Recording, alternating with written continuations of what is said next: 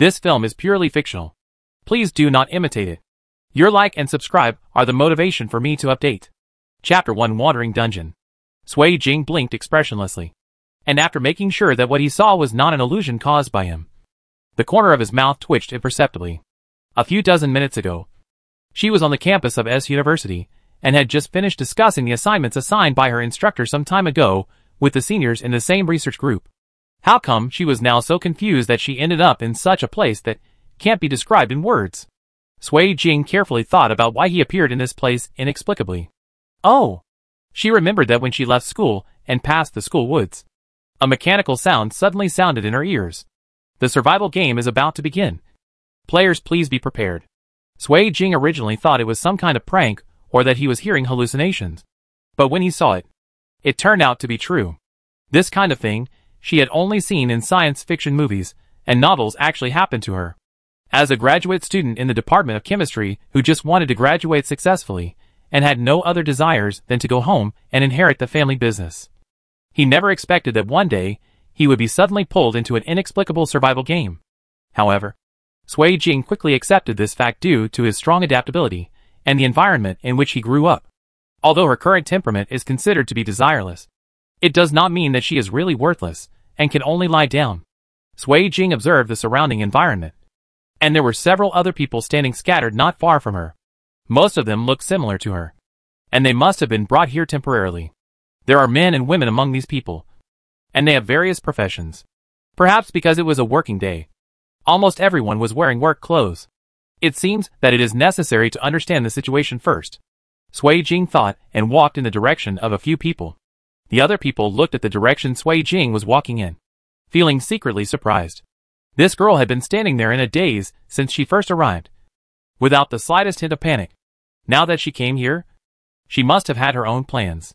However, in this not-so-bright place, everyone can notice that Sui Jing, in addition to her fearless attitude in the face of danger, also has her outstanding appearance. This girl is obviously not very old. She is slender but not too thin. Her slightly pale face seems to be a little sickly, as if she has not seen the sun for many years. On her pretty face like an oval, the bridge of her nose is tall, handsome, small and sharp. Her lips are very beautiful, thin but light in color, seeming to reflect each other with her face. But the most striking thing were her eyes. I wasn't close enough just now, so I couldn't see clearly. Now that she got closer, she realized that her eyes were extremely beautiful, with standard peach blossom eyes. The pupils are large and black, with a warm color like black glass, but the ends of the eyes are slightly obturned, and the state of the pupils actually brings out a hint of emotion. Hello. My name is Sui Jing. I am a graduate student at S University. Sui Jing spoke first, breaking the silence. Hello. My name is Zhao Mu. I am from university next door. Another boy about the same age as Sui Jing said with a smile. Sui Jing moved his eyes to the others, and the boy smiled slightly. We have just met each other. Let me introduce them to you. After the boy's brief introduction, Sui Jing had a general understanding of this group of people. Thank you. Sui Jing nodded to the boy and showed a smile that was not too warm. There are a total of 8 people in this group, including Sui Jing himself. The middle-aged man wearing a white chef's uniform is named Lu Guijiang. The man in a neat and upright women's suit is the dean of a certain school. There is also a pair of twin sisters. The elder sister Yi has long hair, and the younger sister Yi Jing has short hair. There was a thin boy squatting in the corner. Judging from his age, he seemed to be a bit introverted. After Zhao Mu introduced him, his name was Guoqiao, and he seemed to have a slightly autistic tendency. The other one was a big brother with a flowery arm, who seemed to be difficult to deal with. He was cursing from the very beginning when Sui Jing noticed him. Sui Jing lowered his eyes. It was very dangerous to be with such a person in a crisis, because he would often seek his own death. Before Sui Jing could think of how to deal with this sudden situation, several other people began to exclaim. Sui Jing looked in the direction where several people screamed. It was a rabbit the size of a motorcycle jumping towards them. Rabbit stood still in front of everyone, although he didn't open his mouth.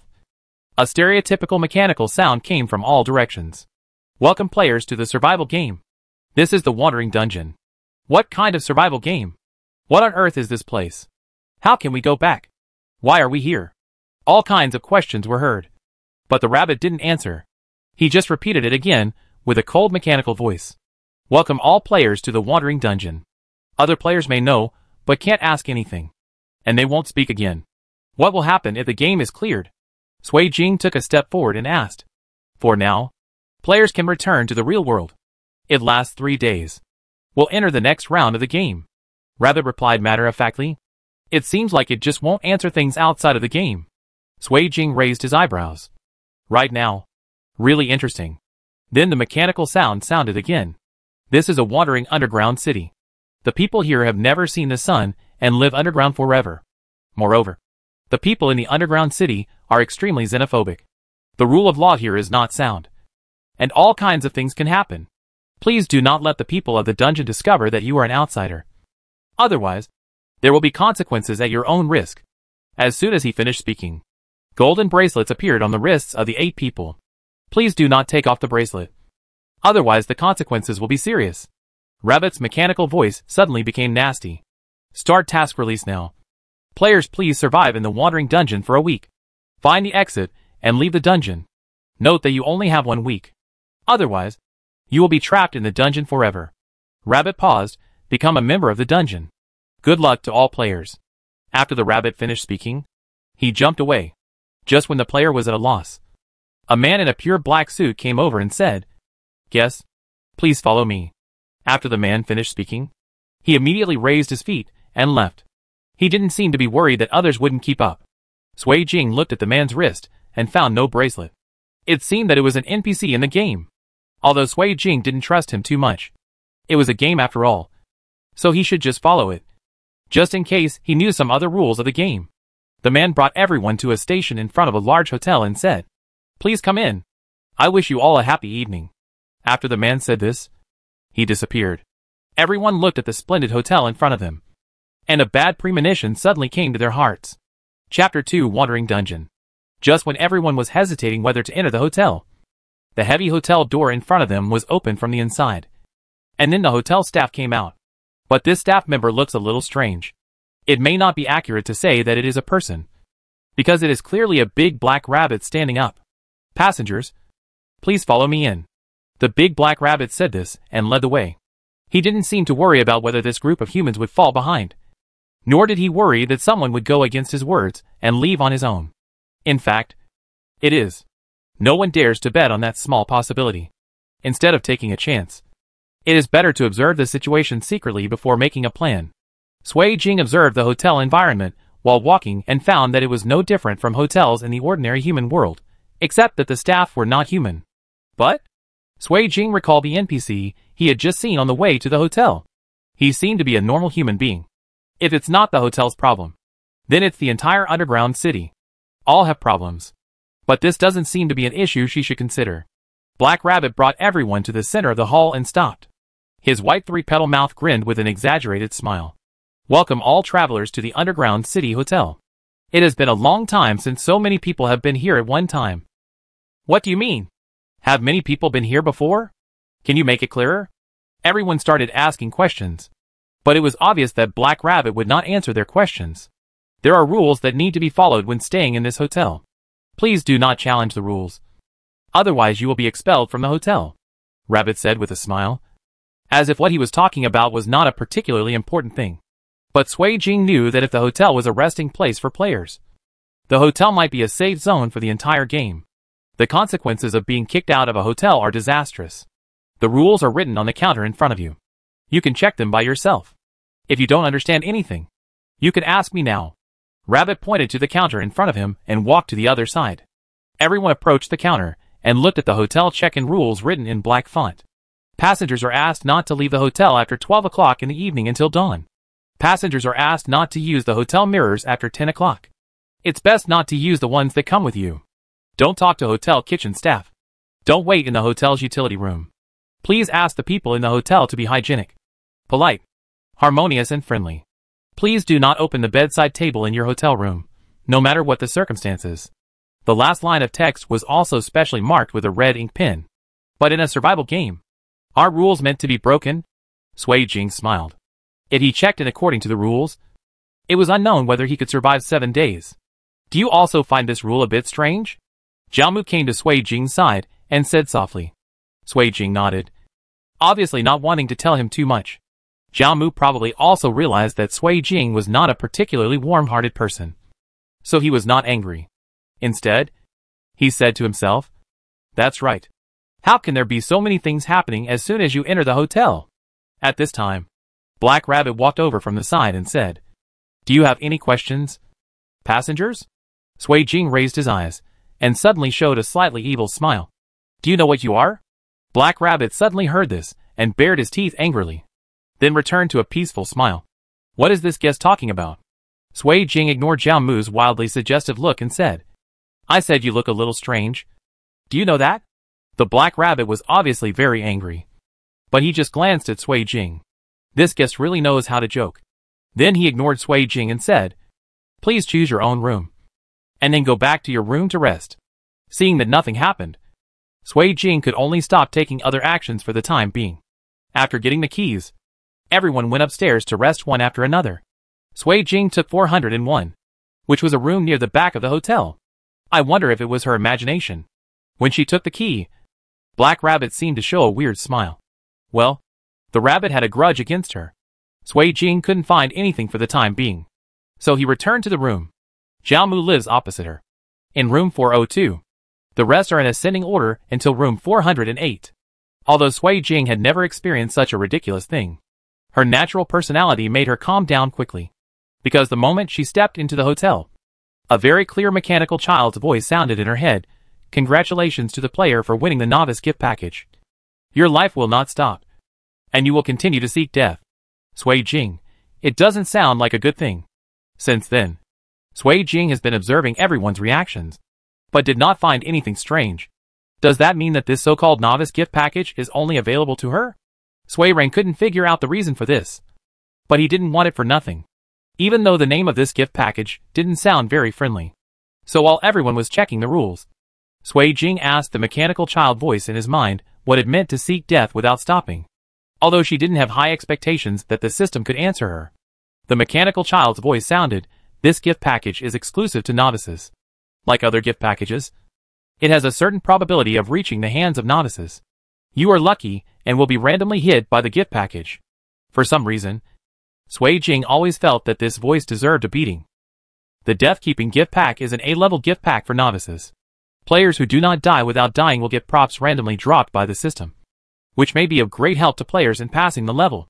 After Sui Jing understood this, he started the act of seeking death. However, the 2 attempts to commit suicide were only given 10 death points. According to the system, she is still far behind after collecting 100 death points to randomly drop props. However, through the act of seeking death just now, she also roughly knew that if the NPC wanted to kill her, she couldn't do it herself, but had to rely on the rules just now. In a rules game, players are not the only ones who have to abide by the rules. Thinking that today's encounter was indeed a bit unexpected. So many things happened one after another that Sui Jing had never believed before. She looked at her watch. She had just checked it with the hotel clock. It should be 9 o'clock in the dungeon now. The hotel bell kept echoing in the hotel. Sui Jing decided to take this time to take a rest. Tonight was destined to not be a good night's sleep. Chapter 3 Wandering Dungeon. When the hotel bell rang at 10 o'clock, Sui Jing slowly opened his eyes. Sui Jing did not sleep deeply in this short period of 1 hour. Even while sleeping, she was slightly distracted to plan the next steps. Looking at the watch carefully, the hands were indeed pointing to 10 o'clock. Sui Jing planned to go out. But as soon as she opened the door to the room, she saw Jiao Mu in the opposite room, already standing at the door. It was obvious that he also wanted to come out to see if there were any clues. In fact, even if there are so many people coming and going to participate in the game, few people are so courageous. And most of them choose to be stubborn, especially when entering the game for the first time. But sometimes if they don't take the initiative to find a way out, what will greet them may not be new students. Jiao Mu smiled at Sui Jing. In order not to disturb the others, Sui Jing just nodded slightly in response. After the 2 of them walked downstairs, Jiao Mu said, "What do you want to do?" "Go and find out if there is any news that the rabbit didn't mention." Sui Jing didn't intend to hide his actions. Having a smart person with him was not a bad thing. "Then where should we go first?" Sui Jing glanced at Jiao Mu and said softly, "Utility room." Jiao Mu nodded. He happened to have this intention. It seemed that following this girl was indeed the right thing. Next to the check-in rules just now, There is actually a small piece of hotel time management, but no one paid much attention to it, and Sui Jing happened to notice it. The hotel got off work at 9:30, which meant that except for the front desk, there was basically no other living thing in the hotel. The two of them tiptoed past the attention of the hotel front desk and walked towards the utility room. Before taking a break, Sui Jing noticed that a hotel layout map was placed in everyone's room. Sui Jing's memory has always been very good, and it only took a short time to memorize the entire layout of the hotel. This is why they can now find the way to the utility room without any obstacles. However, most hotels do not put layout plans in guest rooms, but this hotel does so, and its intentions are evident, just to guide her, or rather them. It depends on whether the player can find it. Have you memorized the layout of the hotel? Jiaomu took the layout diagram he took out of his pocket and looked at Sui Jing in surprise. Yes. Sui Jing didn't pay much attention to his surprise. I just have a better memory. There's nothing surprising. Oh, Jiaomu replied, but looked at Sui Jing like he was looking at a monster. I was shouting crazily in my heart. Your sister. What do you mean by having a better memory? This is not a floor plan. This is a three-dimensional view of the entire 6 floors of the hotel. Jiaomu rolled his eyes silently, put the layout plan back into his pocket, and followed Sui Jing to the utility room door. Speaking of which, the door number of this utility room is really too conspicuous. The 3 words utility room directly on the huge door plate are as big as the palm of an adult male. Combined with the rule, I have to doubt this. It's the bad taste of the system. Want to go in and take a look? Sui Jing glanced at Jiaomu and smiled a little evilly. Jiaomu inexplicably felt looked down upon. Go. Why don't you go? This damn desire to win. Sui Jing raised the corners of his lips. Let's go then. As soon as he finished speaking, Jiaomu saw Sui Jing unlocking the door with a hairpin on his head. Opened? Jiaomu almost feels like her worldview has collapsed. Look at her. She looks like a normal student. And why inexplicably do I feel that this woman is different from what she appears on the surface? She is simply crazy and bad. After opening the door, Sui Jing called Jiaomu in and gently closed the door. As soon as the door closed, the system's voice sounded in Sui Jing's mind. The player is seeking death, and the death value is +10. It works. Sui Jing narrowed his eyes. Although he was seeking death, there were still some benefits. Right? Although there are very few creatures in the hotel now, you still have to pay attention first. Otherwise Sui Jing will not have much confidence in surviving an accident. After Sui Jing closed the door, he found that the utility room was completely dark. She took out her phone and turned on the flashlight to illuminate the utility room. Although there is no network in the game world, the lighting effect still exists. Can it be considered a blessing and misfortune? It is true that most of the utility room was filled with debris, but a black box in the corner caught Sui Jing's attention. It was a box covered with black cloth. The box was very high, probably much taller than Sui Jing. Sui Jing is 1.75 meters tall, and this box is at least 1.85 meters tall. How tall are you? Sui Jing asked Jiaomu standing next to the box. 181. Right? Jiaomu tilted his head. What's wrong? Nothing. Sui Jing sighed, which was of no reference value.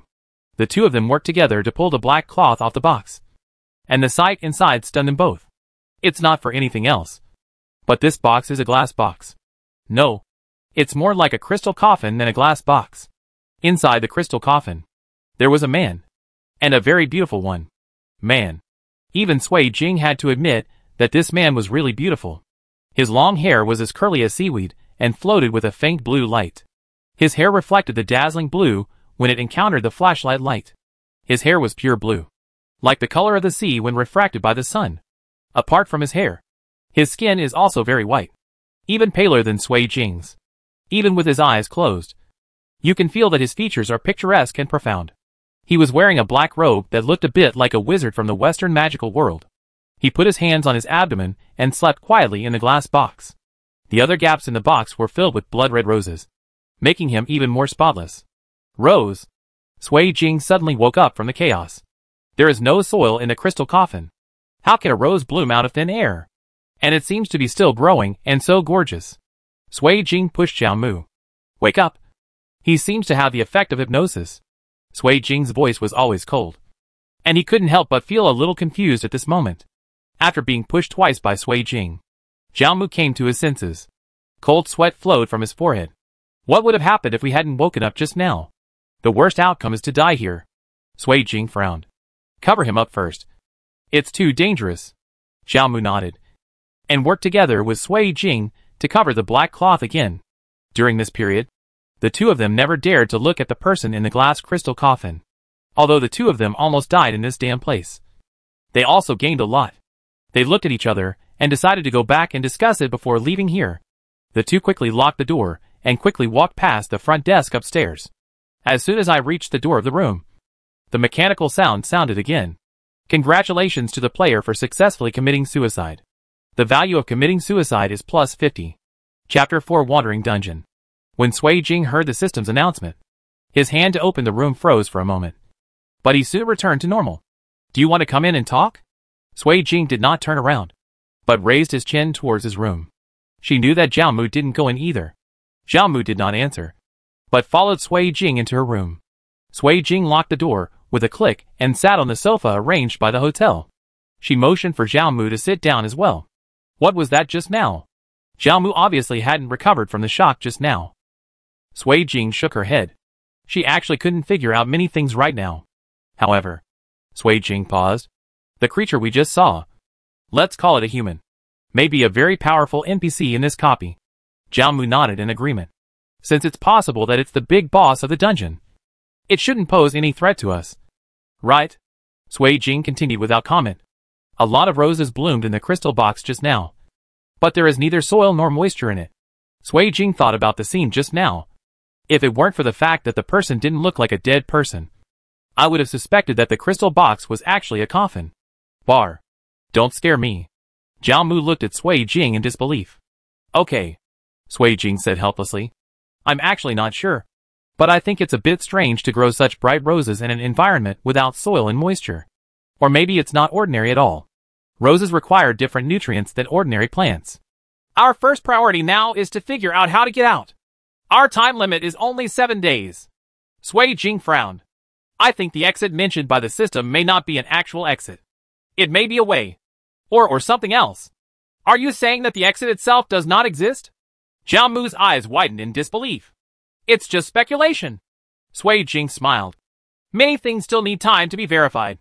After the two of them finished talking about all the details, Sui Jing raised his wrist and looked at his watch. Okay. It's already 11 o'clock. Go and have a rest. Bar. Sure enough. As soon as Sui Jing finished speaking, the 11 o'clock bell rang in the hotel. Zhao Mu nodded and decided to listen to Sui Jing and continue the discussion in detail tomorrow. Then he went back to his room to rest. After Zhao Mu returned to the room, Sui Jing glanced at the direction of the bedside table, seeming to be thinking about whether to open the cabinet door to earn some death points. After thinking about it, she gave up. She was not yet fully capable of protecting herself, and this might harm herself. It's better to rest first. Sui Jing had just finished washing and was about to lie down when he heard a noise in the cabinet. It seemed like something was about to break out of the cabinet door. Sui Jing stared at the cabinet door for 10 minutes and found that it showed no sign of stopping. Sui Jing had no way to fall asleep in this situation, so she had to think about a series of clues in the utility room just now. She had a hunch that the man in the crystal coffin just now might be the key to breaking the situation. While Sui Jing was thinking, she heard the voices in the cabinet getting weaker and weaker. What's going on? Sui Jing thought, and was deciding whether to commit suicide. He opened the cabinet door, but sleepiness swept over him. His eyelids were so heavy that he could hardly open them. So he fell on the bed and fell into a deep sleep. Passed. After everyone in the hotel fell asleep, the hotel's 12 o'clock bell rang. It seemed empty and scary in the quiet hotel. At 7 o'clock the next morning, Sui Jing was awakened by the sound downstairs. After washing, she was about to go downstairs. During this period, she felt that her sudden sleep last night was definitely caused by external factors. Not to mention that the sleepiness came too suddenly, and she was not a very good sleeper. But she slept deeply last night. It must be the hotel or the entire dungeon effect. After arriving downstairs, I discovered that the flower-armed brother, who seemed to have a bad temper, had an argument with the rabbit manager. She asked Zhao Mu, who had been here for a long time, about the situation. It turned out that the rabbit manager said that because everyone had just arrived at the hotel to stay, and to show the hotel's humanistic care. They did not charge hotel accommodation fees, but they will start charging from today. And it was because of this that the flower-armed brother quarreled with Rabbit. Humanistic care? Sui Jing sneered. This hotel didn't look like it had such a thing. If this gentleman is not satisfied with the hotel's management system, he can choose not to stay in the hotel. Our hotel never forces any guest. The black rabbit grinned with its three-petal mouth. If you don't want to stay, then stay there. I don't care about staying in your Lashizi hotel. There is nothing good about it. After saying that, the flower-armed brother walked towards the hotel door and disappeared within a short while. Everyone except Sui Jing and Zhao Mu showed some panic. But the lady in formal clothes also had no expression, looking at the flower-armed brother as if she were looking at a dead person. Isn't that lady a novice? Sui Jing asked Zhao Mu gently. No. This is the second time she has entered the dungeon. Zhao Mu replied. Before you came, she said that she barely managed to pass the first dungeon at great risk to her life. What about the others? Sui Jing raised his chin and looked at the twins and the chef. Zhao Mu glanced at him. He's a novice. Just like us. Sui Jing nodded and stopped worrying. Mr. Rabbit, how can we collect the accommodation fee? The rabbit obviously didn't like the woman who provoked it yesterday. But due to the rules, he still said, you can go to the residents' homes to help them with anything, and they will pay you a certain amount of money. The rabbit said, but the prerequisite is that you find a way to get them to allow you to help. Oh! Sui Jing smiled meaningfully. How much is the accommodation fee? 2 gold coins. Rabbit answered briefly. Oh! Then bring breakfast over first, Sui Jing said, pulling out a chair and sitting down at the dining table. You also need to pay gold coins for food. Rabbit reminded without leaving the spot. Sui Jing glanced sideways at Black Rabbit and said with a smile. I know. I owe you first. I won't eat your food in vain. Hearing what Sui Jing said, Rabbit couldn't say anything else. So he had to ask someone to bring food. When the others saw Sui Jing starting to eat, their stomachs growled unsatisfactorily. And they also asked for breakfast. This time the rabbit didn't say anything else. He just said after finishing the meal, if you don't pay off the gold coins you owe before dark today, you will be kicked out of the hotel. After saying that, he jumped away and left. Chapter 5 Wandering Dungeon. After eating breakfast, Sui Jing was ready to go out to earn gold coins. Let's see if we can earn some more death value by the way. Zhao Mu asked Sui Jing if she could take him with her. Sui Jing naturally had no reason to refuse. So she nodded calmly and said of course. After Sui Jing and the others went out, the other players also went out to do tasks one after another. Sui Jing and Zhao Mu came to the door of a resident's house and gently knocked on the door 3 times. An old lady wearing reading glasses walked out. Come in. The old woman seemed not surprised by the arrival of outsiders, and greeted the 2 of them to come in. Grandma, is there anything you need our help with? Zhao Mu asked straight to the point, thinking about earning gold coins. Yes. The old lady adjusted the reading glasses on the bridge of her nose. Old lady, I originally wanted to go to Hedong to see my granddaughter, but I was delayed yesterday because of something and couldn't go. Now that you are here, take these, give her something. Remember, if she doesn't accept it, you must let her accept it. Otherwise, your reward will be gone. The old lady said and put it away. The bamboo basket behind the door was handed to Sui Jing. Don't worry, Grandma. We promised to complete the mission. Zhao Mu smiled cheerfully. Don't worry, Grandma, Sui Jing also said. And then the 2 of them went out. Because they were underground, the lighting conditions were not very good. So the 2 of them spent a lot of effort walking to Hedong. Finally, the 2 stopped in front of a dark wooden house. After the door opened, there was a little girl. The little girl was very sad because she saw the 2, but not her grandmother. Who are you? Why are you here? Grandma asked us to bring you something. Zhao Mu shook the basket in his hand. Why don't Grandma come over? Does Grandma not want me anymore? The little girl started to cry as she spoke. And no matter how much the 2 of them tried to explain to her, they couldn't listen. In the end, Sui Jing couldn't bear it anymore and felt that this NPC was really making trouble unreasonably. Then she said quietly, do you know why your grandma doesn't want you? Why? The little girl suddenly stopped crying, ignoring Zhao Mu's crazy wink. Sui Jing continued, because you are already dead. Sui Jing didn't have much basis for saying this, but she saw the little girl hiding behind the door. From her perspective, she could not see the little girl's legs, But she was standing. And the little girls, there was no light in the house. Even in the dungeon. Other places were brightly lit. And on the way here, Sui Jing and Zhao Mu had already looked at the things in the basket. Although it was not very polite. They saw the little girl's photo, and a big rag doll. Although we don't know exactly how the little girl died. She must have been unaware, or unwilling to accept her own death. In this case, help her get rid of it. Sui Jing narrowed his eyes viciously. Guess why your grandma didn't come to see you? Is it because she doesn't want to see you? Or because she can't see you at all? Or, you can't see anyone at all? What's your secret? You might as well tell me, and I'll refer to it for you.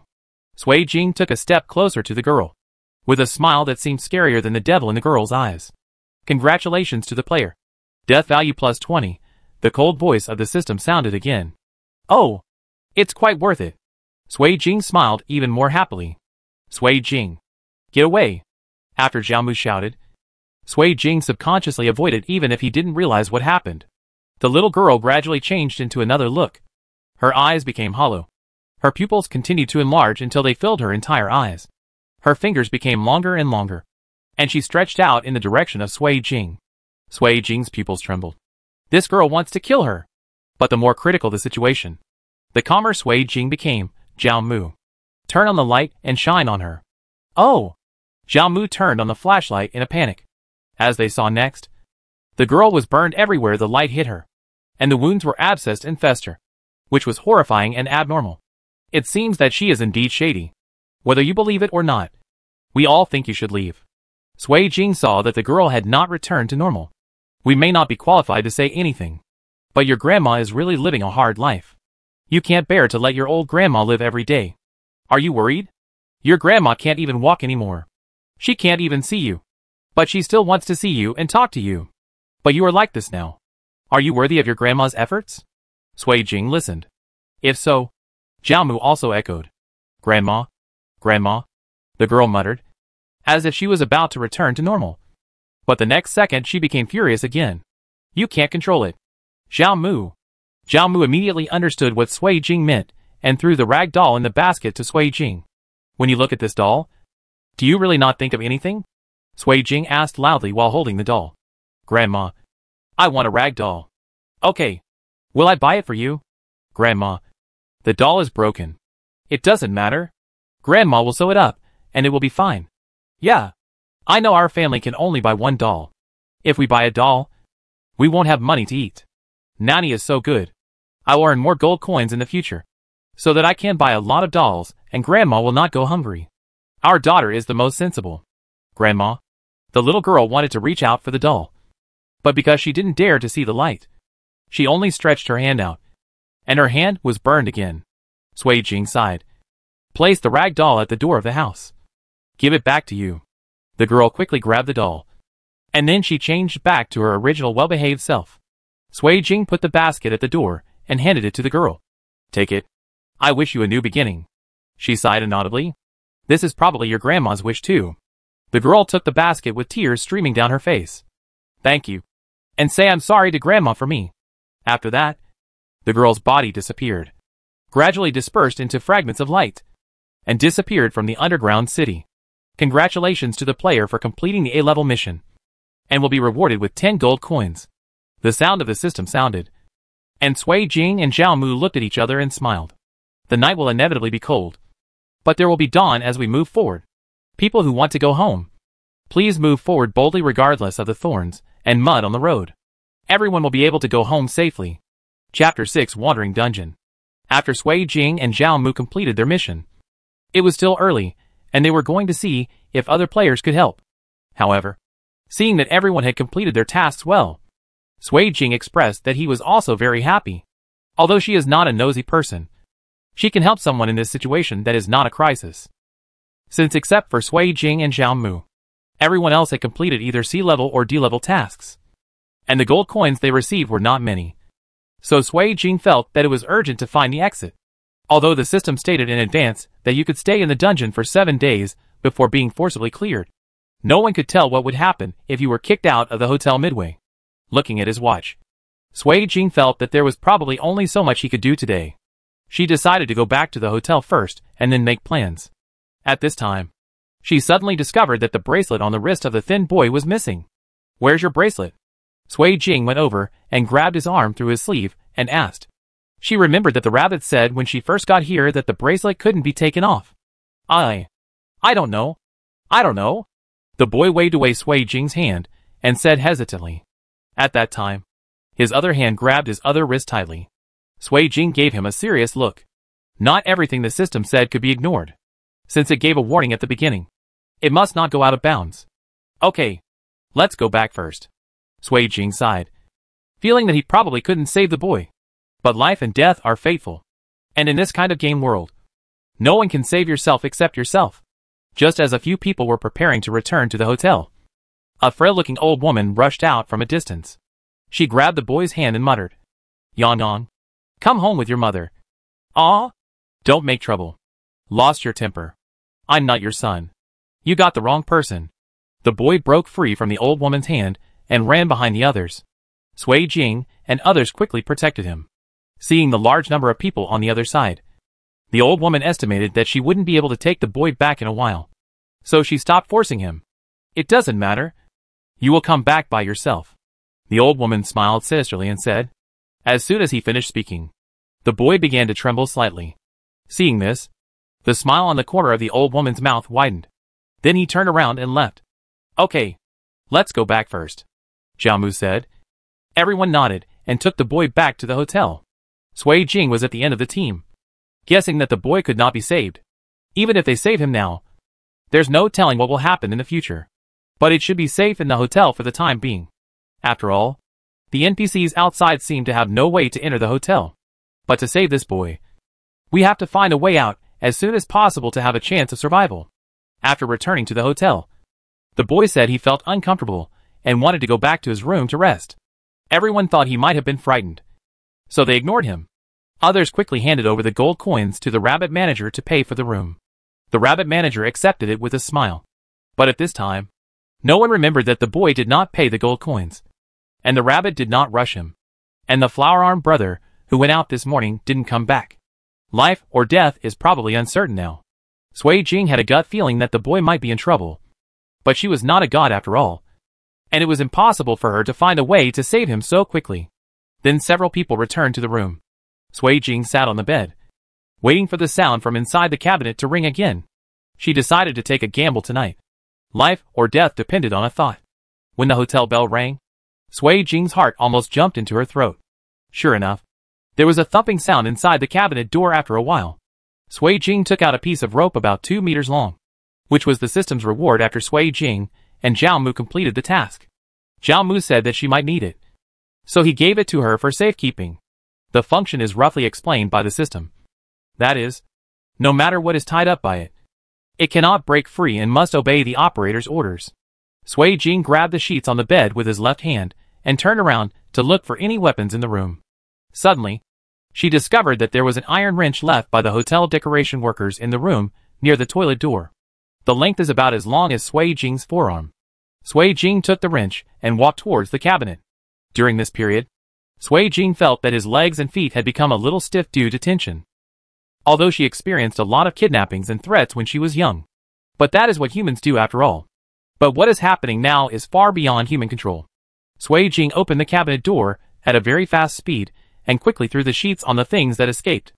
After seeing that the thing was completely covered, Sui Jing knocked the thing hard several times with a wrench. After seeing that it made no movement, Sui Jing quickly tied it up with a rope. Then the sheets were pulled apart. That's an arm. Sui Jing's eyes widened. It was obviously a man's arm, but it was very pale and looked like it had been dead for a long time. There was also a scalpel in his hand. Scalpel? Could it be that its owner was a doctor during his lifetime? Sui Jing stopped thinking about it and felt that this arm should be able to help her. At the same time, she was a little curious about what other people had in their cabinets. But she didn't want them all to open it. Apart from anything else, if it cannot be subdued after being released, it may harm other players. If it weren't for the reward from the system in the last round, Sui Jing would never have dared to take this risk. After all, I am not someone who likes to seek death. Sui Jing took the other end of the rope and signaled his arm to stop moving. She figured it was time to take action. Sui Jing took the wrench and prepared to go find Jiao Mu to act together. So he walked to the opposite side and knocked on Zhao Mu's room. Zhao Mu hurried over and opened the door. In a short period of time, Sui Jing heard the noise in Zhao Mu's room. It seemed that he had not opened the cabinet door. It's time to take action. Sui Jing looked at Zhao Mu, who was still a little scared, and said slightly, "If you don't want to go, I won't force you." Chapter 7 Wandering Dungeon. Zhao Mu really didn't want to stay in his room anymore. He felt like he was about to have a heart attack when he heard the thumping sound in the cabinet. He might as well leave with Sui Jing. Until he walked out of the room and saw the unknown object held in Sui Jing's left hand. This is... What? Zhao Mu pointed to the severed arm. Things in the cabinet. Sui Jing tugged on the rope. Here. Say H, lo. The severed hand seemed to be waved in front of Zhao Mu unwillingly. And the bright scalpel reflected a sharp cold light on Zhao Mu's face.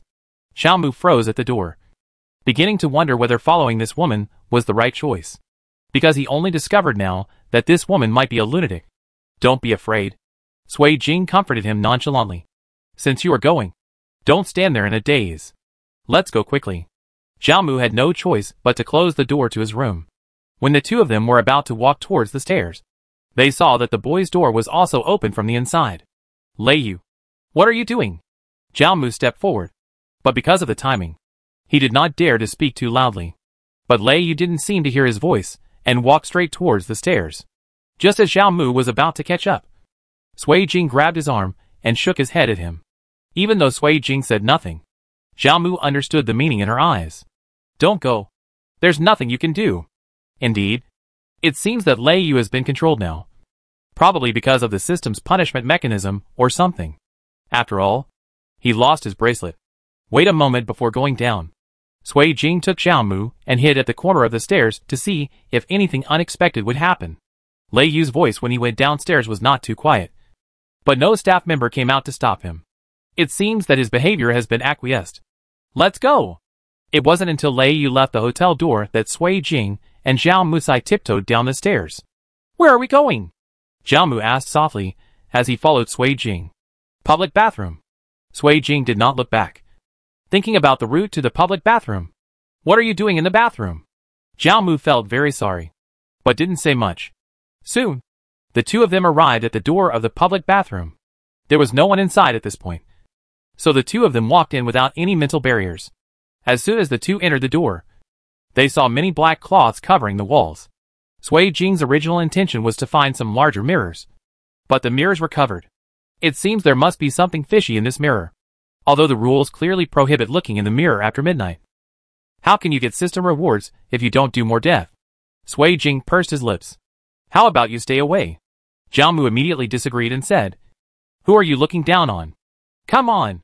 Sui Jing had no choice but to sigh helplessly, never expecting that this young man had a strong desire to win. Sui Jing and Zhao Mu pulled away all the black cloth. At this time, no strange creatures or other things appeared in the mirror. It seems there's nothing to be afraid of. Zhao Mu smiled and patted the dust on his hands. Shoo! Sui Jing interrupted Zhao Mu. Listen. Seeing Sui Jing's serious face, Zhao Mu quickly calmed down. I only heard a sudden sizzling sound coming from the mirror, and there was a sound of fingernails scratching the lenses. What is this? Zhao Mu asked. Sui Jing shook his head, looking at the blood spreading in the mirror, feeling a little bit bad. When the blood color spread to the entire mirror, many gray fog-like objects appeared inside, which indeed looked a bit like human souls. Ah! Zhao Mu was frightened and took a step back, and quickly covered his mouth. Sui Jing looked at the mirror and found that these soul-like irregular objects seemed to be unable to get out of the mirror, as if they were trapped inside. Sui Jing thought about it in an instant. She wanted to break the mirror. What are you going to do? Zhao Mu stepped forward to stop Sui Jing from getting the wrench. Don't be afraid. I'll give it a try. Sui Jing smiled. Inexplicably, this smile made Zhao Mu feel at ease. So she let go of Sui Jing's arm. Sui Jing saw this, weighed the wrench, raised the wrench, and smashed it against the mirror. The mirror actually didn't make any sound, but Sui Jing's hands were almost numb from the shock. It can't be smashed. Sui Jing narrowed his eyes, seeming to be thinking about what to do next. At this moment, the broken arm held by Sui Jing's left hand looked very excited. Although it only has one arm, it actually looks like it's dancing. Sui Jing thought maybe he could give it a try. Go ahead and break it. Sui Jing handed the rope forward and saw his arm slamming the scalpel on the mirror. As he was knocking, the mirror cracked slightly. The gray shadows in the other mirrors all rushed towards the mirror that the arm was smashing. Sui Jing motioned his arm to continue smashing. After repeating it several times, the mirror was almost completely broken. Okay. Sui Jing pulled back his arm, because she heard the systematic voice in her head. Congratulations to the player for successfully committing suicide. The suicide value is +20. Congratulations to the player for collecting 100 death points and obtaining the S-level prop, Eternal Fire. Sui Jing's eyes lit up. And the collection was finally full. Although I don't know what the props are, I finally have hope. Now that the collection is full, Sui Jing does not intend to continue to seek death. But he also does not intend to let go of the things in these mirrors. Sui Jing curled his lips, picked up the wrench, and smashed it into the mirror. The mirror finally broke into pieces. I saw the gray shadows in the mirror pushing each other, and they were about to rush out in the next second. Get out of the way! Sui Jing took the severed hand and pushed Xiaomu aside. Before the two of them could stand still, gray shadows rushed out of the mirror. They were so dense that the light in the bathroom was almost swallowed up by these shadows. Sui Jing and Xiaomu squatted on the ground, waiting for all the gray shadows to run out. However, this gray shadow seemed to show no signs of harming anyone. They all ran towards the exit. Otherwise, Sui Jing and Xiaomu would never be able to squat here safely. After all the gray figures ran out, Sui Jing and Xiaomu stood up to find a way out, when they heard the sound of system machinery echoing throughout the hotel. Danger! God-level NPC, the underground wizard is about to awaken. Please pay attention. Players. Danger! God-level NPC, the underground wizard is about to awaken. Please pay attention. Players. When Sui Jing and Xiaomu heard the sound, their pupils shrank. But they heard rolling thunder suddenly sounded outside the hotel. She'd said lightly, since she was a god-level NPC. How could she wake up so early? Is it because she released these things? Chapter 8 Wandering Dungeon. Let's go! Sui Jing knew that time was running out. And for now, she didn't fall asleep in the hotel, which meant that the hotel's sleep mechanism had completely failed. The others should have woken up as well. Where are you going? Xiaomu followed Sui Jing, not knowing where she was going. Utility room. Sui Jing's face was expressionless, but there was a dark madness in his usually beautiful eyes. The system is really good. She has never been told this kind of thing. She has been asked to save enough death points. It turns out that it is to awaken the god-level NPC in the game. It works. In this case, don't blame her for being a little more crazy. But fortunately, the system at least gave her a death reward. Otherwise it would be a bit tricky. And now that all the gray shadows have run away, all players and NPCs are in a state of panic. No one noticed Sui Jing despite making such a big noise. Sui Jing kicked open the door of the utility room. The lock above had been damaged once, and because no one had repaired it, it was easily disarmed. After Sui Jing entered the door, he walked straight towards the glass box covered by black cloth. It's your turn. Sui Jing pulled off the black cloth on the crystal coffin, and saw that the beautiful man inside still had his eyes closed tightly, as if he had fallen into a deep sleep. If you don't know that he is the ultimate boss of this copy, if he had been killed before he woke up, would more accidents have been avoided? Hide aside. Sui Jing turned around and said to Xiaomu. Then he grabbed the wrench in his hand and threw it at the glass box without mercy. This crystal coffin is made of different materials than the mirror. Sui Jing knocked hard, and the glass box actually cracked a long crack. However, the man inside still didn't respond, and Sui Jing smiled non-committally. It seems that it was hit lightly. Sui Jing hit the glass coffin several more times, and finally all the pieces of the glass box were knocked off. But Sui Jing found that although the crystal coffin was broken, the man did not wake up as she expected. However, the roses spread beside the man became more and more delicate. Sui Jing took a step back, feeling that these roses were dangerous. It's better not to get too close. Just when Sui Jing didn't know what to do, Xiaomu, who was guarding the door, said to Sui Jing, Sui Jing, the outside is almost completely covered by gray shadows. What should we do? Only then did Sui Jing realize that the severed arm she had firmly grasped just now was gone. And its use was obviously gone. And it's obvious that if they don't solve the problem at hand quickly, let alone kill the god-level NPC in front of them, they may be surrounded by gray shadows first. All unknowns are scary. But precisely because of the unknown, there may be a glimmer of hope. Burn it, Sui Jing said lightly. As a result, Just when he was about to give out the rewards issued by the system, he suddenly found that he couldn't move. What's going on? Sui Jing raised his eyes, only to see the man in the crystal coffin open his eyes. The moment he saw those eyes, Sui Jing instinctively felt danger. But Sui Jing couldn't move or react now. To be honest, even at such a critical moment, Sui Jing still felt that the man's eyes were very beautiful.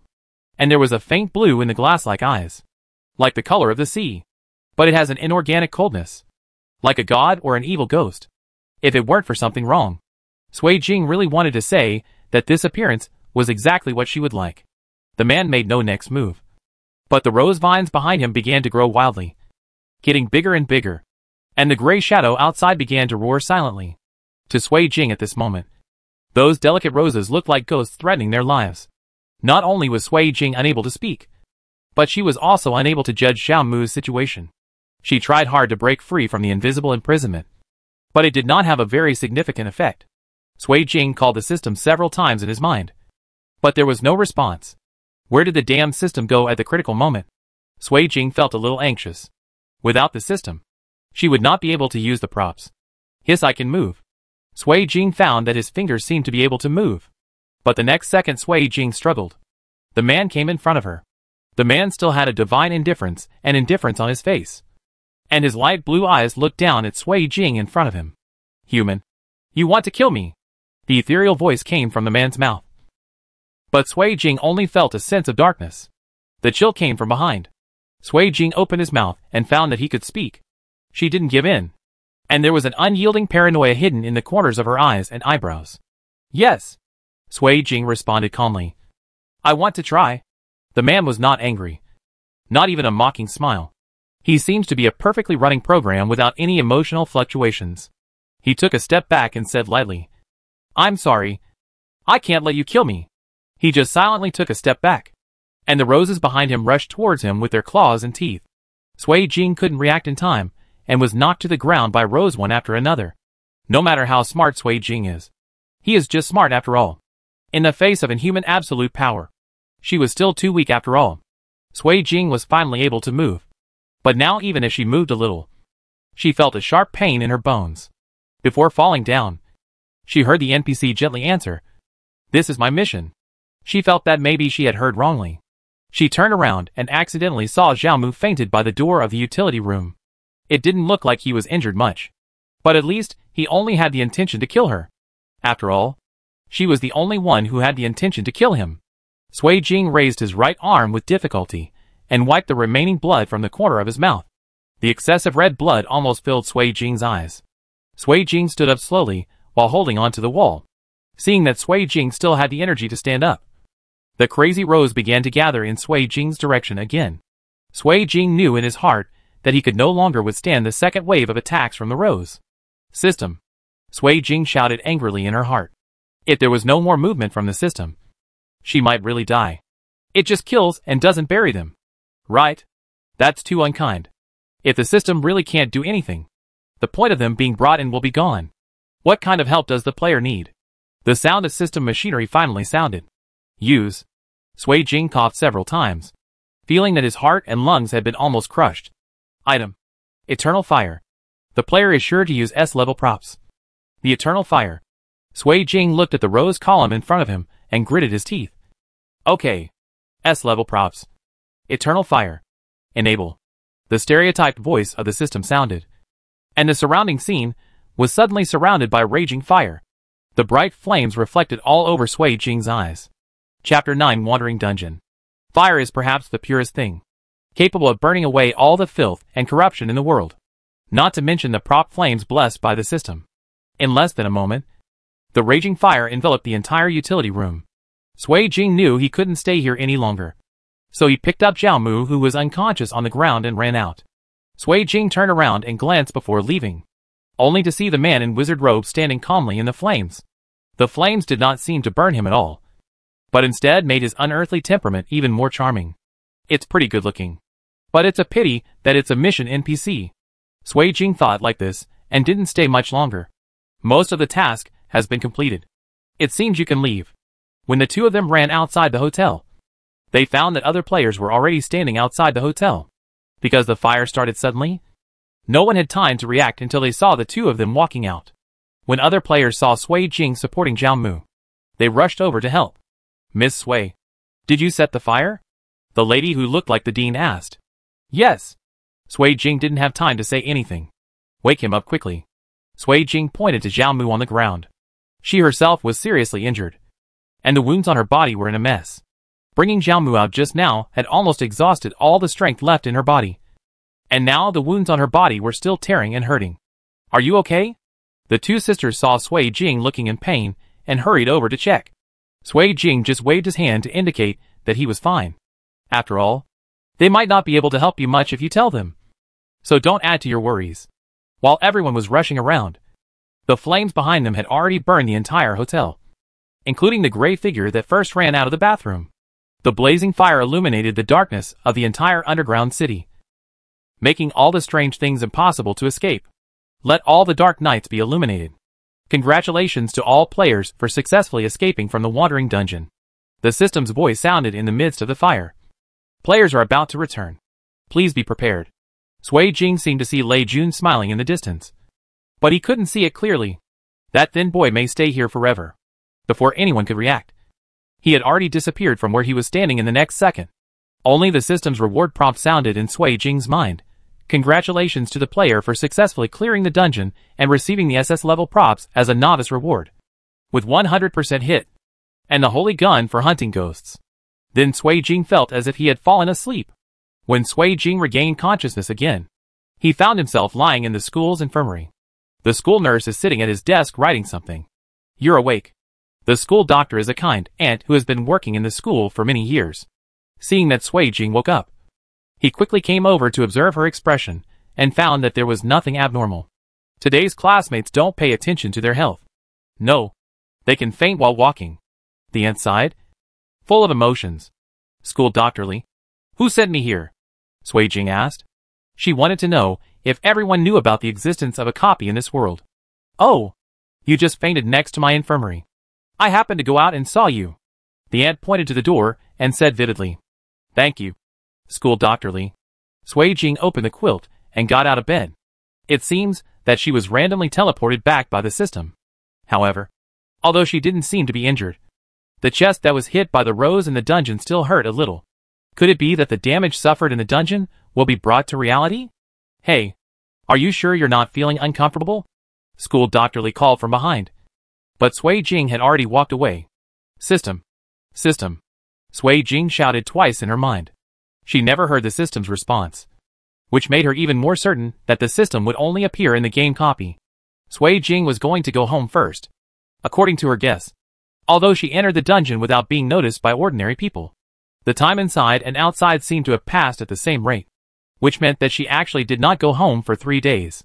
Sui Jing had already completed all her credits while at school, and she only came to school for group work. She was simply very efficient, and the teacher didn't pay much attention to her. Sui Jing stopped a taxi outside the school and said, Go to Songyun Villa. Songyun Villa is actually an area of wealthy villas, and Sui Jing's home is one of them. The Sui Jing family is one of the most wealthy families in this city, and even in the country. It's just that Sui Jing is a low-key person. Everyone only knows that her family is relatively wealthy, but no one knows her true family background. 10 minutes later, the taxi stopped steadily at the gate of the villa area, because outside vehicles are not allowed to pass. Drivers can only park outside the community. Sui Jing thanked the driver and walked towards his home. After walking for a few minutes, Sui Jing stopped in front of a black carved door. She opened the door and walked in, only to hear the noise inside. Then a beautiful woman with blonde hair and blue eyes came down the spiral staircase. Xiao Jing. The blonde woman hurriedly walked down the stairs after seeing Sui Jing come in. He kissed the side of Sui Jing's face passionately. Aunt Wei. Sui Jing called politely. Sui Jing's mother was weak and died of hemorrhage after giving birth to Sui Jing. When Sui Jing was almost 3 years old, Sui's father married this passionate and beautiful foreign woman. Wire. Wire has a warm and kind-hearted personality, and has been very kind to Sui Jing since she was a child. So Sui Jing actually liked this stepmother from the bottom of his heart. Although she has not changed her tune for so many years, she has long been regarded as one of her own. Xiao Jing. Go see your brother. He seems weird and refuses to talk to me. Wire has been in Country Z for many years, and can already speak fluently in Country Z. But sometimes, the word order is still awkward. Sui Yi. Sui Jing looked at Weir in confusion. Wire nodded, and signaled Sui Jing to come up quickly. After all, Sui Yi always listened to Sui Jing's words. Sui Yi was the child born in the second year after Wei Er came to the Sui family. And he was Sui Jing's half-brother. Although they don't have the same mother, they grew up together, and their relationship is even better than that of some biological siblings. Even though Sui Yi is now 21 years old, he still listens to Sui Jing, his sister who is only nearly 3 years older than him. Miss. The maid at Sui Yi's door greeted Sui Jing. It's okay. I'll do it. Sui Jing waved the maid away, and knocked on the door of Sui Yi's room. Sui Yi had heard Sui Jing's voice just now. So as soon as Sui Jing finished knocking on the door opened from the inside. Sister. Sui Yi also has golden hair because of his mother. And his facial features are also very handsome and beautiful. If you look closely, his eyebrows are more or less similar to Sui Jing. The most obvious difference between the two is that Sui Jing's pupils are thin and black, like black glass. Sui Yi's pupils were slightly light green, very much like his mother's, as clear and bright as the most precious emeralds. Sui Jing walked into the room and closed the door. What's wrong with you? Sister, do you believe what I say? There was no smile on Sui Yi's face, and his transparent eyes were full of seriousness. Tell me first. Sui Jing walked to the desk and sat down, slightly raising his eyebrows. Sister. Sui Yi lowered his voice. I seem to have accidentally participated in a survival game. Chapter 10 Campus Escape Rules. There was no surprised expression on Sui Jing's face, but instead, there were dots of smiles in his eyes. Sui Jing saw that his sister was not too surprised. Sister, do you know something? Sui Jing motioned Sui Yi to sit down and said, Were you selected by some system to enter a different world survival game? Yes. Sui Yi nodded. Sister, are you also? Yes. Sui Jing nodded, his eyes wandering around Sui Yi. How are you? Are you injured? No. Sui Yi shook his head. There is a very powerful person in our team, and we all followed him and passed the test quickly. That's okay. Sui Jing glanced outside the room. Don't tell anyone else about this, especially your mother. She probably doesn't know about it yet. Although he didn't know what the system selection rules were. But since others don't know, don't let others get involved. If you can enter the dungeon again, remember to pay attention to safety. Sui Jing stood up, patted Sui Yi on the shoulder, and walked out. Yes, sister. Sui Yi's eyes dimmed, then returned to normal. Aunt Wei, don't worry. Sui Yi is fine. Sui Jing stood upstairs and said to Wei Er before returning to the room. She has to prepare the next copy. If I remember correctly, she only has 3 days to prepare. You can't go in recklessly like last time. It's too dangerous. In the next time, Sui Jing packed a few changes of clothes in his backpack. She has always been a happy-go-lucky person. Since she can't hide, she will face difficulties head-on. After Sui Jing took care of his luggage, he went to Sui's father's weapons arsenal to get a handy dagger. Although it may be of no use to those inhuman creatures, this sharp blade that cuts through iron and mud is more than enough to deal with other things. Next, Sui Jing was going to prepare some food. After all, the food in the game is probably not edible. On the morning of the 3rd day, when everything was ready, Sui Jing went to Sui Yi's room to ask him to pay attention to everything. Sui Jing changed into a black assault jacket and tied a gun holster to his leg. If she remembered correctly, her reward from the last mission should have been a gun. Sui Jing said low to Wire, and said that he had something to do and might not go home for a while. Wire knew that Sui Jing had his own plans in mind, so he didn't ask any questions. Sui Jing thought, even if this bizarre accident would become known to the whole world, at least it should be kept a secret for now. However, you still need to tell them when the time is right, so as not to be at a loss if you are pulled in. Sui Jing walked out of the door and went to school. Sui Jing's own roommates almost never went back to school to spend the night, so now it was the most appropriate choice for her to go to school and stay overnight. Sure enough, when Sui Jing arrived at the dormitory and opened the door, there was no one inside. But having said that, I don't know if they knew what happened. If they are going through this too, I hope they are doing well. Sui Jing had just finished dinner when he heard the familiar voice of the system. Welcome to the survival game. Players, please be prepared. As soon as the system finished speaking, Sui Jing disappeared from where he was sitting. Sui Jing gritted his teeth and stood up from the ground. Feeling not very good. This time, the copy looks like it should be in a school, surrounded by dingly teaching buildings. Teacher A. Are you okay? Sui Jing looked at the woman in professional work clothes walking toward her. It seemed that the teacher A she was talking about was Sui Jing. It's okay. Sui Jing waved her hand. She had not yet received the tasks and plot assigned by the system, so she had better not act rashly yet. That's good. The woman sighed softly. The roads in this school are not easy to walk on. Sui Jing followed her words and noticed that the ground of the school was not bumpy, but it did have some potholes. It looked like it had been deliberately destroyed. But as long as Teacher A is fine, let's quickly find Teacher B and go to the classroom. The woman seemed very busy, but her young face was full of sadness. Teacher B? Sui Jing did not ask, but followed the woman obediently. After the two walked for a while, a man stood in front of the school teaching building, with a tall and straight posture and a handsome temperament. The facial features are not perfect, but together they are very eye-catching. There is a reassuring comfort, but Sui Jing always felt that there was something else hidden under this gentle skin. Teacher B, you are here. I finally found you. The woman ran to the man and said excitedly, the principal came to you this time because he heard that your teaching ability is very good, and he wanted to invite you to work in our school.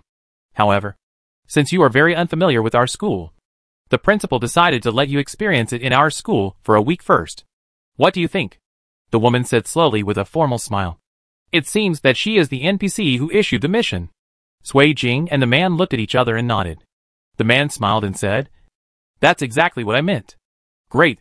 The principal will be very happy. The woman clapped her hands happily. But the woman paused. There are some rules in school life outside. Try not to break them.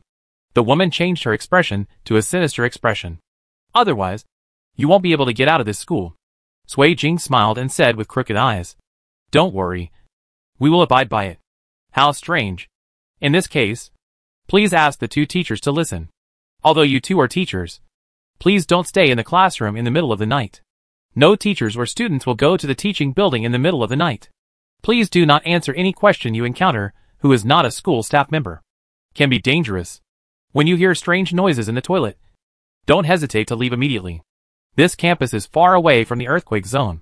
If you feel the bed shaking while sleeping, it is definitely not an earthquake. Please do not look sideways at the bedside. Otherwise, things you don't want to see will happen. In this school, the staff work hard for the children to study, and there is no internet. If you receive an unknown call, hang up immediately. All students in our school will wear school uniforms. If you meet a student who is not wearing school uniform, please leave him quickly. However, people wearing the school uniform are not necessarily students. Please abide by the school rules and do not enter or exit the campus at will. This might be your safe house. These are all the rules of this school. Please, two teachers, please abide by them. Now, I'll take you two to the teacher's apartment. After that, the woman led the two of them to the teacher's apartment. After arriving at the apartment, the woman handed the key to Sui Jing and left. Sui Jing and the man looked at the same door in front of them and fell into deep thought. That's all. Let's go in. It's not a normal situation anyway, so don't worry about it so much. Moreover, Sui Jing was confident that she was not the kind of girl who was powerless. What's more, in this case, the two of them are safer. When they opened the door and saw two beds inside, they both breathed a sigh of relief. Seeing that the sky was getting dark, they both put down their backpacks and prepared to wash up and fall asleep.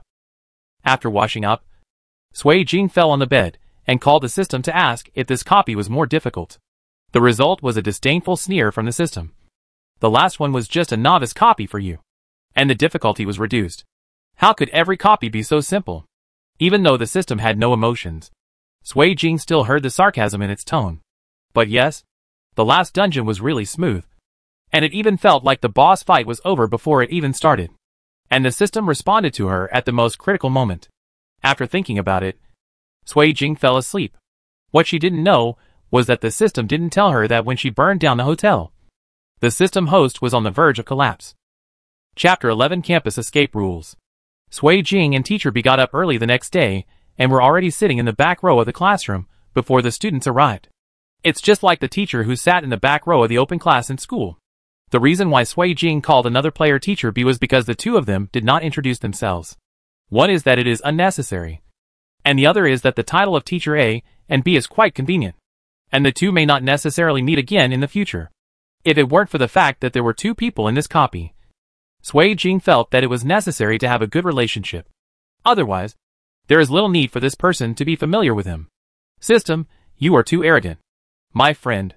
After Sui Jing asked about the system yesterday, he learned that the number of people in each dungeon is random. Even if you are the only player in this dungeon, it is not impossible that the rest are NPCs.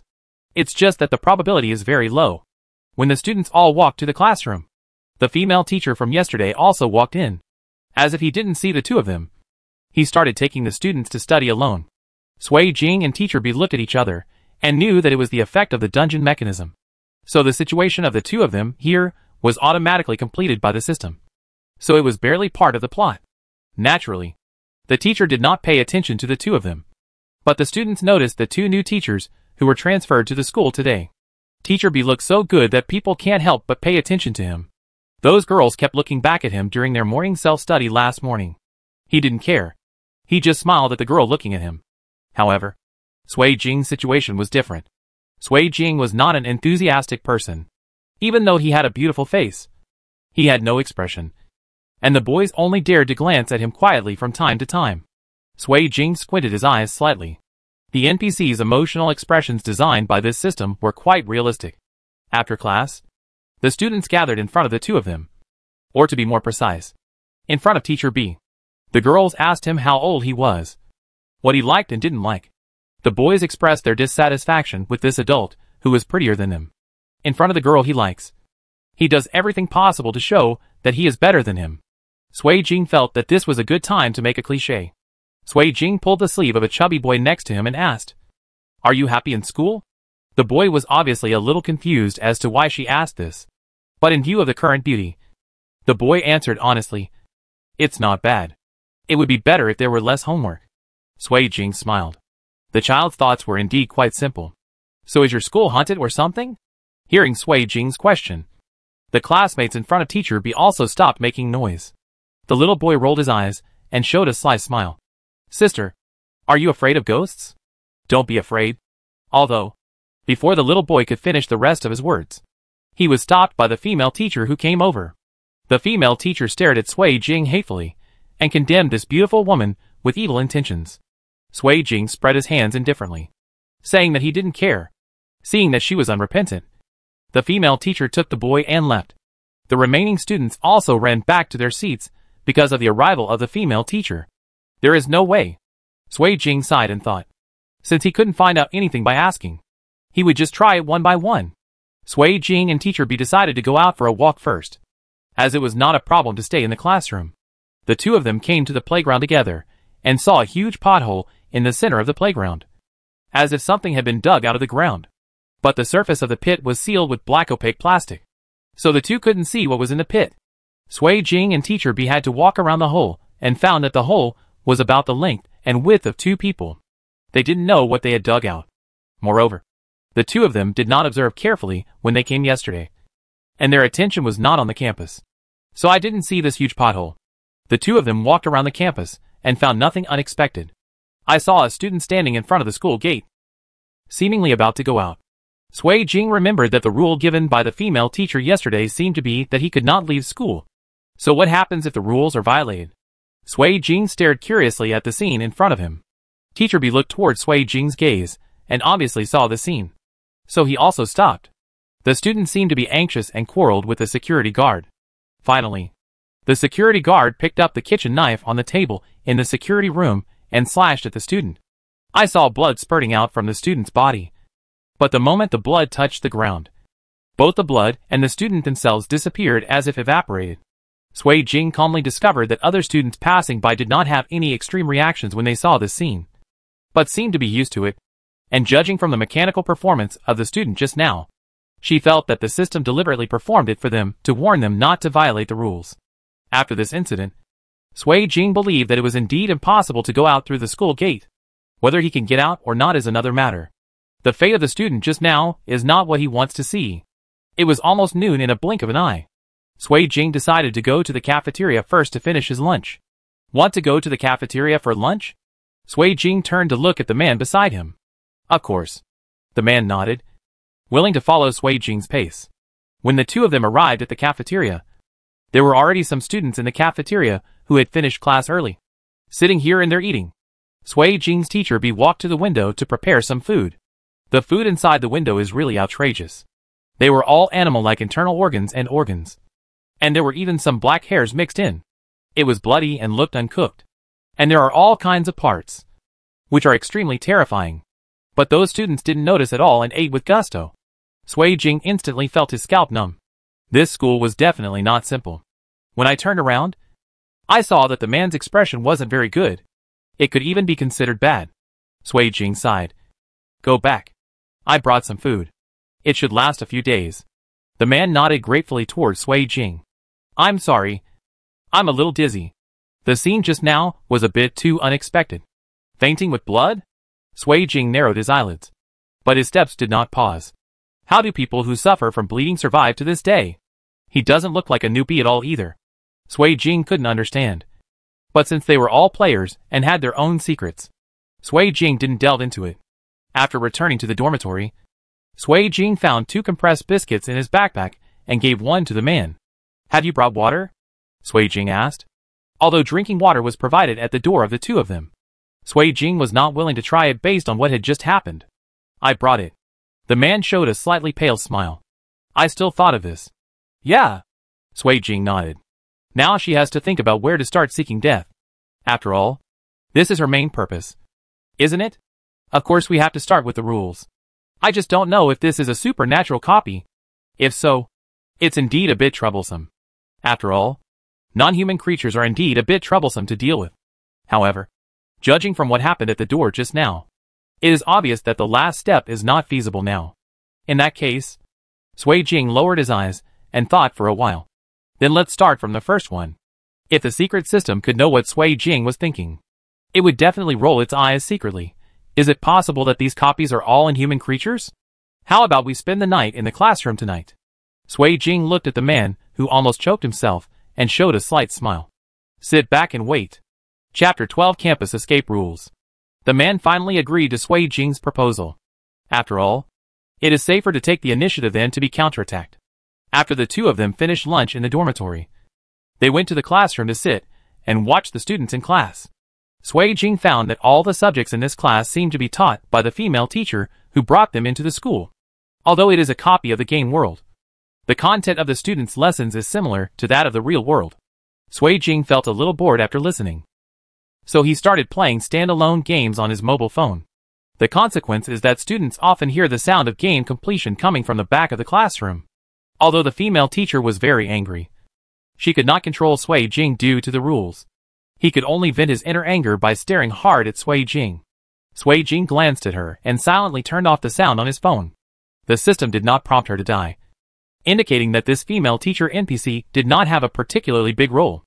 At least she could not harm them on her own initiative.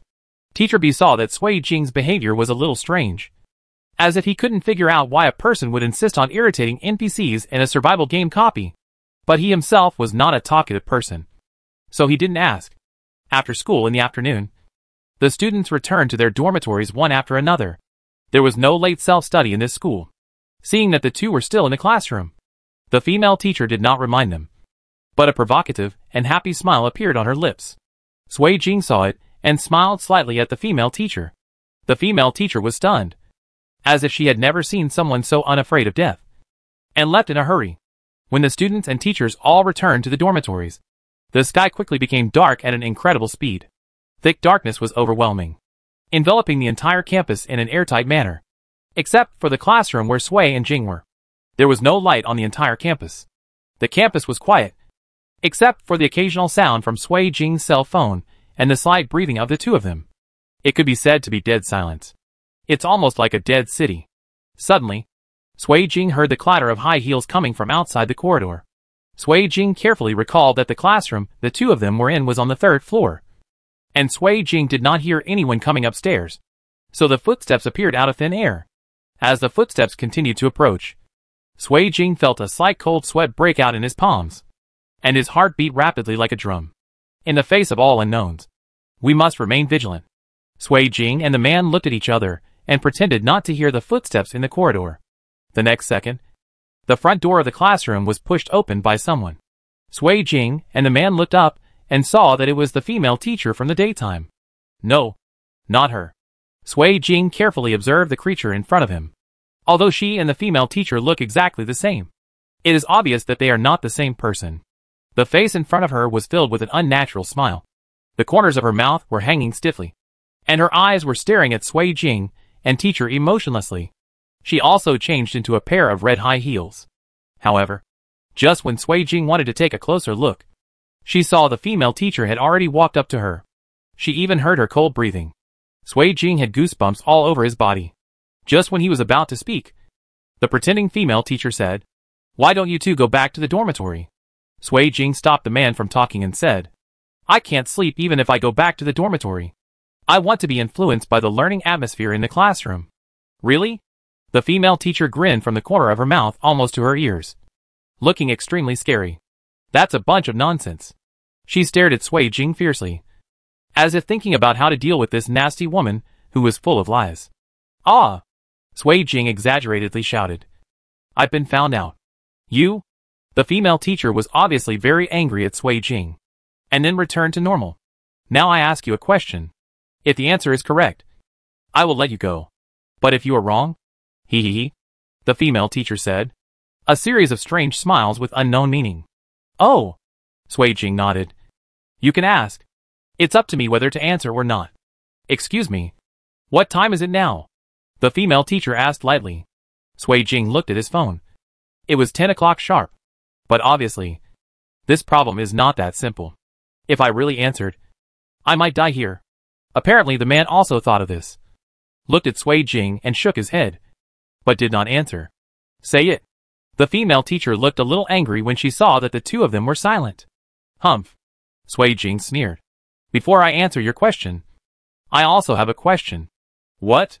The female teacher obviously didn't understand what Sui Jing was doing.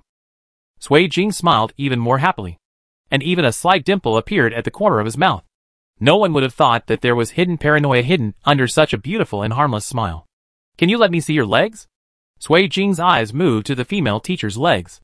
Sui Jing has a roommate, Chu Qiao, who is very fond of supernatural stories.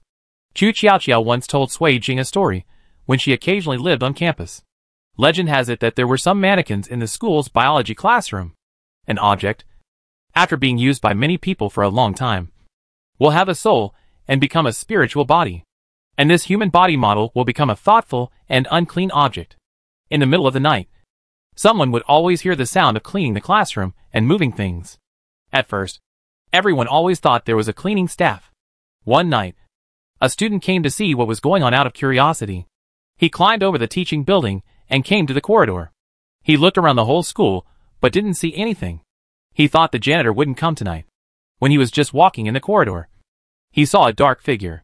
He immediately hid and wanted to see the cleaner's true face. The good student came closer and closer, and he began to feel nervous. At this moment, he discovered that the cleaning lady was not wearing any clothes. He felt strange.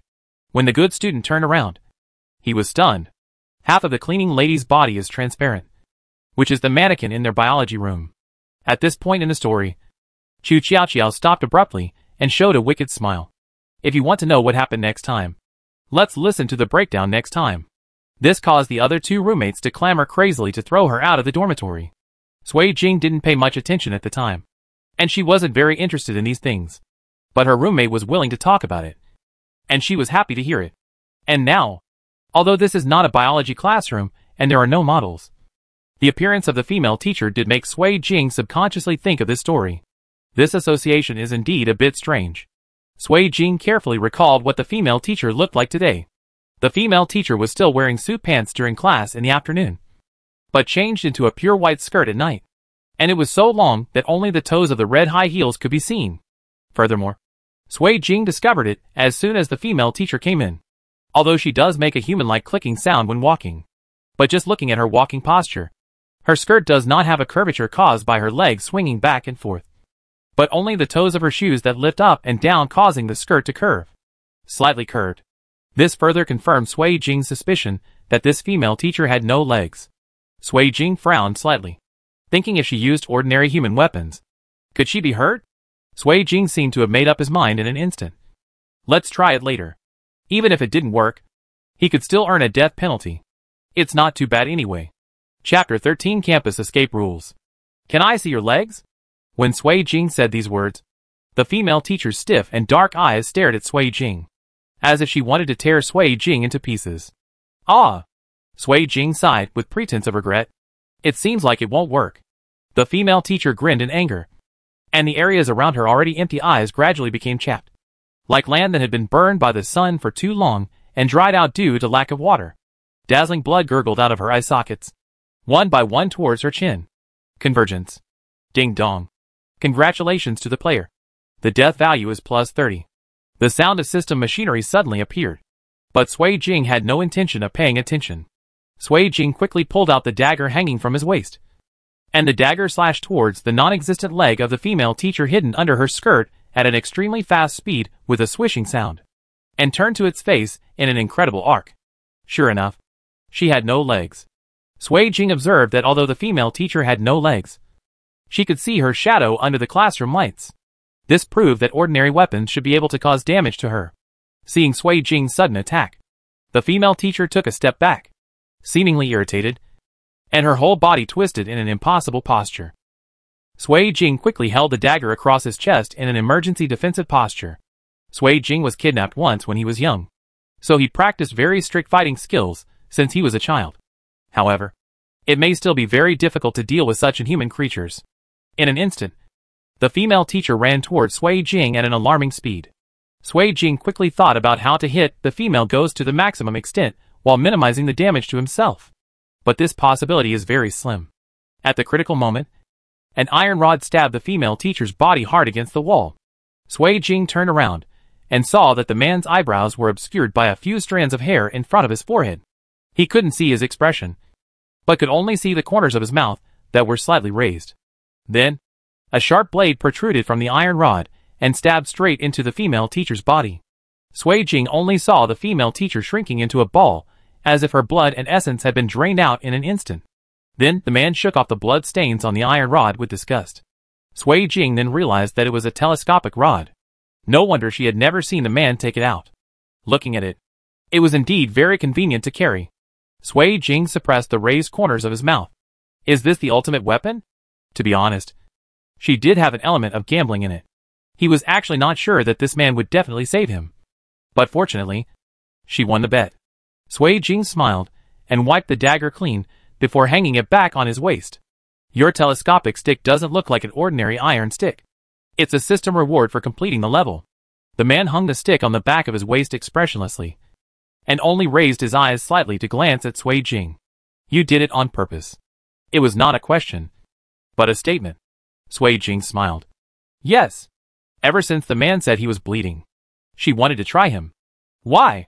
The man looked at the beautiful young woman who was smiling arrogantly in front of him with some confusion. It's nothing. Sui Jing looked normal. I just want to test your true strength. Just observe whether you are an enemy or a friend. Then did you see it? No. Sui Jing shook his head. But my life is saved for the time being. Isn't it? The man looked at Sui Jing's wanton smile and shook his head. You're really a little crazy. It's good to be a little crazy. Isn't it? Sui Jing didn't care. It wasn't the first time someone said that. Uh-huh. The man said noncommittally. Let's get acquainted again. Sui Jing stretched out his right hand. Department of Chemistry. S University. Sui Jing. The man looked at Sui Jing in front of him and smiled helplessly. Software engineer. Su Xuan. It was at this moment that the two began to trust the person next to them. The hands they held lightly seemed to indicate that they would cooperate with each other and overcome difficulties in the next journey. You said you were bleeding. Is that true? On the way back to the dormitory, Sui Jing asked out his confusion. Really? Su Xuan knew that Sui Jing didn't believe it. Do you know what this kind of survival game does? What? Sui Jing had only entered the dungeon once, and was not very clear about the rules inside. The man glanced at Sui Jing as expected. To put it simply, this copy is almost omnipotent. It is full of unknown wealth and opportunities. And along with the opportunities are various challenges. The man smiled slightly, but she glanced at his legs and said, "Actually, I used to be a cripple." Sui Jing obviously didn't expect the man to say such things in an understatement. "Don't look at me with that look." The man slowed down. "This world is really magical. Just when you think you are about to reach the end, fate pulls you back. In this game, as long as your performance in clearing the level is better, the more likely you are to get various types of cards. The skills on the cards are all real." The man couldn't remember how many times he had experienced such a copy. For example, "I got the healing card rewarded by the system after clearing the level, so my legs and hemorrhage were cured." "Then why are you still in the game?" Sui Jing wondered. "Does this game have to go on endlessly?" "No." The man seemed to see what Sui Jing was thinking. "What the game gives you requires you to pay a certain price. Although I have used the prop card, I still have to clear the game again and again to collect for the system. The energy in the game." "Energy? What's the use of that?" "I don't know. I just heard what other people said. I don't know if it's true or not." The man shook his head. "But for now, it's not bad for you. Is it?" Sui Jing said nothing. What was the purpose of this game? And according to what Su Suan said just now, this game has actually started a long time ago, but she just found out about it. "Did you know?" Su Suan looked at the black sky. "Human desires are infinite. Once a person gets something he never had before, he will want other things." He sighed softly. "So, people's bad nature can never be satisfied." Sui Jing smiled. "Is that the case for you too?" "Of course. I'm not a saint." The man's tone became softer. "I also have my own desires." Sui Jing lowered his eyes and wondered whether the influence of this game was good or bad. If human beings' evil nature is infinitely magnified, the consequences may be unimaginable. That's right. Su Suan suddenly remembered something. The time between survival games is getting shorter and shorter. In the past, there would be a week between dungeons, but now it's only 3 days, and it will only become less and less. Sui Jing's pupils shrank slightly. So it seems that the players selected in the survival game will affect the whole world? If the Earth's laws of survival really one day become the supremacy of human nature, how many people will survive? As if he had read through Sui Jing's mind, the man sighed and said in a low and soft tone, "Perhaps it will be the era of the law of the jungle. Because I am more sincere than you. I believe in the law of the jungle where the jungle prevails. You also like to be secretive. If you drink too much juice, you won't be used to drinking strong alcohol. After eating vegetables for a long time, I no longer like eating meat. You are vegetarians and I am carnivores. Just like once a bear loses its fangs and claws, it becomes useless.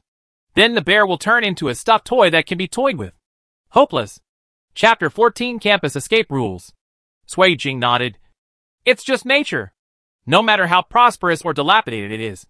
This is the era of the law of the jungle." Su Suan heard Sui Jing's words and felt inexplicably. "I didn't expect you to show such an expression." "What?" Sui Jing looked at him inexplicably. "It's nothing." The man didn't want to say more. "When that time comes, neither you nor I can stop it. We can only let it take its course." Also, Sui Jing no longer thought deeply about it. The two of them walked side by side towards the dormitory building. "It's unknown whether I'll be able to sleep tonight. You go wash up and rest first." Su Suan's voice suddenly became weak. But Sui Jing didn't notice it and nodded in agreement. She was indeed feeling inexplicably tired now. She had been fine just now, but the moment she stepped into the dormitory, it seemed that all the strength in her body had been drained, and an invisible fatigue suddenly hit her. She now felt that her limbs were heavy. The ground could hardly be lifted. Along with it comes a deep sense of unease. But Sui Jing couldn't think about that much anymore. She was in the same state as a senior high school student who had been in class all day and just wanted to sleep. Little did he know that Su Suan was also holding on to his sleepiness at the same time. After Sui Jing finished washing, Su Suan's mental state was already very bad, but he still forced himself to wash up. A few minutes later, Su Suan saw that Sui Jing had fallen on the bed and slept peacefully. He himself fell on the bed and slowly closed his eyes. In the middle of the night, Sui Jing was woken up by bursts of sizzling sounds. The beds arranged for them by the school are similar to those in universities, with upper beds and lower desks. Sui Jing clearly felt something under his bed. Sui Jing slowed down her breathing. She didn't dare to disturb the thing under the bed now. She didn't know what it was now. Gradually, the sizzling sound stopped. Just when Sui Jing thought it had left, She felt something crawling onto the edge of her bed. The sound of palms pressing against the edge of the bed clearly reached Sui Jing's ears, deafening in the silent night. An idea flashed in Sui Jing's mind, and he decided that he could no longer sit still and wait for death. So he walked down the stairs quietly, in order not to disturb the things under the bed as much as possible. Sui Jing had to move himself little by little. Only when he was standing on the ground could Sui Jing see the appearance of the thing clearly. That's one. Let's just call it one. The female ghost was wearing a long white dress. Her hair had grown to her heels. Her skirt was baggy, and her pale to blue complexion looked even more frightening under the faint light from the corridor. But it just felt like this female ghost wasn't very careful, and was a bit careless. When the female ghost had climbed onto the bed and wanted to lift the quilt in front of her, she clearly felt her head being pressed against something hard. Are you looking for me? Sui Jing's plain voice contained a hint of disdain. But unfortunately, I found you first. The female ghost with long hair messily hanging on her chest was stunned for a moment, wondering when exactly this woman came down. Just as he was about to turn his head, he heard the sound of Sui Jing pulling the trigger neatly. In an instant, the bullet came out of the chamber, and the prop gun equipped with the system quickly wiped out the female ghost. At the same time, the sound of the pistol also woke up Su Suan, who was sleeping.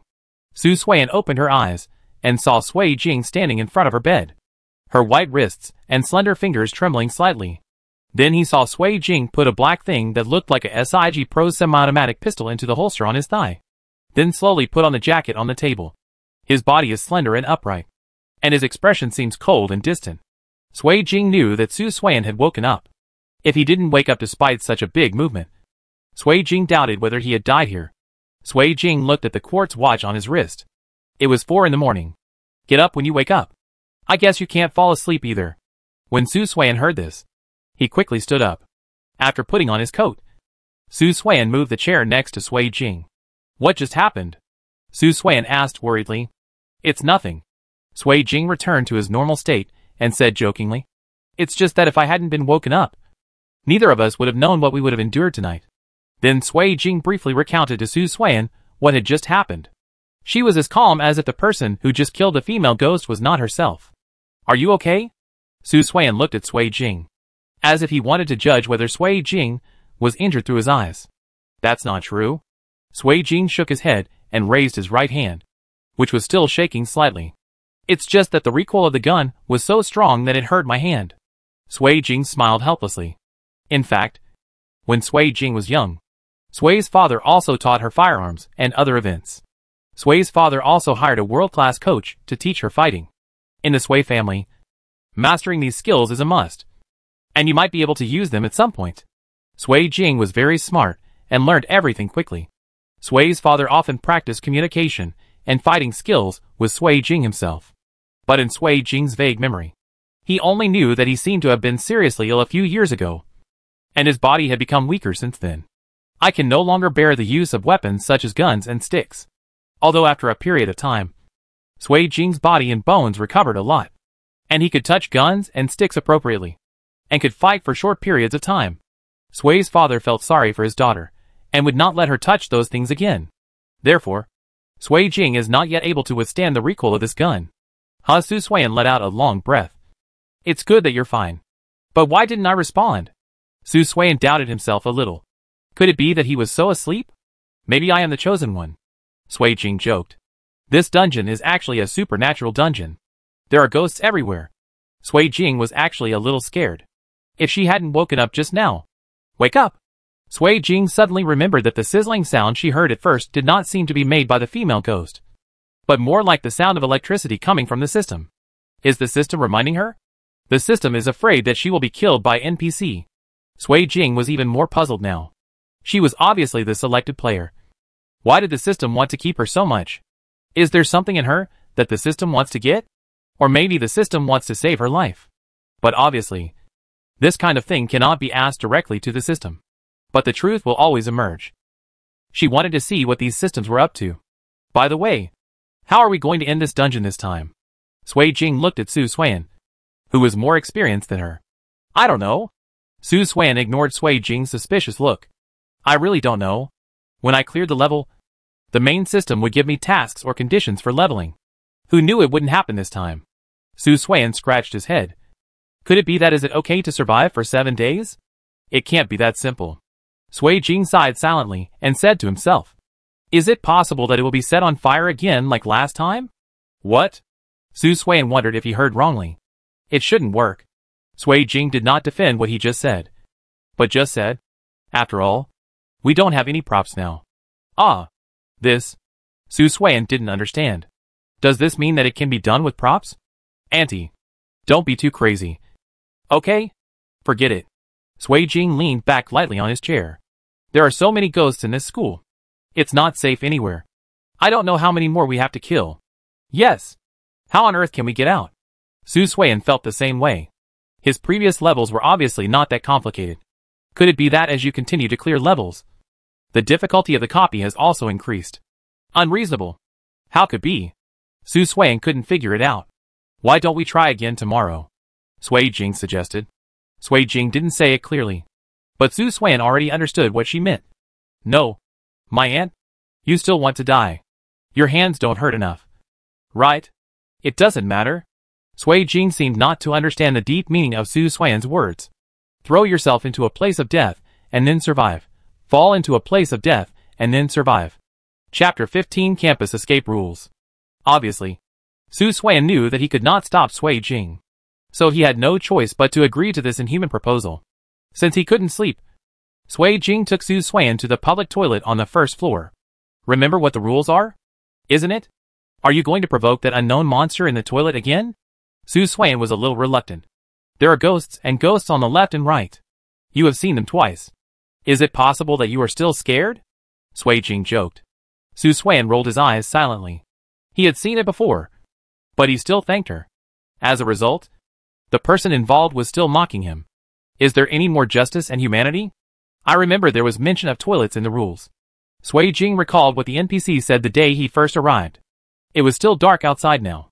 Although the two of them had just killed a ghost, they still felt like there were still many secrets hidden in the school. Sui Jing sighed. There couldn't be any ghosts in the toilet. Right. If this continues, she will become desensitized to ghosts. There are no light sources for lighting in the corridors of this building. The two could only rely on the faint light from the mobile phone screen to find the direction of the stairs and the location of the public toilet on the first floor. Finally, the two found the public toilet in the far right corner of the first floor. Before this moment, Sui Jing had not fully noticed this so-called public toilet. It has some weather-beaten exterior. Even the wall covering is almost gone. It feels incompatible with the surrounding brand-new buildings. Under the weak light of the mobile phone, there is an inexplicable feeling of terror. Sui Jing considered that if two people went in, they might not be able to achieve what they wanted.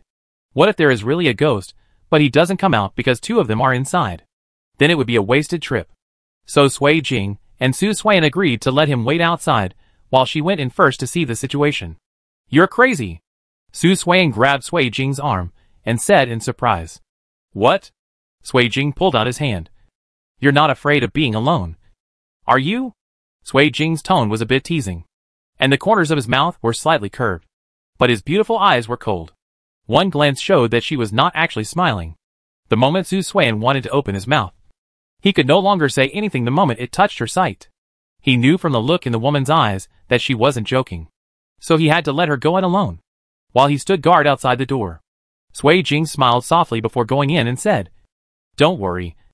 I'll be fine. Of course, I won't let anything happen to you in front of me. Su Suan was about to retort that he could protect himself, but Sui Jing only left him with a thin but resolute back, and disappeared from sight around the corner. Sui Jing turned on the light switch as soon as he walked in, and then saw another scene. Although it's not spotlessly white inside, it's much better than it looks on the outside. At least there are no peeling walls. Sui Jing decided to wait for 15 minutes. She didn't know whether or when the contents inside would come out. While Sui Jing was waiting, he took a look at the layout and structure of the toilet. The toilet is U-shaped as a whole, separated by a cement wall. There are square windows with a length and width of about 1 meter at the top of both sides of the U-shape. If it weren't for the fact that the toilet was most likely unused and had no smell, Sui Jing might not have been able to stay in it for so long. I won't use this method anymore. After Sui Jing checked his watch twice, about 40 minutes had passed. I don't know what's going on with Su Suan, so I might as well just forget it. Just when Sui Jing was ready to forget about it for the day and turned to leave, a strange noise came from the innermost compartment. The sound was a bit like the sound of something hitting the ground. A dull thump. The strange sounds penetrated Sui Jing's eardrums one after another, as if they were afraid that she wouldn't hear them. And the sounds got louder and louder. Even Su Suan heard it and asked at the door, "What's wrong? Are you okay?" Sui Jing's brows were tinged with a faint shadow, and he felt extremely nervous and depressed. His voice was as cold as ice. "It's okay. Don't say anything." Su Suan seemed to be aware of Sui Jing's displeasure, so he said nothing. The things in the toilet stopped moving the moment they heard Su Suan's voice. Now Su Suan stopped making noise, and it started to ring again. Sui Jing slowly walked towards the innermost compartment. But then I heard a female voice, like a mosquito moaning from the cubicle. "I'm in so much pain. Why can't I open it? Please open the door for me. I'm in so much pain. Why can't I open it? Please open the door for me." Sui Jing did not dare to be careless, and took out the dagger on his waist. Her original intention was to take out the gun, but she didn't know if her wrist could withstand the second recoil of the gun. Just when Sui Jing hesitated, the moaning inside became louder, as if knowing that there was someone outside. The things inside became excited. "Help me. Open the door for me. I will repay you. Help me." There was not a trace of bloody smell in the corners of Sui Jing's eyes. Repayment? Take her life in return? Although Sui's father cultivated Sui Jing's all-round abilities since she was a child, he also raised her as his most beloved daughter. But after all, she was raised as an heir since she was a child, and some things may be tainted in the bones. Therefore, the paranoia and madness in Sui Jing's bones were infinitely amplified under such allowed conditions. Although she can usually restrain herself, once she gets the chance, she will surge out like a rolling wave. Moreover, she sometimes clearly felt that the system was also deliberately amplifying the repressed paranoid nature in her heart. Sui Jing could not observe the situation inside from outside the door. She secretly counted down in her heart. 3, 2, 1. Sui Jing suddenly opened the toilet door, and saw a beautiful female student inside wearing a school uniform and standing tall. Standing in the cubicle, there was a bruise on his forehead. There are also slight abnormalities in the hands and feet. When the girl saw the door opened, she walked out slowly and walked in front of Sui Jing. The girl's smile gradually widened when she saw Sui Jing's appearance. "Sister, did you open the door for me?" Sui Jing held the dagger behind his back tighter, tilted his head, and smiled. "Do you think there is a third person here?" The girl seemed not to have expected Sui Jing to answer like this, and her pretty eyes were stunned for a moment. But in an instant, the girl returned to her sweet smile. "Sister, my name is Hanako. Now in order to repay my sister, Hanako told me her name. How about I give her another gift?" Who would have thought that beneath such a sweet smile, there is a cannibalistic heart? Sui Jing frowned, thinking that something wasn't quite right. She most likely didn't have the heart anymore. "Okay." Sui Jing looked into the girl's eyes with a smile. She is much taller than the girl, so she has to lower her head slightly when looking at the girl, which is quite condescending. But there's no need to know the name. Besides, I have to choose the gift myself, Sui Jing said loudly. "Girl. Or should I say female ghost?" It suddenly felt that this woman might not be mentally normal. Even though it was just a female ghost, she could feel her madness. And is there a possibility that the gift it talks about is not a real gift? Some people from outside the school have seen it before, but none of them were scared to death by it. It has never seen such a bold person.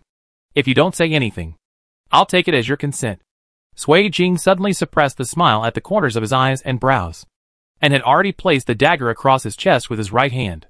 There was an irrepressible coldness on his usually beautiful face, and his voice was her unique coldness and arrogance. "Please give me your life as a gift." Chapter 16 Campus Escape Rules. Hanako was stunned for a moment, then carefully observed the woman in front of her. She is beautiful, flamboyant and arrogant, but those slightly thin bones don't look like they can kill him easily. "Sister, do you really want to kill me?" Hanako was still smiling, but her tone was a bit gloomy. "But, sister, can you kill me? You seem to be very confident." Sui Jing smiled. "But there are some things that you will only know if you try them." As soon as he finished speaking, Sui Jing took a big step forward, and the gleaming blade brushed against Hanako's neck. Hanako had to take 2 steps back. Sui Jing was not to be outdone, and his clean movements and threatening attacks actually forced Hanako to retreat continuously. But Sui Jing was only one person after all. And just when she thought she could succeed, Hanako began to attack. Hanako flashed behind Sui Jing at an inhuman speed. Sui Jing clearly felt that Hanako behind her was extending her arm towards her. If she didn't hide, Hanako would impale her body with his arm. In the flash of lightning, Sui Jing turned around neatly, and the sharp dagger cut off Hanako's outstretched arm at the moment of turning around. Hanako was a little shocked when she looked at the extremely calm and elegant woman in front of her. It always felt that the woman in front of it was somewhat familiar, as if it had seen it before, but it really had no impression of her. Hanako saw that Sui Jing was about to strike again, and the chopped-off arm regrown at an extremely fast speed. Sui Jing knew that he couldn't kill it with just this knife, and his mind was running at an extremely fast speed. While she does have the upper hand at first, Hanako is not human after all. It can allow itself to make countless mistakes. But if Sui Jing himself doesn't use that gun anymore, he must stab it in the so-called heart. This is what the system told her when she arrived. So she couldn't make a mistake. Even once. However, in the fight just now, Sui Jing already felt that he was a little out of his depth. And the wrist that was just injured was actually not in good condition. The fierce fight just now made his wrist start to hurt. Sui Jing looked at Hanako, gritted his teeth, and approached Hanako again. Hanako no longer only defended, but did not attack like at the beginning. The moment Sui Jing rushed forward, it also rushed forward. Sui Jing's every stab was aimed at Hanako's heart. Of course Hanako understood her intention. Moreover, Sui Jing's fighting method can be said to be based on offense and defense. Although it is fierce, it is also very energy-consuming. Hanako obviously noticed this, and occasionally took the initiative to attack Sui Jing several times in the gaps between blocks. It stands to reason that if Sui Jing's wrist was not injured, Hanako might not be her opponent at all. But now, Sui Jing is indeed at a disadvantage. Sui Jing really didn't expect this ghost to be quite smart at first. She originally planned to deal with it before it could react. But now it had been delayed for too long. Maybe I have seen too many people coming and going in the game, and I have gained some spirituality. After Sui Jing made another stab and was blocked by Hanako, Sui Jing grunted and the dagger in his hand fell down, making a clear clang sound the moment it collided with the floor. Sui Jing has reached her limit. Her wrist has been in pain as if her bones were broken from the beginning. But she endured it forcefully. Now she can no longer hold the dagger. Sister. Hanako's voice was clear and crisp, but the words she said made people feel cold all over. It's you who should die now. Really? Sui Jing looked at Hanako, who was approaching, and forced himself to endure the pain in his wrist, and pulled out the pistol on his leg. Huh? Hanako tilted his head, and looked at the ghost hunter in Sui Jing's hand, and suddenly smiled.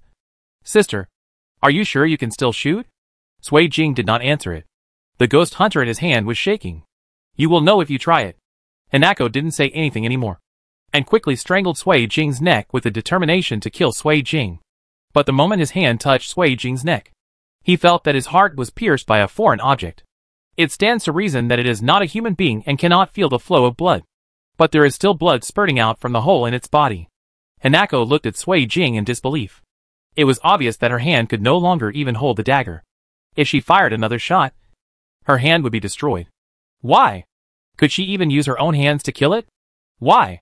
Before Hanako could ask, it ran straight into Sui Jing's eyes.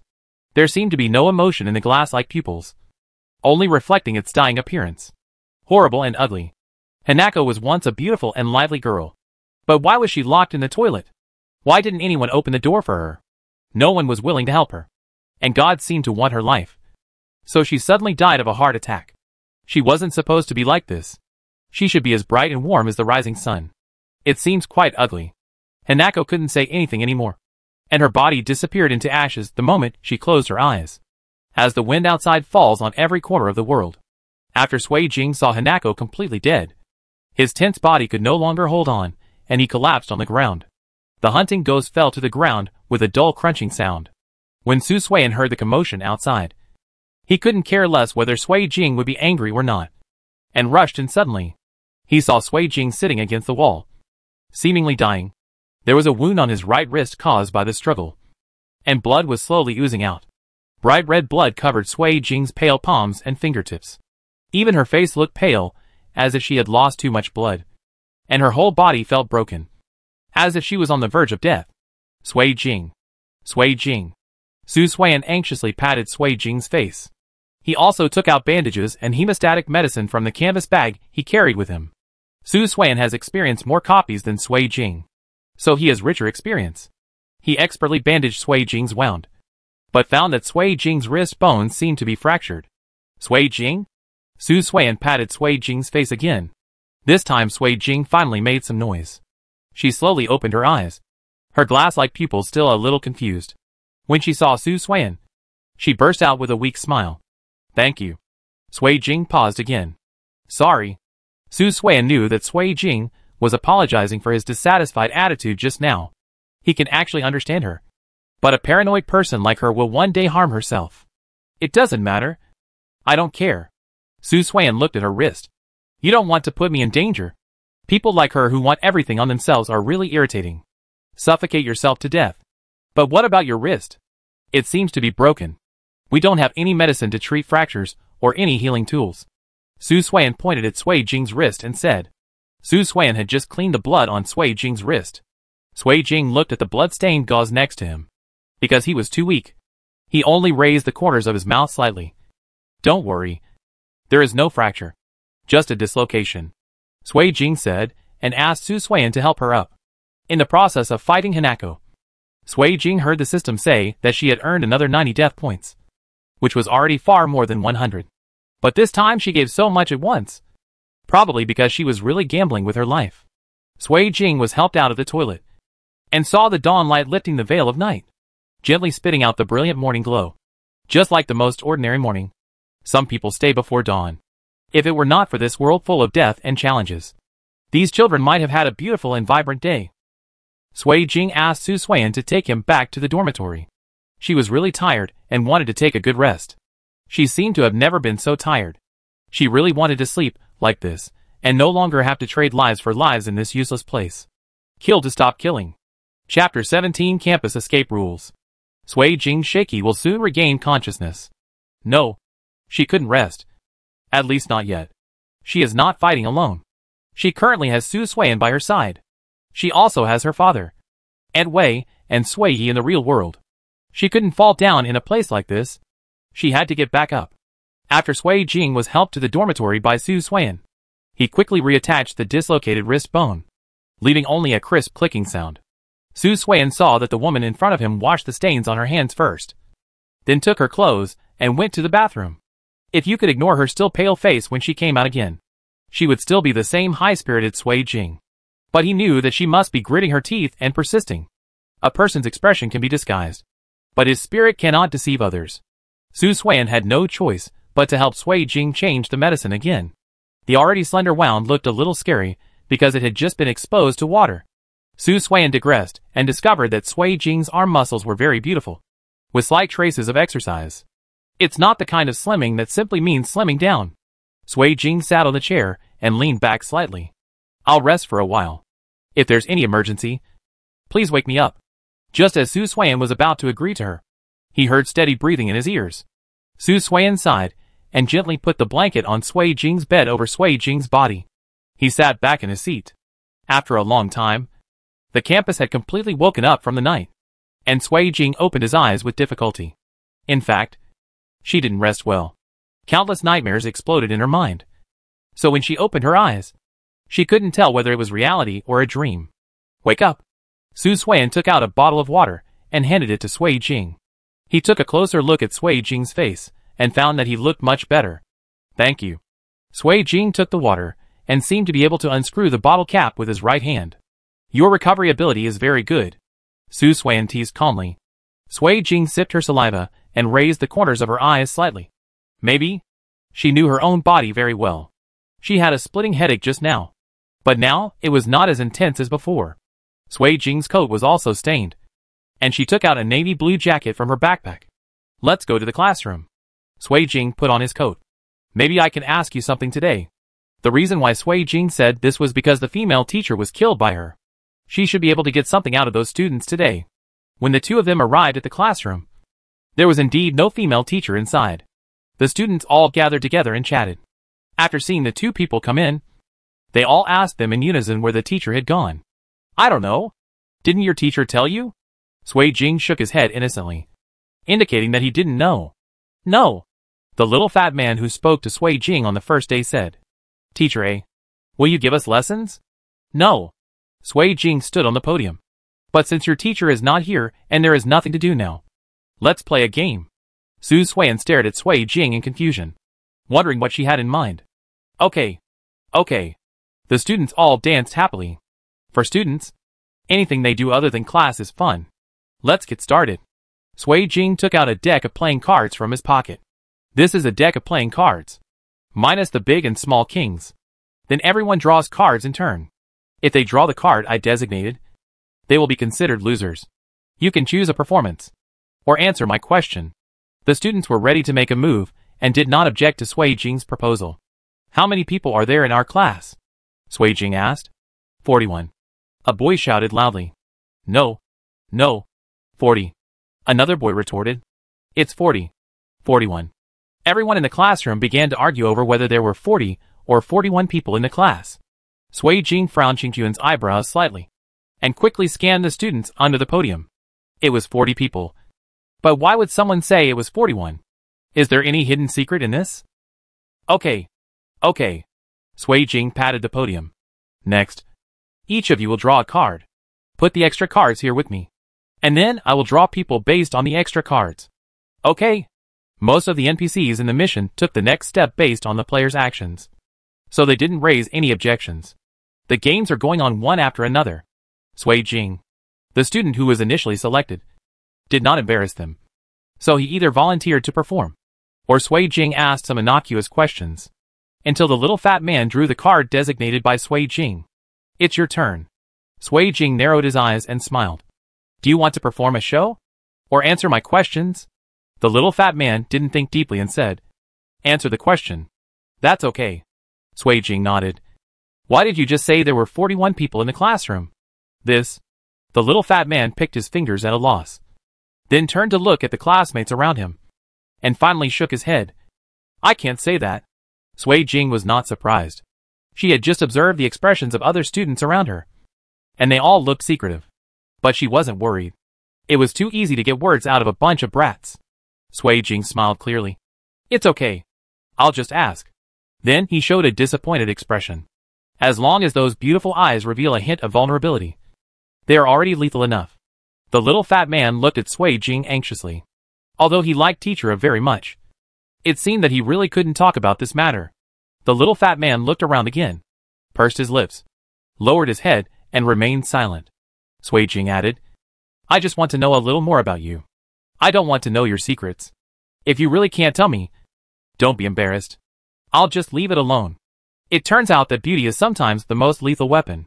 Then the boys were confused by Sui Jing's harmless look. No. Teacher A. The little fat man was also very anxious. If Teacher A really wants to know, I can tell you. But you must not tell anyone. Sui Jing nodded with a happy expression. Can you really tell me? But there was a hint of cunning in his eyes that was not easy to detect. The children didn't pay attention, but Su Suan actually saw everything, and couldn't help but twitch the corner of his mouth. She's so good at eliciting sympathy. The little fat man nodded and told Sui Jing all the details they knew. In fact, there were actually 41 people in their class. But a girl fell to her death before the final exam last year. The school leaders and teachers did not allow any students to mention this incident. From then on, the incident became a taboo in the school. The students who knew the inside story were all expelled from the school. So no one in the school knows why the girl jumped off the building. I only know that the girl had different scars on her body every day when she came to school. The teacher turned a blind eye to this matter. Ordinary students like them don't know what happened. But since then, the whole school has become abnormal, and strange noises are often heard in the middle of the night. Everyone says this school is cursed. However, the teacher did not allow the students to talk nonsense, saying that it did not matter.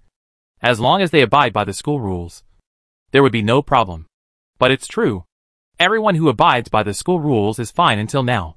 However, there were also people who died mysteriously or disappeared. But they were all suppressed by the school. As time went by, no one in the school cared about it. After Sui Jing listened, he nodded understandingly. However, the little fat man repeatedly warned him not to tell anyone, especially not to let their teacher find out. Otherwise they would be punished. Sui Jing nodded the little fat man's forehead in a funny way, Then you still dare to tell me? The little fat man blushed. We all believe in Teacher A. Sui Jing curled up the corners of his mouth inconspicuously, and a faint smile flashed in his eyes. Don't worry. She won't know. After all, the dead cannot die again. Chapter 18 Campus Escape Rules. When Sui Jing heard what he said, he probably understood that the girl might be the cause of this incident. Even if it is not the cause, it should be inextricably linked. Sui Jing already had a plan in mind, but he didn't show it on his face, and continued to play games with his classmates. However, I didn't find out any other useful information. After the children all played for a round, the novelty slowly wore off, and Sui Jing knew it was time to stop. Okay. Sui Jing clapped his hands. That's it for today.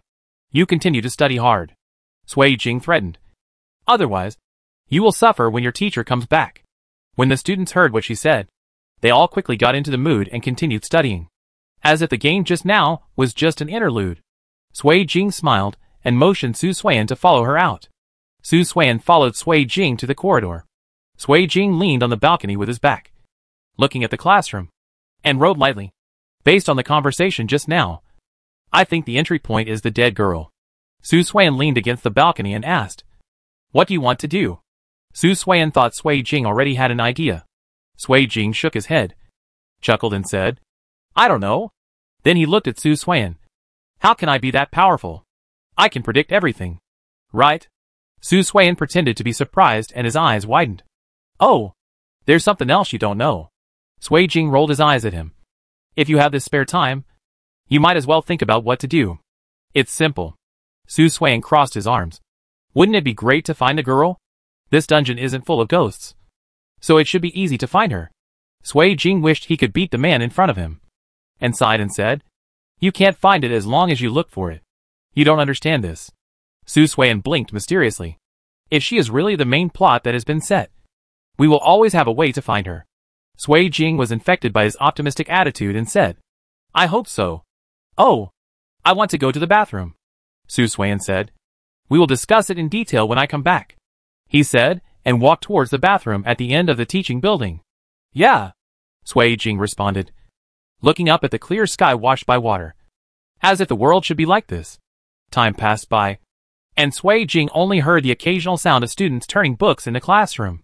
Sui Jing glanced at his watch. 20 minutes had passed, and Su Suan still hadn't come back.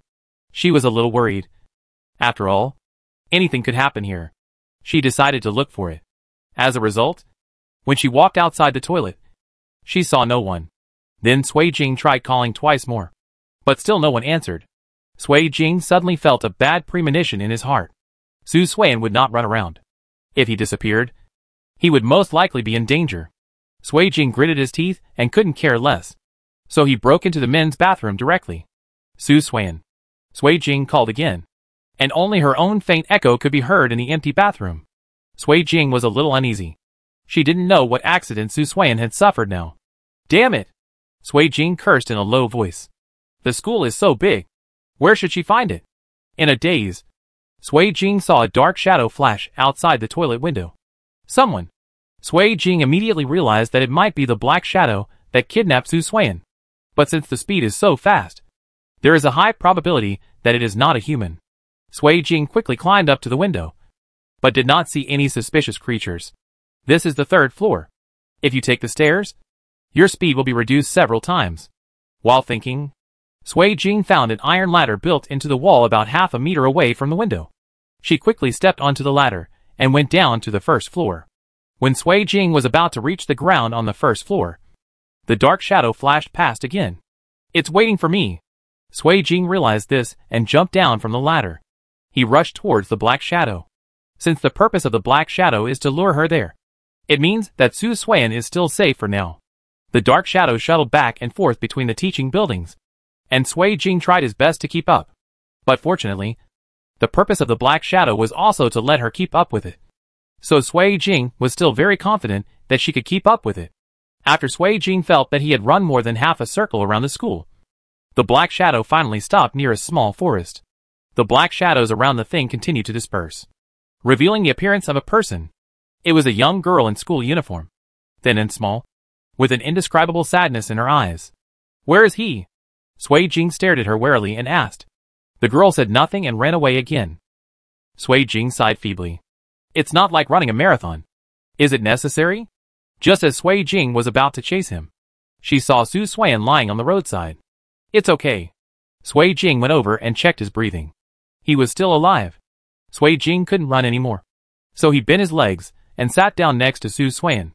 Sui Jing was thinking about taking a rest when he found himself in the center of a strange formation. Sui Jing's heart was alarmed. But she saw wisps of red light overflowing around the formation. And she couldn't move. Damn it. She got it. Hey. Isn't it pretty awesome? Can't you get first place in the exam? Why aren't you talking now? Talk. Sui Jing was forced to open his eyes. When Sui Jing opened his eyes, he felt like a lightning strike, which made him burnt on the outside and tender on the inside. In front of him stood 5 or 6 brightly dressed young girls in school uniforms. They all stared at me fiercely and kept saying humiliating words. Sui Jing was about to speak, but found that he couldn't say anything. What happened? Sui Jing was confused and had to wait and see what happened. Yi Fei, how many times have I told you that the first place is mine? Why do you deserve it? The girl in the lead picked up Sui Jing fiercely. No. It should be Yi Fei's chin. Your mother worked so hard to send you here. Isn't it just to make it easier for you to go to school in this kind of place? But look. Are you worthy? But I'm not wrong. My mother sent me to school with our own money. And she didn't steal or rob. Yi Fei's heartbreaking retort only earned them ruthless ridicule. TSK. TSK. TSK. How pitiful. The girl who looked like a big sister shook her head jokingly. How good are you at pretending to be pitiful? No wonder those boys pity you.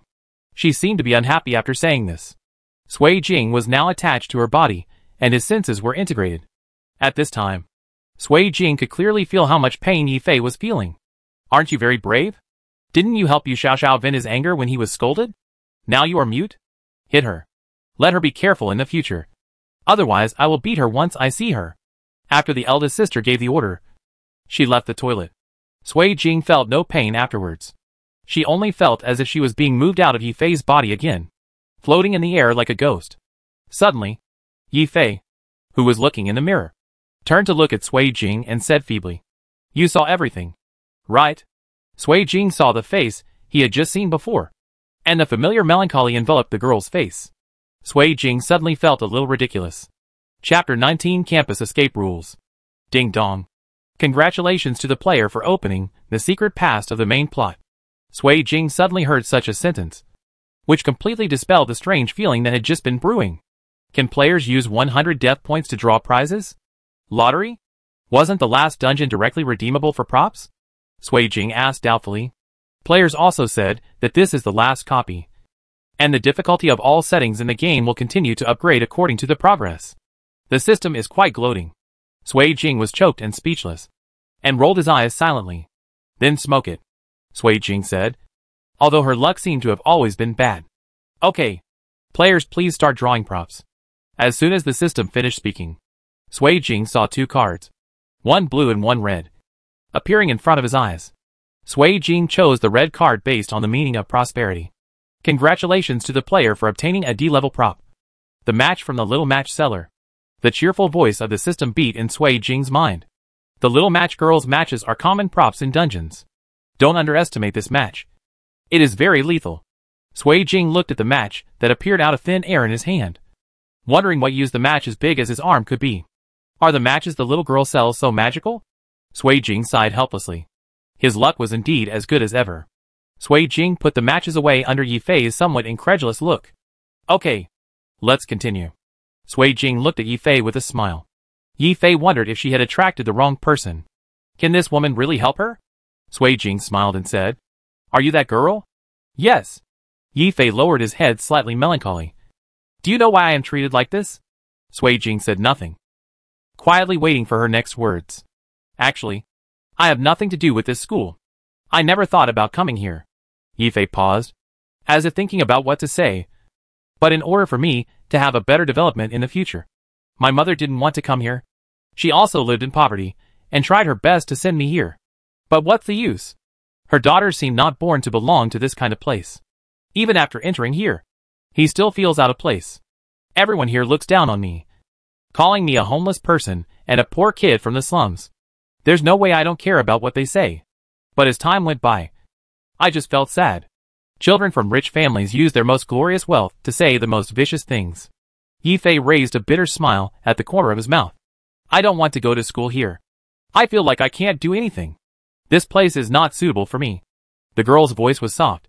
But every time I see my mother working so hard just so that I can stay here, I feel. Just bear with it. And it will be fine after graduation. But I am so tired. I don't seem to be able to make it through that day. As Yifei spoke, his tears burst and flowed down uncontrollably. They all looked down on me and tried their best to insult me. I don't know what I did wrong. Yes, I obviously didn't do anything. There was nothing wrong with me. Is it because I said something to the person she likes? Because she feels that I am not worthy of being better than her and doing better than her in the exam? A message for those who were also bullied by her. Just because she felt that children from poor families were not worthy to be compared with her. He tortured me even harder. Insult me. No one spoke up for me. Just because she is a child of a wealthy family. Her parents are rich and powerful. I've gone through enough of what you just went through. And I'm used to it. What started as resistance gradually turned into numbness. Later I thought that no matter what, I have to go out. I have to leave here. As long as I can leave, everything will be fine. So on that starless night, I turned into the wind. I wanted to chase freedom. But I found that I couldn't go anywhere. Not even home. I was trapped here and could never get out. Yifei became more and more excited. And his emotions were a little out of control. What do you want to do? Sui Jing asked indifferently. Even though she sympathized with Yifei's experience, there was no obvious expression on her face. Kill them all. But those people are already dead. Sui Jing smiled. Or destroy this school. No. No. No. Yifei shook his head in horror. Although they have gone too far, I don't want to do anything to retaliate against them. Otherwise, I will become the same person as them. Although because of me, the campus it seems like a lot of people have died. But that's really not my intention. Yifei wiped her tears carelessly. Although she couldn't touch herself now, and looked at Sui Jing sincerely. I just want to go home. Please take me home. Sui Jing looked at Yifei in surprise. She didn't expect this girl to be so kind. She is so kind that others have bullied her like that. But she has no intention of revenge. Such a kind girl has a rough experience that is inconsistent with her character. But are the other people in this school really still human? Ding dong. Trigger the main mission. Players, please complete it as soon as possible. The sound of the system sounded again. Sui Jing narrowed his eyes. What Yifei said about going home must not really mean going home. There must be some other hidden clues that she doesn't know about yet. Okay. Sui Jing nodded and agreed to Yifei's request. It's just that she doesn't know what to do now. That's great. Yifei smiled softly. And her green and immature face raised a smile that was unique to her age. She probably hasn't smiled like this in a long time. It's okay. Sui Jing wanted to reach out and touch her head, but stopped just a short distance away. She couldn't touch her, so she couldn't comfort her. Yifei looked at Sui Jing's hand reaching out to her and smiled softly. Thank you. But I still want to ask. What will happen if I don't agree to you? Will you kill me? Sui Jing's eyes were actually filled with a trace of inexplicable excitement. No. Yifei waved his hands in horror. I won't kill anyone. But it seems like you can't get out either. You seem to know that I am not from here? Sui Jing was a little confused. Could it be that the NPC knew that he was not a normal person? Maybe you can feel it sometimes. Yifei smiled shyly. Because there is something different about you and us. I can't say what it is specifically, but it is very different. My intuition tells me that you can help me. Actually, you seem to have an aura that I'm very familiar with. Sui Jing suddenly felt ridiculous, and she automatically ignored the girl's last sentence. She didn't understand how the system did it. The NPC in the game can actually feel that she is an outsider, but the NPC himself does not know what role he plays. But not everyone can feel it. This may just be the difference in the mental power of the magnetic field sometimes. Yifei added, I've seen a lot. The content behind it is self-evident. Sui Jing nodded, indicating that he understood. You can start fulfilling her wishes. The next second, Sui Jing felt like the world was spinning.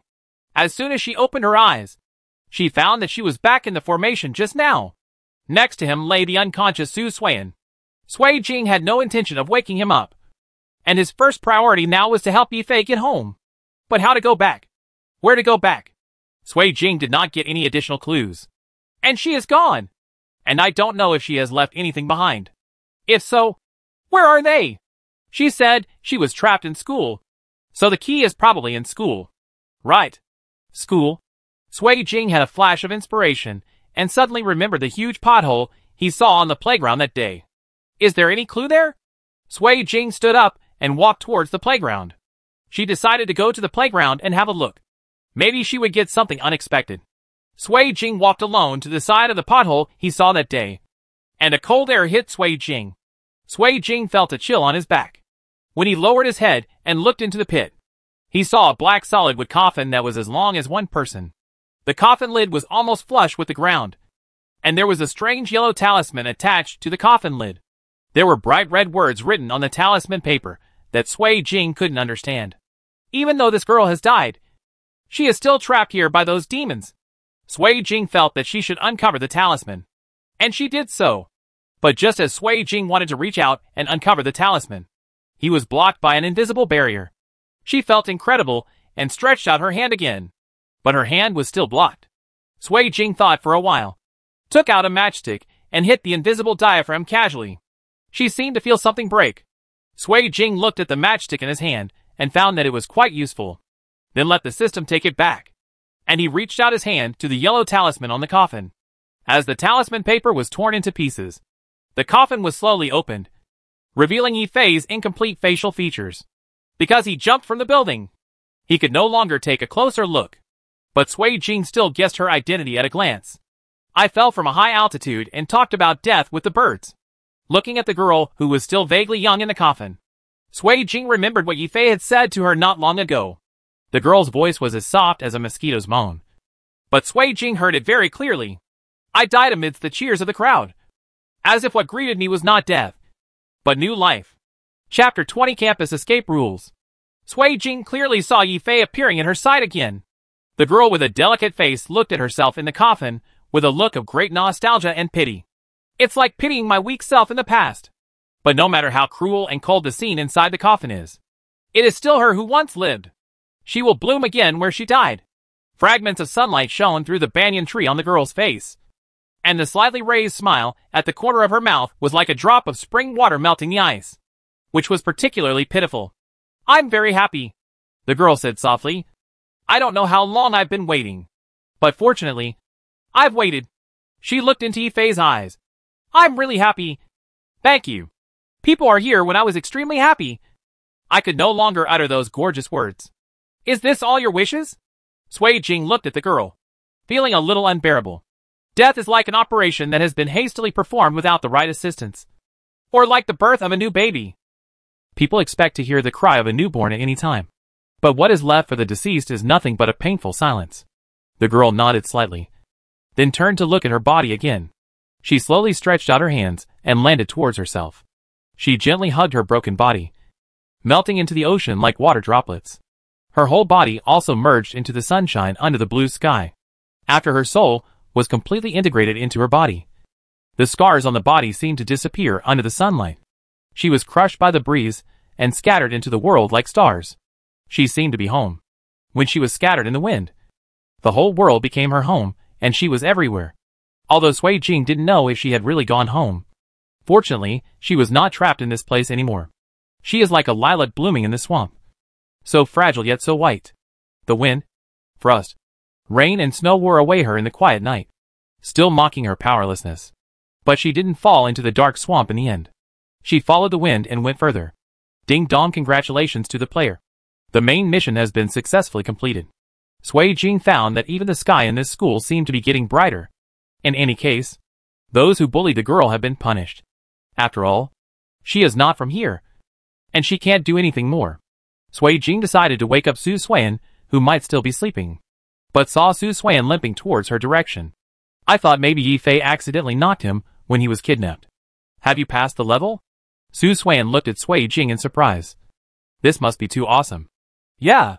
Sui Jing was amused by Su Suan's tone. Are you okay? Sui Jing pointed to his leg and asked. Hey. It's okay. Su Suan waved his hand. I just heard in my dream that I had cleared the level. I was so excited that I wanted to come to you, but I accidentally missed the step and sprained my foot. In view of the good performance of the player Sui Jing, We will give you a chance to draw cards. Whether the player starts drawing cards. The stereotyped voice of the system suddenly sounded. Still without any ripples. Draw a card? Sui Jing looked at Su Xuan, obviously not understanding. Well, as I told you, the system will give one or more opportunities to draw cards based on the player's performance. The system will give out a total of 9 cards. 5 attribute cards. The attribute cards are metal, wood, water, fire, and earth. Each copy can be stacked. If you collect 5 of them, you will get a wish come true card. It is said that any wish can come true, Su Xuan said, looking a little yearning. Then, there is a healing card and a prop card. But there are many kinds of prop cards. And the props on the prop cards are also random. The last ones are the thank you card for participating and a direct wish come true card. The wish fulfillment card can also be exchanged for a level clearance card. There are no restrictions. However, the probability of drawing the center wish come true card is lower than collecting all 5 attribute cards. Su Xuan added, "This is how I got my healing card." Sui Jing nodded, indicating that he understood. Even if I get the wish granting card, I don't have any special wishes. Turn to the system and say, "Let's get started." As soon as he finished speaking, 9 identical black cards appeared in front of Sui Jing. The backs of the cards all have the same sun-like pattern. Sui Jing put his hand on the rightmost card and said, "That's it. Unfortunately, the player won the thank you card for participating. Please keep up the good work." Sui Jing didn't hear any regrets in the system's voice. The usually rigid voice actually seemed to be watching the fun. "Are you sure there won't be any problems with this card draw?" Sui Jing asked Su Xuan disbelievingly. Su Xuan was stunned. He didn't expect Sui Jing's luck to be so bad. He still said, "It shouldn't be possible. Except for each person collecting 5 attribute cards and the wish come true card. All other cards have been used before. I have drawn it. However, apart from the influence of luck, not everyone has the ability to draw a card in every copy." Okay. Sui Jing put the card back resignedly, already accustomed to his luck. Card drawing completed. Congratulations to both players for successfully completing the copy of Campus Escape. Now start the transmission. Sui Jing saw Su Xuan looking at him and mouthed to himself, "See you soon." 3, 2, 1. Along with the system's voice, Sui Jing felt his consciousness gradually blurring. When he opened his eyes again, he was already in the dormitory. Fortunately, the system didn't teleport itself out in a weird place this time. Sui Jing found that not only had he been teleported out, but also the belongings he had brought in. It seems that the system is quite thoughtful. At least I didn't lose my things in the copy. Sui Jing sighed slightly. This copy also made her think a lot. What kind of efforts can be worthy of the life of that clean and melancholy girl? Sui Jing called home, and Wire answered the phone. She said she didn't know why Sui hadn't come home this week, and her tone sounded a little anxious. Sui Jing comforted her a few words, saying that Sui was already so old and had his own sense of proportion in doing things. After chatting for a few more words, he hung up the phone. Sui Jing just wanted to confirm whether Sui had passed the customs. It seemed like he hadn't yet. However, Sui Jing was not too worried. Sui was very smart, and he would know the most reasonable solution in the dungeon. On the contrary, she has been very concerned about what Su Xuan said, that the time between copies is getting shorter and shorter. This made her preparation time tight. Uncertain time can create an invisible pressure on people, because the time when Sui Jing was teleported back happened to be noon. Sui Jing walked to the canteen and had a slow lunch. She already felt uncomfortable eating biscuits and bread in the mission world. I hope that the next copy will at least allow her to eat well. What Sui Jing didn't know was that her wish was destined to not come true. After lunch, Sui Jing went to the school supermarket and bought some instant rice noodles and mineral water. After all, it never hurts to be extra prepared. After returning to the dormitory, Sui Jing took a few more coats and clothes from the closet and put them into his backpack just in case. Sui Jing looked at the empty dormitory and suddenly felt a little worried about the safety of his other 3 roommates for no reason. Although I believe in their IQ, 2 of them have the physical strength to run 800 meters, which is really not good in a more thrilling dungeon world.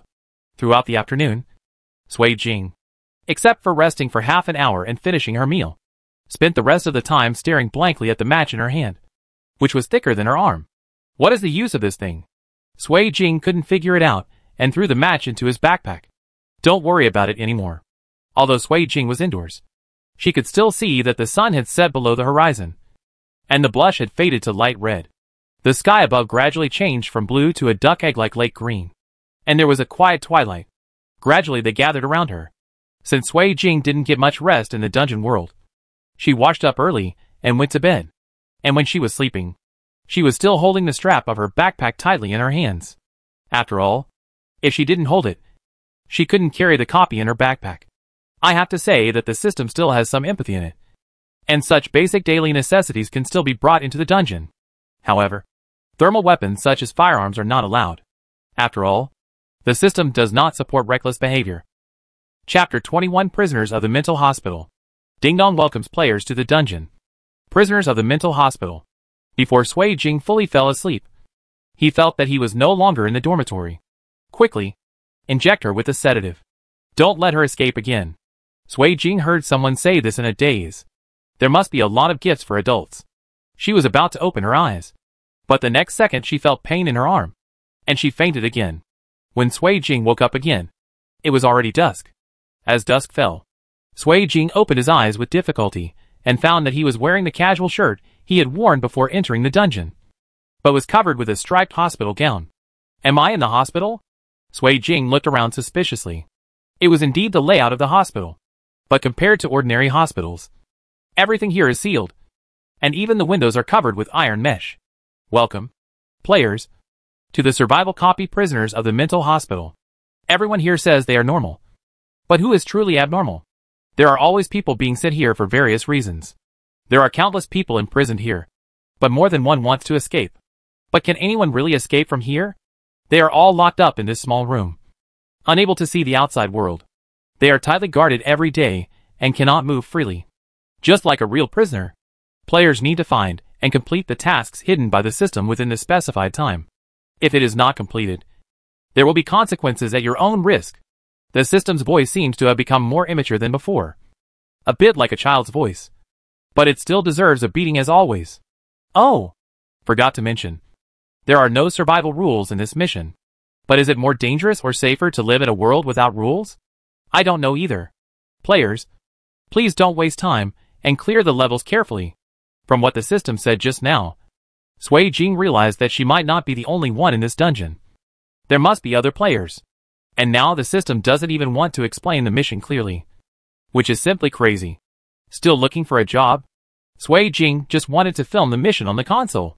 But her most important thing now is to find other people as much as possible. From the last dungeon, she began to realize that it would be very difficult to pass the level alone. This is not a game for one person. And although she might be able to get through it alone, that might be her last resort. Sui Jing turned around to look for her backpack. She was not sure if the backpack had been brought into the instance. After seeing his backpack placed next to the bedside table, Sui Jing breathed a sigh of relief. After all, the matchsticks were still inside. Sui Jing sat up on the bed. Due to the after effects of the medicine, she still felt a little dizzy, but it did not affect her movements too much. It's just that she didn't expect that the NPC would inject drugs into the players. But I guess it shouldn't have much impact. Only then did she look carefully at the room she was in. The entire ward was shrouded in white, and there was only the bed where she slept. The room as a whole is not too big. A little smaller than a single room in an ordinary hospital. It's just that there is an extra bathroom indoors. Sui Jing took a look and saw that the bathroom was not very big, and there were no other exits except for 2 vents.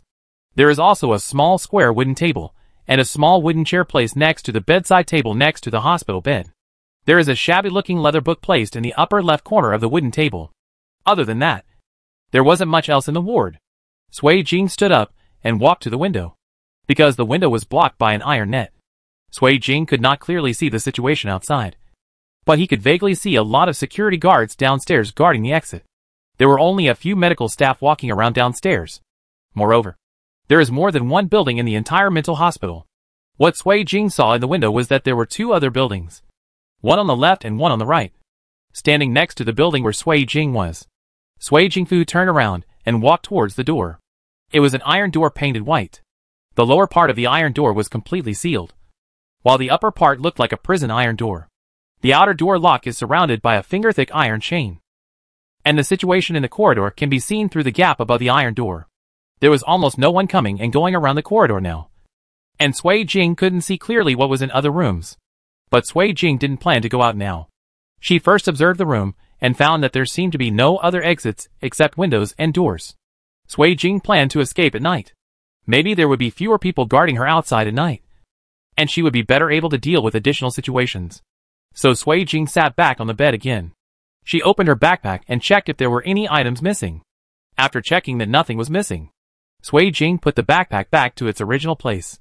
Xuan rubbed his wrist again. She felt as if her physical fitness had been strengthened. She suffered a serious wrist injury in the last dungeon. Although she had the dislocated bones reattached, she still felt a little pain. But after the task was completed, she found that her wrist had recovered. Not only that, she felt that her physical condition was better than before. As for whether it was her illusion, she still needs to wait until necessary to test it. Although she couldn't tell what was different for a while, she could really feel the improvement in her physical fitness. She didn't want to go through the time she was sick again.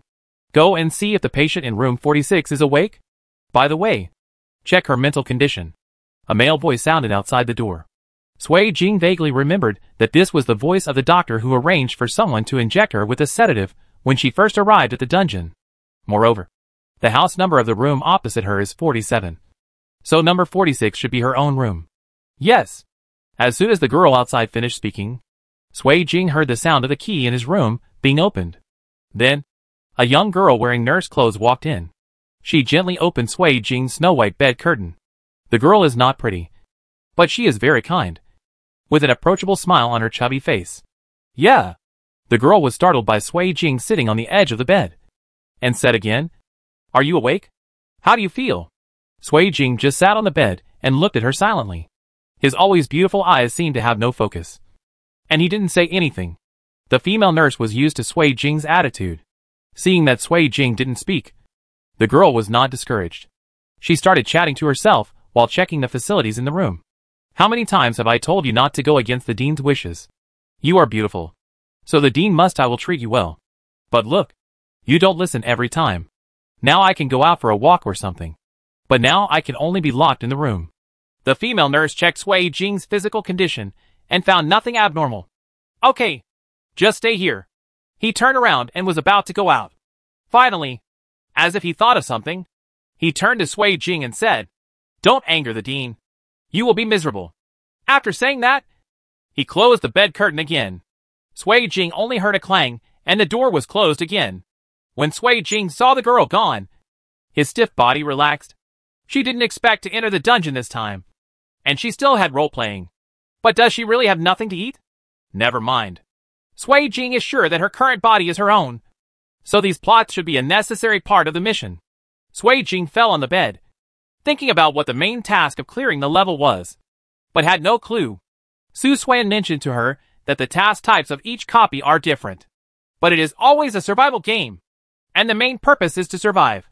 The key is how to live. How to live. And the girl just said not to anger the dean. So what role does the dean play in this game? Are there any monsters with strong attack power in this dungeon? How should we carry out the main mission? What kind of dungeon is it? Sui Jing didn't know everything. There was no choice but to wait until night. Sui Jing took out his khaki sports coat from his backpack, changed out of his striped hospital gown, and put on a pair of sneakers that didn't make much noise. Sit on the chair and read the cowhide book carefully. She was waiting for the sky to darken completely. And that was when her action would begin. Chapter 22 Prisoners of the Mental Hospital. Sui Jing quietly looked through the leather book. But the more she looked at it, the more doubts she felt in her heart. Although the cowhide book has a thick cover, the content inside is only 12 pages. Each page feels like a dark green bronze door drawn with heavy colors using colored pencils. The bronze doors are almost identical from the entire appearance to the details. Sui Jing began to think that the painting was most likely the same door. But if it's the same door, why do we have to draw 12 more doors? Although the painter mainly used colored pencils to emphasize the main body of the door, other parts were left out with a scribble. But it was obvious that the light and shadow behind each door were different. Although the difference was extremely subtle, Sui Jing still noticed it. If the painter hadn't deliberately emphasized contrast, then these doors must not be the same. Moreover, these doors seemed to appear out of thin air, and there were no walls or the like outlined with colored pencils around them, as if the doors were suspended in a certain place. And there are exactly 12 paintings. The number 12 is actually very subtle sometimes. In many mythological stories, 12 seems to be one of the indispensable conditions. Sui Jing had a gut feeling that this painting would be of great help, so he put it in his backpack. Next, she had to confirm whether there were similar albums in other people's rooms. After the watch on his wrist beeped, Sui Jing realized that it was already 8 o'clock in the evening. Sui Jing approached the window and carefully observed the situation around the hospital. The night outside the window was thick, like dark, cold blood flowing from a rotting corpse, covering the sky and the earth. The moon hovered alone over the mental hospital, its light dim, like the tears of resentment in the corners of a sad woman's eyes. The tall buildings were blurred by the darkness, and when viewed from a distance, they looked like bloody faces. It was pouring rain in the dark night. Everything was damp. The skin of the trees and soil was beginning to fester, and the air was filled with a suffocating smell. It's raining. Sui Jing frowned slightly. Rain would make escape particularly cumbersome. But luckily she didn't plan to go out tonight. She had to search in various rooms first to see if she could find a player with the same identity as her. Sui Jing carefully checked the corridor outside the door, and indeed there was no one walking around. So she slowly approached the door and took off the small black hairpin from her hair. Sui Jing was no longer familiar with using hairpins to unlock locks. A slight click sounded in the quiet corridor. Sui Jing gently held the chain in his hand, then placed it by the door. He opened the iron door quietly and moved his body slowly against the wall. The pungent smell of disinfected water is accompanied by a cold wind. An unreasonable fear erodes the people who come here. If your heart is dark enough, it looks like a guillotine to you.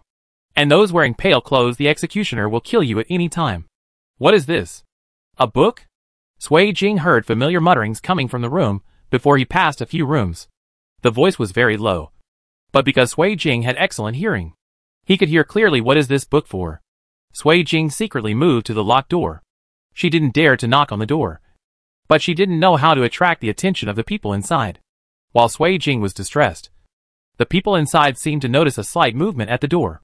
Who is outside? The voice was very soft, but it was enough for Sui Jing to hear. It's me. Sui Jing stuck his head out. Don't make any sound. Sui Jing stopped the man inside in time. I'll open the lock first. The person inside nodded, followed by the sound of Sui Jing unlocking the door neatly. And then Sui Jing flashed into the door at an extremely fast speed. After Sui Jing confirmed that no one had noticed, she breathed a sigh of relief, and was led into the room by the person inside. Jing, why are you here too? The man inside asked in surprise. Sui Jing shook his head. It's hard to explain, but I didn't expect to meet you here. That's right. The person in front of Sui Jing is Sui Jing's roommate, who loves supernatural stories. Chu Qiao Qiao. I just don't know how she feels now that she has entered the dungeon. Of course, the probability of you meeting the European Emperor is extremely small. Chu Qiao Qiao pouted and said jokingly. Sui Jing pursed his lips and did not refute Chu Qiaoqiao's remarks. When it comes to Oh Huang, no one in their dormitory can compare to Chu Qiaoqiao. Could it be that her luck is really better this time? Listen to me first. Chu Qiaoqiao pulled Sui Jing to sit down. There are more than just the two of us in this copy. Yu Sheng is also in it. I came in with her, and she should be on this floor. I am here today. The doctor kept wandering to several rooms on our floor. Sui Jing looked at Chu Qiaoqiao's worried expression and comforted her. Don't worry. Yu Sheng is very smart and won't do anything stupid. Looking at Chu Qiaoqiao, he felt a little more relieved. I will find her. You first, don't worry. Take care of yourself. Okay. Chu Qiaoqiao nodded. She always believed in Sui Jing except for luck. She would do whatever Sui Jing said. Is this your first time entering the dungeon? Sui Jing asked. No. Chu Qiaoqiao replied. It should be our second time. Have you prepared food or something? Sui Jing was a little worried about this problem. After all, it had been a day tonight, and no one had delivered food to her. Don't worry. Chu Qiaoqiao patted her chest and pointed to the backpack on the bed. I've been prepared for it. Sui Jing nodded. She still believed in her roommate's abilities, although she doesn't live in the dormitory very often due to family and other reasons. Her relationship with her roommates is pretty good. Moreover, she is also the youngest in their dormitory, at least 2 years younger than the others. She remembers that she entered the school's dedicated dormitory for the first time when she was in her second year of graduate school. But she didn't live there all the time. She just took a place to prove that she was here. Their graduate student dormitory is for 4 people. She, Chu Qiaoqiao. By Yusheng and Lu Yu. Chu Qiaoqiao is cute and well-behaved, and has a lively temperament. So it is natural that she has become the pistachio in the dormitory. By Yusheng's family comes from a scholarly family, and she has been cultivated with a bookish attitude since she was a child. Her face looks gentle, and quiet, but her personality is completely different from her face. There is still one Lu Yu left. In Chu Qiaoqi's words, she is a hot-tempered, uninhibited and hot beauty. Although she feels like she is always fussing, her brain is very good. At first, Chu Qiaoqiao teased her parents about whether they wanted her to become a great writer when they gave her such a name. As a result, she chose science and engineering and even went to graduate school. Do you know where Lu Yu is? Sui Jing remembered that Qiaoqiao just said that she came in with Yusheng, which meant that Lu Yu was not with them, and they didn't know the news about Lu Yu. I don't know. Chu Qiaoqiao suddenly became serious. I haven't seen Lu Yu since I came back to school during the last vacation. They really won't be together all the time at this time. Everyone has their own things to do. Sui Jing intuitively felt that Lu Yu's situation might not be particularly optimistic. But she didn't know where Lu Yu was now. Sui Jing had to put aside the matter of finding Lu Yu for the time being. I found you. And today's mission is basically completed. After I find Yusheng tomorrow, we will discuss what to do next. When Chu Qiaoqiao knew this was no joke, she nodded seriously. Sui Jing turned around to leave, then turned back and said, "Keep that book safe. It may be useful." When Chu Qiaoqiao saw Sui Jing pointing at the cowhide book on the table, she responded seriously again. Sui Jing didn't delay any longer. In order not to be discovered by the NPC, she relocked Chu Qiaoqiao's door, then returned to her room and relocked her own chain.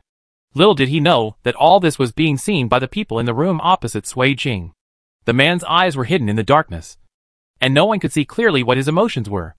Sui Jing sat on the bed, thinking about how to find Yusheng tomorrow.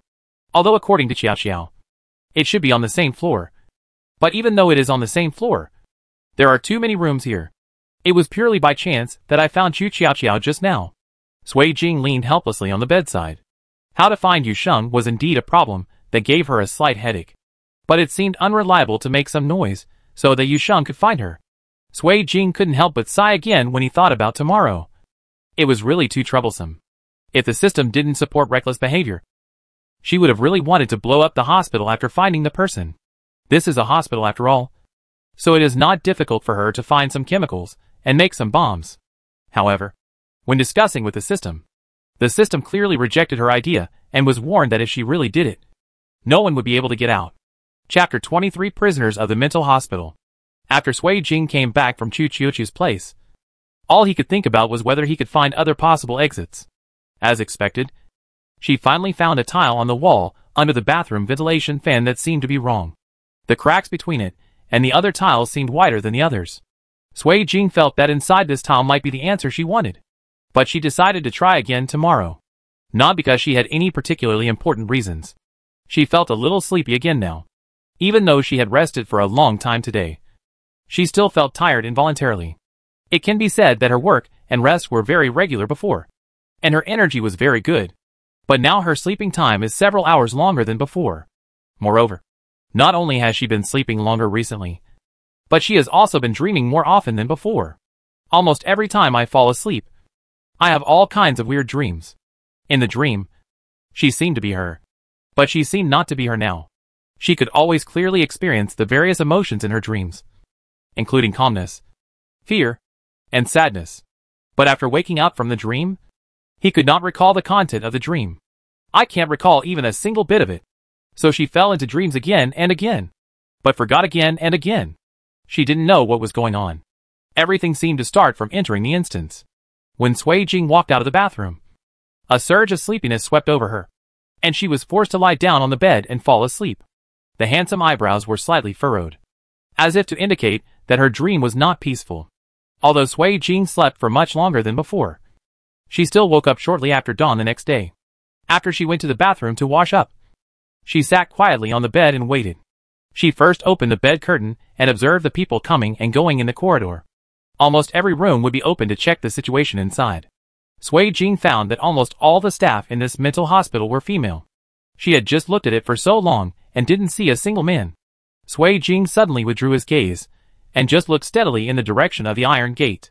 She had already heard the voice of the male doctor. No. It should be said that it was the director. Sure enough. The next second, the man brought the round-faced nurse from yesterday to the door of her room. The man just glanced at the door lock and suddenly stopped trying to unlock it. Cold sweat broke out on Sui Jing's back. Just when he thought that he was going to be found out about going out, the man took out the key and unlocked the door, as if nothing had happened. The heavy chain slid down, making a dull clang sound on the floor, until the man came to Sui Jing. Sui Jing still made no move. What's wrong with her? The man obviously didn't know much about Sui Jing's situation, and looked at the round-faced nurse. The round-faced nurse looked at Sui Jing and said, I must have been frightened by that incident a few days ago. It should be fine after a few days of rest. The man nodded doubtfully. With such a beautiful face, it would be a shame if someone was stupid. After saying that, the man's palm gently touched the side of Sui Jing's face, and his small eyes narrowed in enjoyment. Although I am more obedient, I still have more energy than before. Sui Jing squeezed the hand hidden under the hospital gown. Just when she was thinking about whether she could kill the man in front of her directly, the female nurse spoke. Dean, our task has not been completed yet, and we don't know whether the patient in the farthest room is awake or not. The dean was stunned, retracted his hand, and glanced at Sui Jing thoughtfully. Well, let's go. When Sui Jing heard the iron door locking and the footsteps gradually walking away, she let go of her hand. She was afraid that if she waited any longer, she would lose control and want to kill the dean. But the nurse just said that there is another girl in the backmost room. Sui Jing looked thoughtfully at the direction they left. This dean is definitely not as simple as he seems, which is why Sui Jing held back just now. Moreover, the dean must have discovered signs that the chains had been tampered with. The surprise that flashed across his eyes just now was clearly captured by Sui Jing. He was testing her just now, and she had no doubt that if the nurse hadn't interrupted him, he might have strangled Sui Jing's neck to see how long she could keep pretending. Without any delay, Sui Jing first ran to the bathroom to wash his face, then quickly changed out of his hospital gown, took out the matchsticks in his bag, put his backpack on his back, picked up the table, and ran back to the bathroom. Sui Jing stood on the table and gently tapped the unexpected tile. Sure enough, it was hollow inside. Sui Jing jumped down again. She first carried the quilt on the bed into the bathroom, to avoid making too much noise. She first placed the bedding neatly on the ground, making sure that there would be no sound if the tiles fell, and then climbed onto the table. Sui Jing squeezed the matchstick in her hand, and she found that she was almost smashing things in these copies. Sui Jing sighed lightly. She didn't want to either. After all, she is not a husky spirit, and she has no special ideas about demolishing her home. Although Sui Jing thought so. The movements of his hands were very neat, as expected of a prop issued by the system. It is indeed very lethal. With just a few clicks, the tiles have been smashed into pieces. Looking at the dark pipe in front of him, Sui Jing put the matchsticks into his backpack without any hesitation, and then climbed into the pipe easily using the height of the table. The pipe was so wide that even Sui Jing could sit upright in the pipe without touching his head. One branch of the pipe is embedded in the wall and leads to each room. The main channel should be fixed on the periphery of the wall. He just didn't know if it was firmly fixed. If it fell down here, Sui Jing would have nothing to say. The smell in the passage was very humid, and the musty smell was mixed with a strange smell. The smoke made Sui Jing feel dizzy, because Sui Jing couldn't see which room he had reached in the pipe. He could only estimate whether he had reached Chu Qiaoqi's room based on the distance between Chu Qiaoqi's room and hers last night. When Sui Jing passed by about 2 pipeline branches, Sui Jing turned around. When she reached the end, she turned around and took out the matchstick and tapped the tiles a few times like she just did. As the tiles were shattered by the blow, she saw a surprised Chu Qiaoqiao standing in front of her. Chu Qiaoqiao looked at Sui Jing and then at the huge matchstick in her hand, but hesitated to speak. Sui Jing narrowed his eyes slightly and smiled. Fortunately, it seems that I found the right one. Sui Jing jumped on the floor lightly. Quick! Pack your things. Let's go find Yusheng first. Chu Qiaoqiao didn't hesitate and ran to get her backpack and asked, Do you know where Yusheng is? Probably. Sui Jing reminded Chu Qiaoqiao not to forget to bring the cowhide book with her. At this point, Sui Jing led Chu Qiaoqiao to climb out of the pipe in the direction the doctor had just gone. About 10 minutes later, Sui Jing saw that there was no road ahead. I knew I should be at the very end of the entire floor. Sui Jing signaled Chu Xiaoqiao to be silent. After she listened carefully to make sure there was no movement in the room, she smashed the tiles with a matchstick, and they both jumped down. Fortunately, the tiles turned into powder when the stick hit him. Otherwise, such a big movement would definitely attract other people. Chu Xiaoqiao gave Sui Jing a thumbs up in admiration. But Sui Jing glanced sideways and silently lowered her arm. The two of them tiptoed to the bedside and saw that the person lying on the bed was Bai Yuxing. But her face was pale, and she showed no sign of waking up. What should I do? Chu Xiaoqiao looked at Sui Jing. And now she had no choice. Sui Jing sat down by the bed. She didn't know what was going on with Bai Yuxing. System. What's going on? How can a player be allowed to clear the dungeon and then not be allowed to wake up? Sui Jing tried to ask the system. He didn't have much hope at first. But the system made a sound. Players don't need to worry. This player is in good health, and it's only a matter of time before he wakes up. The system didn't want to say more. And Sui Jing had no choice. Yuxing. Wake up. Yuxing. Chu Xiaoqiao gently patted Bai Yuxing's face, trying to wake her up. The results were of little use. The two of them had no other options, since the system said there was nothing wrong. Sui Jing naturally believed it. After all, there was no point in lying to her at a place like this. The two had no choice but to put down their backpacks and sit by the bed quietly waiting for Bai Yuxing to wake up. I just hope that their disappearance will not be discovered so soon. While Sui Jing was waiting, he discovered that there was also a leather book on the table in this ward. Just when Sui Jing was about to open the book and read it, the person on the bed made a sound that he was about to wake up. Sui Jing had no choice but to put the book into his backpack. Everything depends on finding a way to escape. Chapter 24 Prisoners of the Mental Hospital. Bai Yuxing vaguely felt that there seemed to be two figures beside the bed, vaguely blocking the light in front of her, and heard the voices of Sui Jing and Chu Xiaoqiao. This glimmer of light made her open her eyes with difficulty. As soon as her eyes opened a small gap, Chu Xiaoqiao's big face came close to hers. Yuxing, are you awake? Her words could not suppress the excitement. Bai Yuxing was startled by Chu Xiaoqiao, who suddenly came closer. She laughed softly and joked. Don't come so close. I can see the pimples on your face. There was actually nothing wrong with her body. And even she herself didn't know why she slept for so long. Chu Xiaoqiao looked in disbelief. Okay, Bai Yuxing. I'm sorry, I'm so worried about you. Bai Yuxing stopped teasing Chu Xiaoqiao. She turned to look at the thin figure standing at the head of the bed.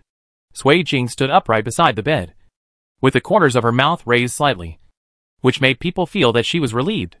She was always so understated, yet reassuring. Jing. Bai Yuxing was helped to sit up. Sui Jing stepped forward. I'm here. He poured her another glass of water. Do you feel better? Can you move? I'm fine. Bai Yuxing took the water and took 2 sips. After all, this was not her first time entering a dungeon, and she knew that the two of them waiting for her here would most likely be taking a big risk. Yeah. Sui Jing nodded. It wasn't that she didn't want to reminisce about the past, but the current situation didn't allow them to linger here. The three of them organized their equipment, and Sui Jing took the lead and climbed into the passage again. Sui Jing observed on the way here that the pipe in Chu Xiaoqiao's room extended downward, indicating that it might be possible to reach the first floor directly from the pipe. You can go anywhere, but you can't stay in your room for the time being. After a while, when Sui Jing almost saw the descending pipe not far ahead, she took off the flashlight she was holding in her mouth and said, We're here. Sui Jing just wanted to check if there was any steel frame in the pipe that could facilitate crawling, but he felt the pipe suddenly vibrate. Not daring to move forward, Sui Jing felt that something bad was about to come out. Sui Jing half knelt in the pipe, staring at the huge mouth of the pipe. He calmly waved his hand back, signaling the two people behind him to be silent and retreat quickly. The two people behind also felt something was wrong and quickly turned around and crawled back, in order to ensure that his back would not be attacked. Sui Jing had to retreat backwards, but after a while, the movement died down. Just when Sui Jing thought nothing was wrong and wanted to turn around, the overwhelming shock left the three of them with no room to retreat. Sui Jing watched as a giant python slowly crawled out of the pipe, its belly rubbing against the pipe making a harsh sound. But he stopped in front of Sui Jing. Her brown-green eyes, which were bigger than her 2 fists, seemed to be staring at prey. Unblinking, Sui Jing couldn't help but break out cold sweat on his forehead. Not to mention that the space was so small now.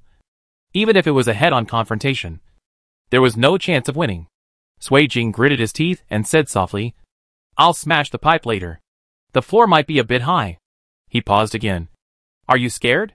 The two people behind him were so nervous that their nails were digging into their flesh. But they shook their heads in tacit agreement. "Don't be afraid. Just knock."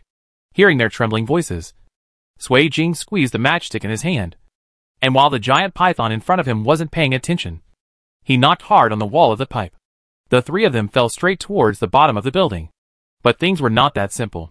The giant python reacted very quickly. Before the three of them landed, it used its body to twist the three of them into a ball. In the dark tunnel just now, no one could see clearly the appearance of the giant python. But now it was clear. This giant python has a slender body, several feet long, and is covered with huge and hard navy blue scales. It emits a strange green light under the unclear sky. It also has a red dorsal fin and looks a bit like a majestic monster in ancient mythology. But Sui Jing couldn't think so much now. They were restrained and couldn't move at all. Sui Jing originally planned to hit its body with a matchstick, but there was no way he could free his hand. Just when Sui Jing didn't know what to do, the giant python suddenly let go of him. The python just stared at them. No, it would be more appropriate to say it stared at her. There was actually a hint of flattery in his fist-sized eyes. Strangely, when Sui Jing looked into the python's brown-green eyes, he felt a strange sense of familiarity. It's like it knows itself. Sui Jing quickly pushed out the ridiculous thoughts from his mind. The giant python took another deep look at Sui Jing, let out a low whine, retracted its sharp fangs, turned around and crawled away. Jing, what's going on?" Chu Qiao asked doubtfully. "I don't know." Sui Jing really didn't know that this snake suddenly changed its gender. It was true that it had just strangled them and wanted to kill them.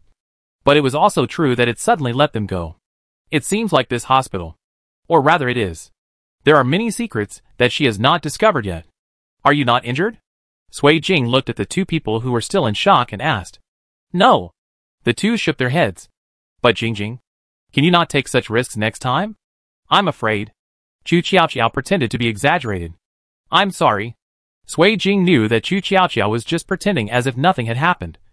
But in fact, she was more scared than anyone else. She was indeed betting just now. If the giant python didn't catch them, if they didn't land safely, if... She didn't dare to think about it. Seeing Sui Jing like this, Chu Qiao hurriedly pressed onto her. "We don't mean to blame you." She gently pressed her forehead against Sui Jing's. "We are friends. We should shoulder everything together. You don't want to be alone. Carry it." "Yes." Bai Yuxing looked at Sui Jing, who always wanted to solve everything by himself, frowned distressfully, patted Sui Jing's shoulder as if nothing was wrong, and said cheerfully, "Who do you think we are friends?" Sui Jing nodded and returned to her previous calm demeanor. She could always adjust her state as quickly as possible. "Let's find a place to hide first, so we don't get discovered." Sui Jing led the two of them to the morgue on the first floor, avoiding the attention of many NPCs. Jing, can't we really change places?" Chu Qiao held Sui Jing's sleeve tightly. She was really a little scared this time. "You have experienced life and death. And you are still afraid of this? And didn't you like this the most before?"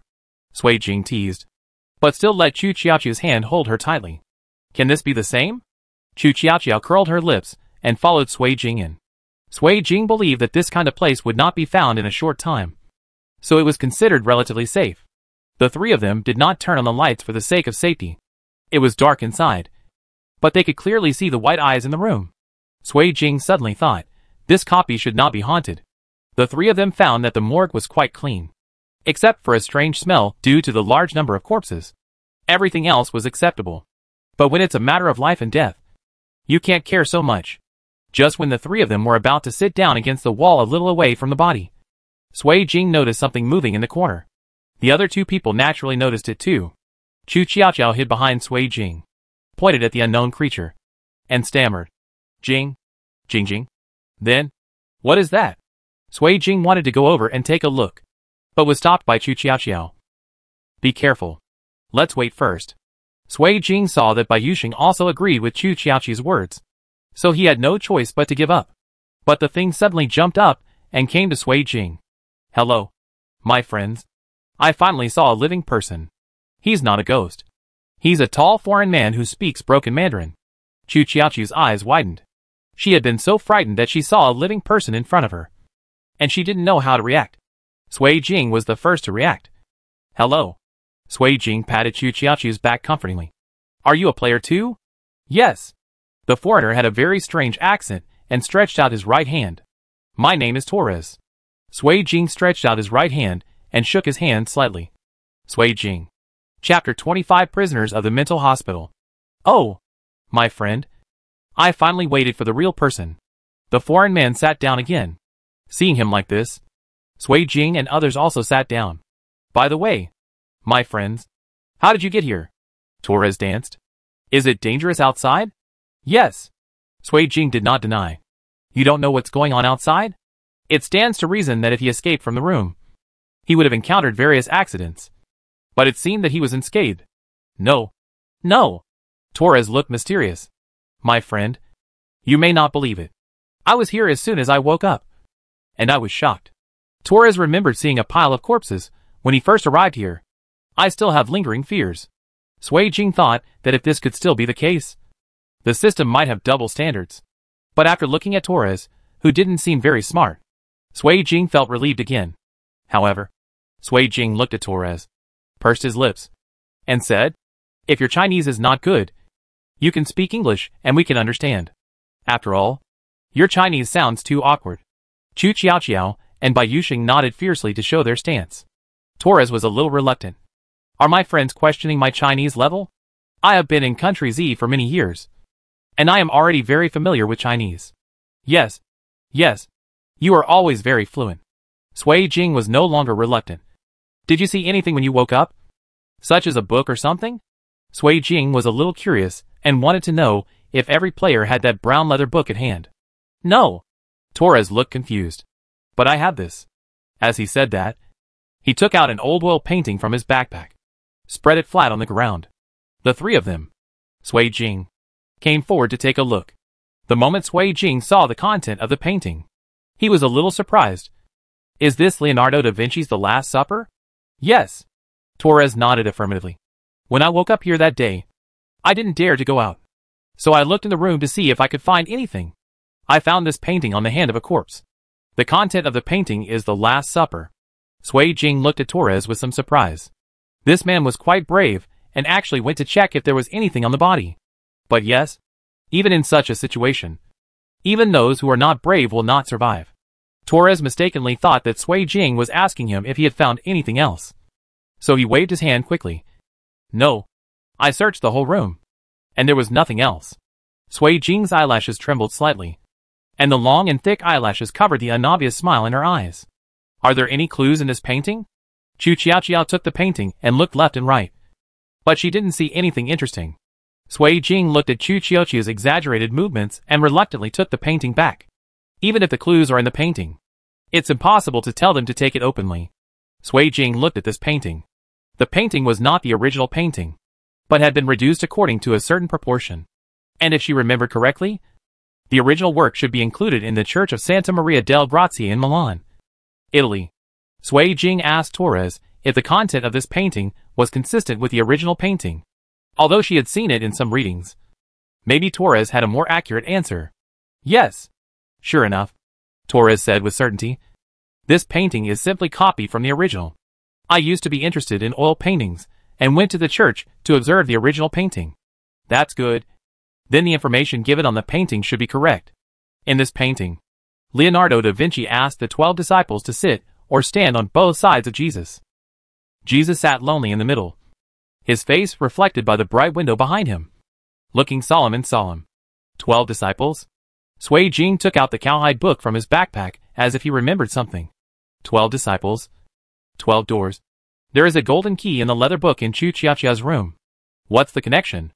Sui Jing took out the leather book in Bai Yuxing's room again, but she hadn't read it yet. The other three people all leaned toward Sui Jing, wanting to know what was drawn inside. As Sui Jing opened the pages of the book, the things in the pages appeared happily in the eyes of several people. It was a dog-like and wolf-like monster with 3 heads. It has eyes that are as red as magma, and there is no concealed ferocity in the eyes. It is huge, with all the hair standing on its body like barbs. Its tail is like a scarlet whip, and its sharp fangs are spread around its lips. It looks extremely scary, like the monsters described in ancient Greek mythology. There are also 12 pages in this book. But the posture of the monster in each page is different. Either squatting or standing. Lying down or lying on its back. This is it. Torres scratched his head and suddenly exclaimed Cerberus. Sui Jing and the others looked at the suddenly excited Torres with confusion. Torres danced for a long time and finally held back a sentence. It's it. The Cerberus you call. Cerberus. Sui Jing's pupils trembled.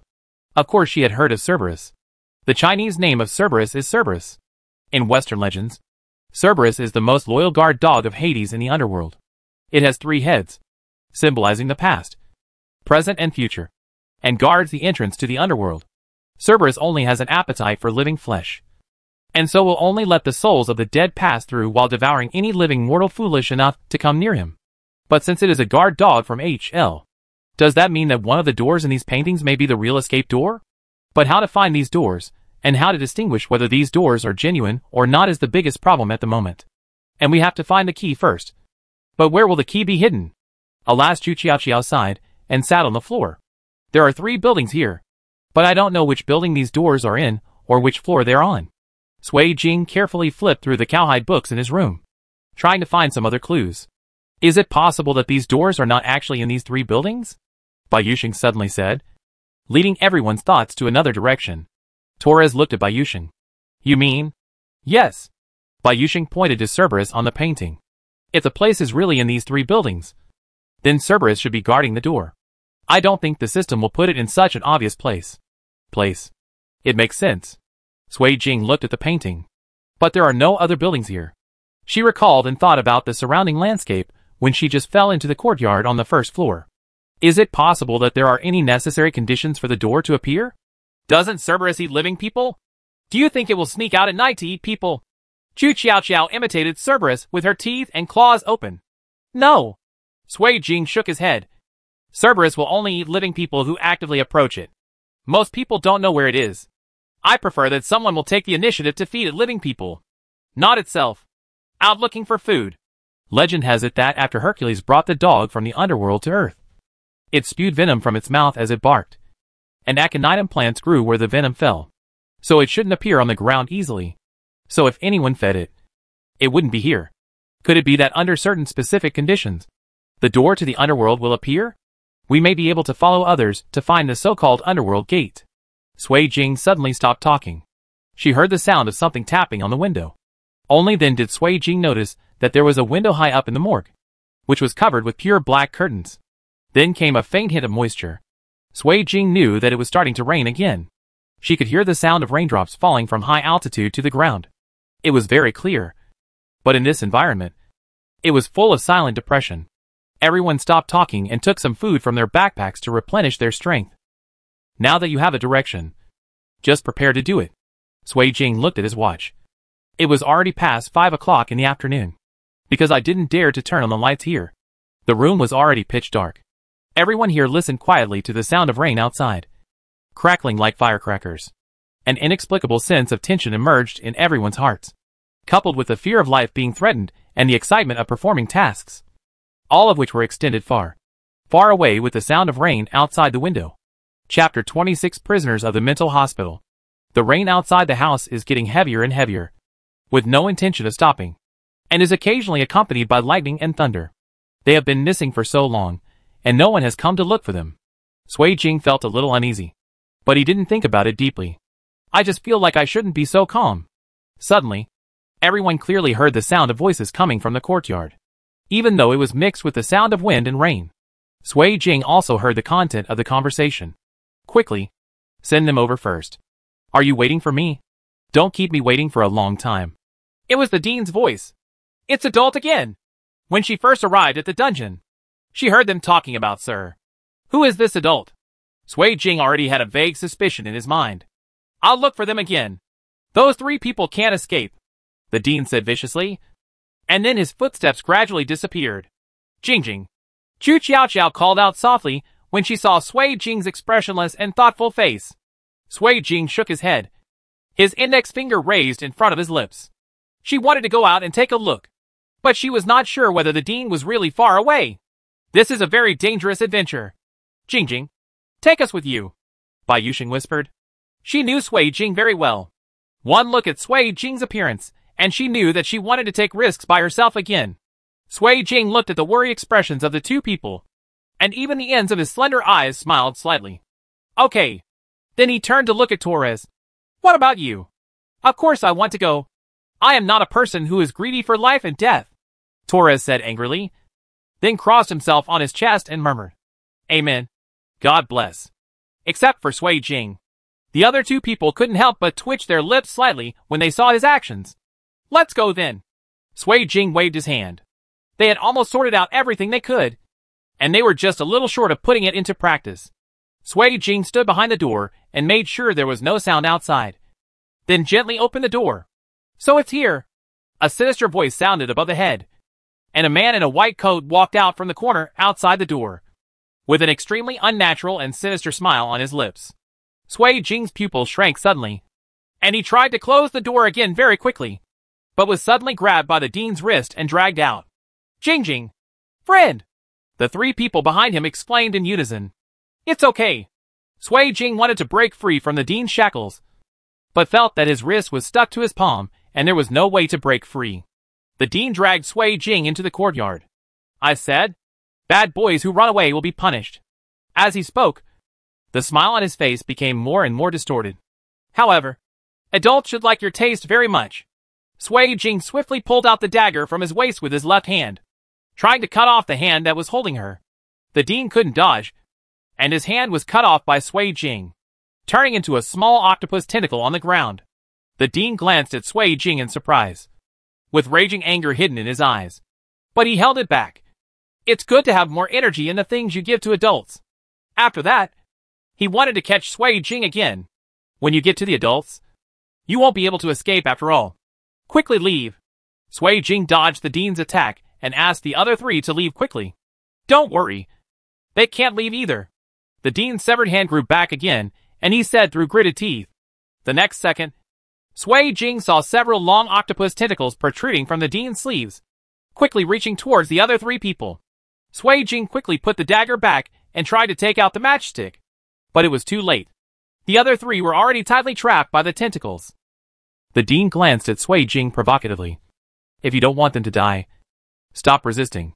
Sui Jing lowered his eyelids and slowly lowered his hand to get the match. That's good.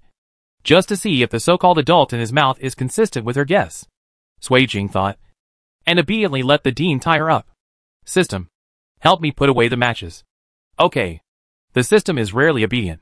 Then, the dean called a few more people and brought Sui Jing and others into a room. Let them keep an eye on Sui Jing and others, especially Sui Jing. They must watch carefully and never let her escape. Sui Jing glanced at the proud dean silently, suddenly curious about what species he was. Are you an octopus spirit? Sui Jing still asked. The dean didn't answer her, just gave her a hard look and left. Ding dong. Congratulations to the player. Death value plus 10. Sui Jing thought about it for a while. Speaking of it, she hadn't added any death value to this dungeon. In addition to the 4 of them, there are 8 other people in the room where Sui Jing and others are now, making a total of 12 people. It seems that these people are all going to be sent to the so-called adults. Jing, your hand. Chu Qiao looked at Sui Jing's wrist. The place where the dean had grabbed it was obviously red. Sui Jing's hands were tied behind his back, and his backpack was taken off and put aside. She couldn't see what was going on. However, after what Chu Qiao said, Sui Jing felt a slight tingling in his wrist. It's okay. I just got caught. It might be a little poisonous or something, Sui Jing said nonchalantly. Sui Jing picked up the backpack that had just been thrown into the corner. Now that she was tied up, she had no way to put it back on her back, so she had to hold it in her hands. Could it be that the dean's hands are poisonous? Yes, they are all octopus spirits, so it is normal for them to be a little poisonous. Jing, what should I do? Chu Qiao asked worriedly. Jing was always like this, doing everything by herself. And if they hadn't been arrested just now, Jing wouldn't have been arrested either.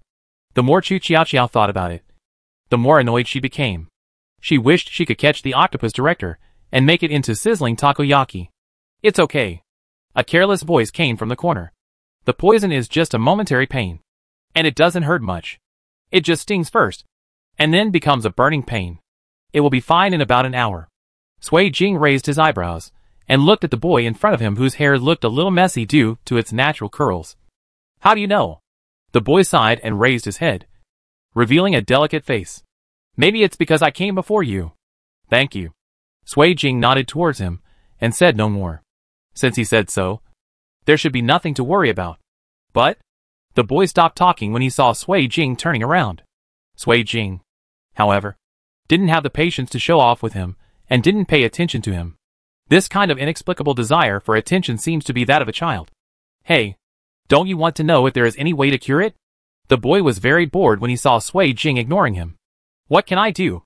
Chu Xiaoqiao was a little anxious. When the boy saw someone paying attention to him, he made an enigmatic expression and said, That's it. What is it? Tell me. Chu Xiaoqiao wanted to slap this little kid to death, whether she wanted to say it or not.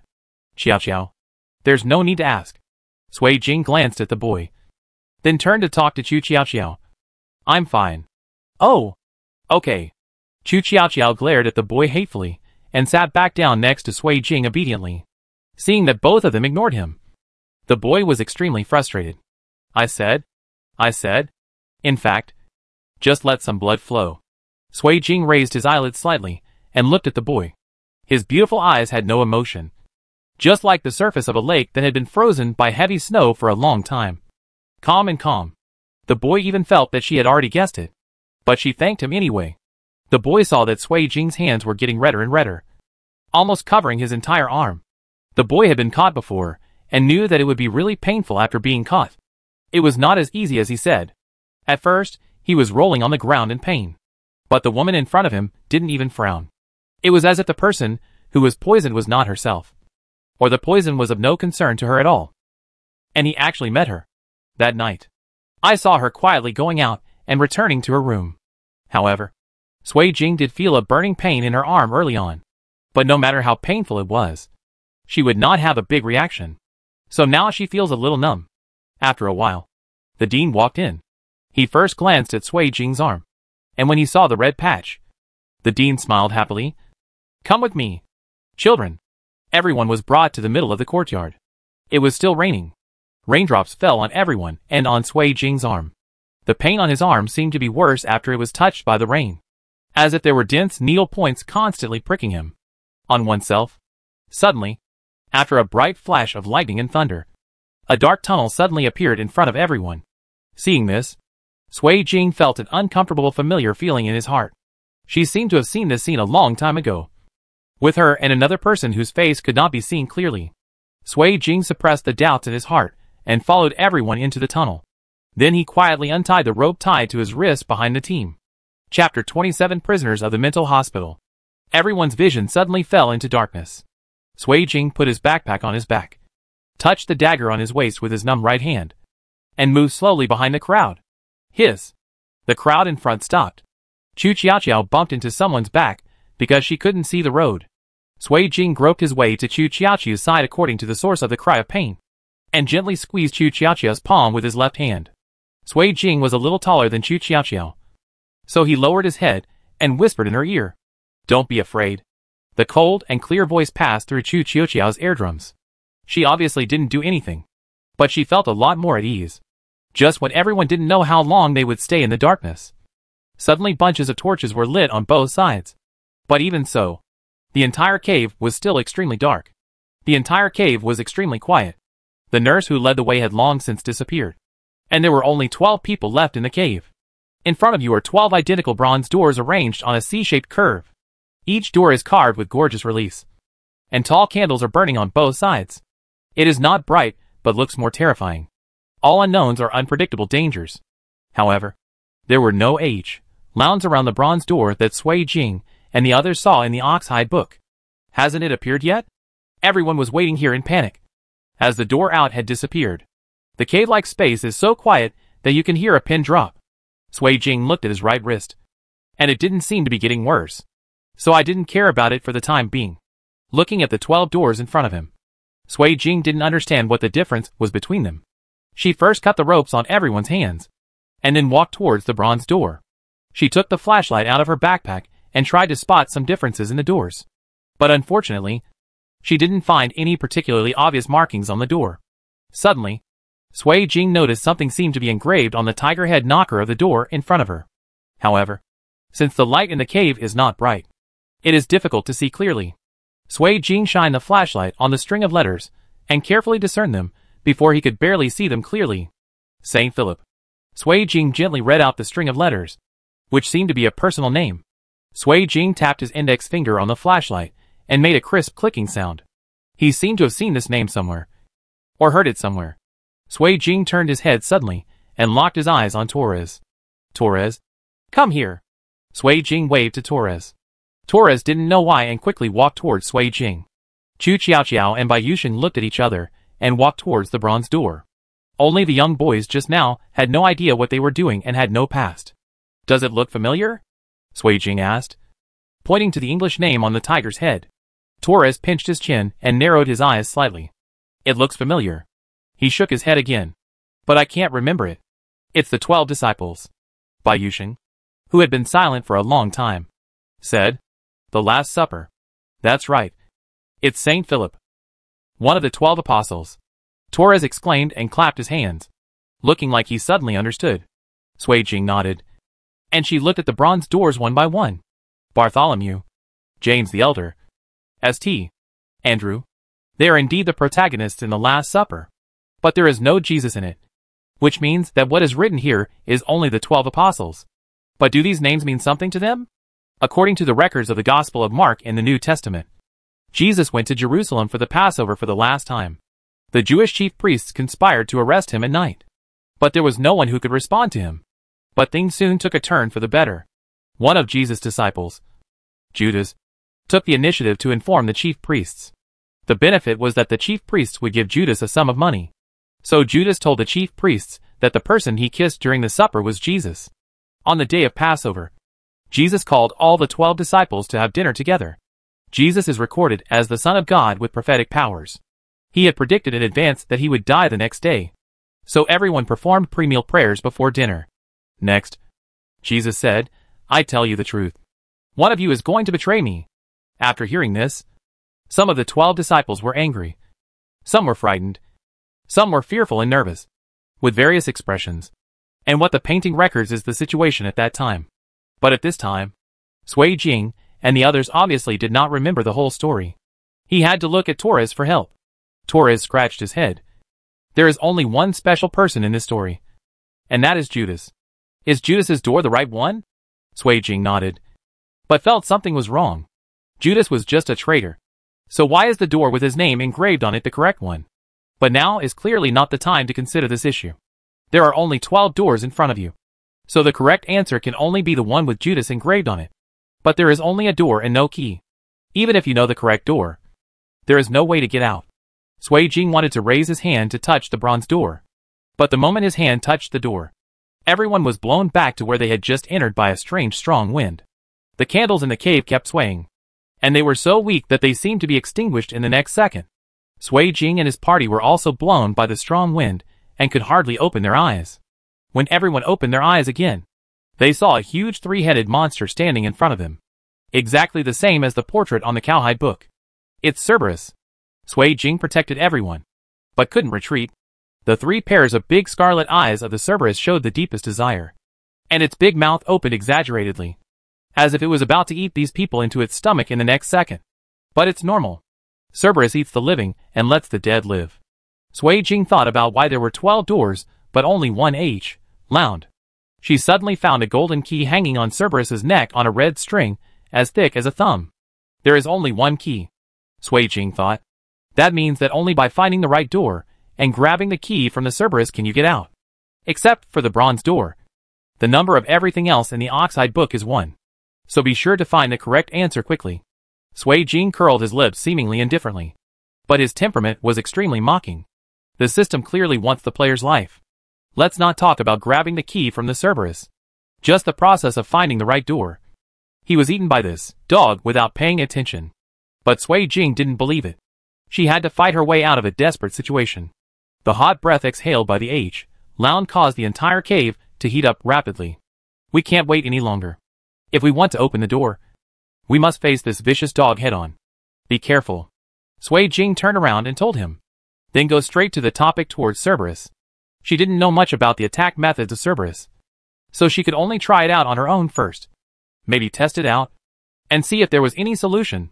However, the Cerberus is only used to guard the gate of the underworld in the story, and is not an aggressive monster. Sui Jing looked at the scarlet eyes of the Cerberus, thinking that it shouldn't be that ferocious after all. Perhaps. Chapter 28 Prisoners of the Mental Hospital. Sui Jing took a deep breath, held a matchstick, and hit the Cerberus on the head at a speed that was extremely shocking to ordinary people. It seems that her feeling is not wrong. Her physical fitness has indeed been improved. Is it a positive effect of copies? Cerberus looked directly at the woman running toward it, and suddenly opened his bloody mouth to bite Sui Jing. After several attempts, Sui Jing failed to hit the Cerberus substantially, and the Cerberus did not bite Sui Jing in the slightest. This is not an option. Sui Jing knew very well that even if his physical fitness had improved now, he was still far different from this monster. Sui Jing returned to where he was originally standing. Although she didn't hit Cerberus, she discovered its flaw. A small bug rather. Sui Jing saw a circle of dents on the ground in front of his toes, which must have been deliberately designed. But Cerberus seems unable to step over this circle of dents. Although it blocked Cerberus from further attacks, it also prevented them from finding the correct exit. No, we can't remain passive like this. Sui Jing shook his head, trying to shake off other distracting thoughts and find a way to fight against Cerberus. Don't legendary age Lounds like to eat sweets?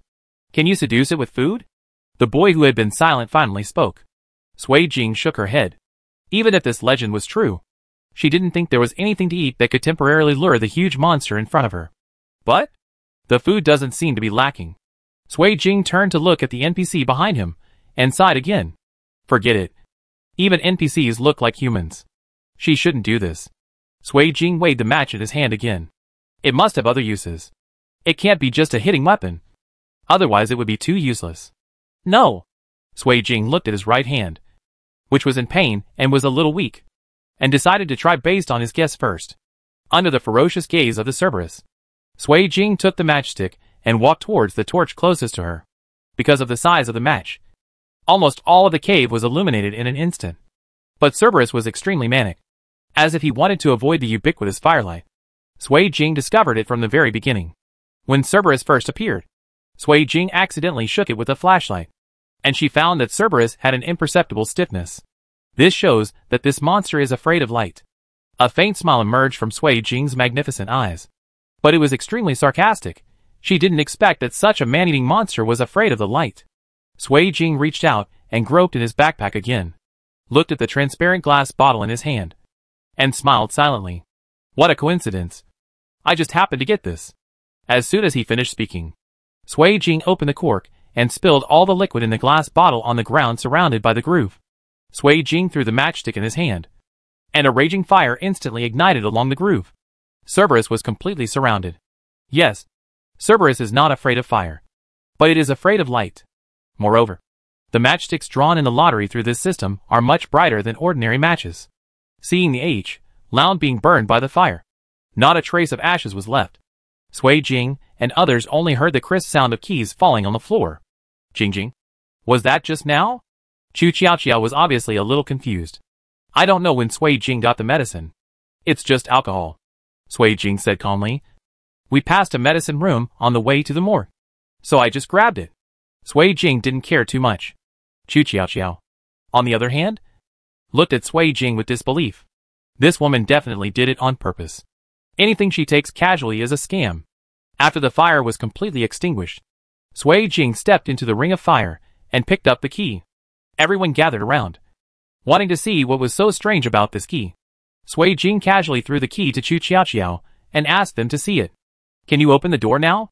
Chu Qiaoqiao said happily, holding the key. Yes. Torres grabbed the key and ran towards the door with Judah's name engraved on it. Wait. Sui Jing stopped Torres the moment he inserted the key into the keyhole. What's wrong? Torres was a little confused. Isn't success just around the corner? That's wrong. Sui Jing squatted down and looked at the strange patterns on the floor under his feet. That door is wrong. Chu Qiaoqiao and Bai Yuxing came to Sui Jing's side and squatted down as well. Indeed, there seems to be something wrong with this floor, Bai Yuxing said seriously. Sui Jing took out the flashlight and saw that the fire had only burned half of the groove, which was in a semicircular shape. There are 2 linear grooves on both sides of the bottom. The entire floor was in a dark state because it had been burned by the fire. But if you look closely at the combination, it does look like a door. The patterns on the floor are very complex and magnificent. Sui Jing saw it. This is the statue of Jesus. Sui Jing touched the eyes of the statue with his slender fingers, and there was dust on his fingers. This is the right door. What? Torres and the young boy exclaimed. Obviously they did not expect this. From the beginning, we thought wrong. Sui Jing stood up and took out the dagger from his waist. When we saw the 12 doors, we subconsciously felt that Judah would be the right choice. And the Lound was guarding the door. There is no chance to observe other places, so I will only focus on the 12 doors behind me. But when you see the door on the floor, you'll know that it might be the real answer. Sui Jing unsheathed the sword and made a shallow gesture on his wrist. But in the Last Supper, the person who died was Jesus himself. The door to death is also the door to life. Sui Jing grunted, and saw that she had already made a slender cut on her wrist with the dagger in her hand. Jing. Chu Qiao and Bai Yuxing exclaimed. Sui Jing's movements were so fast that they didn't realize when Sui Jing moved his hands. Even Torres and the boy were stunned. Madman. He must be a madman. It doesn't matter. Sui Jing wiped the dagger clean and put it back on his waist. It's just poison. Underneath that calm appearance is a crazy heart.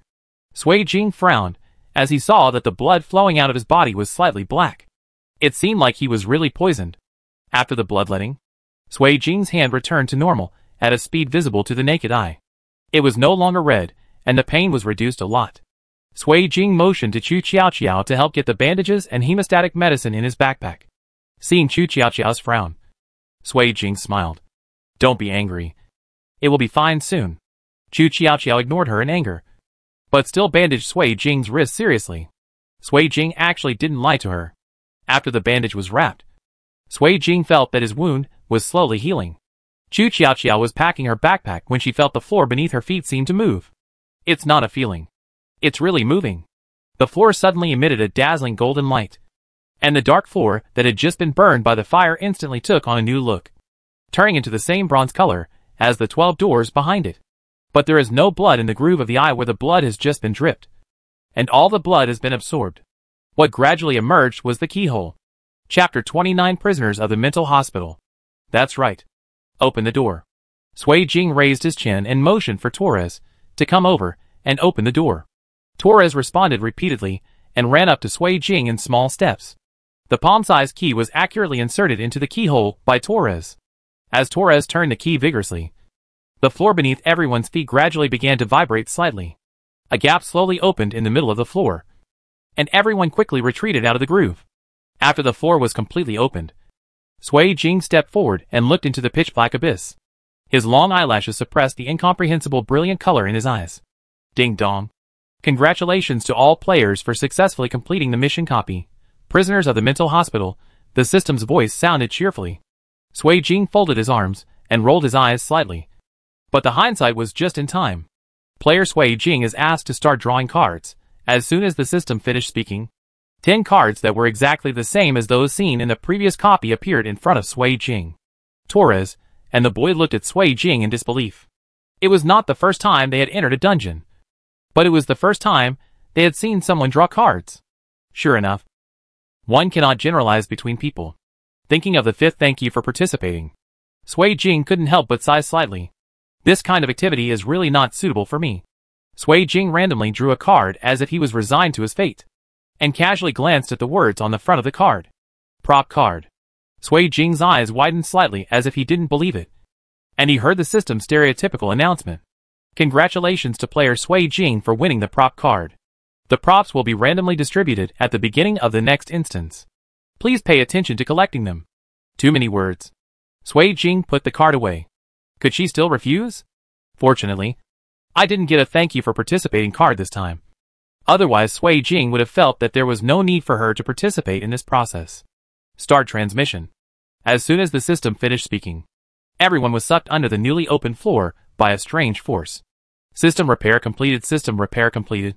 Before Sui Jing could figure out what had been repaired, he fainted again and fell unconscious. What she was thinking about before she fainted was that the silent system had left her backpack behind. In a huge mental hospital. We are all patients. Addicted to our own hallucinations and unable to extricate ourselves. We are unable to stop the constant surge of emotions in our hearts and cannot get rid of the desperate suffocation.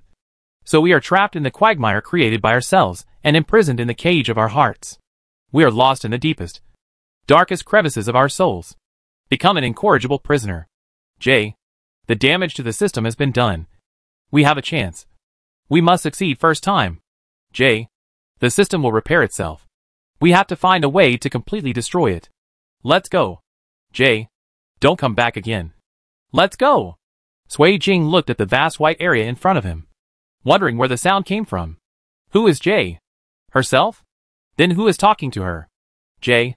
Who? Who are you? Sui Jing looked at the white snow in front of him and wanted to know who was speaking. J. Wake up. Sui Jing suddenly opened her eyes. She was sleeping on a hotel-like bed. She could see the high-rise buildings outside through the window. But Sui Jing could clearly feel that this was not the real world. She didn't know how she knew it. Maybe it was just an unexplained intuition. And she seemed to have had a dream just now. She seemed to have forgotten something. But she couldn't remember it anyway. I don't know how my father and the others are doing. Are they okay? Will you worry about her? Are Chu Xiao Xiao and the others okay? Nothing is known. Sui Jing rolled over and got out of bed. Before she fainted, she seemed to hear the system saying that the repair was completed. She had to go out and investigate the situation first. Sui Jing walked out of the room and came to a place similar to the front desk of a hotel. He saw a lady with short hair standing there, holding a toothpick in her mouth. And she looked quite chic. There were not too many people in the hotel at this time. The lady saw Sui Jing at a glance and said, "Hey, you're finally awake." It was an ordinary greeting. Sui Jing looked at her warm smile, but felt a little familiar inexplicably. "Take a seat." The lady came out from behind the counter and led Sui Jing to the waiting area aside. "My name is Chi Yun. You can ask whatever you want." She first poured a glass of water for Sui Jing and then said, "Then I'll tell you straight." Sui Jing straightened his posture. "Where is this? When I passed out, I heard something about system repair being completed. What was that?" To make a long story short, Chi Yun held a water cup in one hand and played with it. In fact, the system has existed a long time ago. In the beginning, only young people with extremely high physical fitness and good brains entered the dungeon. It can be regarded as a screening mechanism. And that the dungeon was different then. And the people inside couldn't get out on their own. Later, Chi Yun frowned and didn't say any more. Sui Jing keenly observed that something seemed to flash on her wrist just now. But she quickly covered it with her other hand. But even if she didn't say it out loud, Sui Jing had already understood that there were all the old, weak, sick and disabled in the dungeon. So it was no longer a screening mechanism. I'm afraid whoever I drag in will be unlucky. In short, most of the system repairs have been completed now. And it is almost the same as the original. Except that the player base is very different from the original. It is even more strict than the original period. At the beginning, players could only go out unless they collected 5 attribute cards to exchange for a wish fulfillment card, which was too difficult. But now that the repairs are complete, a pass will be added. With it, you should be able to go out directly. But some people may not want to go out even if they have a pass. Chi Yun looked at Sui Jing with a smile. After all, you can get many things in the dungeon that you can't get in the real world. These words are exactly the same as what Su Xuan said. I understand. Thank you. Sui Jing asked again. Then where is this place? Who are you? It's barely a resting place. A bit like the kind of service area you see on the highway. It's just that the form may be different. A good metaphor. But there are many resting places. There are 9 resting places in China alone. And the forms are not all the same. It has something to do with luck. It can be anywhere. There are also resting places in the barren mountains and ridges. Chi Yun said. Sui Jing's lips twitched slightly. Things like luck probably didn't have much to do with her. As for me, maybe I'm a game maintainer. Hey! It's not the kind of maintenance you think of. Chi Yun explained. But I can't say much else. I should have been in the first generation system when it was built. Other staff in the rest area include some who have been there a long time ago. And some who have been promoted recently. But they are all older than you players. Okay. I get it. No wonder he is so familiar with these mechanisms. Oh, by the way, this is your ID. Now that the system has been repaired, The dungeon has been reformed into a points system. In each round of the dungeon, the system will determine the level and issue points based on the player's performance. The points will be displayed on the ID enter. Qian handed Sui Jing the ID card.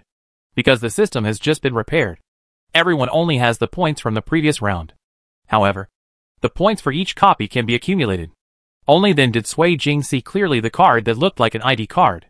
There is Sui Jing's photo in the left column on the card, and his name and dungeon clearance rating in the right column. Sui Jing is Class A. The bottom column is the points issued by the system. 18 points. Points are somewhat equivalent to currency in the real world. For example, you can now go to a supermarket outside to exchange for goods, Qian said. But most people don't waste too much. After all, points are not easy to earn. Oh, by the way, there will be a 3-day rest period after each copy. You can use it to rest and prepare. Sui Jing turned to look at Qian, and a hint of warmth flashed through his usually indifferent eyes. Thank you. After saying that, he walked towards the door. Qian looked at Sui Jing's walking back, with a hint of long-lasting nostalgia in her eyes. Jay, you're still back. Good luck. Sui Jing stood at the door of the hotel, opposite the supermarket Qian mentioned. There weren't many people inside, but there were quite a few. Sui Jing looked at the banner on the supermarket door again, Sunday sale. 15% off everything. No wonder it's quite lively.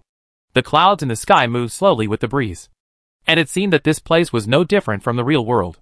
But it lacks the unique vitality of the real world.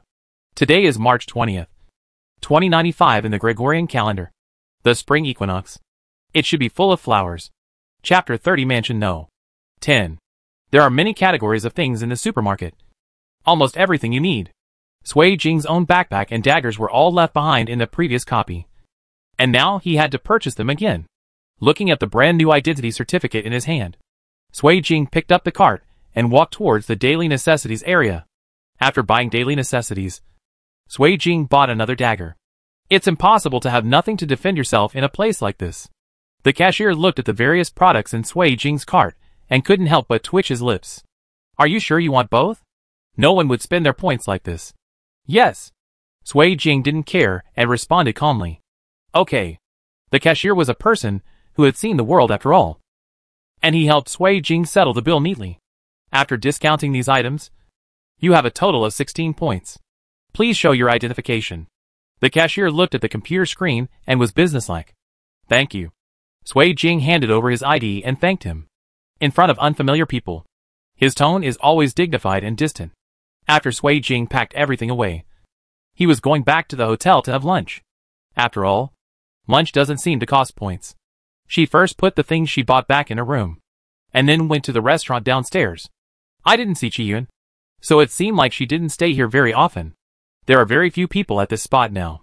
Sui Jing only saw 5 people in the restaurant. Judging from their behavior, they should be players like her. Hello. Those people saw Sui Jing from a distance and greeted him warmly. After Sui Jing approached, he responded to them politely. By the way, I observed the people in front of me. Likewise, there are men and women. But fortunately, there are no children or elderly people who are crazy. But these people seem to have known each other before. Whether they have met in the previous dungeons, or they know each other in the real world, they are not strangers. I heard that the system has been reformed, and now I can't get out at all. A younger girl in a white dress said sadly. It's nothing. After all, as long as you can survive inside, you can get anything. It can also be regarded as an opportunity. Sui Jing just ordered a meal from the restaurant window and was about to sit down. Hearing this, he couldn't help but look at the man who spoke. This man is a veteran, even more familiar with the system than Sui Jing. After all, Sui Jing only learned about many things after hearing Su Xuan and Qi Yun's explanations.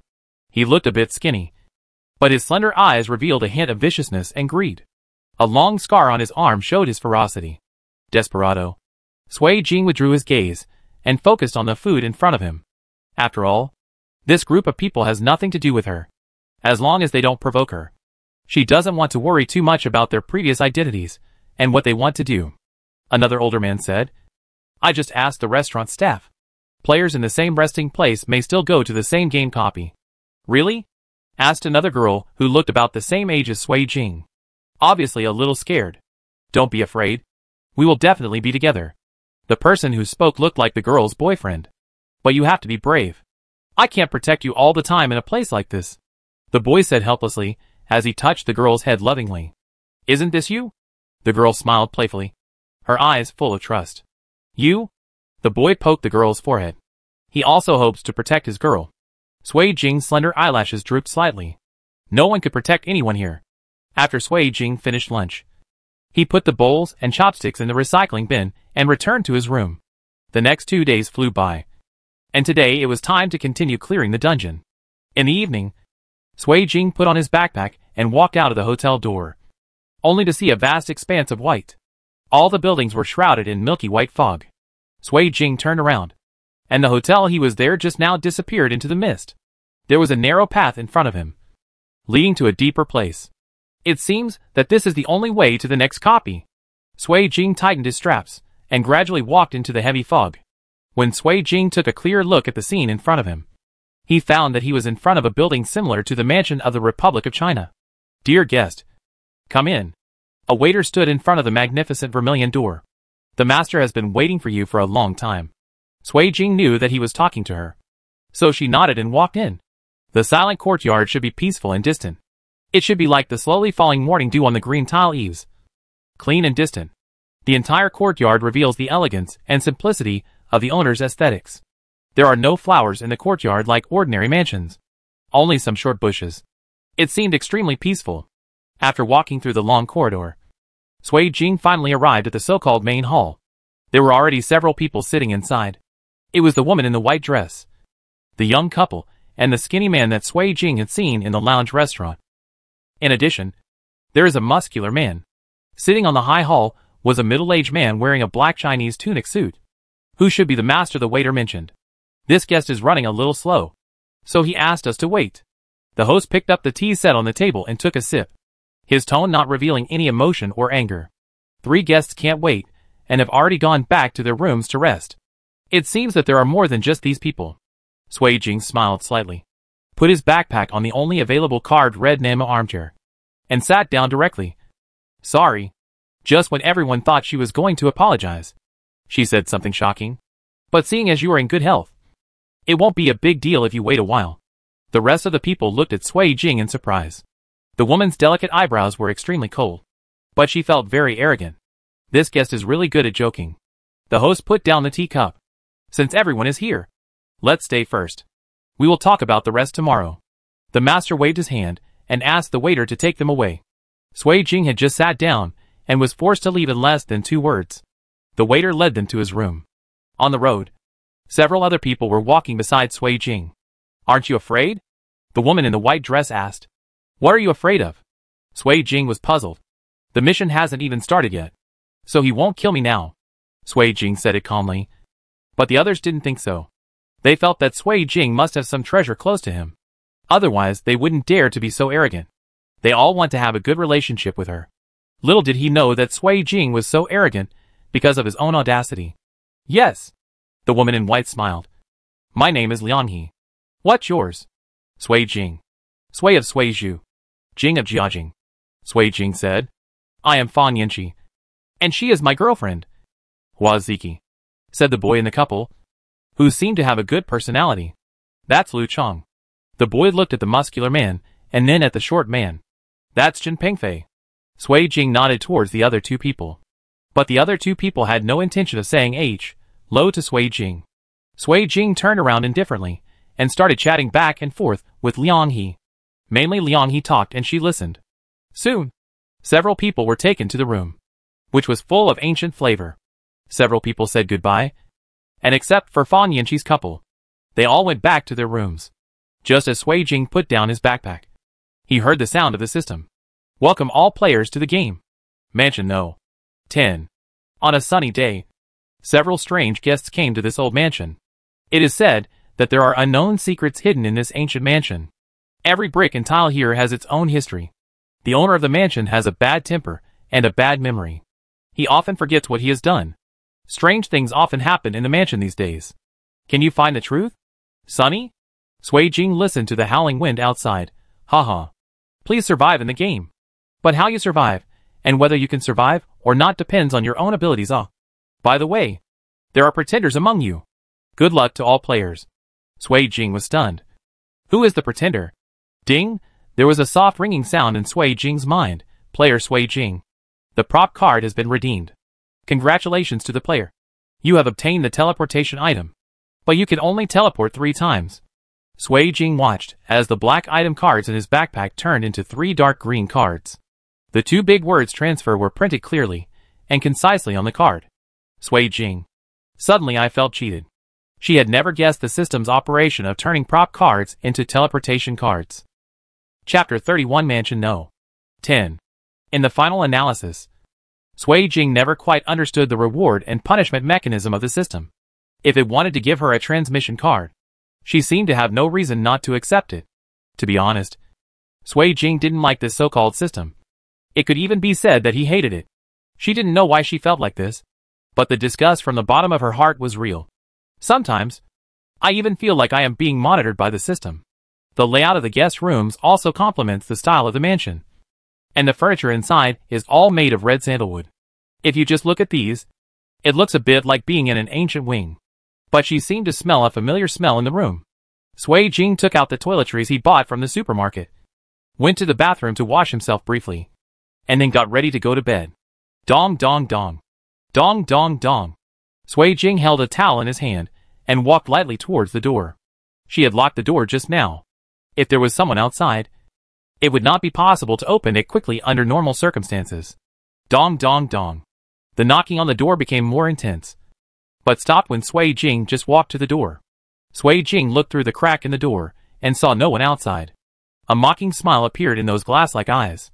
It seemed like something was trying to scare her and lure her into opening the door. Sui Jing turned around, put the towel on the shelf by the door, and went to bed. A strong wind blew outside the house, with gusts of wind roaring like a tiger, and the dust was flying. In some places, you can still hear dead leaves dancing in the wind, like shooting stars in the carefree sky. Darkness enveloped the earth, and it was impossible to see where the sun was or where the blue sky was. The ground is full of dead branches and leaves.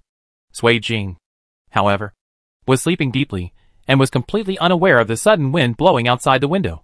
Dong dong. Guest, it's time to get up. Sui Jing heard the waiter calling the door and replied, I know. She first changed into a milky white sweatshirt and a pair of off-white loose suit pants. It's not that she wants to wear this. It's just that there aren't many clothes in the supermarket that match her aesthetic. She then tied up her silky, slightly curly shoulder-length hair with a rubber band. Her height of over 1.7 meters made her whole body look neat and delicate. After washing up, Sui Jing opened the door and saw the waiter still waiting at her door. He said he was going to lead her to the restaurant to avoid getting lost. Sui Jing thanked him and followed the waiter's footsteps. She really couldn't find the direction. After arriving at the restaurant, Sui Jing saw that everyone was already seated. The owner of the mansion sat in the main seat, and everyone else sat casually, but everyone had numbers on the table in front of him. Sui Jing looked at the remaining 9 and sat down without saying a word. Sui Jing finally saw the 3 people he missed yesterday. 2 women and 1 man. One of the boys had yellow hair that looked like malnutrition, and he looked a bit like a delinquent boy. As for the girls, they were twins. Sui Jing couldn't tell them clearly, so he glanced at them briefly and turned his head. The boy with yellow hair is number 7, and the twin sisters are number 2 and 3 respectively. Fang Yanqi is number 4, and Hua Ziki is number 5. Liang He, Lu Chong, and Chen Pingfei are no. 1, no. 6 and no. 8 respectively. Now that all the guests are here, let me explain the rules of my mansion. The host cleared his throat. Please don't question what I say. I have a very good memory, and will not forget important things casually. Don't make me angry. I have a good temper. But once I get angry, the consequences will be serious, the master said, looking directly at Sui Jing. Sui Jing took a spoonful of the porridge in front of her, as if she hadn't seen it. She finally saw something edible in the dungeon. When Liang He saw Sui Jing patronizing breakfast, he coughed lightly. Sui Jing. Sui Jing then raised his head and looked at the owner of the mansion. There was clearly disbelief in Qingjuan's eyes, but she still said, I know. He. The host laughed happily. In that case, let's play a game. I've been alone here for a long time. Now it's hard for so many people to come here at once. So just come and have some fun with me. Can we play a new game every day? No one else dared to speak or refuse. Only Sui Jing wiped his mouth after finishing a small cup of rice porridge, and looked at him with a hint of amusement in his eyes. Okay. The owner of the mansion was obviously stunned, but then returned to normal. It's great there. Such an obedient guest. Then let's start today's game first. I have hidden 10 cards throughout the main building of the mansion, and the person who finds the card must complete the task above. Unless the holder has completed the task and kept it until the deadline, the card will not be effective. Sui Jing's eyelashes trembled slightly. What he said meant that if a person found the card but couldn't complete the task above, he could steal someone else's, no matter life or death. Oh! The host pretended to just remember. The deadline is before 3 in the afternoon. Guests who have not finished. A sinister smile appeared on the corner of his mouth, but it was not obvious. Then you are not an obedient guest. After saying this, the owner of the mansion left, led by the waiter. Everyone was left looking at each other in shock. Seeing this, Sui Jing smoothed out the wrinkles on his clothes. Then I'll go find Ka first. After that, he raised his legs and left. She had no idea about the 3 people she didn't know. She has also experienced several copies. The system always likes to talk about obedience, which makes people feel very uncomfortable. All falsehoods will be exposed, and all pretenses will eventually be seen through. Everyone saw Liang He leaving immediately when he saw Sui Jing, and quickly chased after him. Can I follow you? The young girl with cold eyebrows didn't make any big move. She just tapped her chin to express her agreement with Liang He's proposal. The two went upstairs together. The remaining people were also afraid of the so-called punishment mentioned by the owner of the mansion, so they all dispersed like birds and beasts. Sui Jing and Liang He went to the kitchen first. This kind of task without specific instructions could only try their luck first. Hey, I found it. Liang He pointed to the top of the cabinet. There were indeed cards on the top of the cabinet, and there were more than one. But I can't get it. Sui Jing stepped forward. She was taller and could just take down the card by straightening her arms. She looked at the 2 cards in her hand. Perhaps because it was the first round of the game. The cards were not that difficult to find. Which one do you want? Sui Jing turned the card over. She never cared about it at this time. Liang He looked at 2 cards. One was that he went to the library to find the pure English version of 100 Years of Solitude and wrote a 200-word pure English review of each chapter. The other one is going to the dessert room to make a small cake for each person. Liang He was a little embarrassed. Although my English is not bad, I get sleepy when reading literary books. Why don't I just make a cake? After saying that, she looked at Sui Jing with a shy smile. Sui Jing didn't mind and handed the card to her. Then I'll go to the library first.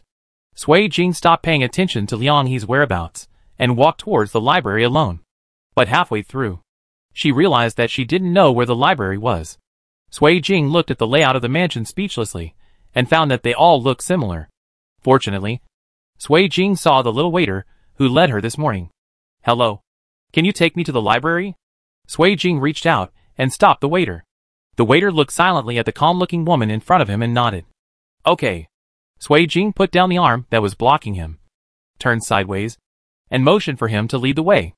The little waiter had no choice but to reluctantly lead Sui Jing towards the library. Sui Jing looked at the spacious room in front of him that was filled with collections of books, almost from all over the world. Thank you. After saying that, Sui Jing quickly closed the door to isolate the waiter. Waiter. Sui Jing walked around casually and finally stopped next to the literature bookshelf. Each book is numbered in alphabetical order, and each set of bookshelves has a total of 6 rows. So literature alone occupies 3 sets of bookshelves. Sui Jing searched in area B of the first set of bookshelves. She was lucky enough to find the complete English version of 100 Years of Solitude in the middle. Sighing, Sui Jing found a place to sit down in the library pavilion. She had received multilingual education since she was a child, and her English was pretty good. There was nothing important to do for the time being, so she opened the book and started browsing at will. She had read the Chinese version of this book before, so she could remember most of the plot. Now she just skimmed it briefly to prevent herself from standing out too much. She had plenty of time, so she casually took a piece of manuscript paper from the table, dipped a quill in ink, and slowly wrote on the manuscript paper. Chapter 32 Mansion No. 10. Jiuanxio's font flows smoothly under the tip of the feather pen. It is Sui Jing's favorite Italian italic, because he writes with ink. Sui Jing puts it aside to dry after each piece of writing to prevent the ink from sticking to the paper. 3 hours later, Sui Jing stopped writing. put the quill back into the ink bottle, looked at the 20 sheets of manuscript paper written in English in his hand, and rubbed his sore wrist. Sui Jing stood up and stretched his muscles. After confirming that all the papers were dry, he sandwiched them in the book and prepared to go out. Sui Jing's hearing was not bad. For example, at this moment, she heard someone opening the door of the library. At this time, everyone should be completing their tasks. Who will come to this place? Sui Jing held a book between his arms and walked toward the aisle between the bookshelves. Didn't make any noise. Although Sui Jing could not see clearly who came in from behind the bookshelf. She heard footsteps that seemed to be heading towards the seat where she had just been. The seat chosen by Sui Jing cannot be seen directly as soon as he enters the door. He needs to walk around a corner, taking advantage of the man's progress. Sui Jing took the book and quietly walked out of the room. The man touched the seat and felt that there was still a trace of residual warmth on it. Smiling silently, "You are really cautious." After Sui Jing came out, he walked quickly towards the restaurant, his leather shoes making a regular clicking sound on the floor. The restaurant is different from the library. It is located in the main building, and everyone will most likely be there after completing their tasks. At that time, she will know who entered the library. Even if you don't know exactly, you can still lock the range. Sui Jing. Before entering the main building, Sui Jing met Fan Yanqi at the door. "Have you completed your mission?" Sui Jing nodded. "It's not difficult. I'm done too," Fan Yanqi said with a smile. "Hey, have you seen Ziki? She just said she was going out." Sui Jing shook his head. "I didn't see you. Are you not together?" "We were originally together, but her mission was to get a can of water from the well in the mansion to water the green plants in the attic. So she went out to find the well. The missions in the first round are not intended to be bloody. The cards are easy to find. From now on, the missions are not too difficult. Well, the well should be over there." Sui Jing pointed in a direction. She did see a well there, but she didn't see Huaziki. "I don't know if she is lost. After all, the mansion is quite big. Okay, I'll go look for it. You go in first." After saying that, Fan Yanqi ran in the direction Sui Jing pointed. Sui Jing opened the door and walked towards the restaurant. As soon as she arrived at the restaurant, she saw Liang He placing the prepared cakes on everyone's seats in turn. "Sui Jing, you're back." Liang He saw Sui Jing and said with a smile, "Well, are you done?" Sui Jing looked at the 9 cakes on the table and asked, "Yeah. What's the problem? Is there one missing?" Sui Jing pointed to the location of the owner of the mansion. Liang He was stunned. Indeed, the card said to make a cake for everyone. Naturally, the owner of the mansion was also included. But she automatically ignored this. "I'll be there right away." Seeing that time was running out, Liang He hurried to the kitchen again. But it was different from what Sui Jing thought. There were not many people in the main building. Also, the tasks on the cards are all kinds of weird, and people can do them anywhere. After a while, Sui Jing waited for Liang He to finish the last cake. "No, someone's dead over there."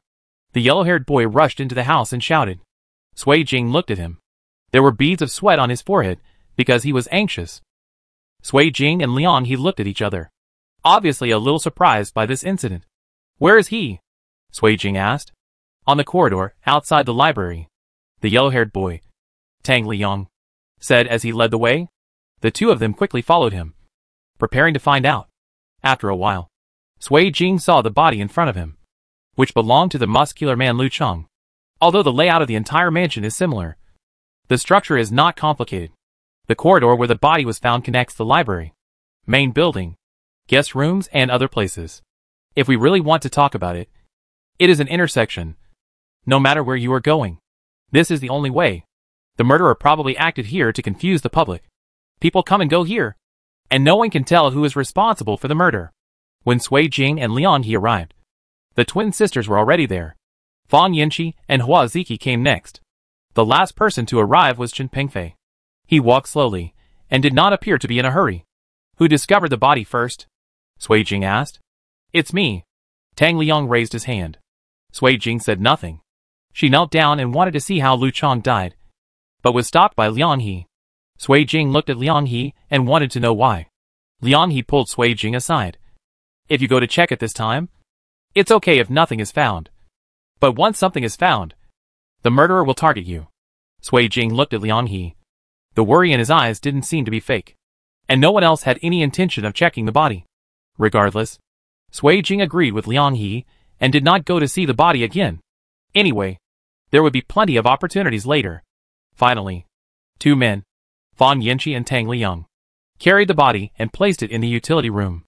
After this sudden accident, everyone felt somewhat uneasy. Since the task time was approaching, everyone returned to the restaurant along the original route. Sui Jing, who do you think the murderer will be? Liang He asked. What do you think? Sui Jing decided to listen to Liang He's thoughts first. I think it's Chen Pengfei. Liang He lowered his voice. He came the last, which means that after killing someone, he left deliberately and was the last one to arrive at the scene in order to clear his suspicions. I don't think so, Sui Jing denied. If it were him, he wouldn't have thought of this. It's too obvious. I prefer that the murderer was neither the first to find the body nor the last to find the body. This way he can be confused among the crowd and not easily discovered. You mean? Liang He looked at the twin sisters with his eyes. Sui Jing shook his head. Now we don't have any evidence, so we can't jump to conclusions. Hearing what Sui Jing said, Liang He nodded. Indeed, one cannot speculate casually. Evidence is the most intuitive thing. As everyone sat down in their seats, the 3 o'clock bell rang exactly. Everyone looked towards the door and saw the owner of the mansion slowly walking from the door. The more I looked at him, the more I felt that he had an inexplicable aura about him, which was eerie and chilly. The owner of the mansion casually glanced at the empty seat No. 6, and then turned his gaze back as if he hadn't seen it. Everyone is on time. The owner of the mansion looked at the cake in front of him and smiled. It seems that everyone has completed their tasks very well. Then you have no choice but to rest today.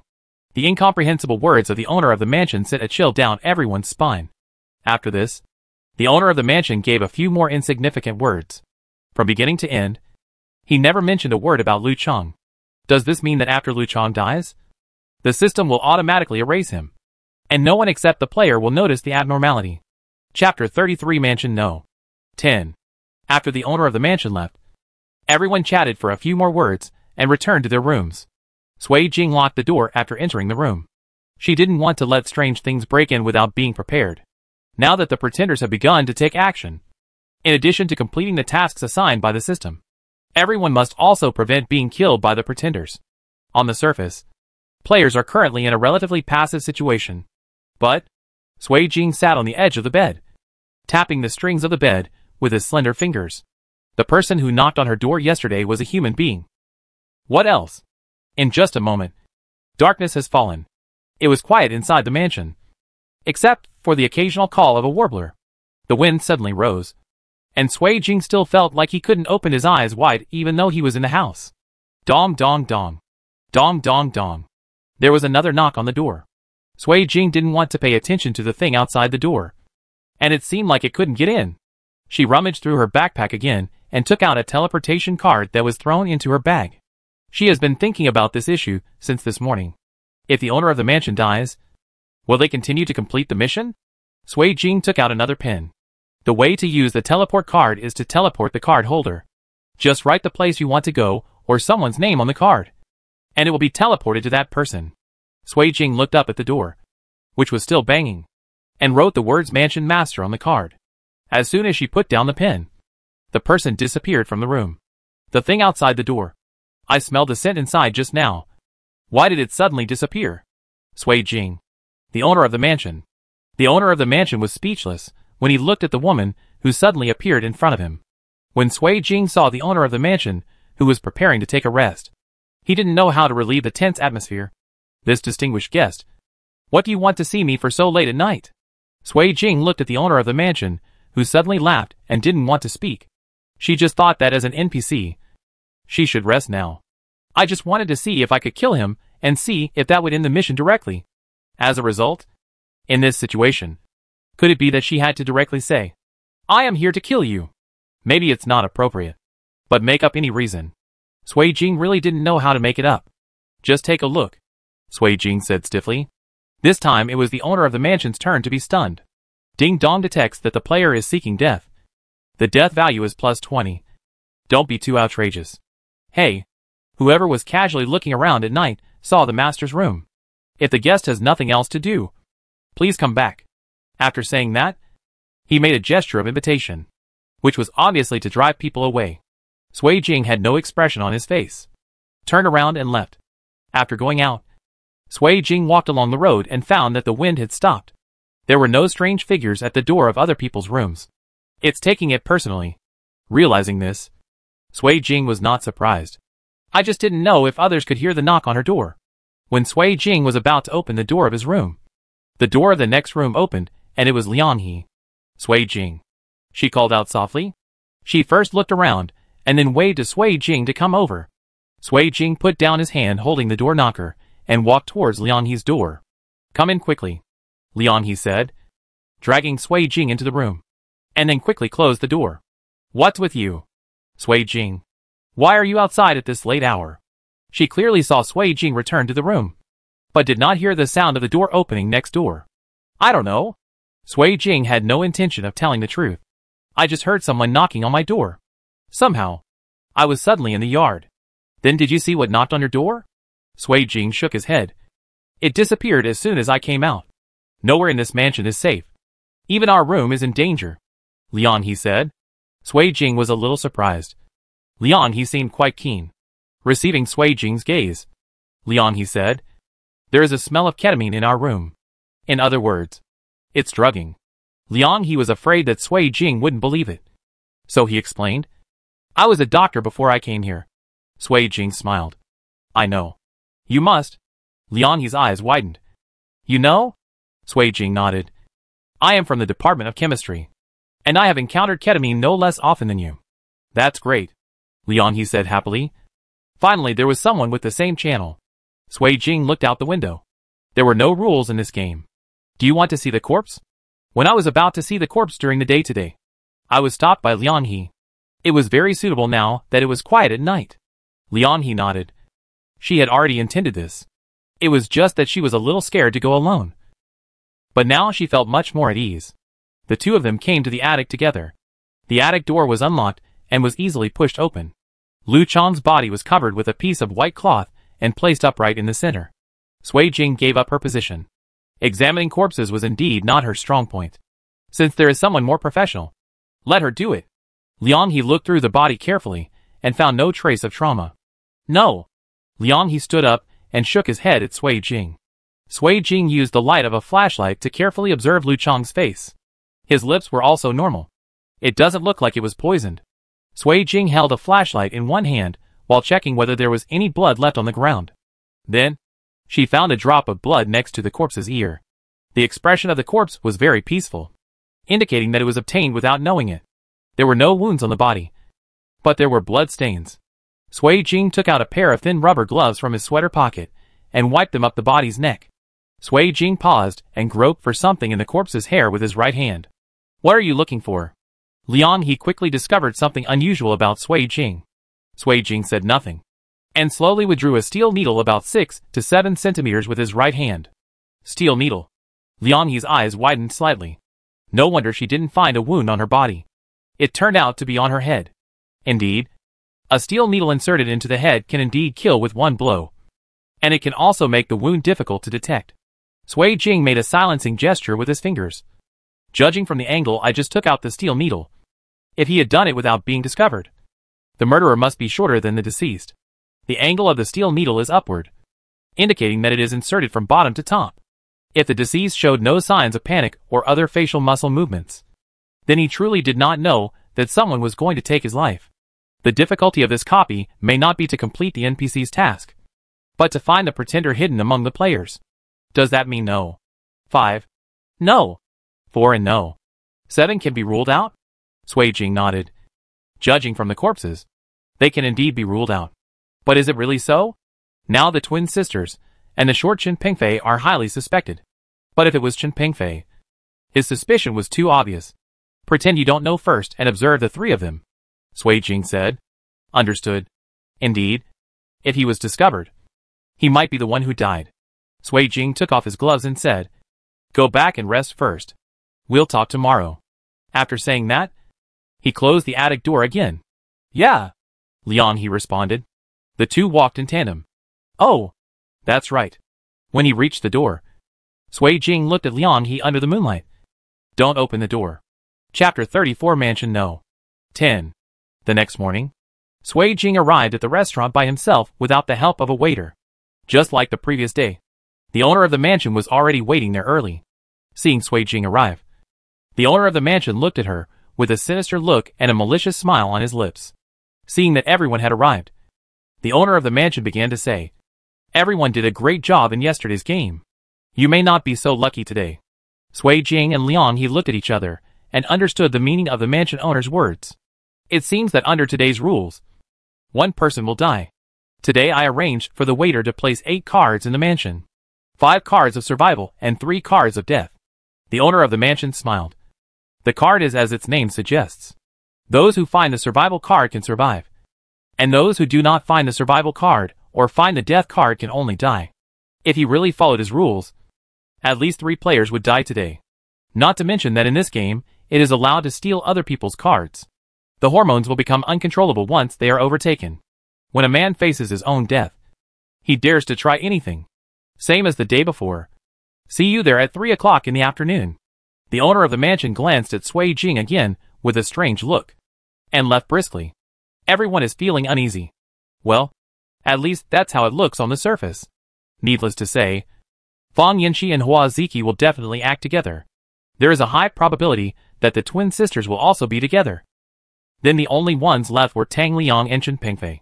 Although they are all men, if they are left alone in this situation, they may be in danger. To be honest, Sui Jing still hasn't figured out which of them is the elder sister and which is the younger sister. If the murderer is one of them, one of the twin sisters seemed to feel Sui Jing's gaze and nodded toward her. Sui Jing didn't feel guilty, nodded and looked away lightly.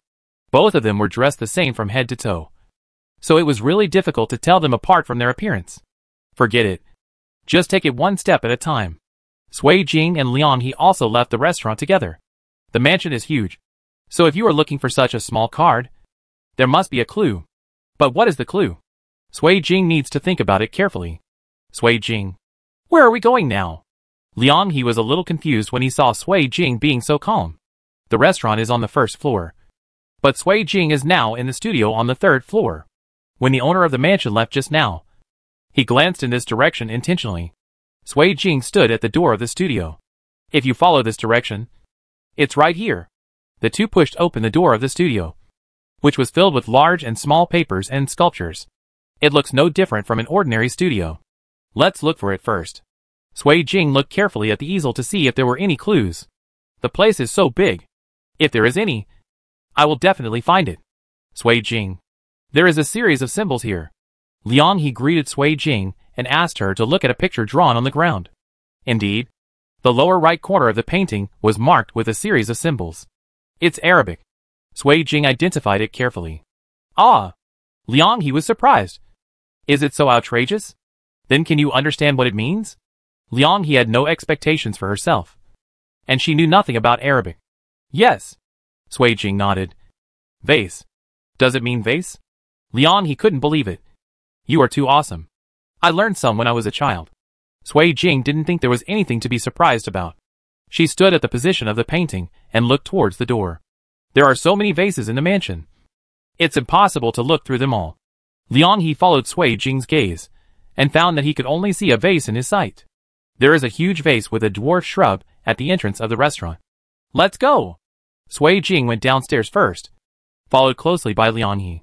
Sui Jing and Liang He worked together to move the vase away, and saw a card neatly placed at the bottom of the vase.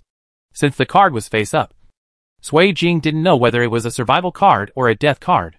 Be careful, Liang He exclaimed. Don't move. Just when Sui Jing was about to pick it up, he felt his head being pressed against something cold and tubular. It's a gun. Sui Jing's eyes trembled. There was actually someone with a gun here. Sui Jing retracted his hand, and the gunman saw that Sui Jing stopped moving. One hand was pressed against Sui Jing, and the other hand went to pick up the card. Bad luck. The man cursed and threw the card back. He ran out quickly. It's Chen Pengfei. The fact that he dared to grab the card so openly showed that he relied on his own gun. But he did not dare to use it randomly. And I don't know where he got the gun from. And it has escaped the surveillance of the system. Are you okay? Liang He helped Sui Jing up. She was indeed frightened just now. It's okay. Sui Jing shook his head and looked at the death card in his hand. Indeed, It is useless for him to take this card. After all, it is a dead end if you get it. However, he has been spying on them. She has long said that as long as it doesn't mess with her, she can ignore many things and even help her a little. Now it seems that this person has no need to help. She has always been jealous, and she will not take the initiative to attack him. But it is hard to say what will happen to him. Moreover, the system clearly stipulates that guns cannot be brought in. Where did his gun come from? Could it be that you took it from the rest area?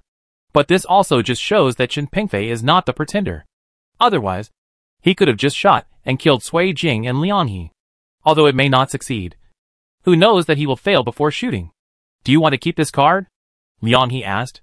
It seemed that this card was of no use. Of course. Sui Jing held the card between his 2 fingers. Wait for a while. It will be of great use. To be on the safe side, let's go see if we can find the survival card, Sui Jing said. Liang He nodded okay. After some time, the two found a survival card under the carpet at the door of the utility room on the 4th floor. Take it. Sui Jing handed the card to Liang He. What about you? Liang He looked at Sui Jing. His slender and tall figure had an aloofness that could not be ignored. But he was a very kind person. I have this. Sui Jing shook the death card in his hand. Seemingly confident, Sui Jing glanced at her watch. The time was almost up. Are you hungry? She took out a lollipop and said, Would you like some candy? Liang He didn't know where she took out a candy. His eyes twitched slightly, and he reached out and took it. Thank you. The two of them walked towards the restaurant, and several other people had already returned.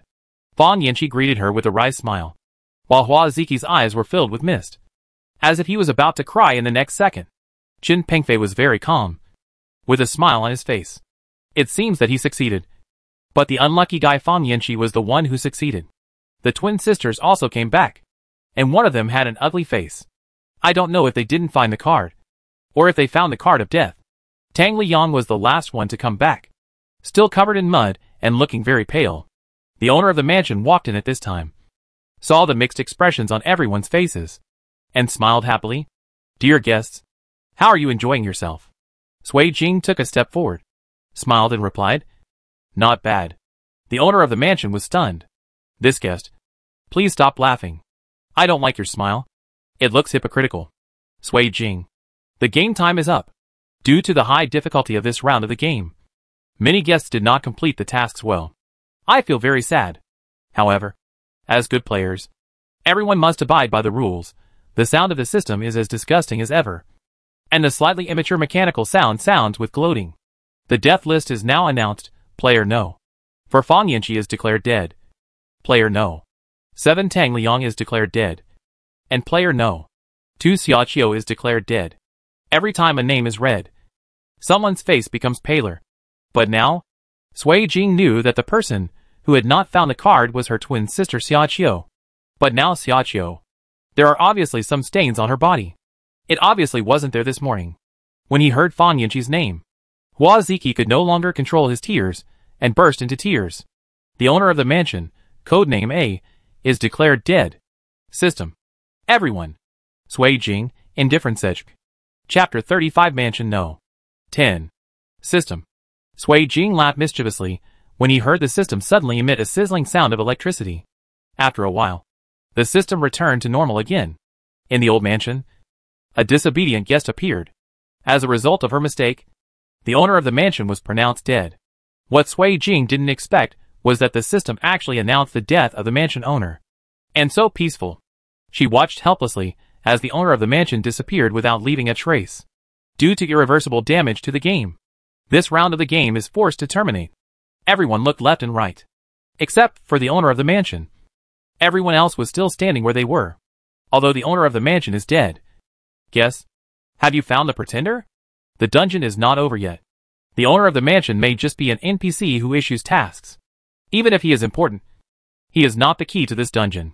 Player Sui Jing caused the death of the mansion owner and damage to the game copy. Participation in the next round of tasks is prohibited. Ask other players to continue playing. After the mechanical voice finished speaking, it stopped making any sound. Sui Jing, if you can't beat it, you'll be banned? Right? It's really yours. Even so, everyone still admired Sui Jing very much. This person was not ordinary powerful. What's more, Sui Jing actually saved their lives. Sui Jing. How did you do it? Liang he asked, also asking everyone's thoughts. It's nothing. In the game, the system's eyes are everywhere. But if you want to do something hidden from the system, it is not completely impossible. The moment he walked past me, I secretly stuffed the card into his jacket pocket. This is also the reason why Sui Jing just talked to him. Liang he curled his lips and slowly gave a thumbs up. This is a real show. Sui Jing looked at Chen Pengfei again. He seemed a little scared. Indeed, when Chen Pengfei looked at Sui Jing, who had killed the NPC without a care, his hands hidden in his pockets began to tremble. Who did he provoke? Chen Pengfei turned his head and met Sui Jing's smiling eyes. There was no smile in the eyes that looked up slightly with a smile. The glass-like pupils stared straight at him without any emotion. Sui Jing stared at it and looked away. But the cold sweat on Chen Pengfei's back couldn't stop pouring out. But it's such a pity that you can't participate in the next game. Fan Yanqi said. Leave it to fate. Sui Jing raised his head and glanced at the ceiling, as if he wanted to find something from above. Then what should we do now? One of the twin sisters asked. After calming down? This is indeed a question worth thinking about. Go back to the room. To be honest, Sui Jing was a little hungry. After all, he only drank a small cup of rice cereal this morning and didn't eat at noon. Now he was so hungry that he couldn't stand it anymore. The twins seemed to notice. Let's eat here. I just saw materials in the cabinet. Sui Jing thought for a moment. Okay, but I'm not very good at cooking. I can wash the dishes after dinner, Sui Jing said casually, not knowing whether her words were true or not. It's okay. It was Xiaoqiu who spoke. After all, you saved us. It's just a meal. Don't take it too seriously. Just wait. Yes. Yes. My sister and I both like cooking. After Xia Dong finished speaking, he winked at Sui Jing playfully and pulled his sister towards the kitchen. Although they said this, others still wanted to go in to see if there was anyone who needed help. But they were all kicked out by the sisters. So everyone had to sit in their seats and wait.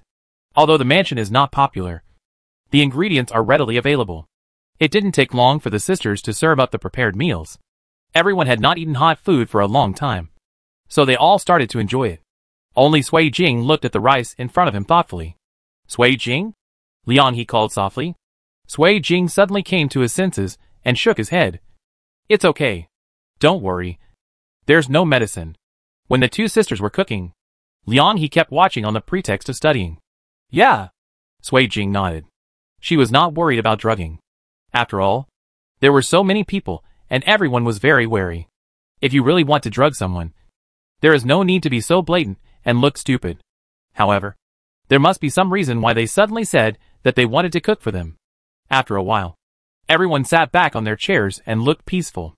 If it's not the wrong place, Sui Jing stood up and said, I'll wash the dishes. Hey, wait. Xiaoqiu stopped Sui Jing. Let's do it. Why? Sui Jing really didn't understand now. Xiaoqiu stopped talking and smiled shyly. Actually, I control it by hand. Your hands are so beautiful. If you wash the dishes, I will feel very heartbroken. Everyone else's eyes turned to Sui Jing because of Xiaoqiu's words. Those are indeed beautiful hands. Her hands were white and slender, with delicate joints, as if they were carved from a piece of beautiful jade. Faint veins appeared under the skin on the back of her hands, which were like mutton-fat jade. They seemed to be top-notch works of art. Extremely beautiful. Sui Jing raised his hand. Do you like my hand? Xiaoqiu nodded honestly, with undisguised desire in her eyes. I like it. It's very beautiful. What a coincidence. I like it very much myself. After saying that, Sui Jing put his hand back, leaving Xiaoqiu and the others stunned. There was a hint of disgust in Sui Jing's lowered eyes. The way Xiaoqiu looked at her hand just now was anything but pure appreciation. If conditions didn't allow it, she would have suspected that Xiaoqiu wanted to chop off her hand. Sui Jing turned around holding the bowl and clicked his tongue. It was really perverted. Even so, Sui Jing did not show his emotions.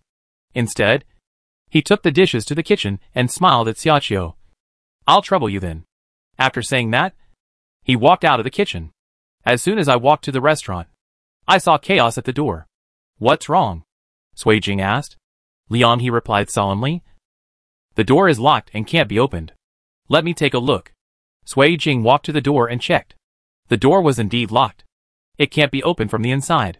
Moreover, except for this door, there is no other exit on the first floor of this mansion. Not even a window.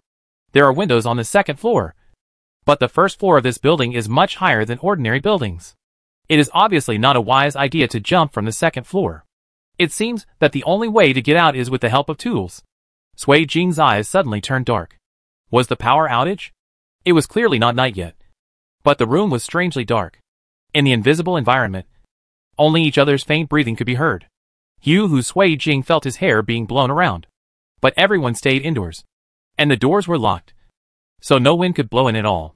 What's more, she didn't even hear the wind blowing outside. Everyone, be careful. Sui Jing was now more certain that the twin sisters had left everyone here on purpose. Yanxi? Hua Ziki seemed to be frightened and shouted. When no one responded, everyone suddenly trembled, and a wave of numbness exploded on everyone's scalp.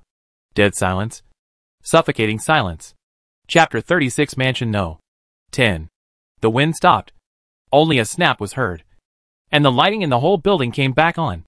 Everyone is still here, but Fan Yanxi, who was standing here just now, is gone. Everyone walked towards the door, and sure enough, the door was opened. Sui Jing is now banned from participating in the mission because he indirectly killed the system NPC. Even if the system didn't say it clearly, Sui Jing knew that this was the next task. Liang He glanced at Sui Jing. Although she was cold-tempered, she had remained silent from just now to now, which was really strange. Sui Jing, what should we do next? Sui Jing pointed to his throat and shook his head. She realized it when the light came on, and she couldn't speak. This is probably what the system says about not participating in the next mission. Feeling Liang He's uneasiness, Sui Jing smiled, as if to say it didn't matter, since Sui Jing was banned from the next round of tasks. She could not walk out of the building, like being blocked by an invisible wall of air. Go ahead. Sui Jing made a gesture to Liang He. Looking at Liang He's retreating figure, Sui Jing narrowed his eyes. She probably guessed what it was that kidnapped Fan Yanxi. After the owner of this mansion died, the servants also disappeared. There is a high probability that the person who can kidnap someone is the unknown creature that hangs out at Sui Jing's door every day. But the system was vicious enough to lock her in this building, and the monster was only targeting her at first. But now it has changed its direction. But yes, now that the owner of the mansion dies, the only ones who can cause the death of other players are the pretenders and... It's up. Sui Jing raised the corners of his mouth slightly. However, can this building really trap her? After leaving Sui Jing, Liang He thought that no matter how slim the hope was, he would still have to look for him. Although in this kind of game, once a person disappears, 99% of the time it will be a disaster. She saw Chen Pengfei along the way, hiding, and she didn't know what bad intentions he had. There are also twin sisters taking Hua Ziki with them. But Hua Ziki's condition doesn't look very good, and he always feels like he will faint from crying in the next second. But I didn't see the yellow-haired Tang Liang, and I didn't know what he was doing alone. Now that Sui Jing is not around, she doesn't know what to do next. Liang He stopped, as if she saw blood stains on the bushes on the roadside. She ran over quickly. The blood was not dry yet, and looked like it had just been shed. Moreover, there are more or less drops of blood on this series of bushes. But if you don't look carefully, it is basically difficult to find. Liang He kept walking forward following the blood stains, and unknowingly arrived at the backyard. To be honest, she wouldn't want to come to the backyard unless necessary. It looked gloomy, and not a good place. There was only one well in the backyard, and the blood stains had disappeared when he first stepped into the backyard. Liang He didn't know if Fan Yanxi was hidden here, but Liang He didn't dare to shout loudly. She was afraid of shouting something weird, so she walked around the well. Unfortunately, nothing was found. Just when Liang He was about to leave, suddenly, a gust of wind blew. She felt like she was being swept away by something. Help! Before he could shout out, Liang He felt his back collar being grabbed again. Sui Jing, is that you? It's me. Sui Jing pulled Liang He hard, and Liang He felt as if he was suffocating. I didn't know what was on the other side. Maybe I saw another person coming, and I became more excited. I grabbed Sui Jing and wanted to roll him in. Hold my hand. Sui Jing moved himself close to Liang He. After Liang He caught him, Sui Jing said, "Follow it." Immediately afterwards, both of them were taken to a dark, rocky place. Sui Jing let go of Liang He's hand and observed the surrounding environment again. This seemed to be a very dilapidated house. And they were in the corner of the house. Sui Jing. Sui Jing heard Liang He's voice, turned his head, and pulled her up. Is this still in the backyard? Liang He asked. Sui Jing nodded, and took out the lighter he had taken from the mansion from his pocket. There was a click, and a faint firelight illuminated the small surrounding space. The whole house looked very dilapidated. Like a dilapidated house that had been in disrepair and was about to collapse in the next second. But they had never seen this house in the backyard. But the mansion is so big. It's normal for there to be places they haven't been to before. Sui Jing. How did you get out? You weren't kidnapped. I have a prop card. Sui Jing didn't say clearly. When she was in the restaurant just now, she thought that although she was banned from the next round of missions, her teleportation card didn't say it couldn't be used. So she tried to write Fan Yanqi's name on it. The result was that she didn't see Fan Yanqi, but saw Liang He, who was about to be taken away by the evil wind. And since she left the building, her voice has returned to normal.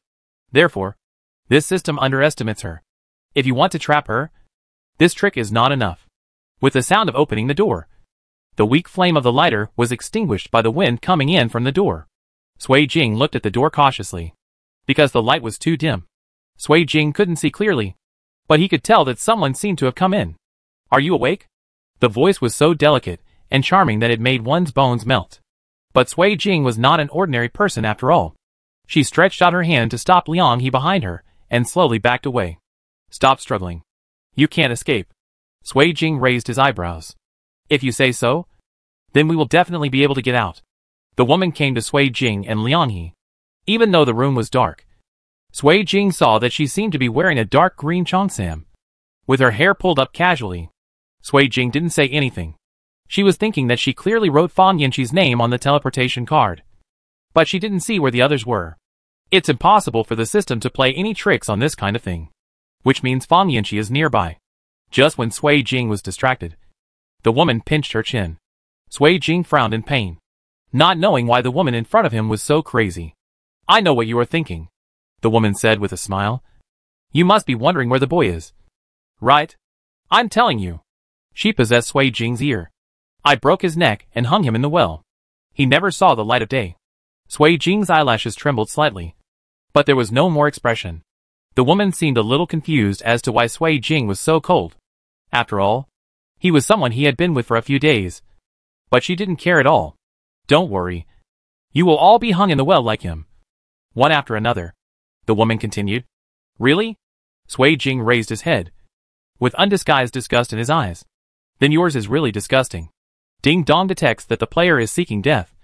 The death value is +10. Sui Jing sighed. It was too little. Although this woman didn't know whether she was a human or a ghost, she still couldn't help but get angry when someone said she was disgusting. Hee. It's disgusting. Isn't it? The woman pinched Sui Jing's chin harder, looked left and right, and inspected every inch of skin on Sui Jing's face. I like your face. I haven't changed it in a long time. It's over. Then use your skin. The woman laughed twice more. After the skin is changed, I will hang you in the well. You will be very happy. Sui Jing narrowed his eyes, and a smile appeared on his lips. Really? I think you will also like it very much. Chapter 37 Mansion No. 10. The woman glared at Sui Jing angrily, and her long nails seemed to be about to pierce Sui Jing's skin. Your skin belongs to me. The woman gritted her teeth with obvious joy, as if she could see the bloody look of the nasty woman in front of her in the next second. Sui Jing allowed the woman's sharp nails to dig into the skin of her neck. She could clearly feel blood flowing down her neck. Sui Jing took a deep breath in pain. His handsome brows furrowed slightly. Your life belongs to me. The woman looked at the pistol pressed against her with an expression of disbelief. She had never seen anyone holding something like this in the game. Isn't this a violation? The woman wanted to say something else, but Sui Jing didn't intend to give her this chance and pulled the trigger neatly. Although the system said that hot weapons cannot be brought into the dungeon, she did not bring them in after all. Sui Jing, you are so powerful. After Liang He saw that the woman was killed, he dared to step forward boldly. But your gun. He looked familiar. Chin Peng phase. Of course Sui Jing knew what Liang He wanted to say. When? Liang He was puzzled. They had been staying together just now, and Sui Jing came directly when he came to rescue her. Why did he take Chin Pengfei's gun when there was a power outage in the restaurant? Sui Jing smiled. There was a lot of wind and his gun was obviously in his pocket. I just used it. Consider it the price for holding a gun against me. Of course Sui Jing didn't say the last half of the sentence. Let's find Fan Yanqi first.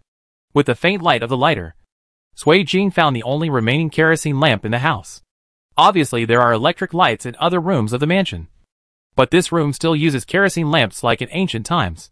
After lighting the kerosene lamp, although the room was not particularly bright, at least I could see the layout of the entire room. It looked like a room that had been vacant for a long time, with a thick layer of dust on many of the furniture. But the house is quite big. The two found the dying Fan Yanqi behind a wooden cabinet. Although he was not hung in the well, his life was hanging by a thread. He knelt down to check his condition first, frowned, looked at Sui Jing seriously, and shook his head. The meaning is obvious. There is nothing left to do. It might be possible if any of them had a healing card or something. But unfortunately, they didn't. Sui, cough cough cough. He seemed to want to say something. But after saying just one word, he kept coughing up blood. You said it. I'm listening. Sui Jing knelt down and looked at him levelly. Fan Yanqi was very aware of his situation. And his eyes, that were usually as bright as the morning sun, gradually lost their luster. Help. Me. Ahem. Protect. Z. Before he finished speaking, his whole body went limp. He used his fingers to feel his pulse and breathing. No breath. Sui Jing stood up. She saw that the boy who was still alive this morning was now dead in front of her. Even if she was not a person with too many emotions, she felt that the system was too unreasonable. No. It shouldn't be like this. A person's life or death should not be determined by an inexplicable system. Did he just want us to help him protect Waziki? Sui Jing nodded and led He out of the house. Sui Jing stood at the door. This room was indeed in the backyard, and he could see the well as soon as he walked out of the house. But there are too many bushes around, and it is a wooden house. Plus it's too far away, so it's not noticeable. It makes sense that no one noticed this room at first. Sui Jing sighed, turned around, took out the lighter from his pocket, and threw out the kerosene lamp that he had just lit in the room. She looked at the raging fire that suddenly burned in front of her, feeling a little dazed. It seems that a long time ago, she stood in the same position and set a similar fire. But she was the only one who was here at that time. Sui Jing. What's wrong?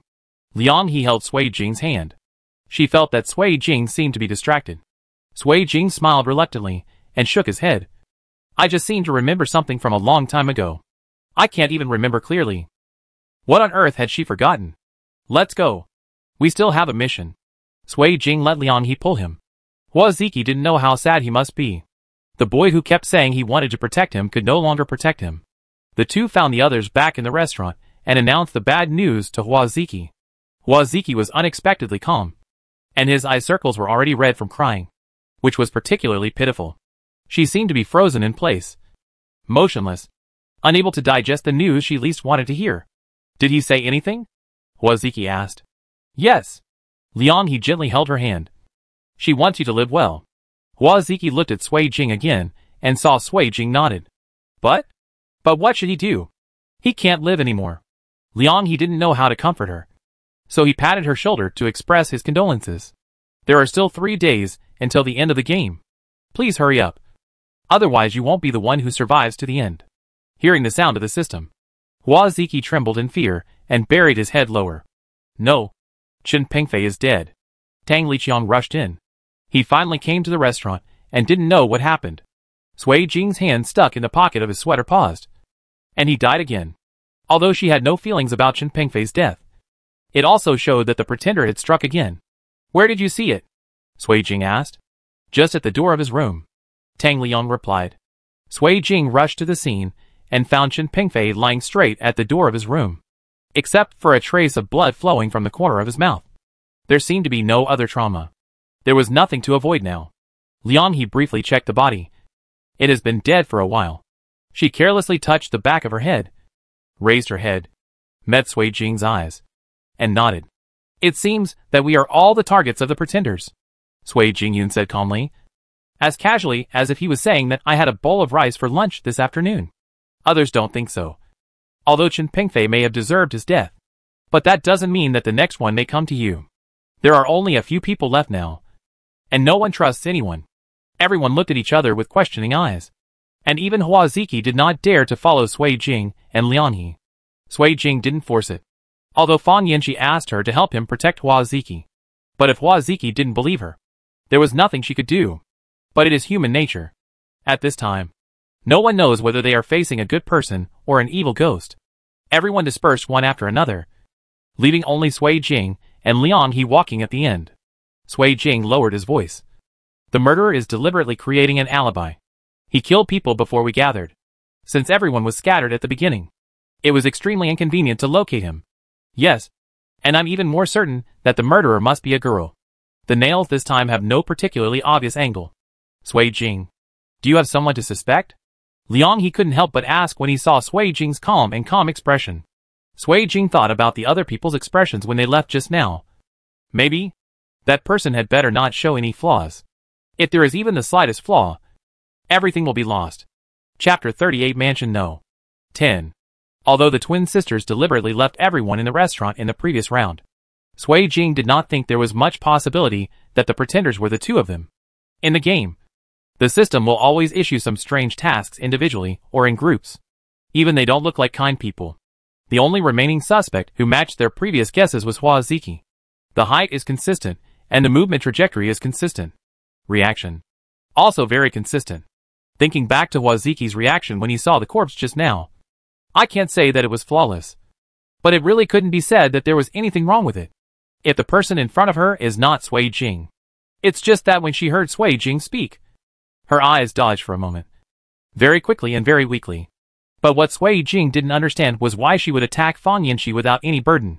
After all, that boy wanted to protect her before he died.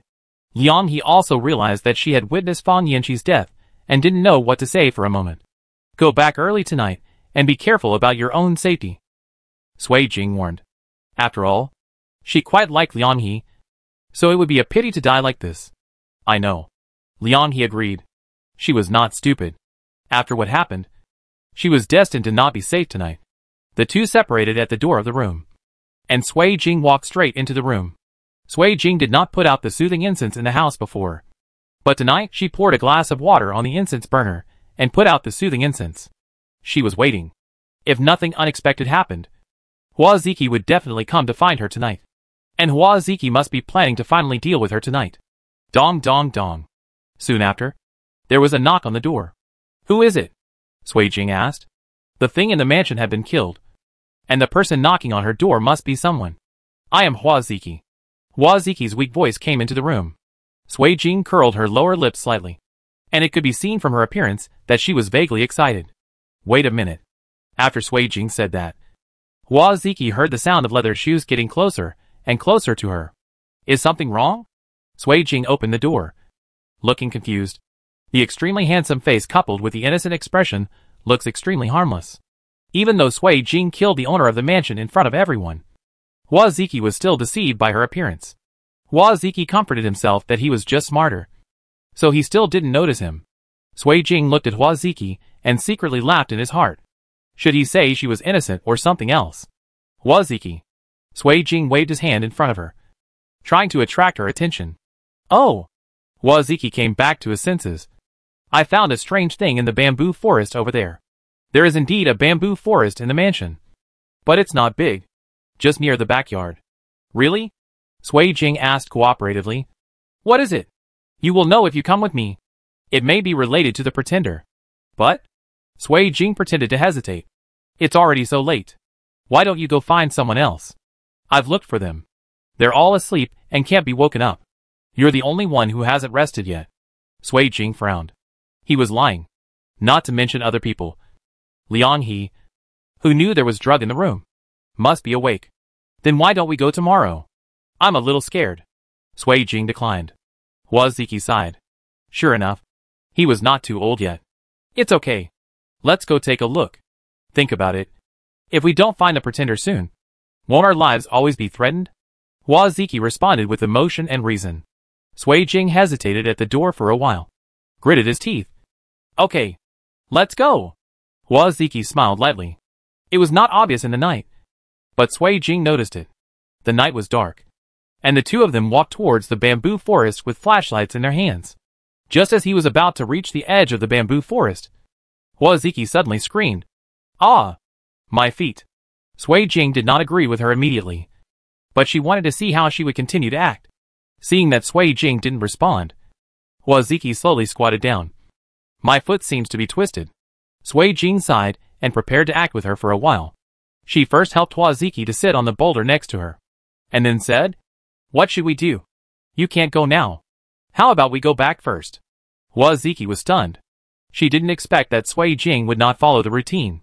At this time, shouldn't we tell her to rest here and go in and see for herself? Ah? Hua Ziki frowned.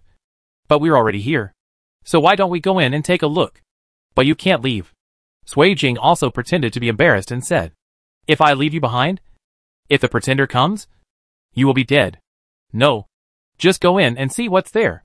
Hua Ziki seemed a little anxious, afraid that Sui Jing really wouldn't go in. Sui Jing rolled his eyes inwardly. "Of course not. You are already in front of me." Sui Jing was silent for a while. "Okay then. Just wait for me here. I'll come out as soon as I can." Sui Jing walked towards the bamboo forest. Just when Hua Ziki breathed a sigh of relief, Sui Jing suddenly turned around and smiled at Hua Ziki.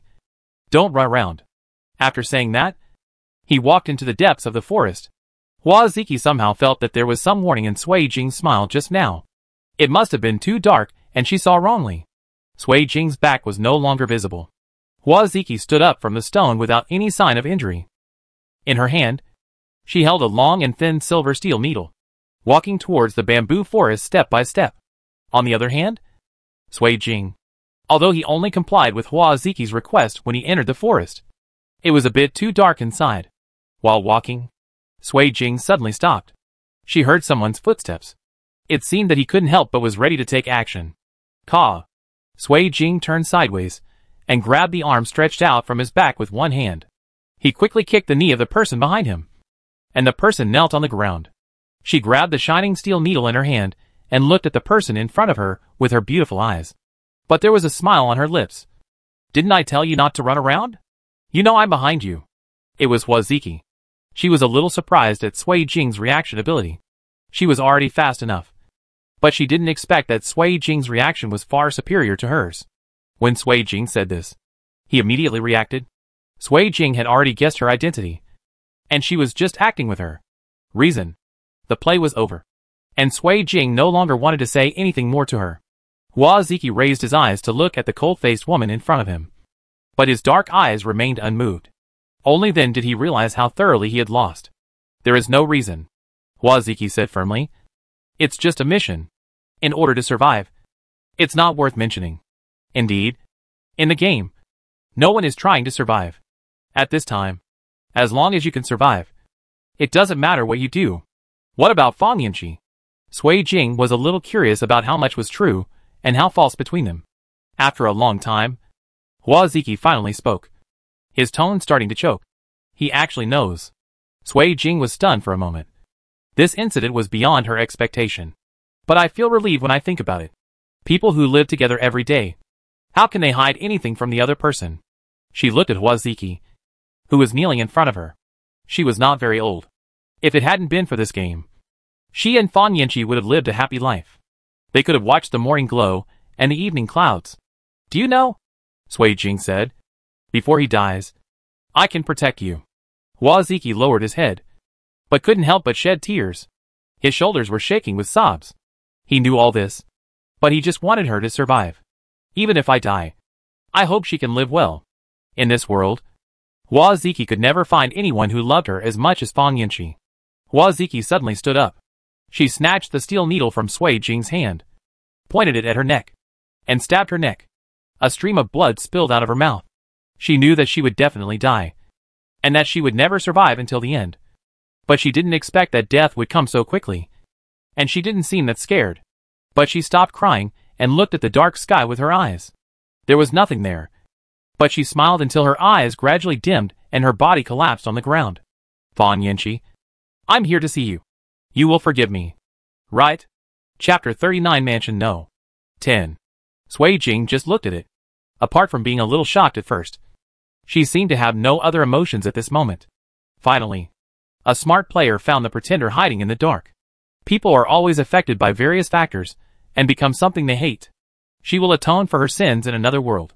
Maybe? Congratulations to the player for completing the copy of Mansion No. 10. The voice was still calm and formal. Still businesslike. In fact, the sound of the system is not unpleasant. It can even be called pleasant. It's just that its tone and content are always hard to make people happy. The remaining players woke up from their coma, and they all heard the system broadcast the news that the dungeon was cleared. Sui Jing did not stop there and wait for it to talk nonsense, but walked towards the room. It was still dark at this time, and it was an inorganic black that made people feel like they couldn't breathe. As expected, Liang He was looking for her. Sui Jing. Have we cleared the level? Sui Jing nodded. His expression hidden under the coldness actually felt a little heavy. Yes. Liang He pursed his lips. Somewhat willing to believe her? She already understood everything in her heart and just wanted to seek a definite answer. The copy is over and player scores are now being counted. Since this copy is a fixed copy, scores will be distributed uniformly. 1. The remaining players must survive before the end of the instance. 2. Successfully killed the female ghost NPC in the copy and prevented more people from dying unnaturally. 3. Successfully find and kill the pretender. Sui Jing snorted lightly. If you want to say it was a kill, Huaziki would definitely disagree. Total score of 8 points. The points have arrived. Please check carefully. After all, these points are still useful. So the survivors took out their identification cards and were overjoyed to see the 8 extra points on it. Even the look he looked at Sui Jing was filled with admiration and awe. After all, most of this depends on Sui Jing. However, the person involved did not do anything, and did not even take out his identity certificate. Start clearing the points deduction matters now. 1. Bring controlled firearms into the instance. 2. Deliberately killing mission NPCs. 3. Deliberately setting fire to the copy. Since the player carrying the gun has been declared dead, this deduction will be borne by subsequent owners of the gun. After the deduction is completed, player Sui Jing will deduct 13 points. Players are asked to abide by the rules and actively make corrections. Everyone had just scored 8 points, and now they heard the news. They were neither happy nor sad. They all froze in place with their mouths open. Sui Jing, change it.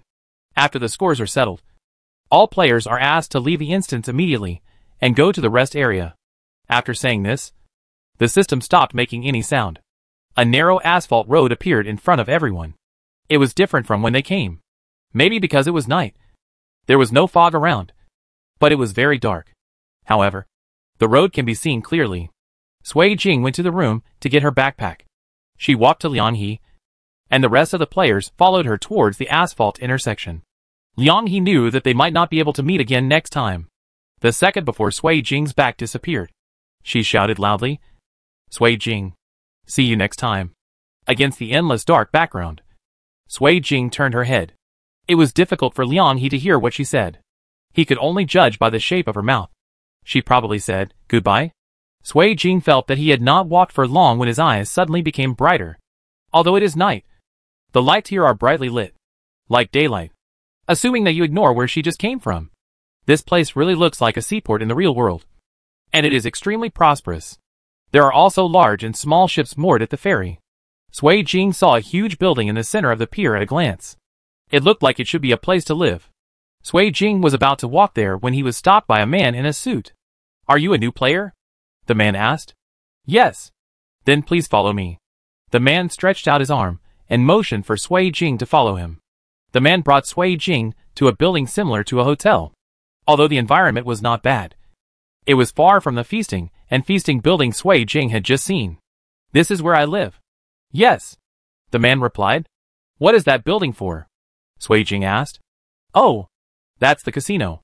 The man paused. You may know that here. The resting places are all random. And this resting place is the largest casino in the system.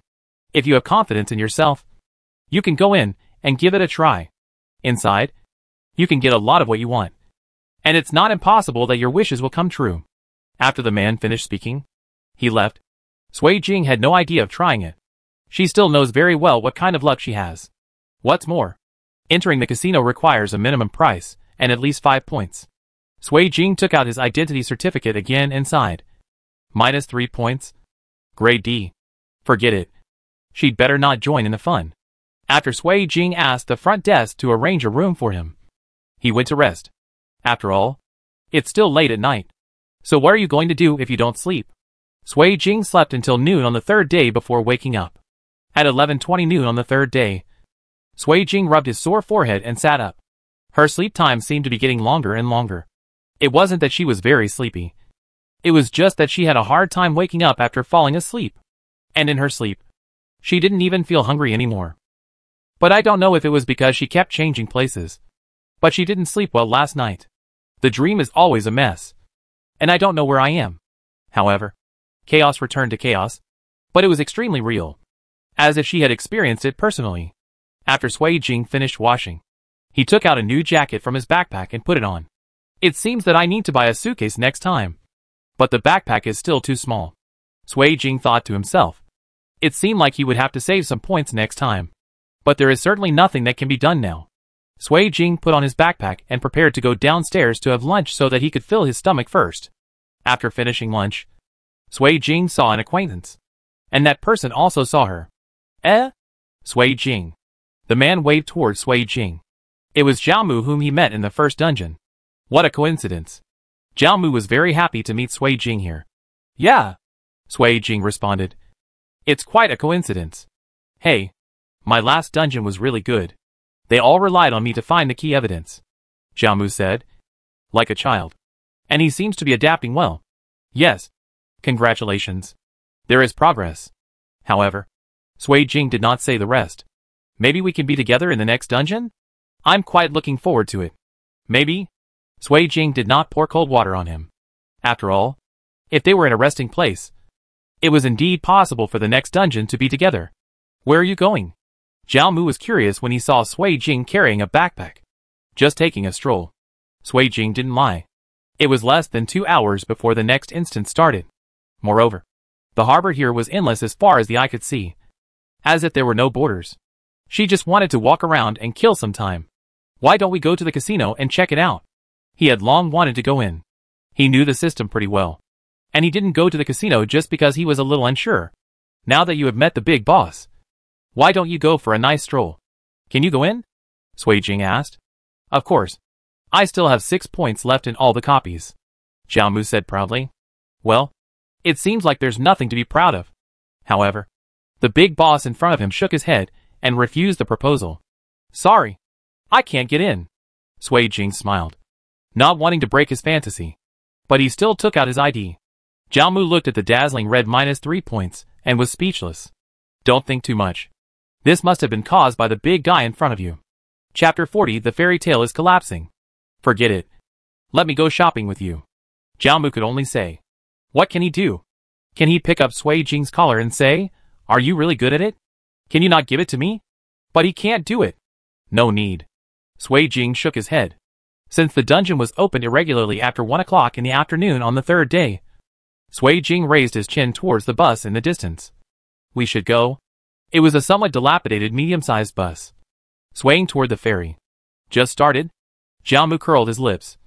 He hadn't even started to ask anything yet. But it looks like what you expected, Sui Jing said while staring at the approaching bus. Players, please get on the bus in an orderly manner and go to the next game location. The two got into the car first, and several people followed them one after another. Does this mean we are in the same dungeon? Zhao Mu said. After all, they were all in the same car. Yes. Sui Jing nodded. It seemed that the game mechanism had changed again. Hey, driver. Where are we going? Zhao Mu couldn't stop talking and tried to talk to the driver. However, the driver didn't want to pay attention to him, pushed the brim of his hat down, and replied in a hoarse voice, We'll find out when we get there. Zhao Mu asked for trouble and asked no more questions. He turned to look at Sui Jing again, and saw that the big man in front of him had gathered his coat and closed his eyes, as if he was concentrating with his eyes closed. Seeing this, Zhao Mu couldn't say anything else, so he could only sit in his seat obediently and wait for his destination. As a result, because the journey was too long, I fell asleep in a daze. I don't know how long it took, but the minibus finally stopped. I'm going. As soon as he opened his eyes, Zhao Mu was startled by the sight in front of him. In front of him was a huge forest, with all kinds of brightly colored mushrooms, flowers and mushrooms of different sizes running around. Go animals. Large mushrooms are even taller than an adult. Get off quickly, the driver urged. I will pick you up after you clear customs. Even so, the driver didn't seem to believe that anyone would actually come back alive. After the driver leaves, the system starts broadcasting. This round of the game is a team system. The sum of the total points of the players in the group is the basis for calculating the final level of this game. Players are randomly divided into 6 groups according to their points level. The groups are as follows. Then, Sui Jing saw the names and total points of 12 players appearing on a huge tree. From top to bottom, the total number of points continues to decrease. The total number of points for the first group is up to 30 points. Going down in order are 28, 25, 20, 17, and 143. Sui Jing's name and Zhao Mu's name are next to each other. Ranking first from the bottom. Sui Jing. Other people. Don't you have 6 points? Sui Jing looked at Sui Jing. Although I have 6 points, I have the lowest score and the lowest ranking among these people.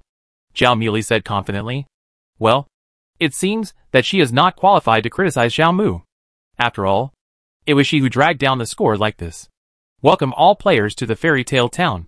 As you have heard, this is the world of fairy tales. The stories you read in fairy tale books can all happen here. The system interrupted the conversation between the two of them, and their tone actually sounded like they were hating on iron. Every player must have heard of the story of Little Red Riding Hood. But Little Red Riding Hood, who was going to deliver food to her grandmother, got lost in the forest. Due to the rules of the game, please help Little Red Riding Hood get out of the forest within the specified time. In addition, there are ferocious wild wolves in the forest. Please protect Little Red Riding Hood and prevent Little Red Riding Hood from being caught by the wild wolves. Otherwise, the players in the last group will die instead. The other group members cast sympathetic glances at the two. Zhao Mu. Sui Jing lowered his head and looked at a big colorful mushroom that made a sound. Ha! The score ranking will be updated in real time at 12 o'clock every night. Please work hard to pass the level. Other players, it's better to pity yourself. Number 1 is a young boy and a middle-aged man. The boy looked about the same age as Sui Yi, as if he had just graduated from high school. No way. How could someone score so low? Logically speaking, it is normal for the Sui Jing and Zhao Mu group to be complained about. But the complaints were made so openly that Sui Jing couldn't help but glance at the boy. The boy realized that he had accidentally spoken, and quickly covered his mouth with his hand. After receiving Sui Jing's calm gaze, he lowered his hand. The boy smiled sarcastically. I'm Yu Hang.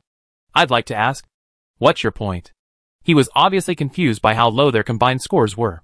The deduction is over, Sui Jing answered frankly, leaving Zhao Mu silently holding his forehead. How was it deducted? Yu Hang was really curious. After all, he had never experienced point deductions before. The last dungeon accidentally killed the NPC who issued the quest. Yu Hang, is this something a human can do? He muttered in a low voice. As a student who has just finished the college entrance examination, I feel heartbroken by this kind of casual waste of marks. But there is nothing I can do about it. It's not important. It's not important. Zhao Mu hurriedly shouted, fearing that the boss would say something else that would make people mad. We should finish our mission first. Right? Indeed. I don't know if it was because of his youth, but Yu Hang's mind was racing very fast. Then should we find Little Red Riding Hood first? No need to look for it, Sui Jing said. She's right there. Sure enough, under a huge mushroom next to everyone, stood a beautiful little girl with blonde hair and blue eyes. She was wearing a red hoodie and looked like a doll. Ah, what a beautiful child, Zhao Mu exclaimed. Are you Little Red Riding Hood? Yu Hang walked over and asked.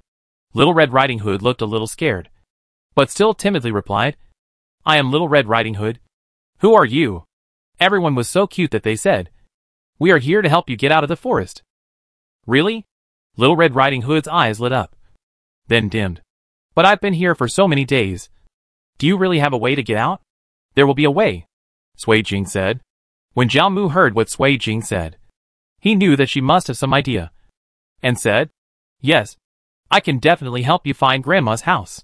That's great, Little Red Riding Hood cheered. Then I will take you to the place where I live in the forest. My sister is also there. She will be very happy to know the news. Little Red Riding Hood turned and left. Player?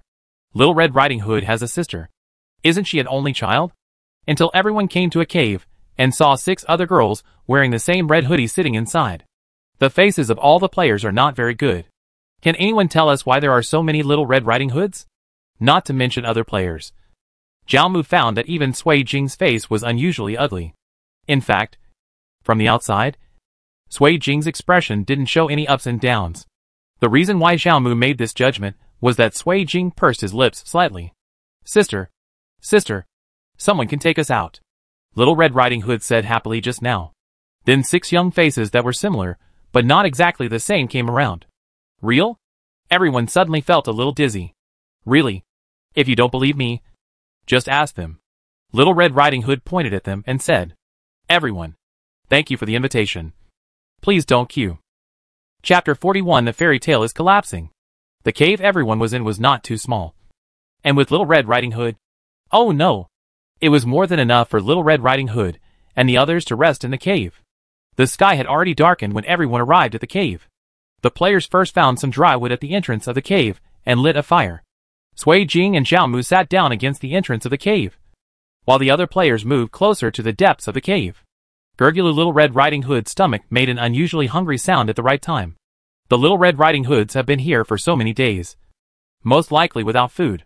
And there is always the danger of encountering wild beasts in the forest. I must be tired and hungry now. They lived in fear, hunger and cold every day.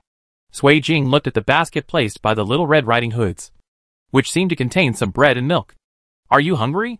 Sui Jing looked at Little Red Riding Hood and asked. The Little Red Riding Hoods looked at Sui Jing, blinked their big eyes and nodded. Then why don't you eat the bread you brought?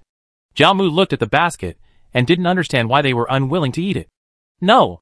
Little Red Riding Hood, who brought them over, shook her head in panic. That's for Grandma. We can't eat it. Mom said if you eat it secretly, you will be caught by the big bad wolf. Everyone, then your mother must have lied to you. No matter how much everyone tried to persuade him. Little Red Riding Hood refused to touch the food in the basket. Sui Jing sighed. Forget it. There wasn't much food, and it wouldn't be enough to eat for so many of them. Take it and share it with them. Sui Jing took out a box of biscuits from his backpack and asked Zhao Mu to hand it to Little Red Riding Hood. Barely enough to fill my stomach. Someone among them seems to be injured. It was Yu Hang who spoke. Sui Jing heard what he said and saw some scratches on the legs of some Little Red Riding Hoods. But because their skirts were long and red, they were not so conspicuous. If they don't get treatment, will they get tetanus and die? No one answered, because no one knew whether the characters in the fairy tale would get tetanus. Sui Jing calmly took out a box of injection-style anti-inflammatory drugs from his backpack. It seemed like it had been expected. It is said that she bought these things when she saw the opportunity. Anyway, she has a lot of points, so she doesn't use them in vain. Is there anyone who can do it? Sui Jing asked. The subconscious in her words meant that she got in because no one could do it. But seeing her holding the needle with an indifferent expression, everyone was still a little frightened. A woman in the corner raised her hand weakly. I'm a nurse. Here you go. Sui Jing handed the anti-inflammatory medicine to the lady's hand. Sorry for the trouble. No, the lady said. This is what we should do. I saw the lady open the medicine box, which happened to be 8 bottles of anti-inflammatory medicine, neatly arranged inside the medicine box. She took out the syringe, and due to limited conditions, she could only rely on fire to sterilize it. However, the medicine was available. But these Little Red Riding Hoods had never seen such a strange thing before, and they were so scared that they huddled in the corner. The lady had no choice but to look at Sui Jing for help. Sui Jing stepped forward and said expressionlessly, If you don't immediately take the injection, there will be a big bad wolf coming to catch you.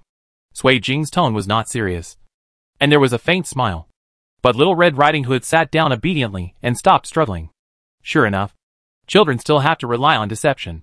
While the lady was debriding and injecting the Little Red Riding Hoods one by one, Sui Jing keenly noticed that these wounds seemed a little strange.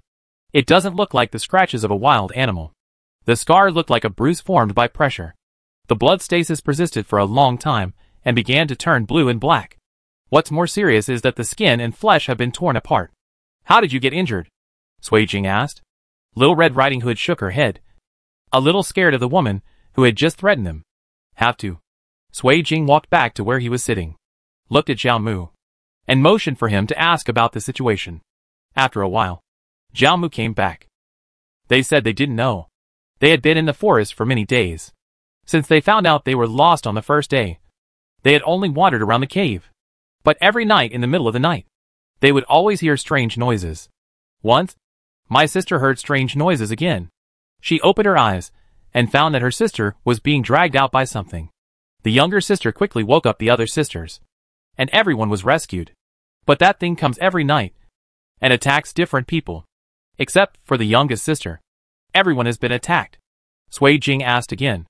Is there no way to avoid being attacked? No. Jiaomu glanced at the little Red Riding Hoods.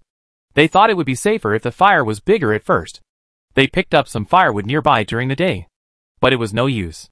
No matter how big the fire was, it would always go out automatically at night. It's foggy. Sui Jing suddenly sighed. Jiaomu didn't know why. But his words suddenly didn't match his words. And how on earth do you see fogging in such a dark environment? I know. Sui Jing pointed outside. It's even harder to go out when the forest is foggy. Indeed? Jiaomu nodded. Even though it's dark now, the fog outside is still clearly visible. It's not good. This child is almost gone. The lady giving the injection shouted. Everyone ran over in a hurry. One of the most seriously injured girls became energetic for a while after getting the injection, but then began to die again. Now she was no longer able to survive. Little Red Riding Hood is just an NPC in the game, and they don't seem to be too surprised by the death of their sisters. Yes, after all, they are not real people. In the final analysis, they will not have the emotions that living people have. No one has forgotten the rules of the game. If one Little Red Riding Hood dies, the last player in the group will die instead. How to replace it? No one has a clue yet. Moreover, there are 7 people in Little Red Riding Hood, and there are only 6 groups in total. If one Little Red Riding Hood dies, a group of players will die. Then they are all dead, and even one Little Red Riding Hood can survive. Regarding this situation, everyone has an old grudge in their hearts. But there is nothing you can do about it. Just make peace with it as it comes. Everyone was a little sleepy, and everyone dozed off against the cave wall. Ding! The sudden ringing of the bell startled everyone who was sleeping. Ring! Ring! Ring! Yu Hang jumped up in fright. I just heard the bell ringing. I thought I was in school. It scared me to death. It seems that he is a child who has been tortured by studies for a long time. The situation isn't much better now, said the man in the group with Yu Hang. 2. Start counting scores now. Plus 2 points for providing food to the Little Red Riding Hoods. Treating the Little Red Riding Hoods costs a total of 5 points, including 2 points for providing medicine and 3 points for treatment. The big mushroom at the entrance of the cave made a sound again, and the scores of each group of players were displayed in real time on the wall of the cave. Everyone watched for just a moment, and their scores jumped up again, not knowing whether to cry or laugh. Later I found that I really shouldn't laugh at this time, because even if the last 2 added 7 points, they still firmly occupied the last place. Sui Jing didn't feel anything at all, and even Jiaomu felt an inexplicable sense of confidence. Hey Sui Jing, do you think we will be eaten directly by monsters? Or is there any other more novel way to die? Jiaomu asked. Sui Jing raised his eyelids and glanced at him, wondering if this kid was a little stupid. Looking forward to dying? But I believe you. We will be fine. After that, he cheered himself up. Sui Jing, thank you. This kind of trust is not necessary. Yu Hang, why don't those 2 look scared? I don't know if that lady is scared, but that man certainly doesn't look scared. The man in the same group as Yu Hang pointed at Jiaomu. It seems a little confident. Yeah. It makes no difference. Anyway, he didn't feel the emotions they should have at this speed of life and death. Chapter 42. The fairy tale is collapsing. Detected player seeking death. Seeking death value plus 20. Let's talk about it first. This death value is passively added. It has nothing to do with her system. Well, can I give them some points? Yu Hang said to his team members and shook his head. No. Even if I give them points, there will still be others at the bottom. Is there no other better solution? After all, the human heart is made of flesh, and it is still a bit unbearable to have living people die in front of you. On the contrary, this damned system has never had this awareness. Somehow, the wind started blowing up inside the cave, and the fire that had just been lit was blown out. Along with the fire being blown out, everyone also heard a rustling sound. It's like something is crawling. It's like this again. It's like this a few days ago. Little Red Riding Hood's voice came clearly in the darkness. After hearing this news, everyone didn't feel any better, and they all started making noises. quiet. Just when everyone was panicking and guessing what kind of monster it was, a certain boss flicked the lighter. The light that was better than nothing was enough for everyone to clearly see the scene in front of them. It was a snow-white snake-shaped monster with an extremely ugly appearance. If you look at it one more time, your eyeballs will feel like they're going to explode. Sui Jing frowned slightly, looking a little ugly. Sorry. I really feel like vomiting. She is so ugly. Call. Another gust of wind blew out the weak flame of the lighter. Everything returned to silence. Under absolute fear, only silence prevailed. It took a long time for Yu Hang to regain his composure. He just wanted to pull Zhao Mu, who was standing next to him, but failed. He called out, Sui Jing? Zhao Mu. Others also reacted and shouted several times. Everyone fumbled to light the fire again. And the two people who were standing here just now had disappeared. At this moment, the big mushroom at the entrance of the cave spoke again. Unfortunately, a Little Red Riding Hood died before 12 o'clock in the morning tonight. According to the rules, the player in the last group will die instead. However, if someone dies again tomorrow, the next group will continue to die. And so on, until all players die. I have long said that there are not only bad wolves in this forest. There are also many lovely guardians living in it. However, this forest is very remote, and the lovely guardian has not had enough to fill his stomach for a long time. Every time Little Red Riding Hood tried to enter its belly, she escaped. However, these unfamiliar foods must be equally delicious. The cute guardian who has been hungry for a long time is finally going to have a full meal. Everyone, guardian? Protect what? Was every one of Little Red Riding Hood's guardians eaten? The system sound sounded again. All players please keep up the good work. Oh, by the way, if you are willing, you can try to search in about 2 hours to see if you can find the bones of your companions. This damn monster makes no sense at all when it comes to arresting people. Little Red Riding Hood could still struggle for a while after being caught, but they didn't even have a chance to react. When Sui Jing opened his eyes again, he smelled a foul smell that hit his face, almost making him faint again. They were most likely in the mouth of that ugly snake-like monster. Sui Jing's expression turned even worse when he thought of this. The facts before us can well prove that the system has nothing to do with matters related to people. With a click, Sui Jing lit the lighter in his hand. Fortunately, it probably hadn't entered her stomach yet, and she saw densely packed teeth. The monster's mouth is constantly moving, trying to swallow the food directly in its mouth. But maybe the food is a bit big and looks a bit troublesome. No, it seems even more disgusting. Did you bring anything like burning objects? Sui Jing asked. Zhao Mu looked at the lighter in Sui Jing's hand and instantly understood what she meant. It seems to have. Zhao Mu fumbled around in his pocket and took out a large pile of toilet paper and handed it to Sui Jing. Sui Jing quickly lit the paper towel on fire with a lighter. But the oxygen in the monster's mouth was not enough. And the paper towel only burned with thick smoke but no sparks. But it's enough. Time passed minute by minute. And finally, the monster couldn't bear it anymore. A gurgling sound was heard from the monster's mouth. And the next second Sui Jing and Zhao Mu were sprayed out like peas spit out by the plant shooter in the game they played before. Cough cough cough. The two of them had just choked a lot of smoke in the monster's mouth. And now they could finally breathe normal air. Sui Jing's head was almost exploded by the breath from the monster's mouth and the thick smoke. When the monster saw that the food it had just eaten was still standing on the ground intact, and there was still a smell of smoke in his mouth, he suddenly became angry. However, taking advantage of the short time, Sui Jing also took a good look at the surrounding environment. The ugly snake-like monster was wrapped around a huge tree, its eyes staring at the escaping food with anger. The reason why it is said to be just a snake-shaped monster is because although its body is extremely long, it is like a pile without bones. The body is folded together everywhere. There were 2 white flesh balls hanging on both cheeks, which were scary and disgusting. This place was surrounded by trees. Sui Jing winked at Zhao Mu, and both of them slowly backed away. The monster was obviously very dissatisfied with the food and escaped privately, and squirmed closer to the two of them. Its speed was not fast, but it seemed confident that the two of them would not be able to escape. The food this time seems a bit naughty, but it doesn't mind. Moderate exercise will increase its appetite, and it will be more delicious when it is eaten later. The food I had caught before was so frightened that even the meat loosened a lot. The food should be much firmer this time. In fact, Sui Jing didn't want to just run away. She casually chopped off an arm-long wooden stick with a dagger, then quickly sharpened its head and threw it to Zhao Mu. Take it.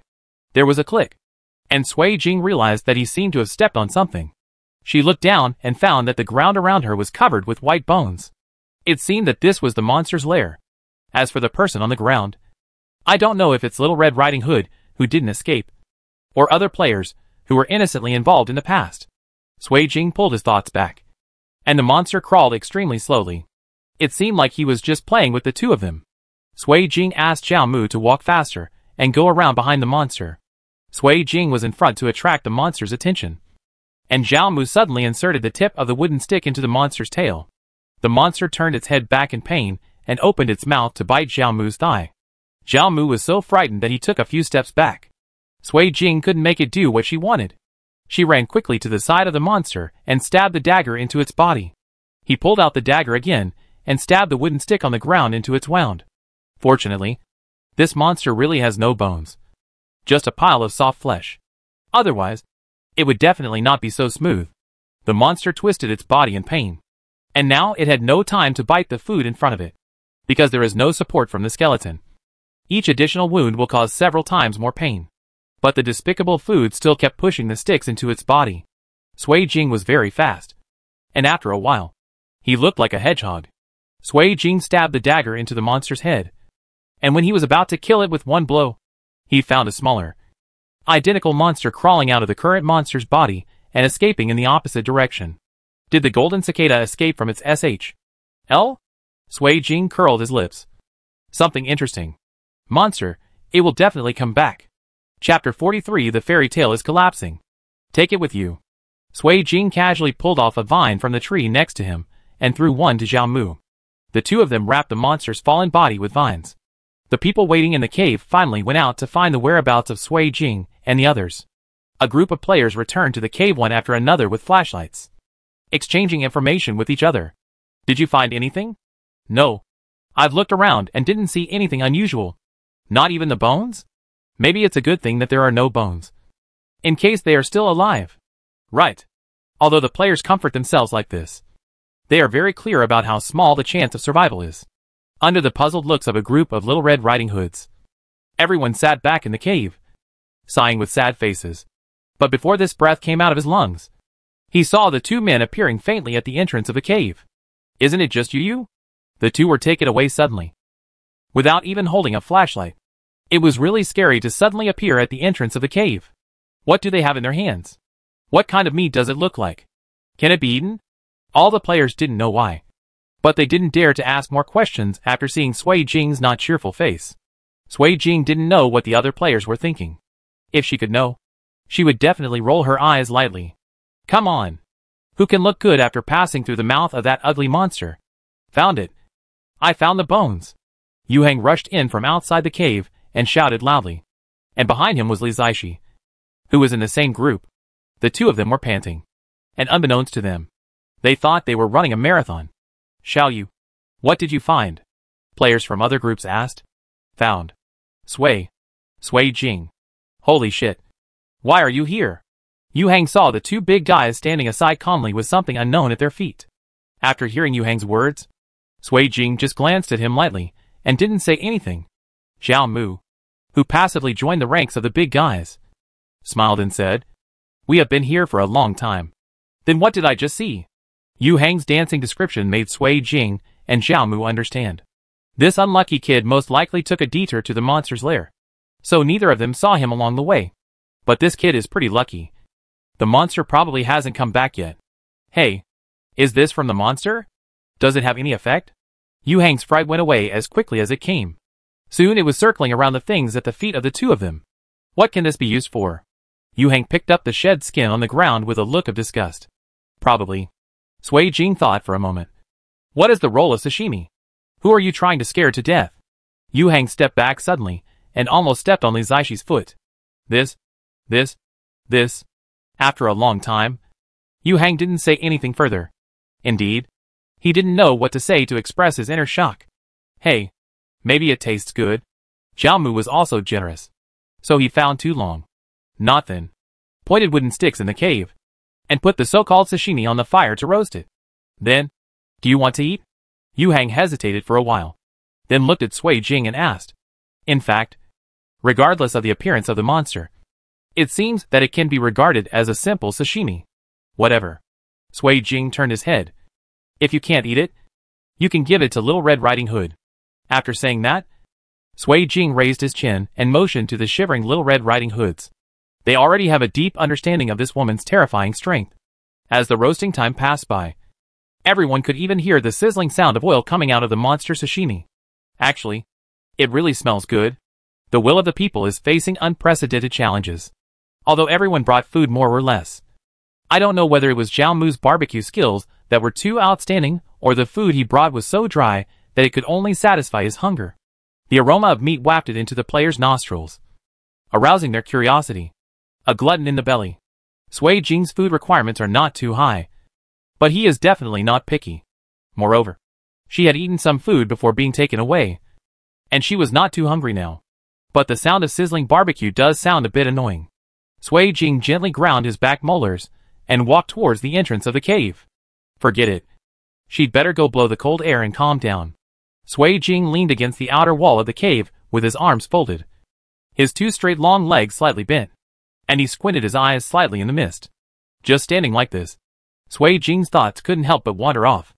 It stands to reason that the monster has not been killed, so there will be another round of the game to replace death, unless it is ensured that no Little Red Riding Hood will die again, or the escaping monsters are directly dealt with. But that's easy to say, because the monster will abandon its body and run away, so it's a bit difficult to catch it. Moreover, in the fairy tale Little Red Riding Hood, the most important part, the wild wolf, has not yet appeared.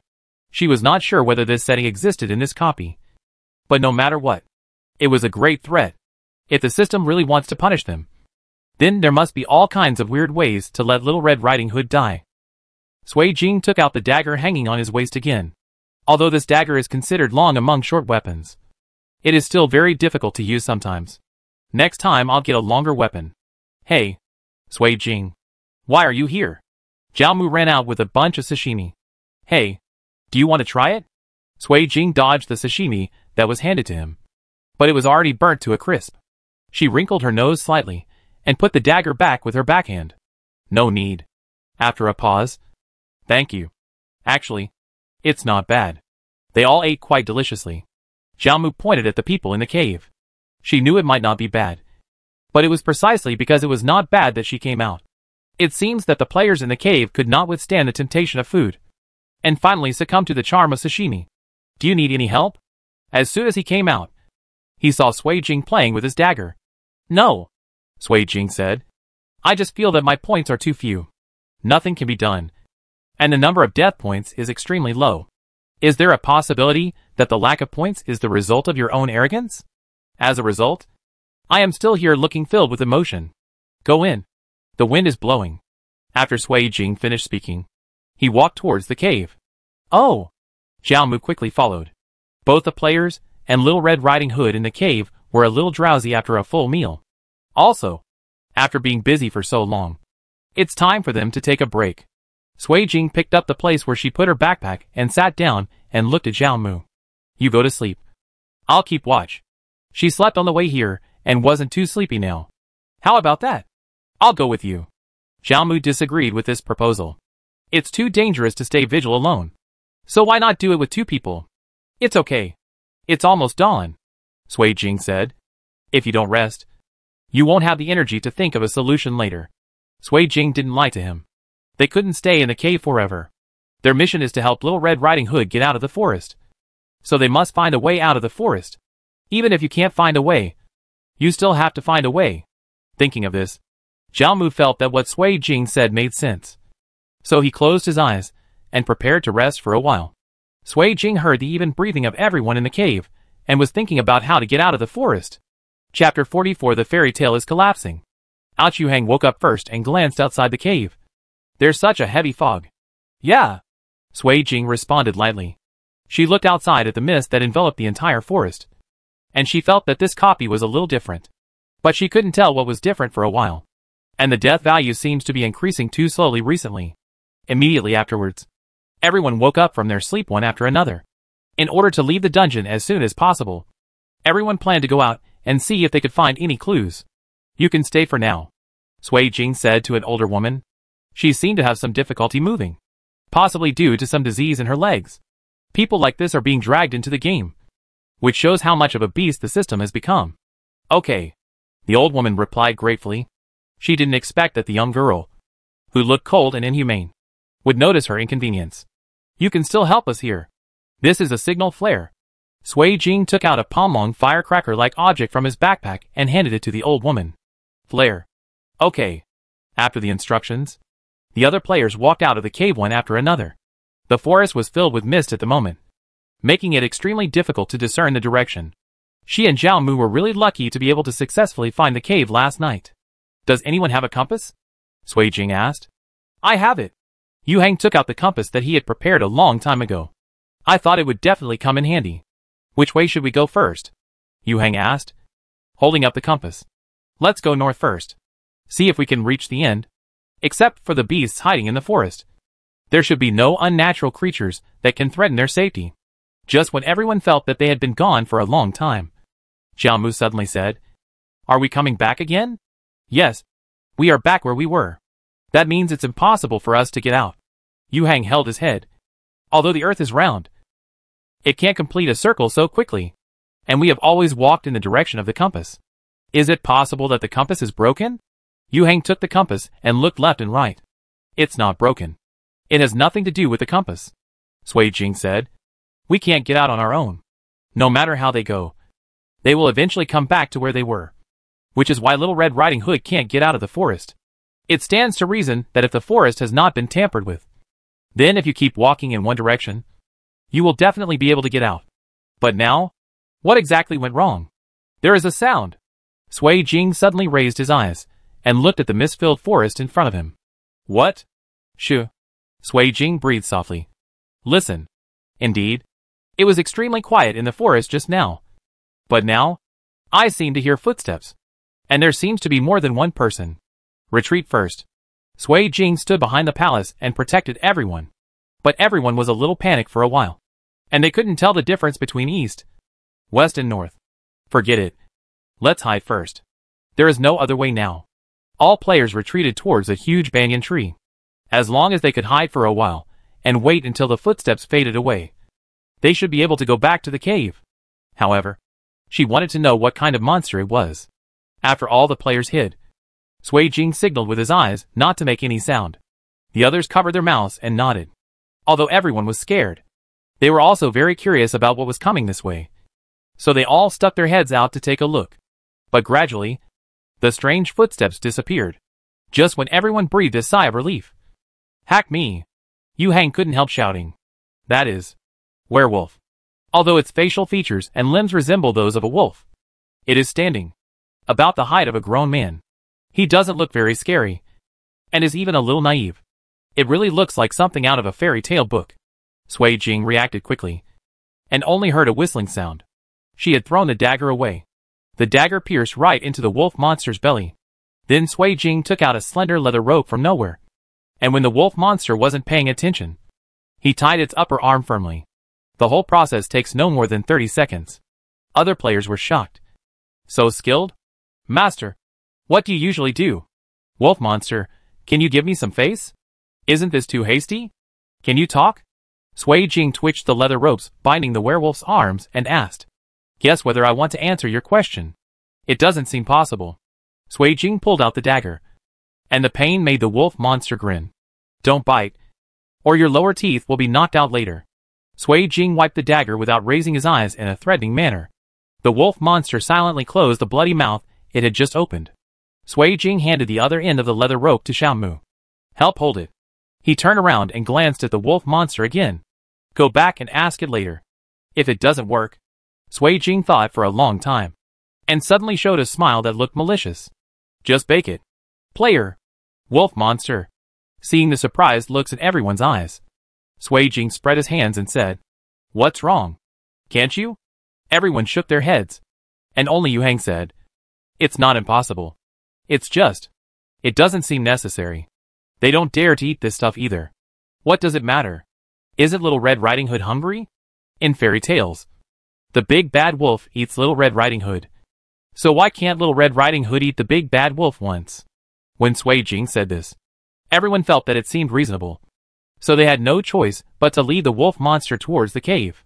So the group of people, who had been so frightened just now, could leisurely pull a wolf monster back to the cave. After entering the cave, the old woman was only surprised for a moment. But Little Red Riding Hood was frightened. After all, creatures like wolves have been terrorizing them since childhood. Don't be afraid. This is your food reserve. Xiaomu comforted him. But this comfort made a certain wolf sound extremely aggrieved. Boss, do we really want to bake it? Yu Hang was now completely impressed by Sui Jing. Young children are always a bit of a middle-class kid. Now that I see such a person, I feel a little bit coquettish. But also very powerful. I can't wait to become a sworn brother to Taoyuan-san immediately. What do you think? Sui Jing looked at the wolf monster with a smile. After all, this was the second time Xiaomu entered the dungeon with Sui Jing. And he already knew Sui Jing somewhat. Sui Jing usually doesn't like to smile much. And even when he smiles it's light. Generally the smile is a little bigger. Either a fake smile or a sneer. As the saying goes, if Sui Jing smiles, life or death is unpredictable. Although the wolf monster didn't know this, it still read something from Sui Jing's smile. Don't roast me. Don't roast me. Whatever you want to know, I can tell you. Be aware of current affairs. Sui Jing asked for a rope from other players, and tied up the wolf monster's legs. I'll ask you an answer. Sui Jing clapped his hands, and sat down next to the fire. No objection? The wolf monster could only curl up in a ball on the ground, unable to move at all. But it was facing Sui Jing, and could see her every move. Seeing that it didn't answer, Sui Jing picked up the wooden stick where he roasted the snake meat yesterday and looked at it. You see? It's quite strong. It's been used several times, and it hasn't broken. It shouldn't be a problem if I try it again. I said it. I said it. This woman is really vicious and hateful. If she hadn't, she wouldn't be able to beat her. Be honest and tell the truth. Yes, yes, yes. Xiaomu and others, awesome. Boss, take us with you. Chapter 45. The fairy tale is collapsing. How many monsters are there in this forest? Sui Jing asked. We must first understand the combat power issue in this dungeon. Right? I really don't know about that. The wolf monster murmured.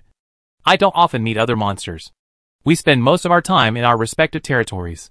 Sui Jing raised his eyebrows slightly, thinking that you actually still have your own territory. Then is there any way to get out of the forest? I don't know. Seeing Sui Jing turn his eyes towards the fire, the wolf monster howled in fright. I really don't know. We have never been out. No matter how we walk, we are still wandering in the forest. Sui Jing sighed, knowing that it was telling the truth. Do you know something that looks like a snake and is really disgusting? I know this. Under Sui Jing's gaze, the wolf monster said excitedly, it is the most powerful boss in our forest. No other monster can defeat it. But in terms of what makes it powerful, apart from its really high combat power, maybe it's because it can escape even when it's very critical. Indeed. Sui Jing nodded in approval. It's just that my brain doesn't seem to work very well. Okay. Seeing that you're doing well, I'll keep you alive. After receiving the pleading look from the wolf monster, Sui Jing added, but I can't let you go just yet. In case Little Red Riding Hood does something else. What to do if life is threatened? Wolf monster, help! How dare it come back again? Sui Jing's wolf monster was placed in the corner, and he didn't dare to think too much. Sui Jing looked at the sky as if it was getting dark again, and walked towards Xiaomu. I'll go out for a walk again. You guys, do whatever you want. After all, she really has no clue, so she can't let others run around after her. Okay. Xiaomu nodded in agreement. Sui Jing borrowed Yu Hang's compass, although the hope of getting out of the forest was slim. But if anything is discovered, it would be helpful to determine the location. This forest is full of random plants and animals, as well as NPCs lurking in the dark. As the wolf monster said, there is no way out of this forest. But after all, they all came to their conclusions from the perspective on the ground. If you look down from the sky, will you find something different? But how can we go to heaven? Sui Jing looked at the towering trees in the forest. Climbing the trees was not impossible, but it was time-consuming and laborious. It's actually in a fairy tale. Is there some kind of giant bird here? Thinking about it this way, it seems to make sense. Sui Jing adheres to the concept of doing what she says, and she just happens to have one teleportation card left on her body. Isn't this where the usefulness comes from? Sui Jing took out a carbon pen from his pocket and wrote the word bird on the transfer card. The next second, Sui Jing was teleported to a huge one. Well, in front of the griffin. Isn't this a bit exaggerated? The griffin in front of it was as big as a large pickup truck.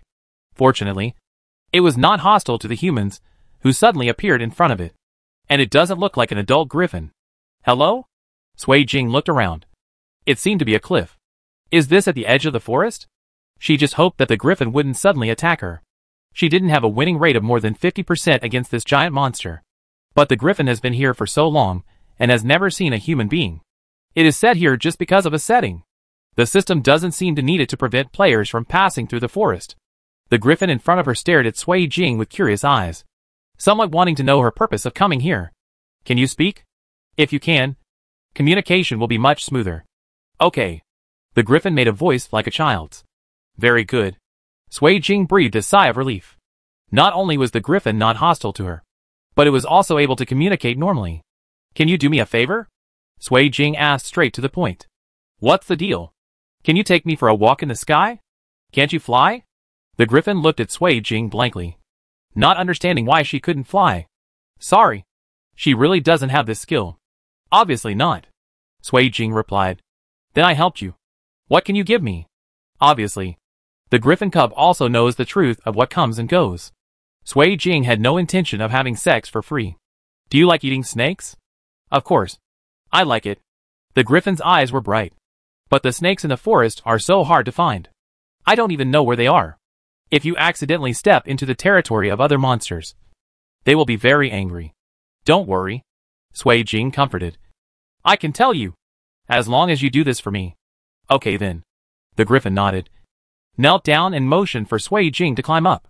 Sui Jing climbed up neatly, and grabbed the hair on the neck of the griffin at its instruction.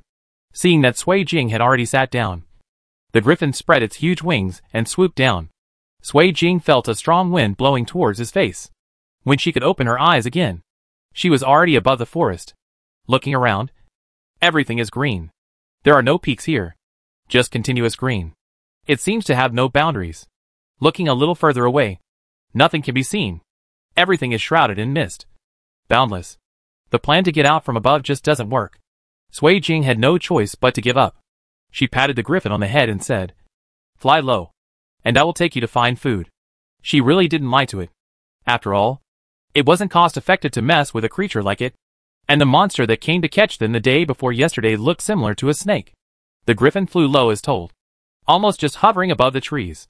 Although there was heavy fog in the forest, the monster's lair was too obvious. That's it. Sui Jing pointed in the direction. The griffin carried her and flew in the direction she pointed. Sure enough, this is where the monster lives. The griffin put Sui Jing down first. It's too foggy here. Let me help you check to see if it's there. Just wait and judge where I am based on my voice. Okay? Sui Jing naturally believed that the griffin could locate the location by sound. After all, its hearing was not very good. The griffin nodded happily, as if it had seen food waving to it. Sui Jing stepped into the territory of the snake-like monster step by step, and she immediately saw it sleeping wrapped in a tree. Maybe it's because the golden cicada's body hasn't fully grown back after it shed its SHL last time, so it looks much smaller. Sui Jing picked up a wooden stick from the ground and threw it at the basilisk. The basilisk was originally very angry about who disturbed its clear dream, and it didn't have enough food to fill its stomach. But now it became even more angry. When I opened my eyes and saw someone running away standing in front of me, I suddenly became happy. But he wasn't happy for long.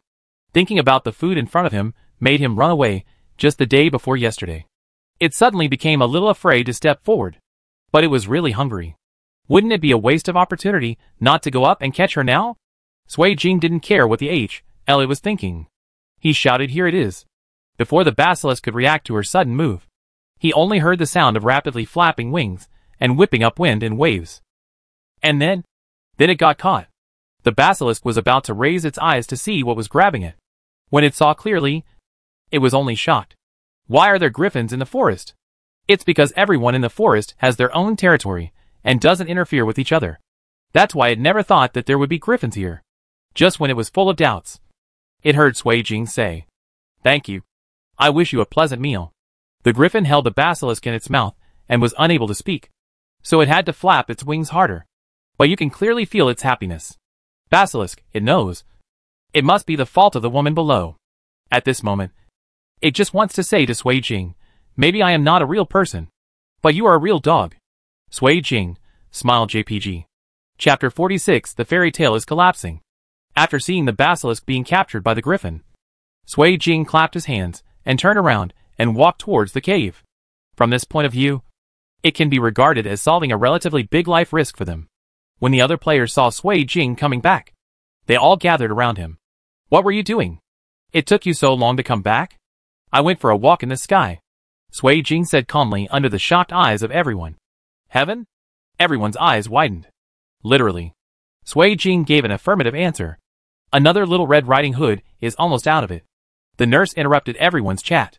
Although the medicine had been injected 2 days ago, the environment here was not even good. It was damp and cold.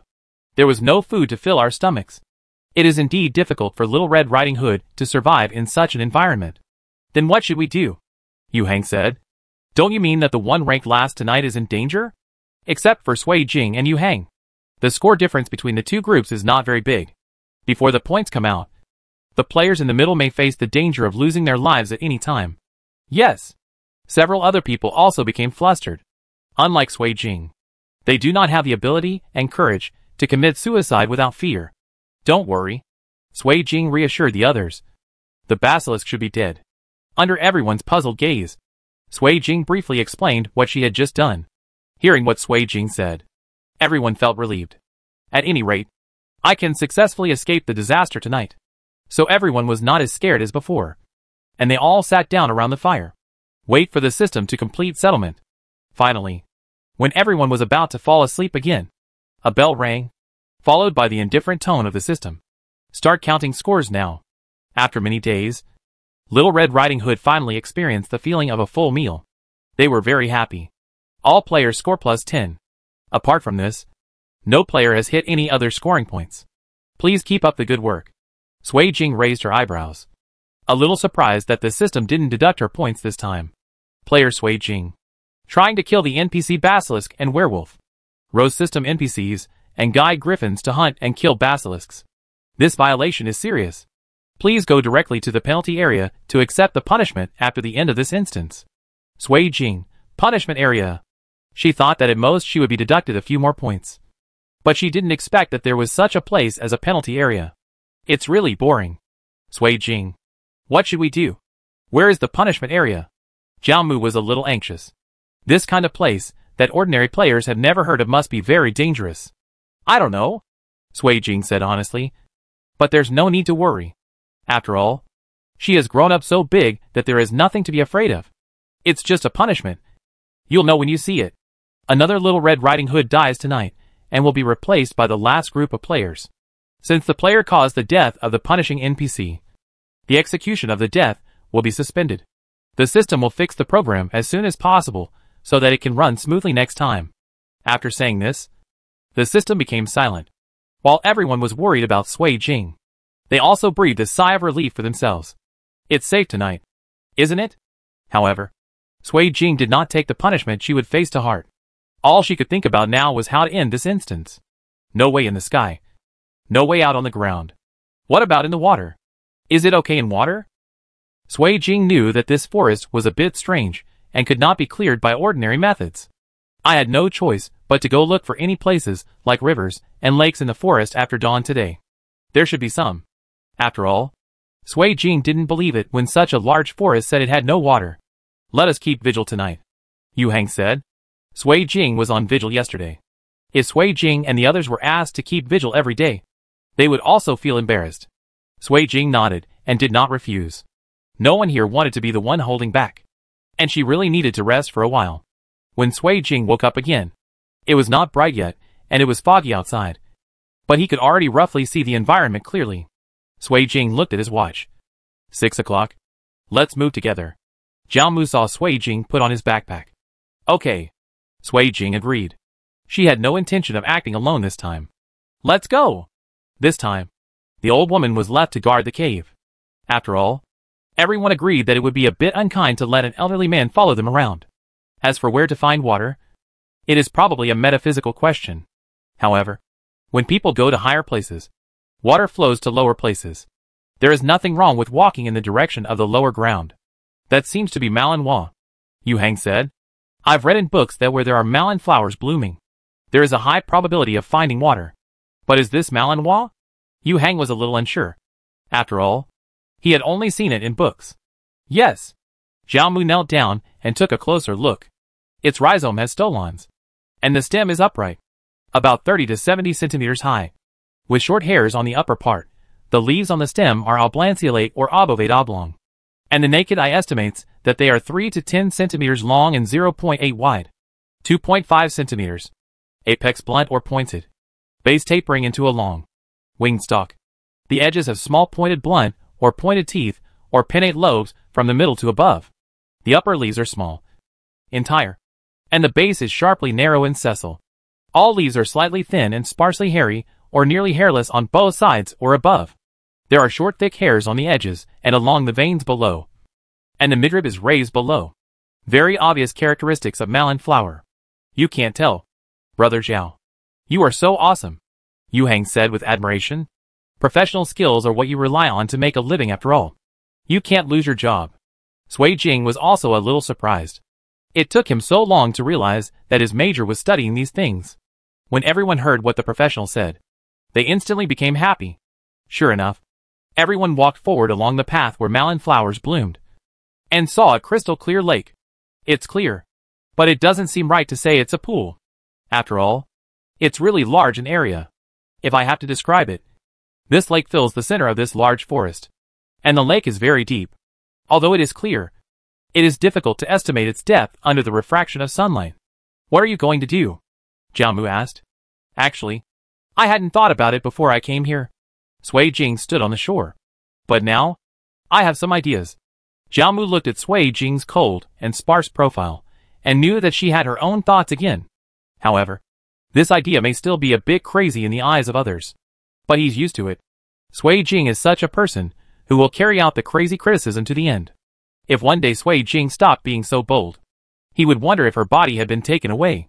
Chapter 47. The fairy tale is collapsing. You don't want to jump directly, do you? Zhao Mu had no doubt that Sui Jing was really capable of such a thing. Actually, that's what I thought at first. Sui Jing confirmed Zhao Mu's words. But now, I'm a little unsure. What? Look. What can you see when you look directly down from the lake? Reflection. Zhao Mu was a little confused. Otherwise, what else could he see? Take a closer look. Sui Jing pointed to the lake. Hey, this isn't a reflection. Zhao Mu's voice attracted everyone else. Indeed, at first glance, the lake does look like a reflection of the forest. But if you look closely, it's not the case at all. The forest they were in now was very foggy. But the world in the reflection was not foggy. And if you look carefully, the layout of the vegetation is also different. The world in the water looks much more open. And it doesn't look like a forest. More like a suburb. Is this the way to get out? There is another world under the water. As long as you enter the bottom of the lake, it is equivalent to being outside the forest. The other world is at the bottom of the lake? This is all water. How should you live? You can say that. Sui Jing nodded. But I prefer that the other world is not at the bottom of the lake. The surface of the lake is similar to a projection screen. It is not a real lake. This lake is equivalent to a door. But it is not just about entering this door, but also about passing through this door. Sui Jing said. I see. It's like a hologram. The lake is like a screen. And we're watching a video on the other side. That means these lakes are just a cover-up. Yes. Sui Jing nodded. Then can we go down and take a look first? Zhao Mu asked. Don't move. Sui Jing stopped Zhao Mu's hand from touching the lake. Under Zhao Mu's confused gaze, Sui Jing said, Listen. Then she motioned for everyone to quiet down. Everyone held their breath, trying to hear any other sounds. The water on the lake is calm and the waves are flat, so any sound can be easily heard. It doesn't seem like. Yu Hang suddenly stopped talking. There is something under the water, Zhao Mu confirmed. No matter what. He must be a dangerous big guy. Go back quickly and stay away from the shore. Sui Jing frowned, as if he felt that this time might be a bit tricky. As soon as he finished speaking, the monster that broke out of the water was huge and cast a shadow like a hill, completely covering everyone. This is it. Yu Hang stuttered a little. The Loch Ness monster? In fact, there seems to be no problem with what Yu Hang said. although none of them had ever seen the real Loch Ness monster. But the reason why Yu Hang said this was because the monster in front of him was more than 10 meters long, with 2 or 3 hump-like bumps on its back. And its skin was a gray-black giant monster. At the same time, its head is triangular, its neck is slender, and its body is soft and smooth. If you look at it from a distance, it may look like a big goose. It looks very much like the Loch Ness monster in movies and TV shows. But it's probably because there are no such big geese. Isn't this a fairy tale world? Is there a Loch Ness monster in fairy tales? Yu Hang asked. It's hard to say, Jiao Mu said with a deep look on his face. And do you think this ghost game will be played according to common sense? Yes. Yu Hang nodded, as if he recognized Jiao Mu's words. Is now the time to discuss this? Li Zaishi was speechless. Should these two people see what the occasion is? I'm sorry. I'm sorry. The two apologized while laughing. However, although this water monster looked extremely amazing, it did not seem to have any intention of actively attacking them. But it just stood there, not giving in. So much so that they couldn't get close to the lake. Whenever they try to take a step forward, the water monster assumes an attack form. This further confirmed Sui Jing's thoughts. This water monster obviously doesn't want people to get close to this lake. Putting aside everything else, there must be some secret hidden in this lake. And since the water monster appeared, the scene in the lake seems to have changed. Now there is a layer of fog on the lake, and nothing can be seen clearly. However, it is not easy to defeat such a big monster. Can't beat it. Really can't beat it. Since you can't kill it, you can only temporarily distract it or stun it. But it's easier said than done. Sui Jing sighed. Can you just throw Little Red Riding Hood off? The outcome depends on their fate. Obviously, it doesn't work. If nothing else, the system would not allow her to do this. Did you bring any drugs or anything like that? Sui Jing asked. No. Everyone shook their heads and answered surprisingly unanimously. Also, even if there is a drug, if you want to charm such a huge monster, the dose will not be small.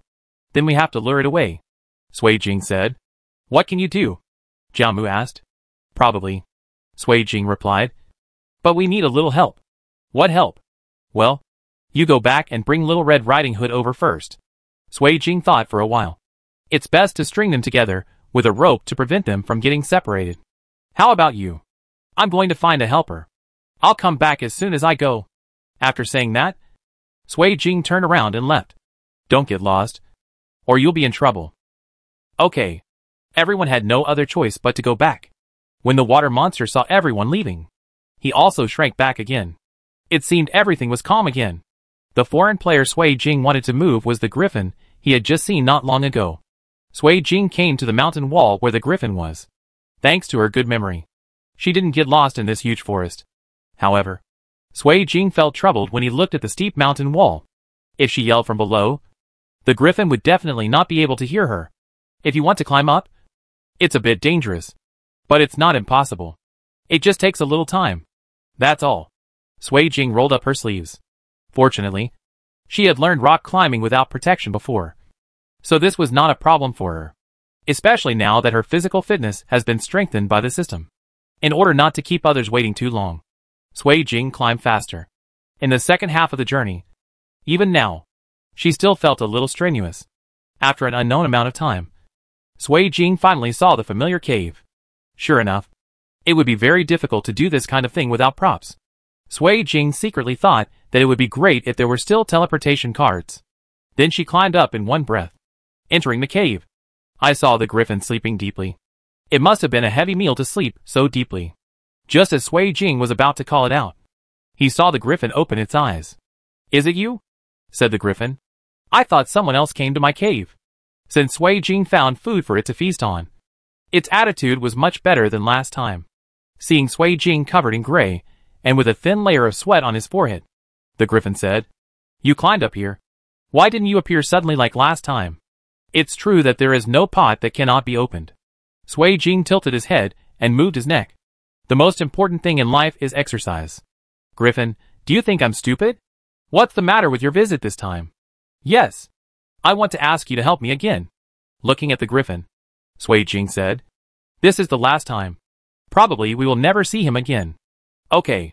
The griffin agreed directly without asking. It had a pretty good impression of Sui Jing. Probably because she found food for it. Perhaps. Chapter 48. The fairy tale is collapsing. Sui Jing briefly told the griffin his plan. I know about the monster in the water. It's not ferocious, but it stays in the lake all year round. If you want to avoid it and go into the water, it's still a bit dangerous. The griffin thought carefully and asked, You're sure it can work? It's a big guy. The griffin expressed some doubts about the feasibility of this matter. It's just to divert it away. It won't do anything else. In fact, it was difficult for her to do anything else. Okay. The griffin agreed, knelt down and motioned for Sui Jing to come up. I will help you just this once. There will be no next time. Thank you very much, Sui Jing said. The griffin carried Sui Jing and flew towards the lake. Even though its huge wings brought up a hurricane, the white mist did not dissipate even a little bit. When Sui Jing arrived, the other players had already brought Little Red Riding Hood and the old woman over. That's Sui Jing? Yu Hang could only vaguely see the figure on the back of the griffin in the sky, and was a little shocked. Right. Jiao Mu smiled awkwardly. The boss always surprises. The griffin flew down from above the crowd and stopped aside. So handsome. Yu Hang had never seen a griffin before, and now he was fascinated by the giant creature with feathers as bright as the sun in front of him. Just wait here with Little Red Riding Hood, and I'll lure the water monster away. Sui Jing began to deploy the next plan. After I lure it away, you can hurry up and enter the lake. Remember, not only Little Red Riding Hood, you also have to go down, Sui Jing warned. I understand. Everyone nodded. Be sure to wait until the water monster is far away. And don't let it suddenly turn around and kill you with a carbine. Then how are you going to lure it away? Jiao Mu was still a little worried. After all, the water monster is so huge. I have my own way, Sui Jing responded. Don't worry. I will come back safely. You don't have much time. You have to move faster. After saying that, Sui Jing climbed onto the griffin's back again. Everyone felt the strong wind, and Sui Jing and the griffin had disappeared from in front of them. What can you do? It's not surprising that the griffin was curious. After all, it had never participated in such a fun in so many years. Of course, blow it up. Sui Jing took out a box of miniature remote-controlled blasters from his backpack. This thing is quite expensive. After spending so many points, she only had 3. But this is not a bomb, and it has no lethality. It just makes some relatively big noises. Otherwise, let's not say whether the system will allow you to bring it in. After all, you bought it in the store in the rest area. If it is lethal, it should not be allowed to be sold. When I bought it, I didn't expect that I would be able to use it so quickly. Sui Jing chose a place far away from them and said, This is it. She took out a blaster and threw it straight down. When the blaster touched the water, he quickly pressed the remote control. With the sound of pong, huge waves splashed on the lake's surface. Others not far away also heard it, and couldn't help but give a thumbs up. Really? It's so social. Such a big movement naturally drew the water monster out. Its neck was extremely long, and at a glance it could see the griffin hovering over the lake. Ugh, it looked a little angry. Don't know why the griffin is here. Its eyesight was not very good, and it did not see Sui Jing on the back of the griffin. Thinking that the movement just now was caused by the griffin, he stretched his neck to attack the griffin. But the griffin is not so easy to be bitten. Even though its neck is long enough, its body is large enough. But it can't fly after all. After several back and forths, the water monster was still helpless against the griffin. It became a little angry and stirred its head heavily in the lake, causing thousands of huge waves. The griffin easily dodged again. After all, the two monsters were not creatures on the same level. It's almost done. Sui Jing looked at his watch. The water monster has been lured out for 20 minutes. They should have succeeded. The griffin inadvertently put Sui Jing down. Naturally, the water monster didn't notice this little episode. Thank you. After Sui Jing finished speaking, the griffin flew into the air again to confront the water monster. Sui Jing didn't stay long and jumped to the bottom of the lake. This leap seemed to take her to another world. She saw Jiao Mu and the others standing under a big banyan tree in front of them. Little Red Riding Hood has long disappeared. Sui Jing. Over here. Jiao Mu waved to her. It seems that I have forgotten something. As soon as Sui Jing stood beside them, the system started to broadcast.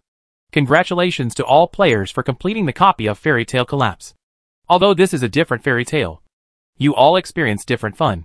Indeed, roasting NPCs on fire is quite interesting, Sui Jing said calmly. Players, please get in the car as soon as possible and return to the rest area. The system didn't seem to want to talk to Sui Jing, so he finished his sentence in a businesslike manner. Everyone saw the bus they came from swaying again in front of him. After getting in the car and sitting down, Sui Jing took out his ID and took a look at it. Since they added a total of 17 points, the two split it evenly. Her points have reached 5.5 points. That is to say, can't the decimal point be rounded off? Brother, why do you still look so depressed? Jiao Mu said to the driver. What nonsense! The driver laughed and cursed. I was born like this. Hey, you're paying attention to me, Jiao Mu chattered. You were still ignoring me when you came here. Because it's not necessary. The driver sighed. What do you mean unnecessary? Generally, few of the people I send copies to can actually survive and wait for me to pick them up. In this case, it is better not to have any intersection. Otherwise it will only increase the sentimentality. As soon as the driver finished speaking, the atmosphere in the car suddenly became dull. Also, not everyone can come back safely like them. Most players are sent into the game and never come back. Hey, I forgot, Jiao Mu suddenly said in surprise. What? That wolf monster is still tied up in the cave. Only then did Jiao Mu react. She meant that she had forgotten something. Her leather strap was still on the wolf monster. Wolf monster, is it true that no one speaks for me? Okay, you can get off here, the driver told Sui Jing, indicating that she should get off here. Wait here for a moment. Someone should come to pick you up. Yes, she should still go to the punishment area to be punished. Sui Jing? Big boss? Sui Jing put on his backpack and waved. See you soon. After she got out of the car, the driver quickly stepped on the accelerator and left, as if he didn't want to stay here for a moment. Sui Jing looked at the scene in front of him. This was different from the previous two resting places. Most of the buildings here are milky white, and small Western-style buildings are lined up on the streets. Since it was evening, the lights on the weather tower could be seen particularly clearly. It also shows the time, climate, temperature and wind direction. There are several small yachts moored closest to the pier. On the surface, this seems to be an extremely ordinary coastal city. But here, Sui Jing felt more depressed than usual in the dungeon. While waiting, Sui Jing randomly asked someone to find a public restroom and change into a set of clothes. Then he packed the changed clothes and threw them into the trash can. After all, even after soaking in water, she still felt guilty about being in the monster's mouth. Player Sui Jing? A man wearing a jet black uniform walked up to Sui Jing, holding an A4 paper in his hand. It's me, Sui Jing responded. Presumably this was the person who took her to be punished. Then come with me. The man said nothing more, folded the white paper, and put it into the pocket of his uniform jacket. Sui Jing narrowed his eyes and followed the man's footsteps. Chapter 49 Punishment in Progress. Not to mention that Sui Jing followed the others obediently this time. The man leading the way felt a little strange.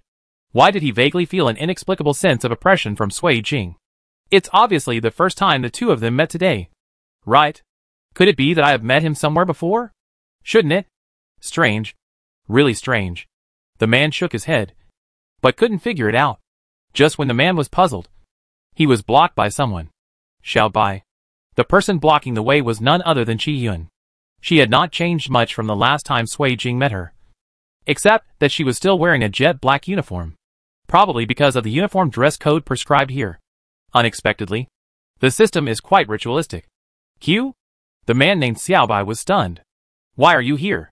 Didn't she go to other dungeon rest areas to monitor? Where are you taking this person? Qi Yun seemed to not know Sui Jing at this moment. And naturally Sui Jing didn't answer anything. Not to mention that Sui Jing was not a talkative person. And Qi Yun made it clear at this moment that he could not recognize her. Oh, her. Xiao Bai glanced at Sui Jing. I received a punishment notice from the system and took her to the control center. I know. Qi Yun nodded. I'll take her there. Hey. But? Xiao Bai hesitated. After all, this was a task assigned by the system. Why? Are you still worried that I won't let her go? Qi Yun glanced at him sideways and smiled. No. How could it be possible? It's just that you didn't care about these things before, Xiao Bai said humbly. He took out the punishment sheet from his pocket and handed it to Qi Yun. Then I went to find Jean Muchuan. I didn't have dinner. So hungry. After saying that, Xiao Bai ran away quickly. Sui Jing looked Qi Yun up and down, but said nothing. What? Qi Yun put the penalty slip into her trouser pocket. Don't you recognize me? There was a faint smile in Sui Jing's eyes, and a syllable came out of his nose. Indeed. Let's go. It's illegal. Shi Yun suppressed a smile, turned around and walked towards the control center. Is this all a punishment area? Sui Jing asked, looking at the small foreign-style buildings. No. Shi Yun raised her chin. Did you see the tallest building in front? That's not it. Shi Yun looked at Sui Jing's somewhat disgusted face and smiled proudly. The building next to it, which is slightly shorter and has a yellow light on its roof, is the control center, and the punishment area is located in the control center. What about these? These? Shi Yun looked at the foreign-style buildings beside the street. This is where all the staff in the system live. You live here too? What else? Shi Yun joked. I live in the player's resting place? It's not appropriate. Sui Jing, haha. She really thought so at first. Then what are you? Identity. Before Sui Jing finished asking, Shi Yun put her index finger on her lips. Don't ask. This is the place with the most eyes in the entire game system. I can't answer the answer you want to know now. After saying that, Shi Yun pointed to her wrist. Yeah. Sui Jing frowned and immediately fell silent.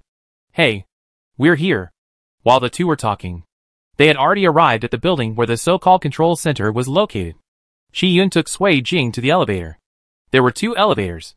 One has a white light, and one has a red light. Sui Jing saw Shi Yun press the elevator switch that turned on the white light. The two walked into the elevator. There are no floor buttons in the elevator. It seems that the elevator will stop where it should. With a ding, the elevator door opened. Only myself? It stands to reason that few people in the game will violate the rules excessively. But you are lucky. There is someone to accompany you this time, Shi Yun said. Shi Yun took out something similar to a work permit from her pocket and made a sound at the check-in counter at the door. De-authentication successful. As the mechanical sound fell, the heavy mechanical door opened automatically. Only then did Sui Jing see clearly that this room was very large, but also very empty. Except for a console in the middle of the hall, nothing else could be found. Facing the wall behind the console is a huge floor-to-ceiling window, reflecting the night of the entire city. Oh! There is a person lying on the operating table at this time. He looked like an old man, wearing an unruly white shirt. Shi Yun walked over and knocked 3 times on the console. It's Q. Why do you have time to come here? The old man looked very familiar with Shi Yun. Uncle G. This is the penalty slip. Shi Yun handed Sui Jing's penalty slip to the old man. Penalty ticket? The old man took the penalty ticket, pushed up the reading glasses on the bridge of his nose, and said with emotion, No one has come to the penalty area for many years. Look what you said. Isn't it a good thing that no one comes? Shi Yun said with a smile. That's right. The old man looked at the penalty sheet carefully, then looked at Sui Jing. It's you? Do you know me? Seeing the old man's shocked tone, Sui Jing became a little curious. The old man shook his head. Do you still know me? Shi Yun helplessly interrupted the conversation between the two of them. Uncle G. You have recognized the wrong person. That's right. Uncle G smiled awkwardly. Yes. As I get older, my memory is always not very good. He turned to Sui Jing and said, Sorry. Don't take it to heart. When Sui Jing saw this, he felt his eyes twitch a little and stopped asking further. Isn't there another person? The old man changed the subject. Yes. Shi Yun glanced at her watch. It must be Zhuang Yi who went to pick him up. Why are you so slow? It's coming. It's coming. A clear male voice sounded in the hall. Don't rush. Don't rush. Isn't it coming? I saw a young man in uniform coming in with another person. Boss, don't rush me. The man named Zhuang Yi smiled. As you know, my sense of direction is not very good. I don't know where this person is. I have been looking for him for a long time. Shi Yun had nothing to say. There is no one else who can throw this pot away. This Warren guy knows his origins. He is a warm-hearted person. Zhuang Yi introduced him cheerfully. I didn't see that. The old man joked. Now that we're here, let's start, Shi Yun said to the old man. Okay. The old man turned on the console switch. Let's register personal information first. Hey, why is this console malfunctioning again? The old man patted the main console. I said this console should have been repaired a long time ago. It's fine now, but it breaks down from time to time. The old man is obviously a little dissatisfied. What do you think this is? Since it's broken, we won't register, Shi Yun said. Let them go down quickly. Otherwise it will be troublesome later. To be honest, The sudden malfunction of the console made Qi relieved. Otherwise, Sui Jing's information would not end well if there were records in the console later. What she didn't know was that Sui Jing's hanging heart was relieved. She didn't want others to know that she had doubts about her identity. Okay. The old man had no choice but to press the control button and pointed to the floor-to-ceiling window. Go down from there. The punishment scenes are random and everything depends on you. As long as you can clean up the dungeon within 3 days, you can come back. Sui Jing nodded to the old man to thank him and walked straight to the floor-to-ceiling window. Under the floor-to-ceiling window is an iron spiral staircase. But it seems that there is no need to use it. Sui Jing opened the floor-to-ceiling window, and the wind outside the window rushed in. Sui Jing felt like his clothes were being blown away. She stepped onto the windowsill with one leg first, then jumped suddenly, and the person disappeared. Before Qi Yun had time to say anything, the man behind him also jumped up like a dumpling. She is not. Qi Yun walked over and closed the window, turned around and said, I told you. You recognized the wrong person. Seeing Qi Yun being so sure, Uncle Ji felt that it was his own fault. Maybe I really admitted my mistake. Xuan Yi, who is she? What is it? What are you talking about? Why can't I understand? Chapter 50 Punishment in Progress. Let's go first. Qi Yun greeted the old man and left the control room with Xuan Yi. The old man then sat back on the chair behind the console, looking like he was about to fall asleep again. My thoughts drifted back to a few years ago. He is old and his memory is very bad. I only vaguely remember that it seemed to be winter. A very cold winter. At that time, there was a heavy snowfall in the city, and the ground was completely white. It seemed extremely deserted, since no one came to the penalty area to be punished. He sat in the control center and dozed off. Beep. Suddenly, the door to the control room was opened. He knew from the beginning that only those people could open the door to the control room. But today, he did not receive the penalty list. He immediately woke up, fearing that he had made some mistake that attracted the people above him. After the man entered the door, he first leaned a black umbrella against the wall of the door. She was wearing a jet black uniform specially required by the system. Maybe it was because she had just come in from outside, and there was still a bit of cold air wrapped around her body. The shiny black military boots even had traces of melted snow. It looks like it's really cold outside. He just thought at the time. Hello, the man said first. The voice was a little cold, but it was not harsh, but very peaceful. Hello. He was a little scared at the time. Do you need my help? All he remembered was that he asked and what the man said to him. Maybe too much time has passed, and he can't remember clearly. In fact, it seemed like we chatted for quite a long time. The man nodded one last time, picked up his umbrella and left. He has been in the control room for several years, and has never seen anyone from his superiors. That was the first time he saw it. However, he was timid at the time, and did not dare to stare blatantly. He only vaguely saw the lower half of the person's face when he entered the door. The old man suddenly came back to his senses, and remembered Sui Jing's appearance just now. I felt that if that person could see his eyes clearly at that time, he would have such an appearance that could harm others. The old man took a deep breath. What did he say at that time? On Sui Jing's side. After the two of them jumped from the windowsill, they landed in the air for an unknown amount of time. The exposed skin was sore from the wind blade. After a long time, they seemed to be buffered by something in the air, which prevented them from falling directly to the ground. Is it grass? Sui Jing stood up with his arms supported, while cleaning the stains on his hands. He looked at the surrounding environment. I didn't know whether the time in the entire system was synchronized before, but now it seems that it is most likely not, because the place they were currently in was completely dark. Sui Jing could only judge that this was probably a reservoir based on the lights around it, and it was overgrown with weeds. Abandoned reservoir? Sui Jing bit his molars, feeling a little irritated. Hey, you two. Why don't you get on the boat? What are you doing? There is a small wooden fishing boat beside the reservoir. It can't be that you're afraid. Sui Jing frowned. Why didn't he hear the sound of the system assigning tasks? What did the old man mean when he said clean up the copy just now? Cleaning doesn't look like it. Does it? Is this what is called punishment? What do you say? When Ren Ziyuan, who had been standing next to Sui Jing just now without saying a word, said, get aboard. Sui Jing heard it. And when Ren Ziyuan obviously had no feelings for her as an extra teammate.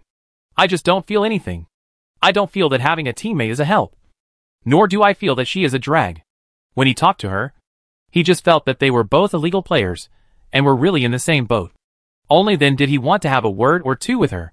But Sui Jing didn't want to worry about that much. After all, those who break the rules are not timid people. And it is normal to have a little bit of their own temper. Because they have a younger brother at home.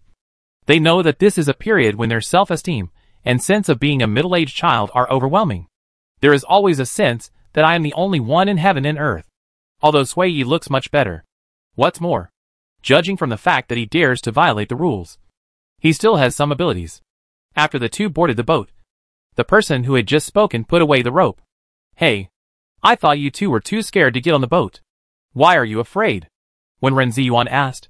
Aren't we afraid that some dirty things will come and take you away later? You have tender skin and tender flesh. And those dirty things like you the most. After the man finished speaking, he burst out laughing. Several people behind him also laughed.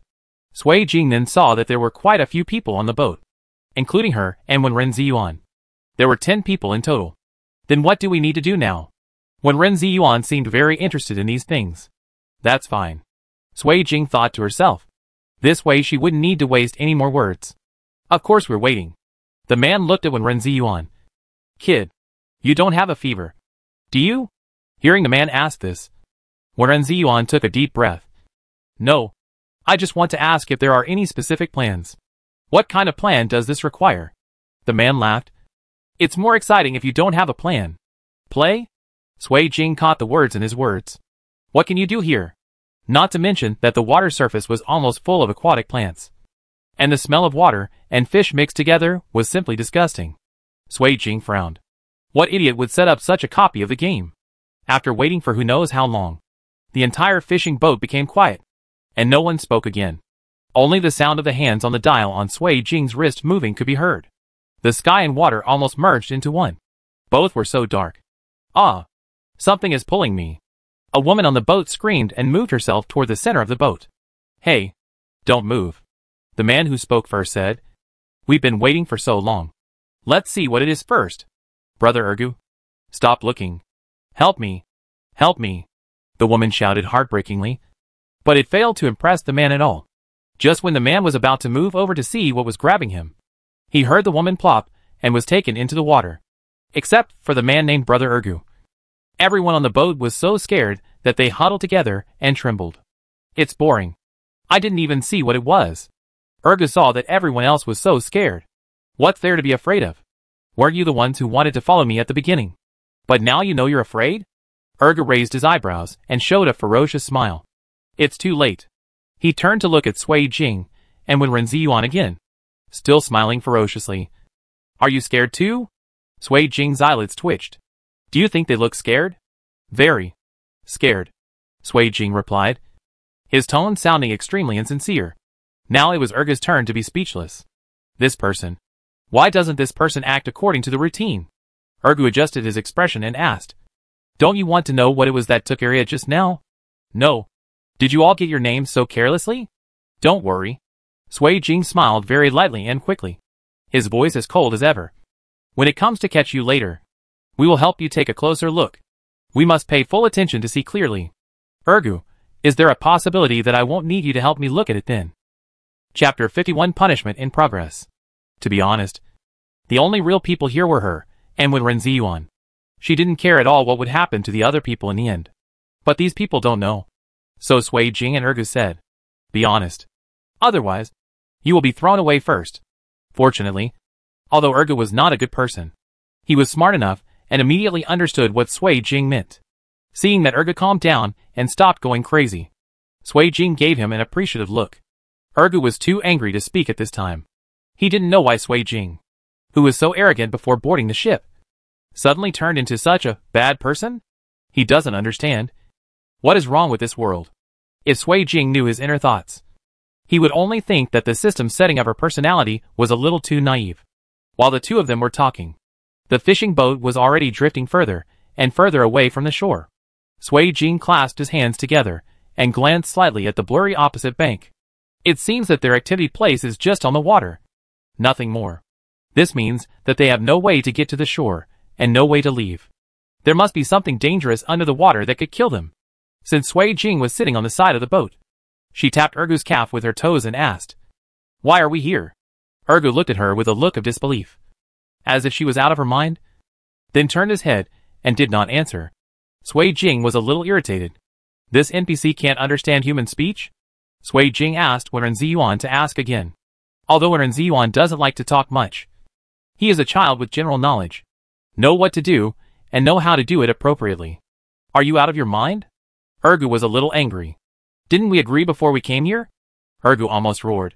We heard from others that this reservoir has been abandoned for many years, and many people died when the reservoir was pruned. Ergu paused and then said, there is a huge cemetery under this reservoir. I heard from the villagers that this place is often haunted. Although Ergu spoke very evilly, his few words, with an unknown accent, instantly destroyed the supposed scary atmosphere. So, we're here to catch ghosts? Are you not out of your mind? Ergu finally asked the doubts in his heart. You are not a Taoist priest. So what are you trying to catch? We're just here to join in the fun. Ergu was speechless. You killed people. Sui Jing pointed to the place where Arya fell just now and said, hey, no one believed this. Ergu waved his hand. Who knew it was true? Then why didn't you save her just now? Please, can you be normal? Ergu was a little anxious. What is that? What am I? Can this be saved? Sui Jing did not continue to ask further. She and Wen Ziyuan looked at each other, and their meaning was obvious. The NPC set up by the system needs to be fully complete. But after all, they are not real people, and they may still have some behavioral flaws. It's just for the smooth progress of the mission. But the system has always been rigorous. Would it really make such an obvious mistake? Or, he was simply lying. And if there really is something that can capture humans under the reservoir, wouldn't he be in danger? Sui Jing snorted lightly, rolled his eyes at the system silently in his heart, and stopped talking. Maybe it was because Arya had just been captured not long ago, and there was no sign of the dirt in the water coming out for the time being. The people up there seemed to be safe for now. Except for Ergu. Everyone else was extremely scared. Brother Ergu, let's go back. It's really scary here. Yes. Yes. The others echoed, not wanting to stay on the water anymore. One of the men was impatient. Before Ergu could reply, he grabbed the oar and tried to row away. I saw the man yelling in pain as soon as he grabbed the oar, and blood was flowing out of his hand that he took back. There were bursts of black smoke coming out around the palm. Sui Jing was alert. She was right. They really couldn't leave the fishing boat. Why are you in a hurry? Ergu said calmly. When the time comes, you can go back naturally. When exactly will that happen? 3 days later? I'm afraid not even the bones will be left. However, she was not in a hurry. Some things are more interesting if you take your time. Good. What? What is that noise? The man whose hand was bleeding said in horror. Can you go? Let's go quickly. Walk? How to go? Now the oars were useless, and they couldn't even row the boat. Bang, bang, bang. Sui Jing clearly felt that the fishing boat was being hit by something. And there were a lot of things hitting the fishing boat. What is this? Ah! Maybe someone screamed in fear after seeing the appearance of the thing in the water. The high decibel noise made Sui Jing's brain hurt. She tilted her head slightly, and saw clearly that the thing that hit the fishing boat, should I say it was a fish? The thing was about the length of a forearm, with its lower body shaped like a fish. But its head looked like human heads inlaid on the fish's body. In addition to its eyes, nose, and mouth, it even had ears. It's like grafting fish and humans together like a fruit tree. The scene was both grotesque and disgusting and hilarious. Go! Get away! People on the boat were shouting crazily, and even Ergu turned pale with fright. Although they have extremely high decibel levels, they have little effect. Those fish monsters with human faces did not leave, but instead swarmed up. Tick tick tick tick. Sui Jing looked at the man's bleeding palm and narrowed his eyes. These strange fish with human faces are attracted by the smell of blood. They smelled the strong smell of blood, so they emerged from the bottom of the water. As they expected, they were about to have a feast. Those strange fish with human faces are not satisfied with just swimming around the fishing boats. Some even want to jump into the fishing boats. Although the others on the boat were frightened, their reactions were quite quick. They don't seem to be visible. When Ren Ziyuan came closer to Sui Jing and said, Sui Jing glanced at him in surprise, not expecting him to discover this tiny detail. Yes, Sui Jing agreed. The strange human-faced fish may have first gathered around the boat because they smelled blood, but they are not eyes to rely on. Their eyes seem to be covered with a thick white film. It seems that the only way to tell where they are is through smell and hearing. Otherwise, there wouldn't be only a few strange fish that would dare to pounce on people and try to bite the crowd. And the hit rate is ridiculously low.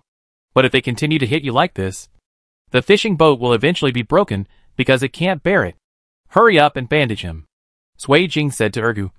Otherwise you will all feed the fish. Is there any way? Wen Renziyuan asked. The only way now is to lure the strange fish away and then isolate their breath. Otherwise they will eventually be dragged off the ship by them. Fortunately, Sui Jing thought of it together with him. She took out the detonator she had not used last time, and took out one under Wen Renziyuan's confused eyes. What a coincidence. It just comes in handy. Sui Jing smiled. But I won't survive long. After saying that, Sui Jing threw the detonator far away, only to hear a bang, and a huge splash of water exploded in the distance.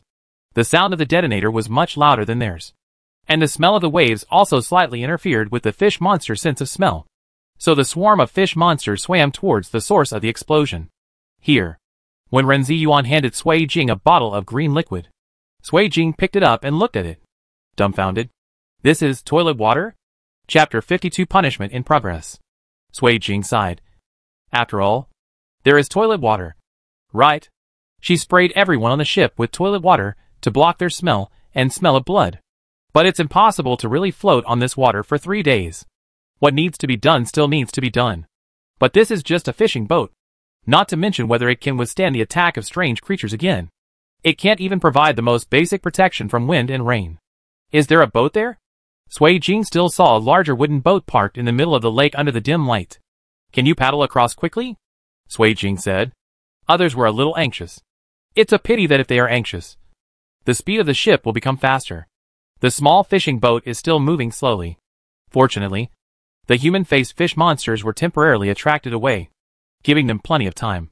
Just when the cold wind made the tip of Sui Jing's nose itchy, the small fishing boat finally reached the side of the big wooden boat. This boat is really big, and the fishing boat is just a small boat compared to it. However, the ship was very old, and the mast was almost broken and leaning on the ship.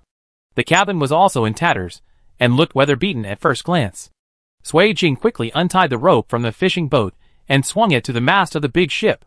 After the rope was completely fixed, Sui Jing said, Okay, let's go up like this. That's it. How can we get up there without pedals? Ergo looked reluctant. Then you stay here. Sui Jing didn't want to say more. Grabbed the rope with both hands and climbed to the boat. After Sui Jing climbed up, he threw the rope into Wen Renziyuan's hand with a swish.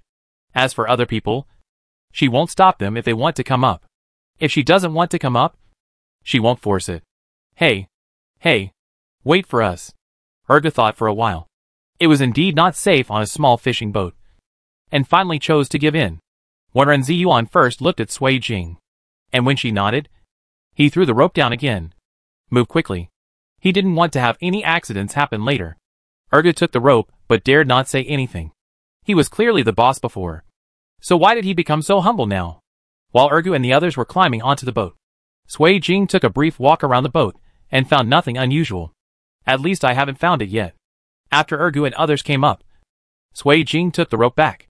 Anyway, the rope cannot fall into other people's hands. It doesn't matter whether she is suspicious or not. Ergo seems to be full of bad ideas. Sui Jing suddenly realized that they had successfully left the small fishing boat. But the man had been seriously injured when he stretched out his hand just now. Now that they all left, they were fine. Could it be that except for being unable to have the thought of leaving the water, other behaviors are insignificant to the system? Just as Sui Jing and Wen Renziyuan were about to sit down and rest for a while, they heard other people making noise around the side of the boat. Sui Jing couldn't understand why this group of people had so much trouble. What's wrong? Wen Renziyuan pushed aside the others, wanting to see clearly what happened. You are sick. Sui Jing heard Wen Renziyuan shout loudly, and quickly went to see what was going on. After squeezing through the crowd, Ergo was found hanging upside down from the side of the ship, with only 2 feet hanging tightly on the guardrail, and his arms seemed to be dragged by something, and he was about to be dragged into the water. Sui Jing looked around and found a harpoon placed outside the cabin. She grabbed the harpoon and stabbed it into the water. Seeing this, she let go of the thing holding Ergo, and Ergo was dragged up. With a clang, Sui Jing threw the harpoon on the deck. His eyebrows were cold, and he couldn't see clearly his emotions and anger. How did you provoke him? Ergo was in shock. He pursed his lips, as if he was considering whether to tell the truth. After all, this is too embarrassing. He quietly raised his eyes and glanced at Sui Jing. She has always had a calm expression since she arrived here, and it's hard to tell what is going on in her mind. Even now, she didn't even move her eyebrows. But Ergo felt that something was different about her. I couldn't say he was angry. To be more precise, he should be a little irritable. It seemed like they were just here to bring her displeasure. It's been a long time since I've eaten. Ergo laughed awkwardly. We just want to see if we can catch 2 fish. But I still looked carefully. The one just now is not a fish with a human face. It looks like an ordinary Crucian carp.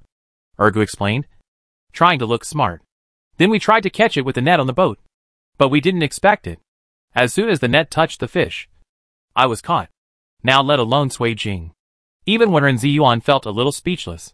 Next time something like this happens, just jump down and feed the fish by yourself. There is no need to save it. After Sui Jing finished speaking, he walked back to his original place, closed his eyes, and prepared to rest for a while. When Ren Ziyuan glanced at them and turned back to the other end of the deck, Ergo and his group were like children who had made a mistake. They only dared to stay away from them. In fact, Sui Jing was not completely asleep. She is not that big-hearted, and she can still sleep peacefully in this situation. What's more, she always felt that there must be something wrong with Ergo. His current behavior may be just an act. Have you slept? Sui Jing moved his eyelids. No. The two of them were far away from Ergo and the others, and it was difficult to hear their words. Why did you scare them just now? When Ren Ziyuan asked. I didn't scare them. Sui Jing replied. They are all going to die anyway. It's just the difference between dying early and dying later. Why? When Ren Ziyuan didn't understand. Even if they were just game NPCs, they might still survive to the end. Hearing this, Sui Jing opened his eyes. Kid Wenren, are you one of the 100,000 wise? Wenren Ziyuan was about to retort when he looked over and saw a flash of smile in Sui Jing's eyes. It was so light that it was like the breeze blowing across the river. He understood. Sui Jing didn't want to say more, so he obediently shut his mouth and asked no more questions. Seeing that he had calmed down, Sui Jing couldn't help but curled his lips. Children are just a little impatient. But what she was thinking about now was whether there was a way to get out early. Cleaning up the dungeon. Sui Jing narrowed his eyes. Do you mean getting rid of all the monsters in it? The more Sui Jing thought about it, the more he felt that this was what it meant. However, cleaning these things is not easy. After all, there are still many strange monsters hidden in the water. Well, Sui Jing sighed. It seemed that he was going to use some unfriendly methods. The first thing is to clean up those strange fish with human faces. The attack power of that thing is not necessarily very high. The advantage is that there are so many of them that it is difficult to clean them out at once. The other one is the water ghost who caught Ergo. Well, it should be a water ghost. I don't know if the one who caught Ergo was the same one who caught Arya in the first place. However, this water ghost can actually turn into a fish to lure people to the bait, which seems to have some brains. Looking at the seemingly endless reservoir, Sui Jing suddenly felt melancholy. She didn't know why it happened suddenly, but there was a strange feeling in her heart. Chapter 53 Punishment in Progress. Everyone rested on the boat for a while. It was clearly time for dawn, but there was still no sign of the sky getting brighter. Sui Jing stood up and looked around the cabin to see if he could find anything useful. When she looked at it like this, she actually found something. Gasoline, a wooden bow and 7 feather arrows, a flashlight, some other odds and ends, and a box of expired lunch meat. It looks like it has been here for a long time. It is most likely left by someone who was punished here last time or before. Sui Jing didn't think the system would leave such an item here that could obviously help them. The others watched Sui Jing jingling the bells and moving some things out of the cabin, and they couldn't help but panic. I don't know what she wants to do. Sui Jing looked at the crumbling mast again and sighed. With a bang, the mast fell to the ground. The person involved stood aside, frowning, as if he disliked the falling dust. Wenren Ziyuan was about to say something but hesitated. He was afraid that Sui Jing would say that he had 100,000 reasons. Then he saw Sui Jing pick up a fishing rod from the deck and hand it to him. Take it. He opened the luncheon meat with a dagger and hung a piece on the fishhook. She patted Wenren Ziyuan on the shoulder and said, Let's go fishing. Although she didn't know what she wanted to do, Wenren Ziyuan still walked to the side of the boat and put down the fishing rod. Ergu was a little dissatisfied when he saw this. How could they themselves be able to fish? But Ergu couldn't. Sui Jing's purpose was to attract the human-faced fish monster first. But he didn't know whether expired luncheon meat would work. Take the harpoon. Whatever you can use, Sui Jing said to Ergu and the others. Although his brain is not very good, he is still capable of fighting. After waiting for about 10 minutes, everyone heard the familiar gurgling sound from the bottom of the boat again. Before Sui Jing could speak, when Ren Ziyuan had already reacted very quickly and put back the fishing rod. The smell of toilet water has dissipated from their bodies now. Sui Jing was sure that those strange fish with human faces must have smelled the breath of living people. Whether it's theirs or theirs. Everyone waited for a long time. Perhaps because the side of the ship was too high, and they could only hear the sound of constant collisions with the hull. But no fish jumped up for a long time. Could it be that these fish can't jump so high? Sui Jing took a few tentative steps towards the side of the ship, just wanting to see what was going on under the ship.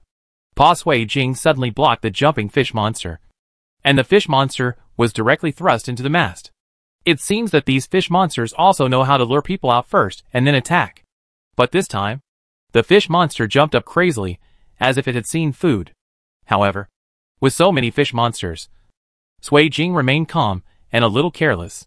Everyone else was waving their weapons around, not only to protect themselves, but also upholding the concept of killing everyone. And she was holding a dagger and stabbed a small fish monster. Before long, the mast was covered with human-faced fish monsters. Like barbecue. When Ren Ziyuan was startled by his rich imagination, and felt a little nauseous for a moment. Maybe he didn't want to eat kebabs for a while. As the human-faced fish monster continued to be killed, the sounds under the boat became more and more frequent until they disappeared completely. It's over. When Ren Ziyuan took a deep breath and had to say that this was really a physical job. Thank you for your hard work. Sui Jing found a random piece of cloth on the boat and wiped the dagger clean. The milky white mucus on it seemed to make people feel physically uncomfortable. But when Ren Ziyuan pointed at the bunch of human-faced fish monsters, how should we deal with him? Sui Jing tapped his chin with his finger, and his eyes touched the barrel of gasoline. Burn it. Only at this moment did Ren Ziyuan realize that he violated the rules to save others. Sui Jing in front of her broke the rules probably just because she wanted to break the rules. I saw Sui Jing asking two relatively large men to help move an iron bucket next to the cabin. She chipped the human-faced fish monsters one by one into the bucket. That's right. It's just cutting. And it's done in one go.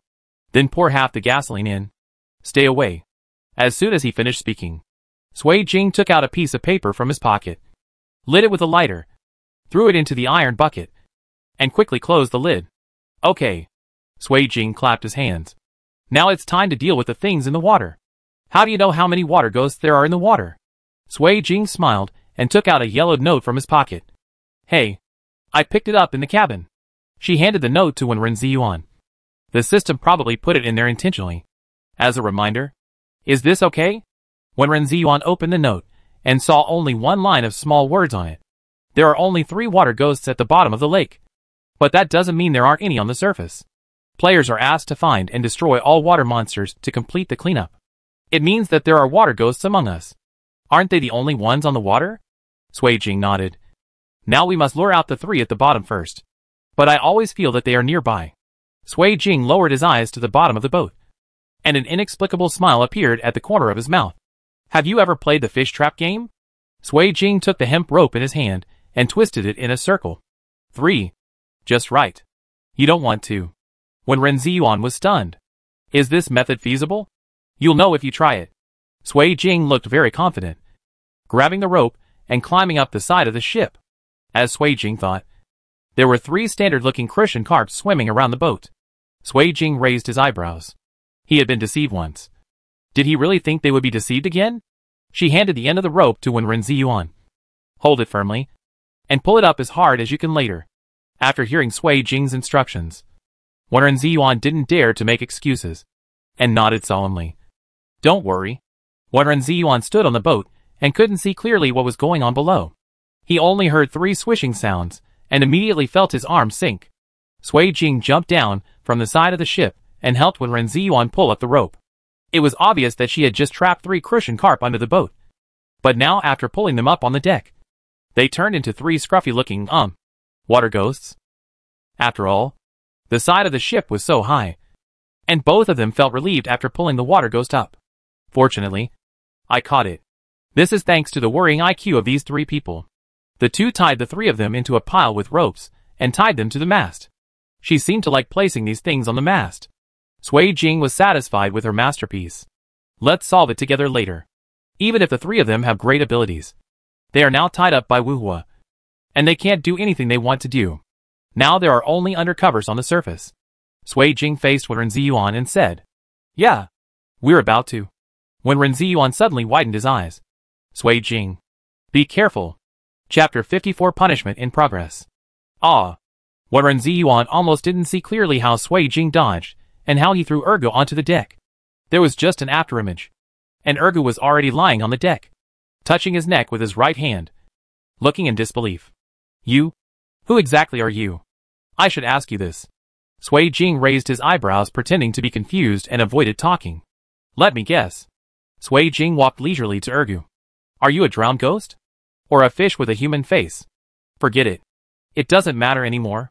When Ren Ziyuan watched as Sui Jing picked up another hemp rope, tied up the 2 dogs neatly, and threw them together with a bunch of water ghosts.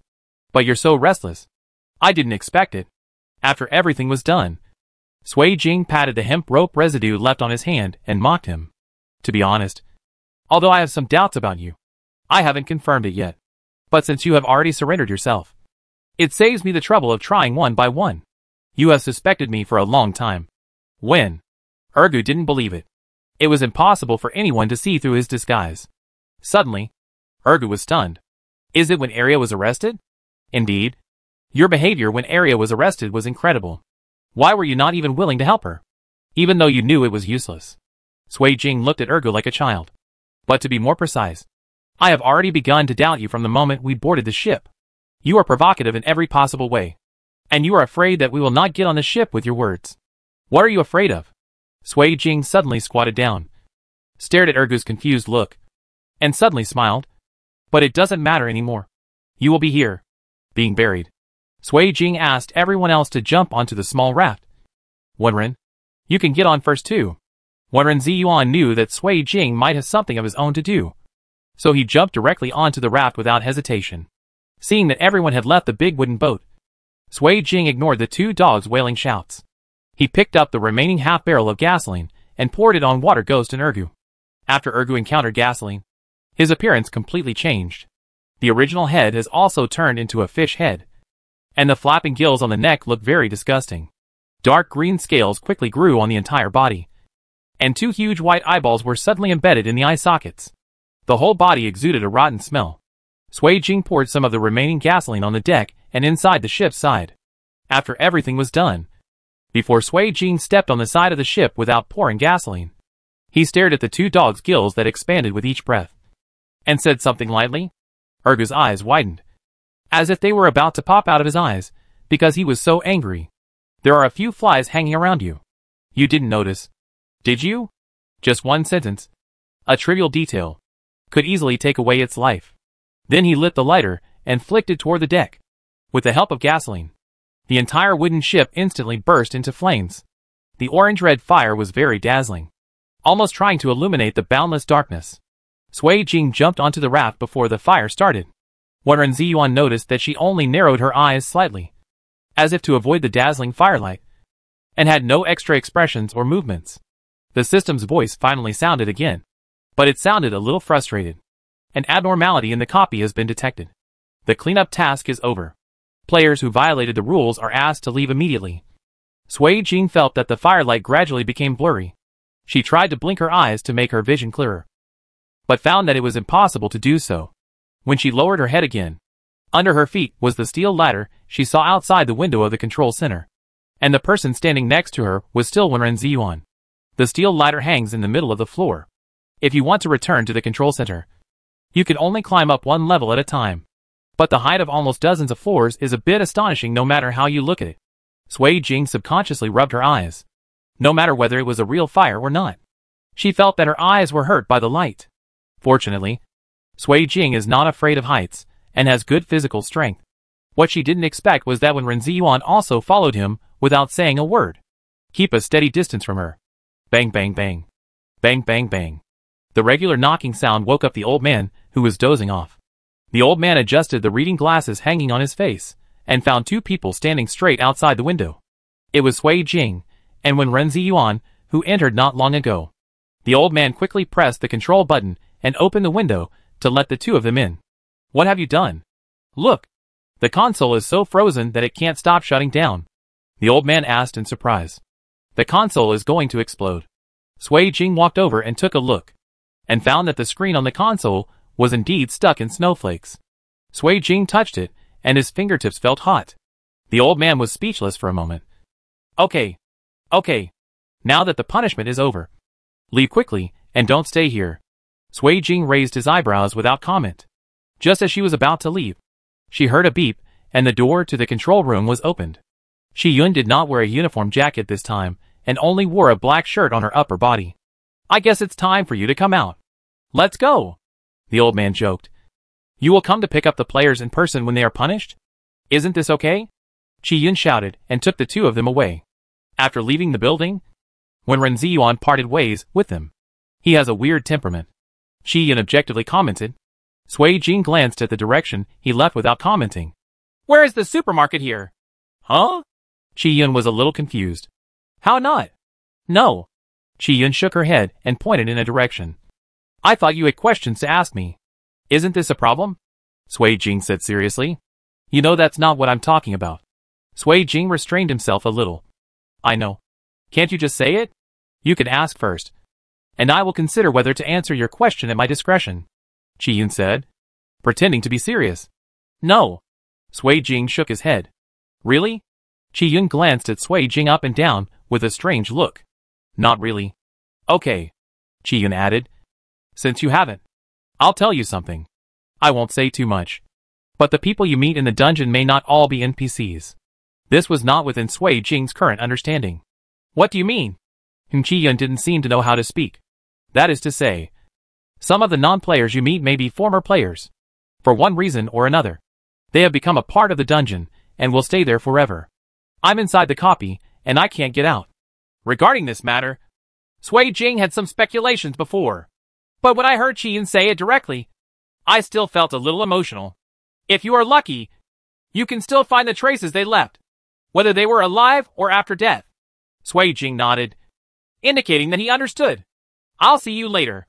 Shi Yun waved to Sui Jing with a bright smile. Yes. Sui Jing passed by Shi Yun and moved his lips, leaving Shi Yun stunned. I hear you. Shi Yun looked at Sui Jing's figure disappearing on the street. She was stunned for a long time and suddenly laughed and cursed. Sure enough, it's still the same as before. Just as powerful. Just as unruly. She is still her after all, even if the past fades away and becomes a passing cloud. Chapter 55 The Defender of the End of the World. In the year 303 of the new calendar, a high-level infectious virus broke out in Blue Star.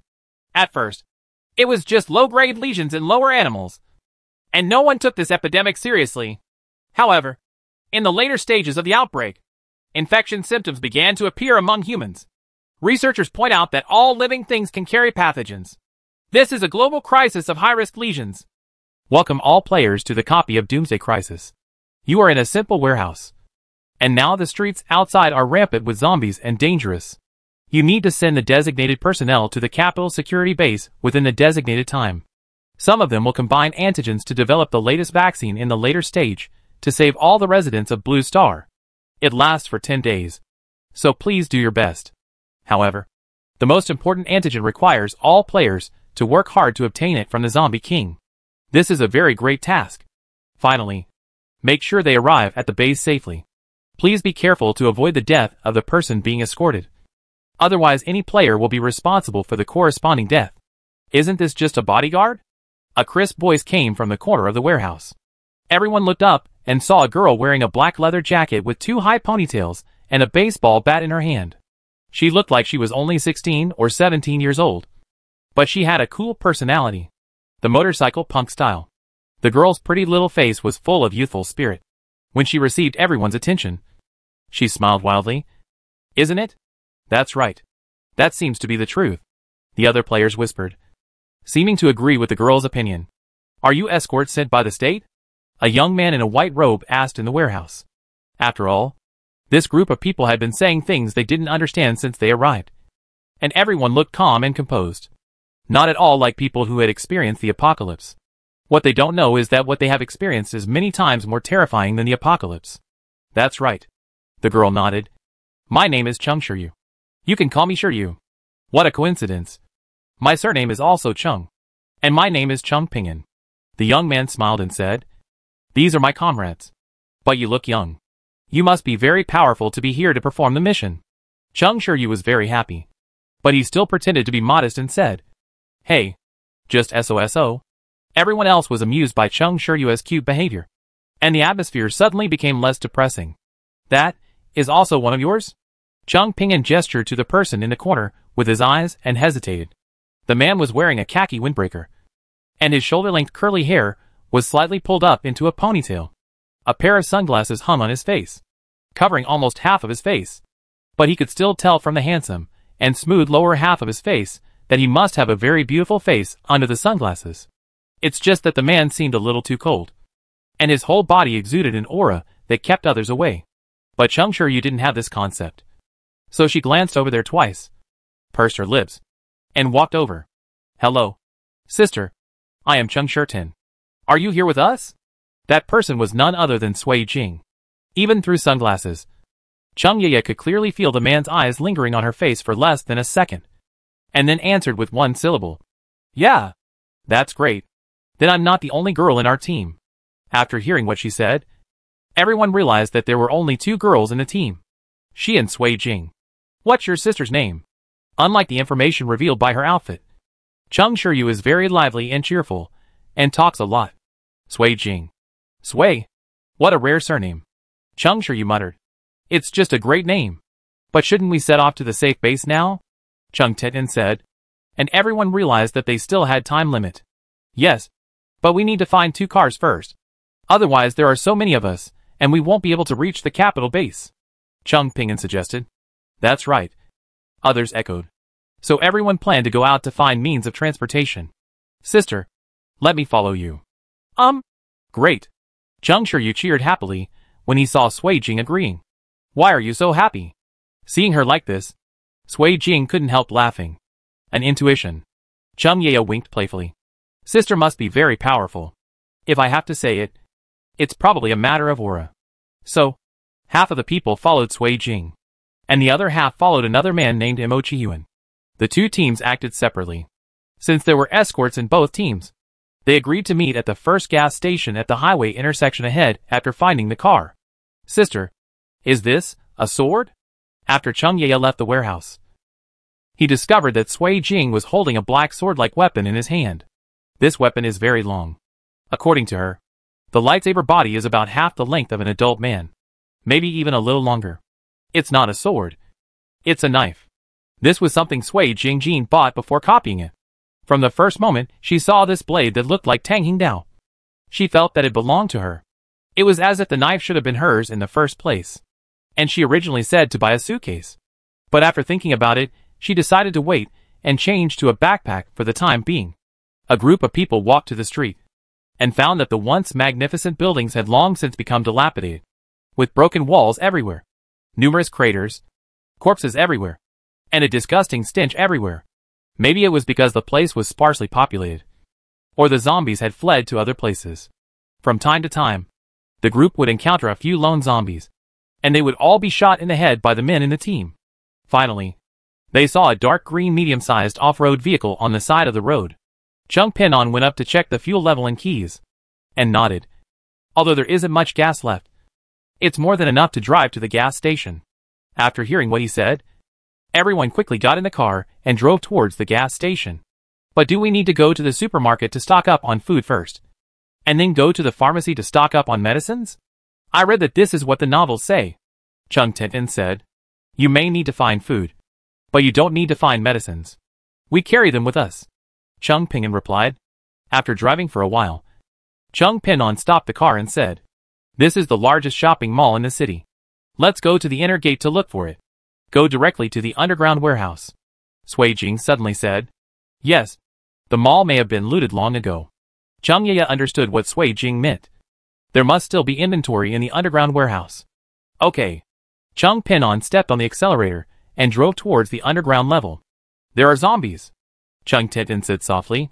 Well, it looks like it's a lone zombie left behind. Sui Jing lowered his voice. Drive over and don't stop. Chung Pinon nodded, stepped on the accelerator, and drove past the zombies.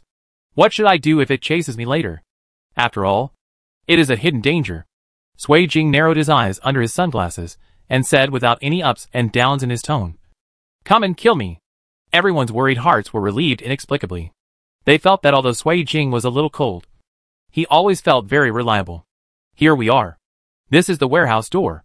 Chung Pinon stepped on the brakes and stopped at the door of the warehouse.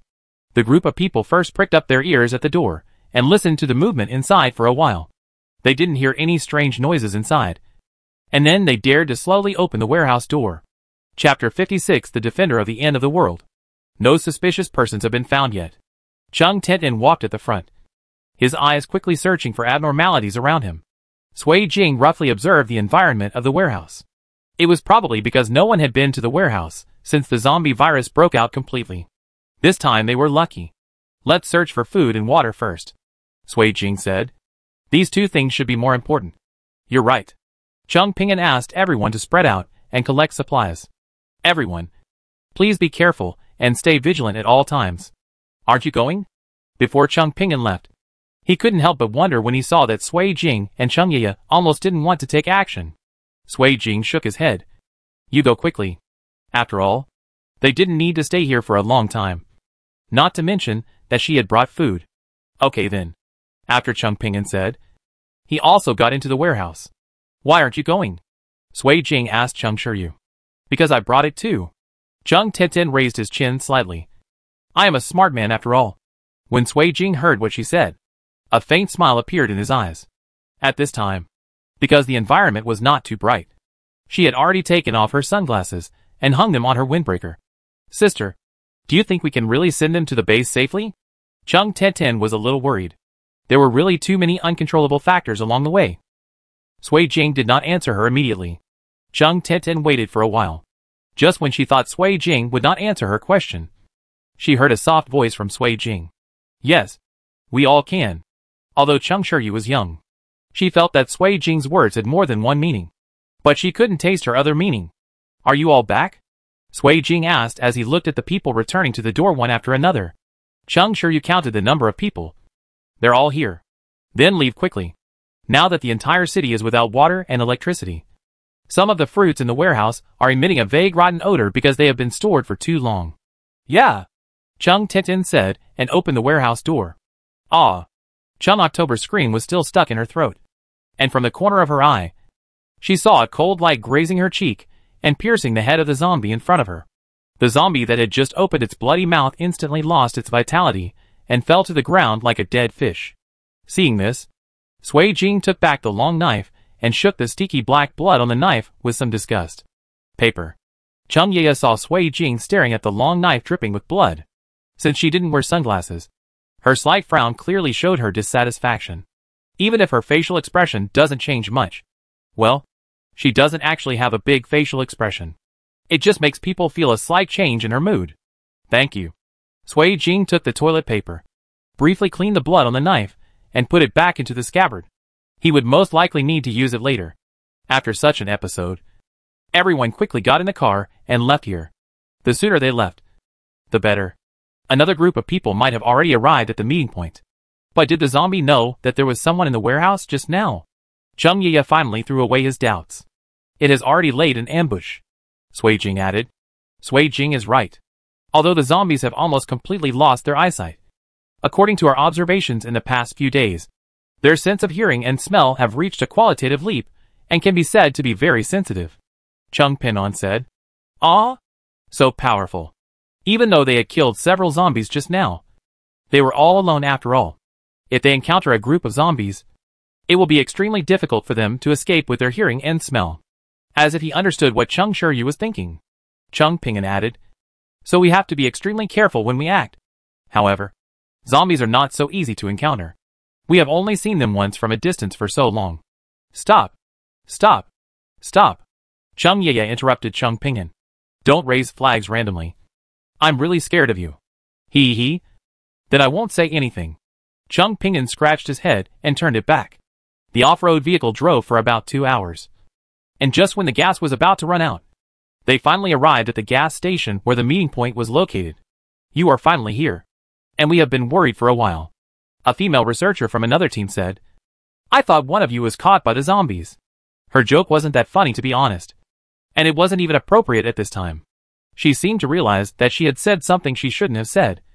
And she quickly covered her mouth and said in a low voice, I'm sorry. I said the wrong thing. Chung Pinon shook his head and smiled gently. It's okay. Lu Yi. She didn't make any mistakes. So there was no need to be harsh all the time. The woman named Lu Yi nodded heavily, indicating that she would never make such a joke again. Speaking of which, you actually brought food, one player said in surprise. We were so late that we forgot to look for supplies. When Sui Jing heard this, he had to look up at the man who spoke. He looks very honest, and you can tell at a glance that he is an honest person who does not beat around the bush. Likewise, it can be seen at a glance that he is not suitable for this kind of game. Everyone has their own unique advantages, and these advantages will be infinitely amplified in the game. If you have a good memory, good organizational and communication skills, or other abilities and advantages, they will all be highlighted one by one. Come and prove that you can survive in this game. But some people can't learn the so-called smartness, so this causes them to struggle in the game. But no matter how difficult it is, you still have to survive. Life is already difficult, isn't it? Sui Jing withdrew his gaze. Everyone has had a hard time traveling, so let's rest here for the night. Indeed, everyone was in a state of extreme mental stress during the day's journey. Hearing what Sui Jing said, he really felt exhausted all over his body. Everyone filled up the vehicle with gasoline first. After all, they would have to use it for transportation tomorrow. After refueling, everyone came to the security room. The security room is empty, and the space is relatively small, so the possibility of encountering uncertain dangers is also reduced.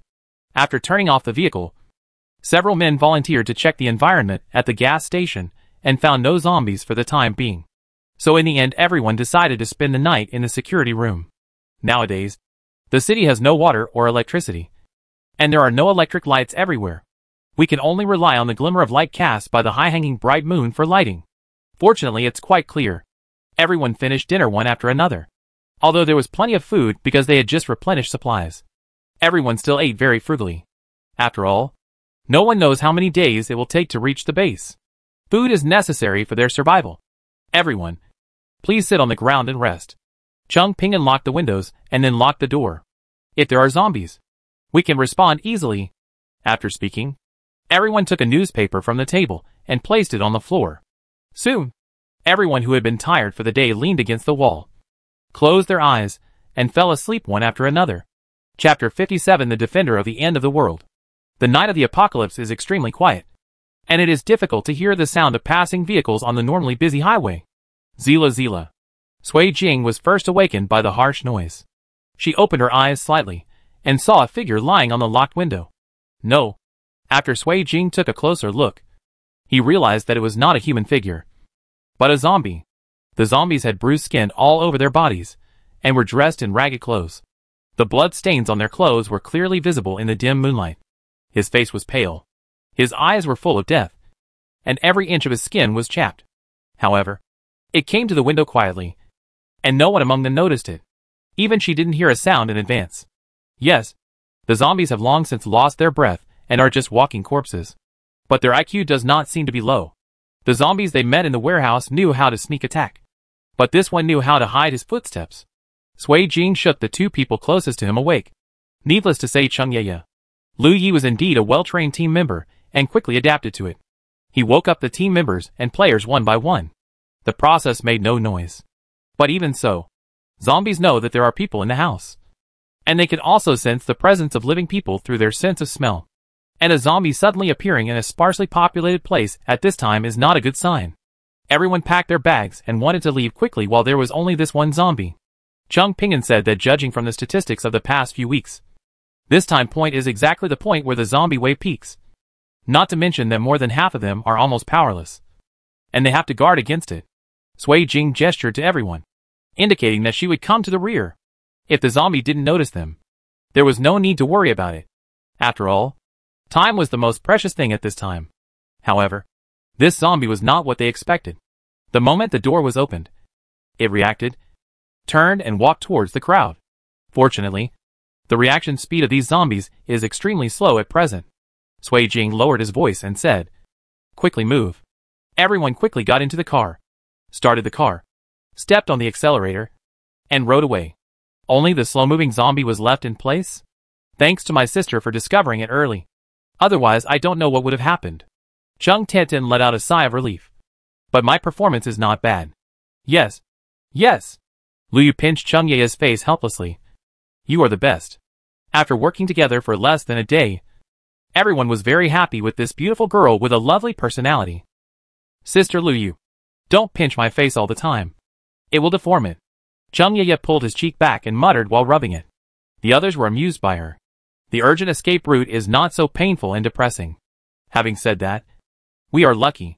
We haven't encountered a zombie wave for so long. A player said with emotion. Yeah, but I always feel too lucky. Another player looked thoughtful. Isn't this a good thing? Chung Ping'an looked puzzled. Without the zombie wave, wouldn't our risks and losses be reduced? You don't understand. One player shook his head and did not continue talking. An eerie silence filled the car. No wonder they think this way. The reason why they are worried is because they are not newbies and know the nature of the system. It is always as difficult as possible, for fear that one more of them will survive. But this time, it was so peaceful. But the longer it continues to be calm, the uneasiness in the hearts of the players becomes stronger and stronger. Sister, do you think this system is really holding something bad? Chung Ye looked at Sui Jing. She always felt that although this sister looked cold and indifferent, she was very powerful. I don't know. Sui Jing did not stop her. After all, she was not a roundworm in the system's belly. But this time it was indeed too easy. It seemed that as long as they kept walking until they reached the safe base, half of their mission would be completed. But it shouldn't be like this. According to past practice, if half of the people in a normal team are not killed or injured, they are considered lucky. The road ahead has collapsed, and we can only take the national highway now, Chung Ping'an said. Only then did everyone realize that a piece of the highway had collapsed, and it was impossible for the two cars to get through it. So the drivers turned around and got off the highway and walked along the national highway. Hey, is there someone in front of you? Chung Shiryu sharply saw a lighted house on the roadside not far ahead. Probably, Chung Ping'an asked. Should we stay overnight? Driving for a long time makes people feel very tired. You really need to rest to adjust your condition. Then take a night's rest. Yeah, let's have a night's rest. We've been traveling for so long, and the zombies must have been left behind. You're right. It won't be too late to start our journey at dawn tomorrow morning. Everyone agreed. And even some players thought that they should take a night's rest first.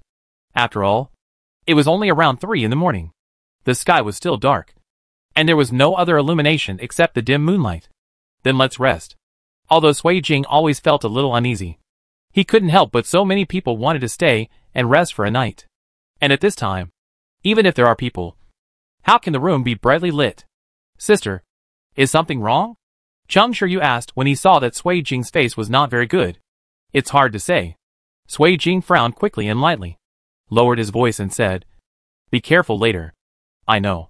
Seeing Sui Jing so serious, Chung Shiryu felt a little tired. But he still kept his spirits high. This is a large villa, with a total height of 3 floors. There is an iron fence surrounding the villa.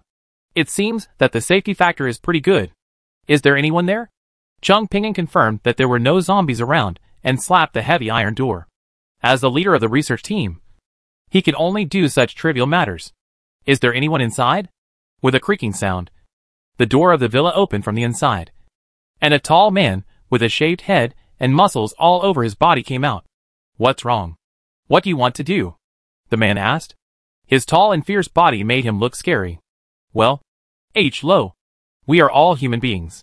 I would like to ask if you can take us in for one night. Seeing that the man was a little impatient, Chung Ping'an hurriedly added, Just one night will be enough. We will leave at dawn. The man looked at the crowd carefully with his gloomy eyes, and after confirming that he was not lying and that none of the people seemed to pose any threat to him, he slowly opened the closed iron door. Go in. The man asked them to drive the car into the yard. The man stared at the backs of the group of people, and different emotions gradually appeared in his eyes. Chapter 58 The Defender of the End of the World. After the group parked the car, the man looked around cautiously and locked the iron door. He led Sui Jing and the others into the villa. Since you are here to stay overnight, just stay here and don't run around, the man said. Cheng Ping'an nodded quickly. I know. We won't run around. As soon as Sui Jing entered the door, he saw that there were quite a few people in the villa. After a rough count, there were about 15 or 6 people, both men and women, old and young. You'd better keep your word. After the man finished speaking, he walked to the other side without looking back. Perhaps because everyone is afraid of a sudden attack by zombies. Even though the villa is very large, no one stays in the upstairs bedroom. Everyone was in the lobby on the first floor, sitting on stools or on the carpet. Sister, why do I feel like they keep staring at us? Cheng Ye whispered to Sui Jing. When Sui Jing heard this, he casually raised his eyelids and glanced at the crowd opposite. The person opposite quickly looked away before meeting her eyes.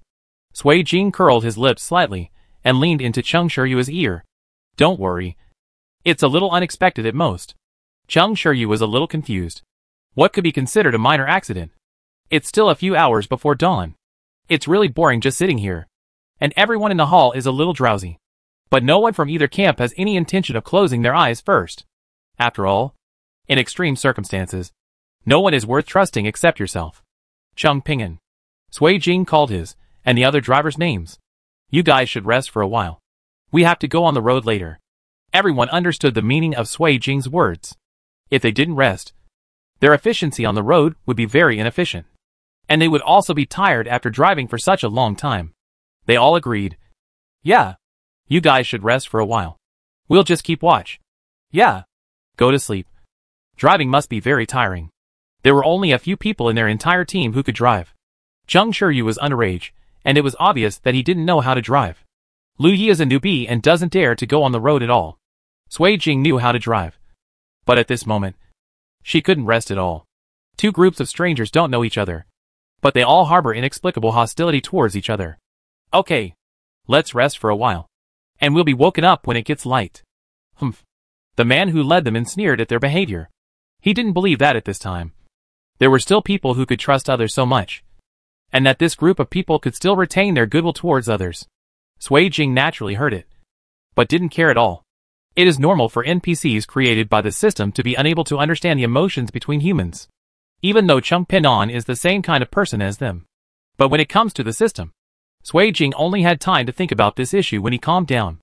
The voice of the system had hardly been ringing in her head lately. Although the feeling of surveillance has not disappeared, the system does seem to have stopped a lot. But Sui Jing couldn't figure out how to stop it. Maybe it's because she hasn't committed suicide for a long time. Sui Jing thought with approval. System, do you want to see what you are thinking? While Sui Jing was in a daze, she saw Ban Siyun say something to another slightly thinner man. The thin man nodded and bowed in response. And at the end, he glanced covertly in the direction of Sui Jing's team. It seems that Ban Bantu should have a high status in their team. However, something bad happened to her. Should I praise him for his courage? Although everyone else on Sui Jing's side wanted to stay awake, the sleepiness was too much for everyone, except for Sui Jing. No one else saw Ban Siyun's little move. However, Sui Jing did not expose them right away. She first pretended not to see their little moves, wanting to see what they were planning. After a while, she saw the thin man sneaking into the courtyard.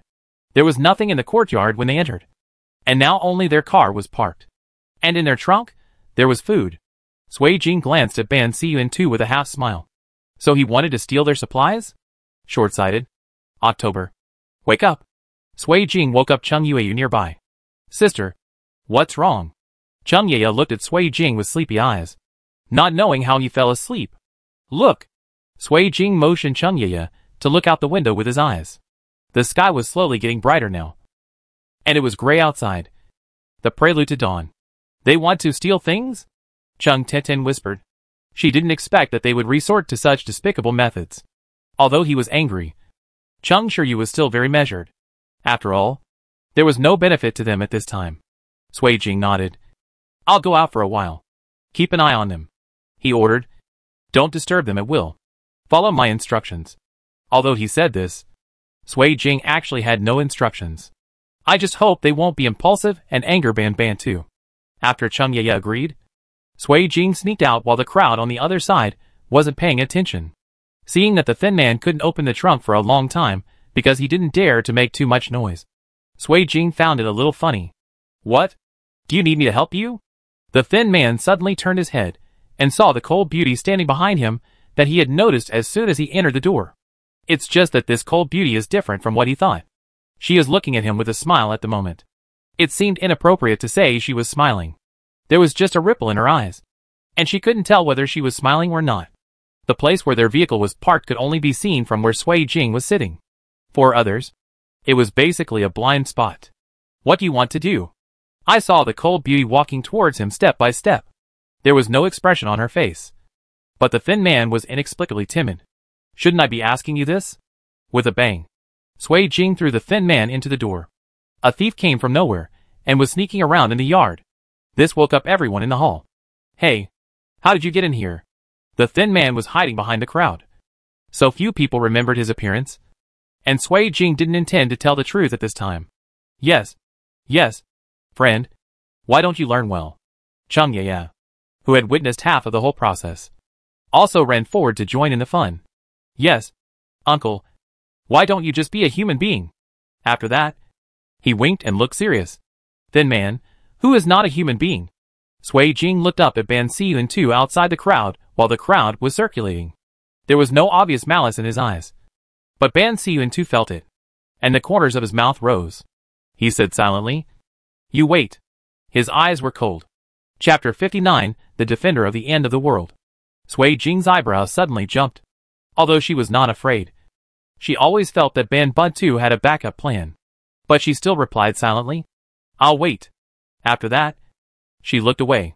Chung sure you witnessed the entire process. She suddenly felt that Sister Sui Jing was a little crazy. More than anything, he's a little handsome. If you meet this kind of person in the real world, you will fall in love at first sight. Even now, Chung sure you can't help but feel a little nymphomaniac. It's dawn. Let's go. She is not afraid of trouble. And she doesn't want to make things worse. If someone offends her, she will take revenge and go back, even if they are both innocent. Okay. Chung Pinon stood up and said to his teammates, "Let's go and try to reach the capital base today." After everyone walked into the yard, someone went to open the iron gate first. Just as everyone got on the bus, Ben Kunta shouted from behind, "We will definitely meet again." While speaking, his eyes were glued to Sui Jing's retreating back like a snake. "Sister, he seems to have a grudge against you." Chung Tenten was a little worried. It's normal. After all, he beat his subordinates. Sui Jing was not very surprised. Said flatly, "But he was the one who crossed the line first. What about his revenge?" Humph. Sui Jing snorted coldly. She was not afraid. The soldiers would come to cover up the water and earth. Since she dares to hit someone, she is not afraid of his revenge. Turning around, she saw Chung Shiryu looking at her with admiration. "October?" Sui Jing shouted softly, wondering if Chung Yueyu was possessed by evil spirits. "Ah? It's okay. It's okay." Chung Shiryu coughed twice in embarrassment and looked away. If she had met Sister Sui Jing earlier, regardless of his gender, she would have been secretly in love with her for 2 years. He's so damn handsome.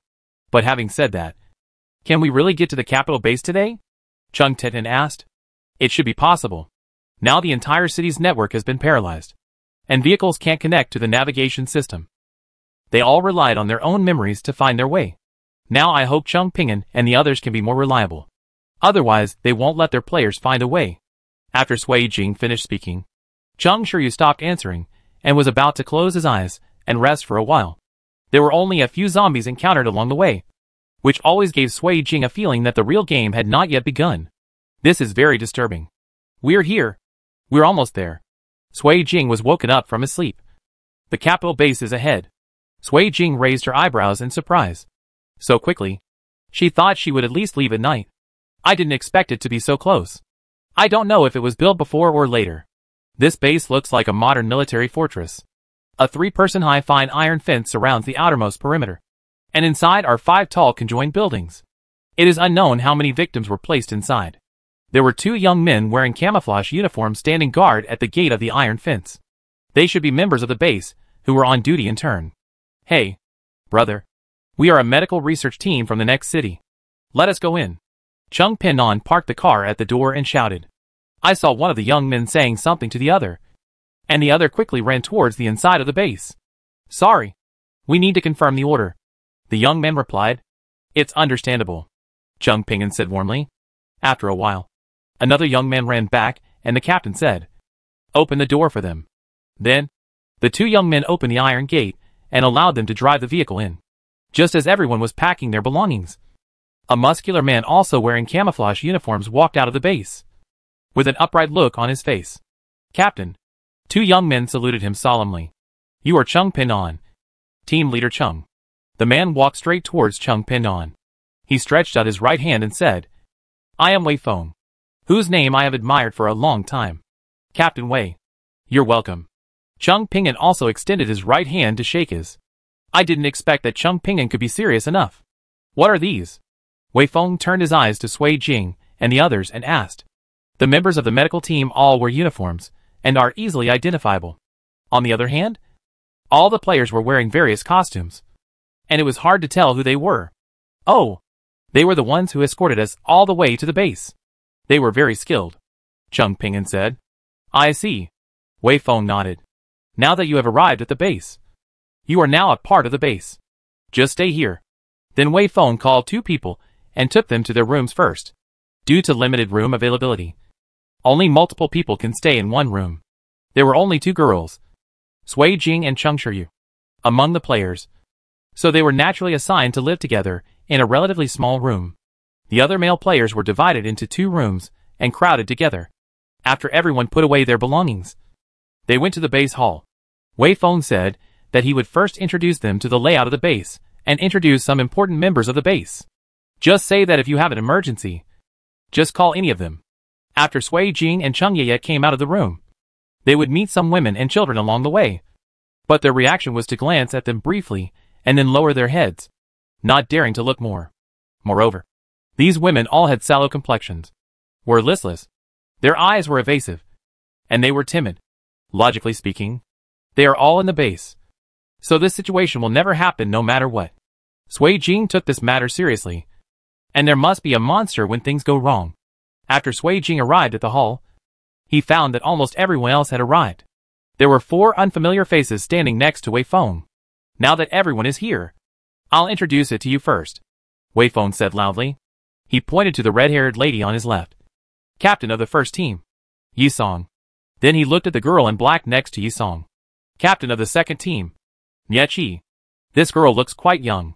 She must have some extraordinary ability to become the captain. Captain of the third team, Lu Danqing. The man wearing black-rimmed glasses nodded to everyone. Captain of the fourth team, Wen Shen. Wen Shen. Nice to meet you. After saying that, he stretched out his hand towards Sui Jing. It is undeniable that Wen Shen is indeed pretty good-looking. It's just that he looks a little kidney deficient, especially when he smiles. I don't know what the selection mechanism is for their captain. Hello. Sui Jing shook his hand quickly and took his hand back. Sui Jing had sensed from just now that the captain named Wen Shen had been staring at her with a malicious look. Why? He had something to do with her. Sui Jing was puzzled. Okay. We all know each other. Let me take you to visit the base, Wei Feng said, leading everyone outside. Although the base is not big, you should not run around. Some accidents may happen, Wei Feng said Ban ordered. And when looking for supplies, everyone has to go out to search. And everyone has to contribute to killing zombies. Otherwise, the food allocated may be very little. After the crowd left, Wen Shen looked at the fingertips touched by Sui Jing and smiled silently. Chapter 60 The Defender of the End of the World. Falling in? The red-haired woman, Yi Song, looked at Wen Shen's expression and asked mockingly. That's not true. Wen Shen narrowed his eyes. I'm just doing someone else a favor. After saying that, he smiled a little pervertedly. Huh? Yi Song couldn't stand his face the most, so he turned and left. Take care of yourself. After leaving these words, Lu Danqing and Nye Chi also left in the opposite direction. Wen Shen smiled nonchalantly, not taking his teammates' words to heart at all. His eyes looked towards the direction Sui Jing left. As for you, there are plenty of ways. After visiting the base, everyone went back to their rooms. After running around for almost 2 days, Sui Jing washed up hastily. now that water was in short supply. She didn't want to waste it. When Changye was washing up, Sui Jing was thinking. Since half of the task was completed, what to do with the remaining half? They can't find the zombie king now. Knock knock knock. Sister, is there someone knocking on the door? Changye's voice came from the bathroom. Yeah, Sui Jing responded. I'll go take a look. Captain 1. What's the matter? Sui Jing looked at the man in front of him, frowned very lightly and quickly, and asked. At this time, Sui Jing changed into an off-white sweatshirt with black suit pants and white sneakers. It seemed that he was not ready to sleep. The flash of surprise in Winston's eyes was well concealed. And he said, Miss Sui, I have something I want to talk to you about alone. I don't seem to be familiar with you. Sui Jing refused calmly. Why was he so obviously trying to lure her away alone? It doesn't matter. The familiarity is built up slowly, Winston said with a smile. As if Sui Jing didn't leave with him. He would just stay here for one night. Sui Jing looked back at the bathroom. Chung Shiryu was still taking a bath, and he could hear the sound of running water. Let's go! Sui Jing made a gesture and asked him to lead the way. My pleasure. Winston seemed even happier and led the way. After walking for a while, Sui Jing felt that there were fewer and fewer people there. Although they were still in the same building, I could still see 2 people from time to time on the way here. But now I can't see any of them. Please. Winston opened a room door. Where is this place? Sui Jing's voice was cold. Even at this time, there was no obvious ups and downs. My room? Winston smiled. To show my sincerity, we can talk all night long. Sui Jing glanced at him briefly and felt that this person was probably mentally ill. Why did she need his sincerity? Winston stood at the door, staring at Sui Jing, fearing that Sui Jing would turn around and leave in the next second. Seeing him like this, Sui Jing narrowed his eyes slightly. In this case, he would obey his wishes first. Thinking of this, Sui Jing raised his feet and walked in. With a click, Sui Jing heard the door being locked. Winston's hypocritical face was suddenly torn apart. Miss Sui, we can't live up to the good times. Why don't we have some fun? Seeing Winston's uncontrollable impatience, Sui Jing saw through his intentions at a glance and calmly found a chair in the room to sit down. Tell me, what should we play? When Sui Jing said this, a ripple appeared at the corner of his mouth, which made Winston's heart flutter, and he felt as if he were in heaven. Didn't Miss Sui ask knowingly? Winston smiled and took a few steps closer to Sui Jing. It turns out that there are beautiful girls in the base, but they are very timid. In the end, in order to survive, they will agree to any conditions. At first, he thought it would be nice to be nice, but in the end, he found it was extremely boring. Moreover, due to the distribution of materials in the base according to work, those girls were powerless and found it very difficult to fight zombies. In the end, they were not full to eat at all, and all of them were starved, skinny and sallow, and had long lost their former beauty. However, he did not dare to touch Yisong and Yechi in the group. Finally today, I met Sui Jing. From the first time he met Sui Jing today, he fell in love with her. Not only is she beautiful, her cold temperament is particularly attractive. The colder this person is, the more she wants people to see what she looks like after she becomes emotional. I want to completely break her indifference and conquer her. Such a cold beauty. Even if that person doesn't ask for his help, he will take action himself. It would be a pity to let him go. Come here. Sui Jing stood up and said to Winston, the malice in his eyes fleeting. What are your orders from Miss Sui? Winston responded and leaned his head over.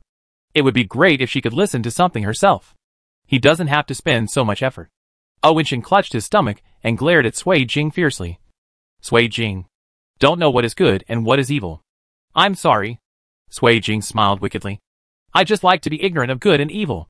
After saying that, before Winston could react, he drew out the dagger hanging from his waist and stepped forward. It was strange. Sui Jing was a little curious. Will the NPCs in the system also react this way? Sui Jing dodged the ice that hit him, a trace of unknown emotion flashing in his eyes. It turns out that there are people with superpowers in the apocalypse. No wonder we didn't encounter many zombies along the way. No wonder Winston dared to act so wantonly. It seems that these captains are all superpowers. Now be obedient, and you will feel much better. Winston smiled sinisterly, preparing the next wave of attacks in his palms. Really? Sui Jing asked, placing the dagger across his chest beside his thigh. Of course. Winston didn't finish his words. He saw Sui Jing rushing up to him, grabbing his neck, twisting his hands behind his back, and tying them up with a sheet.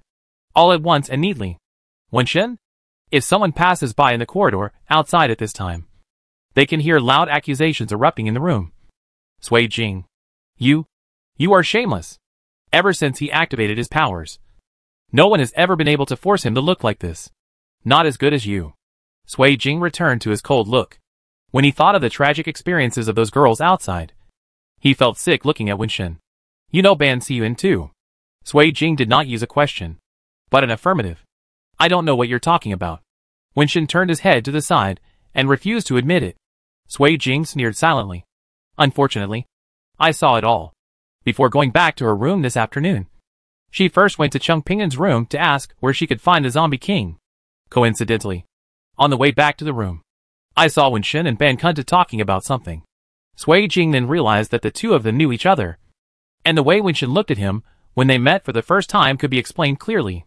No wonder Ben Bu too said they would see each other again. It was expected that they would definitely come to the capital base. However, it is indeed unexpected that there are people with supernatural powers among humans. Ben Siyun too is so sure that she will fail? But sadly, some people with superpowers do not protect humans more, but use their superpowers to coerce humans and satisfy their own selfish desires. Is this the purpose of the system? Different from the previous games, this time it allows players to feel the selfish hypocrisy unique to human beings. At times like this, everyone wants to survive. For this reason, he did not hesitate to sell his body and soul. But the buyers are aloof and treat them like ants. And he is the one in power. Here, the system wants to say that what is more terrifying than zombies is the human heart. Chapter 61 The Defender of the End of the World. Please let me go. I promise I will never provoke you again. Wenshin begged humbly. No. I won't provoke any of you. There is no basis for what you say. Sui Jing was indifferent. Only dead people can't lie. Please. At worst, I will give you half of the supplies. Wenshin seemed to be really afraid of death. He was even willing to share extremely precious supplies in the last days. What do I need your supplies for? Sui Jing asked sincerely. After all, she would not stay here forever. Asking for supplies is not an exchange for her. But it sounded different to Wenshin. Sui Jing looked down upon his supplies because she was very strong on her own and didn't need anyone else's sharing or help. In the current apocalypse, only superpowers can lead the overall situation. They are the highest level masters because they have absolute strength. But the person in front of him clearly doesn't have superpowers. But his strength is unfathomable. Wenshin was still frightened when he thought about it now. He didn't even see clearly how Sui Jing made the move just now. And he had already fallen to the ground. Then what are you going to do to let me go? Wenshin almost burst into tears. If it weren't for the inconvenience of his hands and feet now, he would have wanted to give Sui Jing a slap on the spot. Unexpectedly, Sui Jing didn't even move his eyebrows. I thought too much. And I have no intention of letting you go. He paused again. But you really can't die now. She has not yet figured out the attitude of other people in the base towards Wenshin. Finding the Zombie King may be a little troublesome without the help of the base. Others may not be that important. But the most important thing is Wei Feng's views on what Wenshin did. Wenshin, come out for a while. A female voice sounded outside the door. Sui Jing recalled it. And it seemed to be Yi Song's voice. Sui Jing had no intention of hiding it. So she glanced at Wenshin and said, just do it for yourself. She would definitely not let him harm people again. Turn around and open the door. Miss Sui. After Yi Song saw Sui Jing, he nodded politely. I came to see Wenshin. He should be inside. She seemed to be used to women appearing in Wenshin's room at any time, and did not show any signs of it. A look of surprise. Sui Jing turned sideways to let her in. Please. Without waiting for Yi Song's other reaction, he raised his feet and walked in the direction of his room. Yi Song looked at her back for a while, then suddenly nodded deeply and muttered. It seems like she really doesn't like to talk. After saying that, he stepped into the room. Yi Song looked at the mess in front of him. Even the ice shards that had not melted on the carpet. And Wenshin, who was tied to the ground, with a serious look on his face. Hey, are you okay? Stop your gloating face, Wenshin said bitterly. Untie me quickly. We heard that Captain will have a bad day, which is really unexpected. Yi Song was not in a hurry, just pacing slowly aside. She had been unhappy with Wenshin for a long time. especially taking advantage of her higher power level to do whatever she wanted. In the beginning, she often stopped Wenshin's evil deeds whenever she could, and was able to save many people from being humiliated. But in the end it was too much. Many things wouldn't have happened if she hadn't stopped them. And there were many people she couldn't control. There were those who were willing to accept it in order to survive. But there was nothing she could do about it. Over time, she no longer wanted to care so much. As long as there is a shelter, who among ordinary people doesn't want to live? Even if he lives a very humble life. It is not to the point of dying. I've warned you a long time ago that you will capsize in the gutter one day. Yi Song glanced at him and showed no intention of falling out with him. It's getting late. You should go to bed early. After that, he went out and closed the door behind him. From the beginning to the end, there was no intention to help him untie him. On Sui Jing's side, after returning to the room, he saw Chung Yuyue sitting on the chair uneasily, rubbing his hands constantly. When Sui Jing came back, he immediately stood up and ran to her. Sister, you're back. It's okay. Accident? She couldn't hear clearly in the bathroom just now.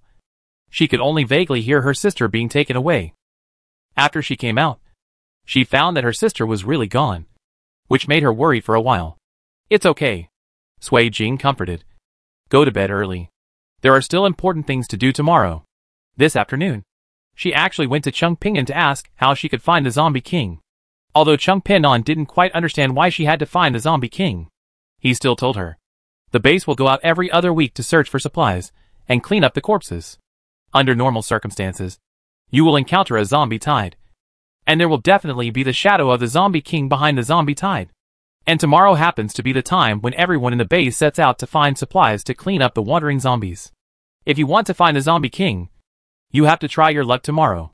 That's it. After hearing Sui Jing's account, Chung Yeye also understood that they were one step closer to the success of the mission. In order to have better energy tomorrow, I closed my eyes and went to sleep. Early the next morning, all the players arrived early and waited in the yard. Mainly because Chung Yeye and Sui Jing got up earlier. And then Chung Yeye found the other players' rooms and woke them up one by one. If you want to go, I won't stop you, Wei Feng said seriously. But be careful. The most important thing is to protect yourself and not be attacked by zombies. Otherwise, no one will be able to save you by then. Wei Feng said it very seriously. And all players also know that this matter cannot be joked about. If they are bitten by zombies, they should become zombies like the people here. Stay here forever. And become part of the game. You just follow Wenshin's group. Wei Feng arranged. Hearing this, Sui Jing didn't care, as long as Wenshin didn't feel bad. Unexpectedly, Wenshin just glanced at her, smiled at Wei Feng and said, yes.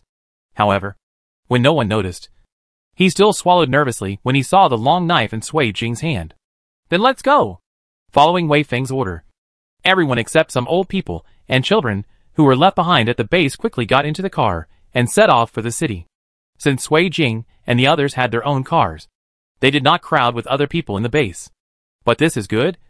You can avoid certain people. Out of sight. Out of mind.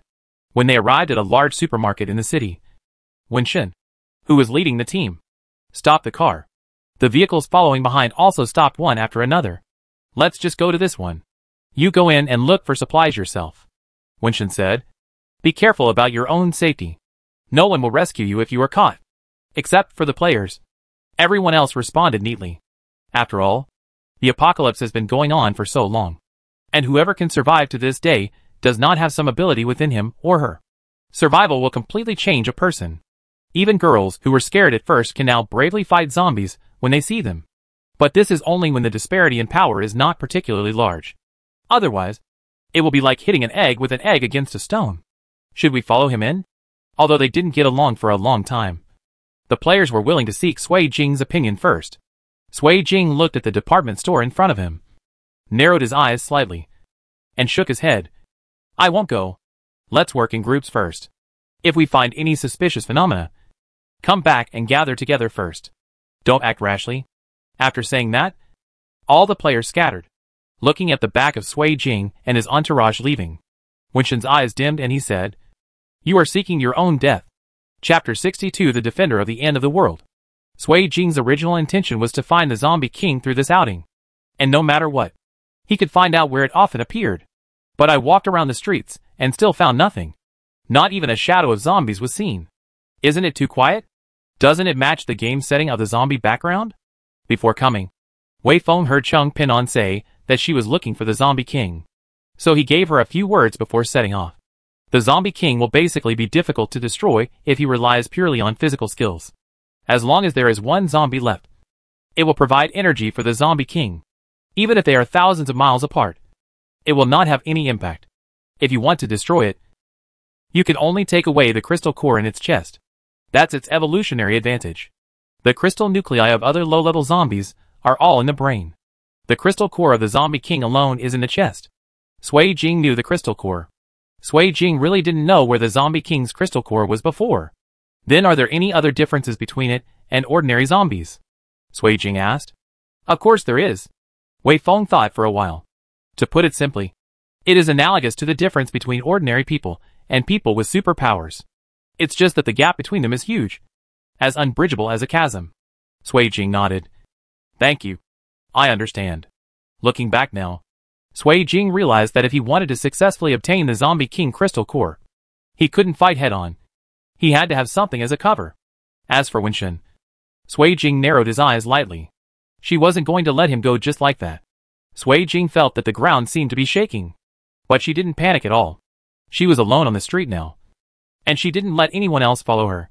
After all, she couldn't predict what kind of action she would make. Chung Shiryu had always wanted to follow her before. Sui Jing let out a long sigh. Looking at it now, he was right not to let her follow him. Sui Jing stood in the middle of the street. The houses on both sides of the street were dilapidated and sparsely populated. A gust of cold wind blew by, revealing a somewhat desolate atmosphere for no reason. Sui Jing narrowed his eyes and counted silently in his mind, as if he was ready to retreat at any time. After a while, dust and smoke filled the ground. Sui Jing looked at the oncoming zombie army with some surprise. There are at least 200 people in the zombie army. Have all the zombies in this area been gathered? Zombies have a keen sense of smell and have obviously discovered Sui Jing's location. Running towards her, she didn't know if it was Sui Jing's illusion. But unlike the lone zombie she met a few days ago, she felt that the zombies' movements seemed to have become more agile. Sui Jing didn't hesitate at all. Turned around and ran away. There are so many zombies. And she is not stupid. There is no need to deal with them alone. The corners of her mouth raised inconspicuously. After all, she had helpers. Right? 200 should not be a problem for Wenshin. Sui Jing ran very fast. And in less than a moment, he arrived where Wenshin and the others were. Wenshin and the others had already searched for supplies and were preparing to return home. Not all other players have returned yet. And it seems that Wenshin has no intention of waiting for them. In this case, Sui Jing suppressed the smile at the corners of his eyes. So there was no need to keep him alive. Wenshin looked at the group of zombies behind Sui Jing and suddenly felt that this woman was not a so-called ice beauty at all. She is a madman. A complete madman. Sui Jing. Are you sick? Wenshin knew that it was impossible to leave now. He just yelled and cursed. If he doesn't get rid of the zombies here and leads them to the base, Wei Feng will punish him to death. You're welcome. I brought you a gift. Sui Jing naturally knew that these 200 zombies were not a particularly difficult challenge for Wenshin. However, she just saw the Zombie King following behind her. Surprisingly, it seems to be directing the zombie swarm to attack. And what she was thinking was that even if these zombies couldn't kill Wenshin, they could still make him suffer somewhat. But should I say she was lucky or not? Anyway, she met the big boss as soon as she arrived. Sui Jing closed the distance, took a long stride, and neatly dodged behind Wenshin, blocking his escape route. Sui Jing actually looked at each other from afar with the Zombie King just now. She felt like the Zombie King could see her. Moreover, you can see clearly. Leave it to you. Come on. Sui Jing had no intention of taking action at this time, but just stood behind Wenshin. If you want to leave the others and run away, there is no way. Occasionally, 1 or 2 zombies would accidentally attack others, and Sui Jing would pull out his sword to deal with them. Captain 1. Come on. Compared to Sui Jing's relaxed and carefree attitude, Wenshin, who attracted most of the energy, was much tired. Although Wenshin is a superpower, it is really difficult to deal with so many zombies. What's more, Sui Jing would still taunt him from time to time, which made him feel like he was going to be exploded. But now the zombies were swarming around, and Sui Jing was blocked behind him. If he hadn't taken action and left the others to escape, he would have been the first to be killed. He didn't know Sui Jing's strength, but it seemed unfathomable, and he had no intention of trying. In contrast, dealing with zombies can make him more confident. It should be said that Winshin is worthy of being a superpower. And he is a superpower with a high level, even though he withstood most of the attacks. Apart from a slight decrease in physical strength, he didn't even suffer any skin injuries. Sui Jing has been paying close attention to the Zombie King's movements. She kept waiting, but seeing that the low-level zombies were about to be wiped out, it seemed to have no intention of taking action. Seeing that the low-level zombies were about to be wiped out, Sui Jing saw other players returning from other streets. Get in the driver's seat of the off-road vehicle and get in. Since the Zombie King currently has no intention of attacking them, she must find a way to lure the Zombie King to the base. That was agreed upon by her and Wei Feng in advance. Sui Jing pursed her lips, but no one could see what was hidden in her eyes. She stepped on the accelerator and headed straight for the base. Winshin also saw the Zombie King. Even though he was dissatisfied with Sui Jing, he could only follow her at the moment. The Zombie King was not in a hurry, and kept following the vehicle at a close distance. If it wasn't powerful enough, it wouldn't be so arrogant. Moreover, Sui Jing had just discovered that this so-called Zombie King did not look like a low-level zombie. Instead, he is more like a human being. In addition to his dark purple skin and scarlet eyes that can be seen from 100 meters away. Before they arrived at the base, everyone saw 2 artillery SH.LS placed at the entrance of the base. Anyone with eyesight knows what will happen next. I saw Sui Jing stepping on the accelerator to the bottom and rushing into the base gate at an extremely fast speed. After all the vehicles returned to the base, Sui Jing nodded towards Wei Feng. The artillery SH.LS were improved. Although they looked very powerful, they were not very lethal. Wei Feng gave an order, and the cannonball was fired from the muzzle, landing in front of the Zombie King and causing bursts of gunpowder smoke. Gunsmoke not only blocks the Zombie King's sight, but its sense of smell and hearing will also be affected to a certain extent. Go! Wei Feng ordered. This might be the best chance to deal with the Zombie King. As soon as he finished speaking, Sui Jing had already rushed out. But Sui Jing was not his subordinate. Except for Sui Jing, he takes the lead. Whether as a leader or a person with special powers, he should protect the weak behind him. How could it be possible to shrink to the last and be a coward at this time? The other captains saw it and followed Wei Feng, trying to get rid of the Zombie King at once, while the 5 zombies are feeling blocked. However, they all underestimated the ability of the Zombie King. Even if their 5 senses were blocked, they did not take any advantage. Except for Sui Jing. Several others were somewhat injured. After a few rounds, the smoke had almost dissipated. Sui Jing took a deep look at Winshin through the smoke, and finally sighed. You guys go back first. Sui Jing. Wei Feng disagreed.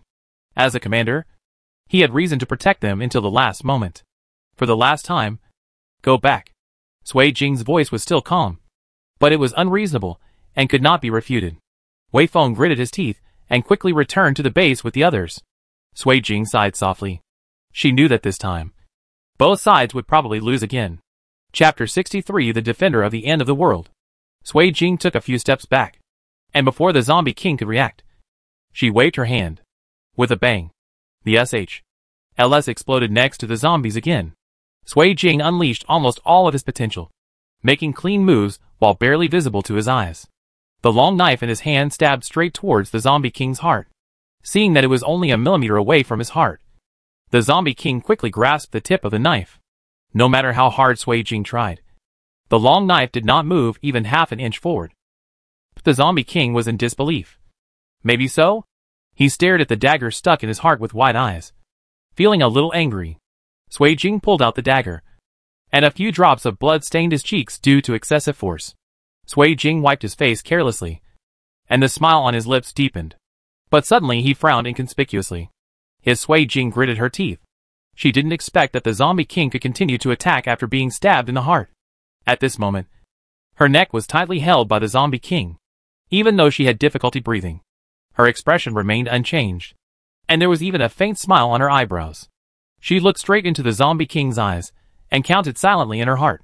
3, 2, 1. With a thud, the Zombie King fell to the ground, and Sui Jing was also thrown heavily to the ground. Sui Jing stood up from the ground with some discomfort and put the long knife that had fallen on the ground into the scabbard.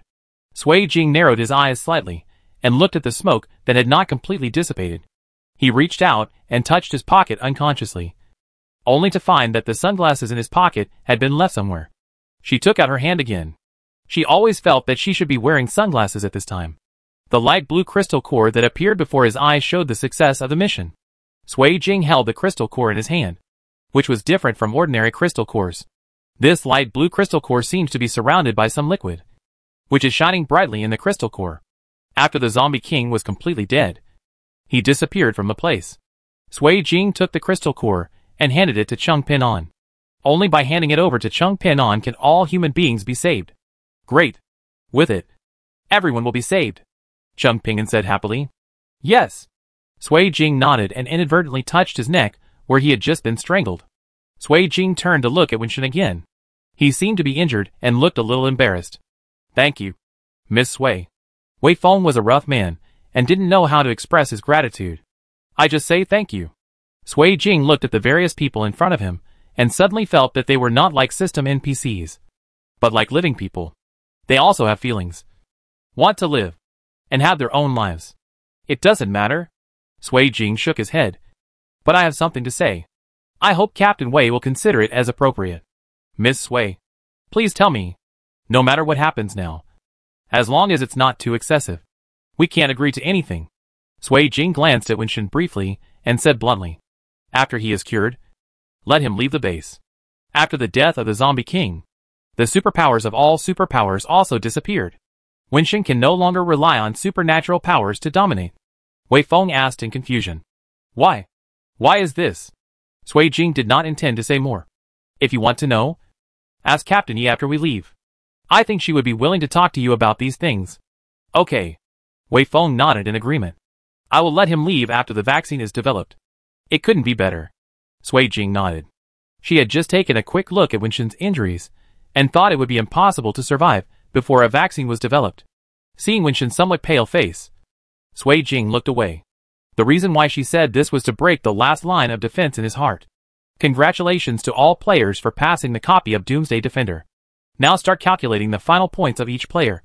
After the system finished reporting, all the players were a little surprised when they looked at the sharp increase in points on their identity certificates. Player Sui Jing performed outstandingly in the game and was given 2 opportunities to draw cards. Players are asked to draw cards as soon as possible.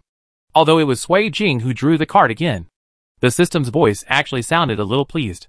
After all, this time she finally passed the level calmly and didn't always think about how to break the rules. Sui Jing raised his eyebrows, but he didn't expect to be able to draw the card twice this time. Other players didn't have any objections. After all, Sui Jing was really strong, and it wasn't a one-dimensional difference. Looking at the row of cards in front of him, Sui Jing randomly drew 2 without any high hopes.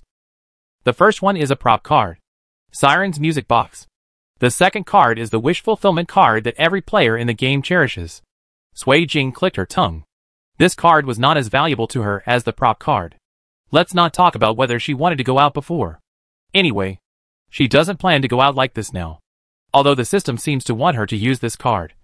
It's best to do it right away. Right away. But she had no intention of granting its wish. There are some things that only she can solve. After the card drawing is completed, all players please hurry up and go to the rest area. After the system said this, a thick fog suddenly arose, and a reddish-brown iron door appeared in the fog. After the iron gate, there is a resting place. Just as everyone was about to go in, someone suddenly grabbed Sui Jing. Hello. Sui Jing saw his face clearly and was slightly shocked. His face was clearly the face of the zombie king who had just been killed by her. It's just that the skin is no longer blue, and the color of the eyes has become the same as that of a normal person. I saw you again. The boy was in a very different state from the zombie just now, and he was a little shy. Why didn't I see Brother Song with you this time? Sui Jing raised his eyebrows slightly, understanding in his heart. He probably met her before. However, her memory has not recovered yet, and she does not remember who Brother Song he mentioned. That's right. You don't always seem to be together, the boy said to himself. Besides, Brother Song is awesome. Well, can you help me take this out? As he said, the boy handed her a palm-sized book sealed in a vacuum bag. Okay. Sui Jing agreed. No matter how slow his reaction was, He still realized that the person in front of him might have been a player before. She then thought about Chi-Yun telling her that traces of previous players might be found in each copy, whether they were alive or dead. It should be considered a trace. Great. Thank you then. The boy smiled heartily, turned around and ran into the thick fog. Sui Jing looked at the notebook in his hand and narrowed his eyes slightly. The boy's back disappeared into the thick fog. Sui Jing wondered if he would know that he couldn't get out. Have you ever woken up at a certain moment and inadvertently recalled your original self? Sister? Cheng Yaya suddenly felt that Sui Jing was a little unhappy. The surrounding air pressure became a little low. Inexplicably, it makes other people unhappy too. Let's go! Sui Jing sighed, put his notebook in his pocket, and walked in the door with firm steps. And behind them, not long ago, were desolate ruins. And before long, it will return to its rightful prosperity. At the very least, they won't make the same mistakes again in the dungeon they cleared. Chapter 64 Toy Factory. Sui Jing's original intention was to ask Chi-Yun who the brother song the boy mentioned just now was. It sounded like she should be familiar with her. She couldn't ask questions related to her identity. This kind of trivial matter would always be okay. But this time, it was not a coincidence that she did not see Chi-Yun in the rest area. There must be something going on again. It seems that Chi-Yun is always very busy. I wonder if they have enough manpower. After failing to find the person, Sui Jing had to go back to the hotel, just in time to see if he could find anything from the boy's notes. After Sui Jing opened the notebook, he realized that what the boy wrote was not a diary in the strict sense, but more like an essay. He wrote whatever came to his mind. I'm really unlucky today. Not only was a dog peed on my pants when I went out, but I also ended up in such a ghost place inexplicably. I don't even know what this place does. It is said that the first round of the game has officially started. I hope you have good luck. That person is really dead. Do people really die in this game? I really want to go home. But people in the game say it's hard to get out once you're in. This time it's so scary. Chinese horror can really make your heart stop. Most of the previous ones simply recorded his mood and complaints when he cleared the level. They are fragmentary and even difficult to piece together into a complete story. But Sui Jing still flipped back, hoping to find something different. I can't even remember which copy this is. But this time a very powerful person suddenly came to our team. And he looks so good. He looks like he stepped out of a painting. However, he is also very courageous, doing very outrageous things and not listening to system warnings. He himself was fine, but we were always frightened. I really don't know if I should say he is great. I once again passed the level alive. It was really dangerous. And this time it was all thanks to him. As expected of me, Brother Song. This is a relatively complete article. At least it has a beginning and an end. Sui Jing narrowed his eyes. This was the first time the title Brother Song appeared in his notes. I'm so lucky to meet Brother Song again. With him here, I've passed half of this level. However, Brother Song's violation seems a bit serious this time, and he seems to have to go to a punishment area. I'm a little worried, but Brother Song didn't even move his eyelids. He must have already thought of a countermeasure. So I'll just worry for 3 seconds. Penalty zone. Sui Jing was stunned for a moment. It turned out that someone had entered the punishment area so early. I met Brother Song in the rest area, and I also saw a person talking to Brother Song. I couldn't see his appearance clearly, but Brother Song looked a little happy. I don't know if I can meet him again in the next level. I really hope to meet you again. No, Lu Shuang. You have to rely on yourself. And you can't always think about other people's help. The note ends here. It must be the next level. This boy named Lu Shuang is trapped in the apocalypse. There are not too many words in the entire diary. And Sui Jing finished reading it in less than a while. Sui Jing rubbed her eyebrows. Even though she desperately tried to find some clues from this notebook, she still found nothing in the end. Moreover, the system didn't seem to know that she already knew a little bit about her identity. Some memory has also been restored, although not much. But according to the system's calculations, there was no possibility of her recovery. And it would never have thought of it. Sui Jing opened his eyes wide and looked at an SD card that fell from the notebook, and picked it up. And this seems to be a camera memory card. I don't know what's in it. Sui Jing thought for a while, and decided to put it away first. After all, everything here was monitored by the system. Then he put the diary back into the plastic bag and put it into his backpack. And inside, no cell phone or anything can connect to the internet. I don't know if the contents of the SD card can be directly imported into the phone. She took out the prop card again, wanting to see what different skills she had this time. Sui Jing was stunned when he saw the team card clearly visible on the prop card. This time the card seems to be of some use. There is also a line of small text below, which seems to be instructions for use. Before entering the dungeon, write down the names of the team members at the hotel front desk to successfully form a team. The team card can only be used once, and all team members and the card holder are considered one. Sui Jing thought for a while and sighed silently. As if it was of no use for the time being, she slumped down on the bed, feeling a little tired of being monitored anytime and anywhere. 3 days passed quickly, and soon it was time to enter the dungeon again. Sui Jing went out and went outside. In the thick milky fog, he could vaguely see a wooden sign standing at the intersection, indicating where all the players should go next. After passing through the thick fog, Sui Jing was not surprised to find that he was actually indoors. After all, there is no logic in what the system does. Welcome all players to the replica toy factory. Many years ago, a toy factory appeared here. Here, an industrial feel mixes with a human touch.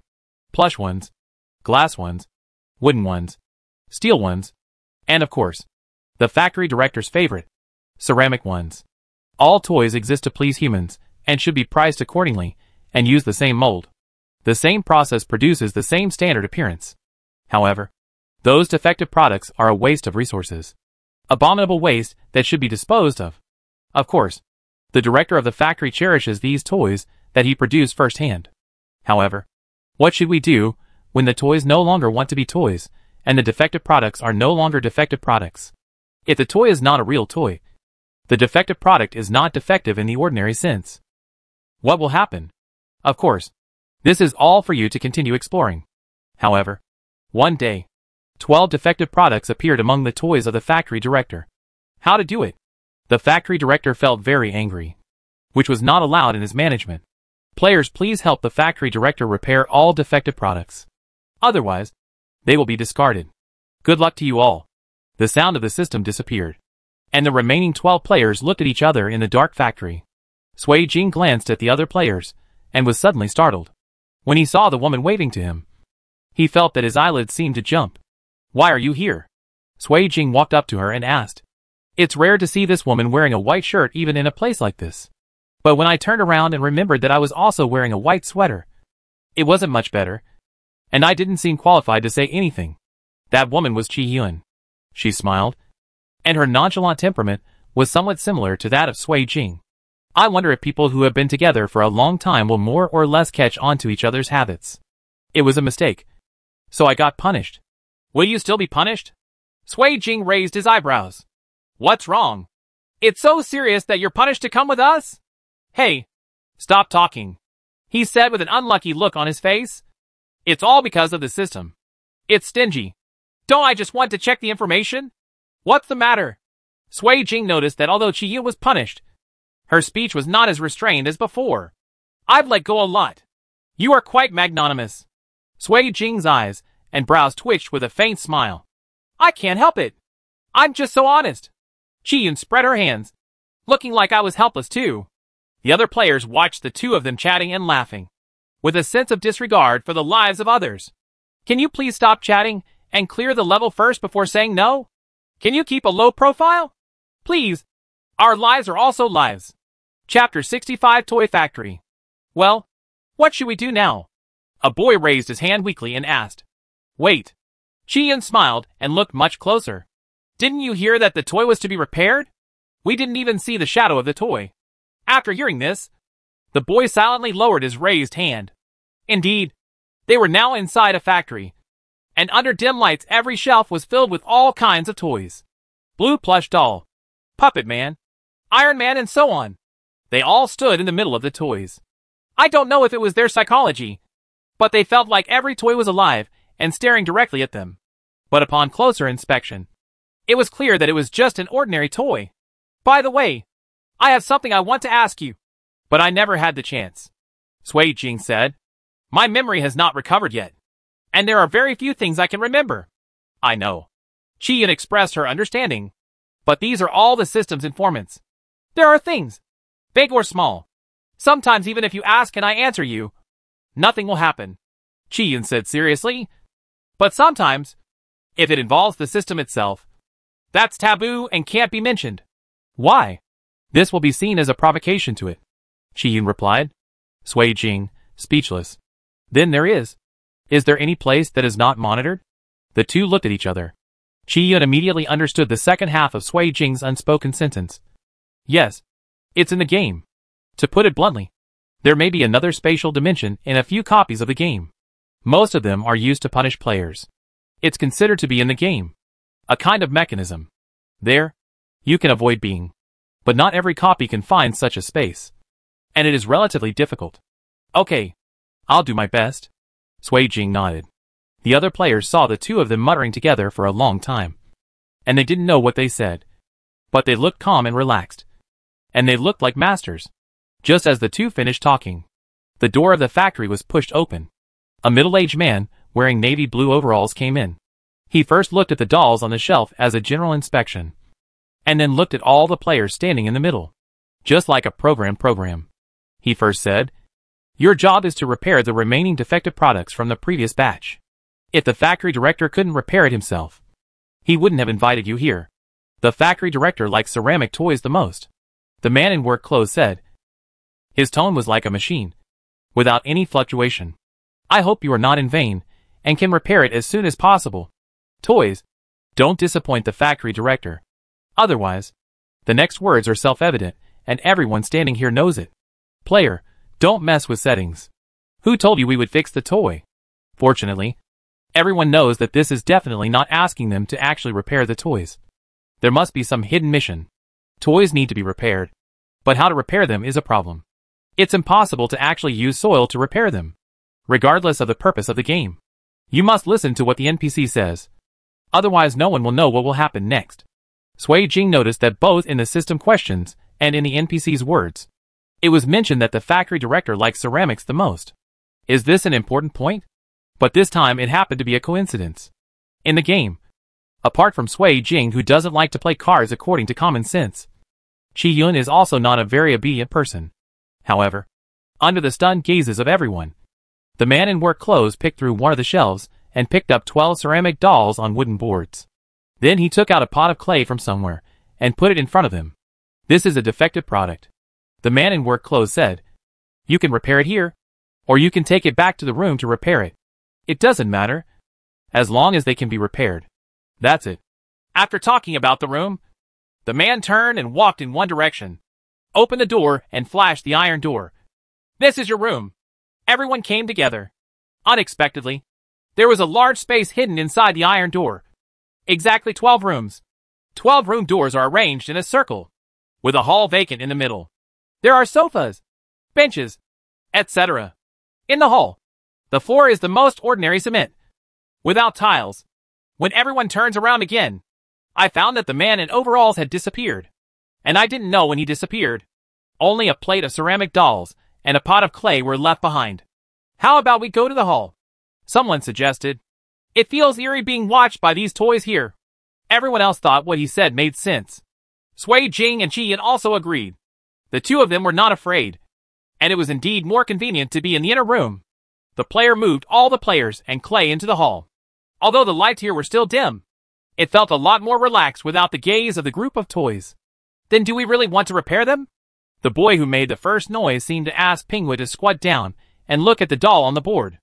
"Otherwise," another man said, "if we don't fix it, we will be dead." "But," Pingwa said tangledly, "this doll doesn't seem to need any repairs. It's not a defective product at all." Sui Jing heard what he said and stepped forward. She picked up a doll and examined it carefully. "Indeed," as Pingwa said, "this doll has no cracks at all and does not need to be repaired at all. It's just that this doll looks different from the toys outside." Sui Jing felt a little strange and handed the doll to Chi-Yun, who was standing aside. Chi-Yun shook her head after reading it. She didn't see anything. "Then shall we make up for it?" Seeing that Sui Jing and Chi-Yun had no intention of taking action, the boy also stood up. "No need to make up for it." Sui Jing spat out 2 words coldly. "Did you find something?" someone asked. "No." Sui Jing still said calmly. "I don't want to make up for it. That's all." Seeing this, others were hesitant to repair it. "I'm going to bed." She said all she needed to say, and didn't want to waste time standing here. Chi-Yun saw Sui Jing returning to his room, glanced at the toys, and then followed Sui Jing back to the room next to her. One after another, a few people who didn't feel well returned to the room. Anyway, I didn't say I would finish it today. Why don't I just observe it first? Are you crazy? The man named Pang Zhangjie said. You don't want to make up for it. Right. Okay, I'll make up for it. He then turned to look at another man of similar age who hadn't returned to the room yet. Che Yuanlong and you? I don't know. Che Yuanlong hesitated. He and Pang Zhangjie played together many times, and they felt very powerful. They performed well the first few times. However, those two people looked more powerful and said, Okay, I'll make it up. Then how can I fix it? This doll looks fine. Whatever. Just paint it all over with clay. This way, whether it's broken or not, it can be repaired. Okay. Although he was a little reluctant, Che Yuanlong did as Pang Zhangjie said. But his heartbeat was getting faster and faster, as if indicating that something was coming. Chapter 66 Toy Factory. In the middle of the night, all the players had already returned to their rooms, and the entire factory fell completely silent without making a sound. A scream pulled everyone back from their sleep. All the players ran out of their rooms and discovered that the sound might be coming from Pang Zhangjie's room. Sui Jing wanted to step forward and unscrew the door handle. As soon as he got close to the door, he smelled a strong smell of blood. It was easy to imagine what happened inside. After the door opened, the scene inside made Sui Jing and Chi-Yun frown. Not to mention the other players, who all covered their mouths for fear of vomiting on the spot. The snow-white sheets had been completely dyed red by the dazzling blood. Not a single piece of flesh on Pang Zhangjie's body was intact. His whole body was bloody, as if his skin had been peeled off. Blood flowed all over the floor. He looked horrible and horrible. Nausea. Several players looked at the scene in front of them and couldn't bear it any longer. They turned around and ran back to their rooms to vomit. Although Sui Jing also felt that the scene was too bloody, it was not to the point that she couldn't bear it. Her eyes wandered around the room, and she found a ceramic doll neatly placed on the bedside table. And it was a doll that Pang Zhangjie painted with clay before. It's just that the clay that was painted on the doll has disappeared. Now the doll is standing on the bedside table. The appearance of the doll itself has not changed, but the feel is different.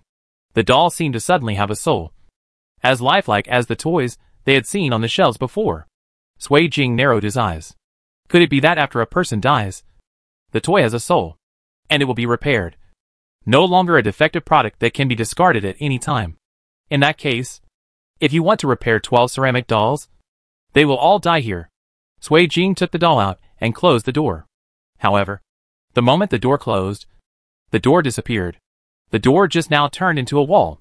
Everyone felt panic, and their hearts seemed to be about to jump out. Especially Che Yuanlong. He also repaired the dolls. Although he did not repair as much as Pang Zhangjie because of his own fear. No one else touched the dolls. He would be next. Sui Jing opened the door to this room and put the doll on the shelf. This time she felt a strong sense of being watched. Wherever she went, the eyes of these toys followed her. Sui Jing even saw from the corner of his eye that the eyes of some toys were actually moving, indicating that these toys were really moving and not just an illusion. After putting away the doll, Sui Jing pretended not to know and closed the door again, cutting off the sight of all the toys.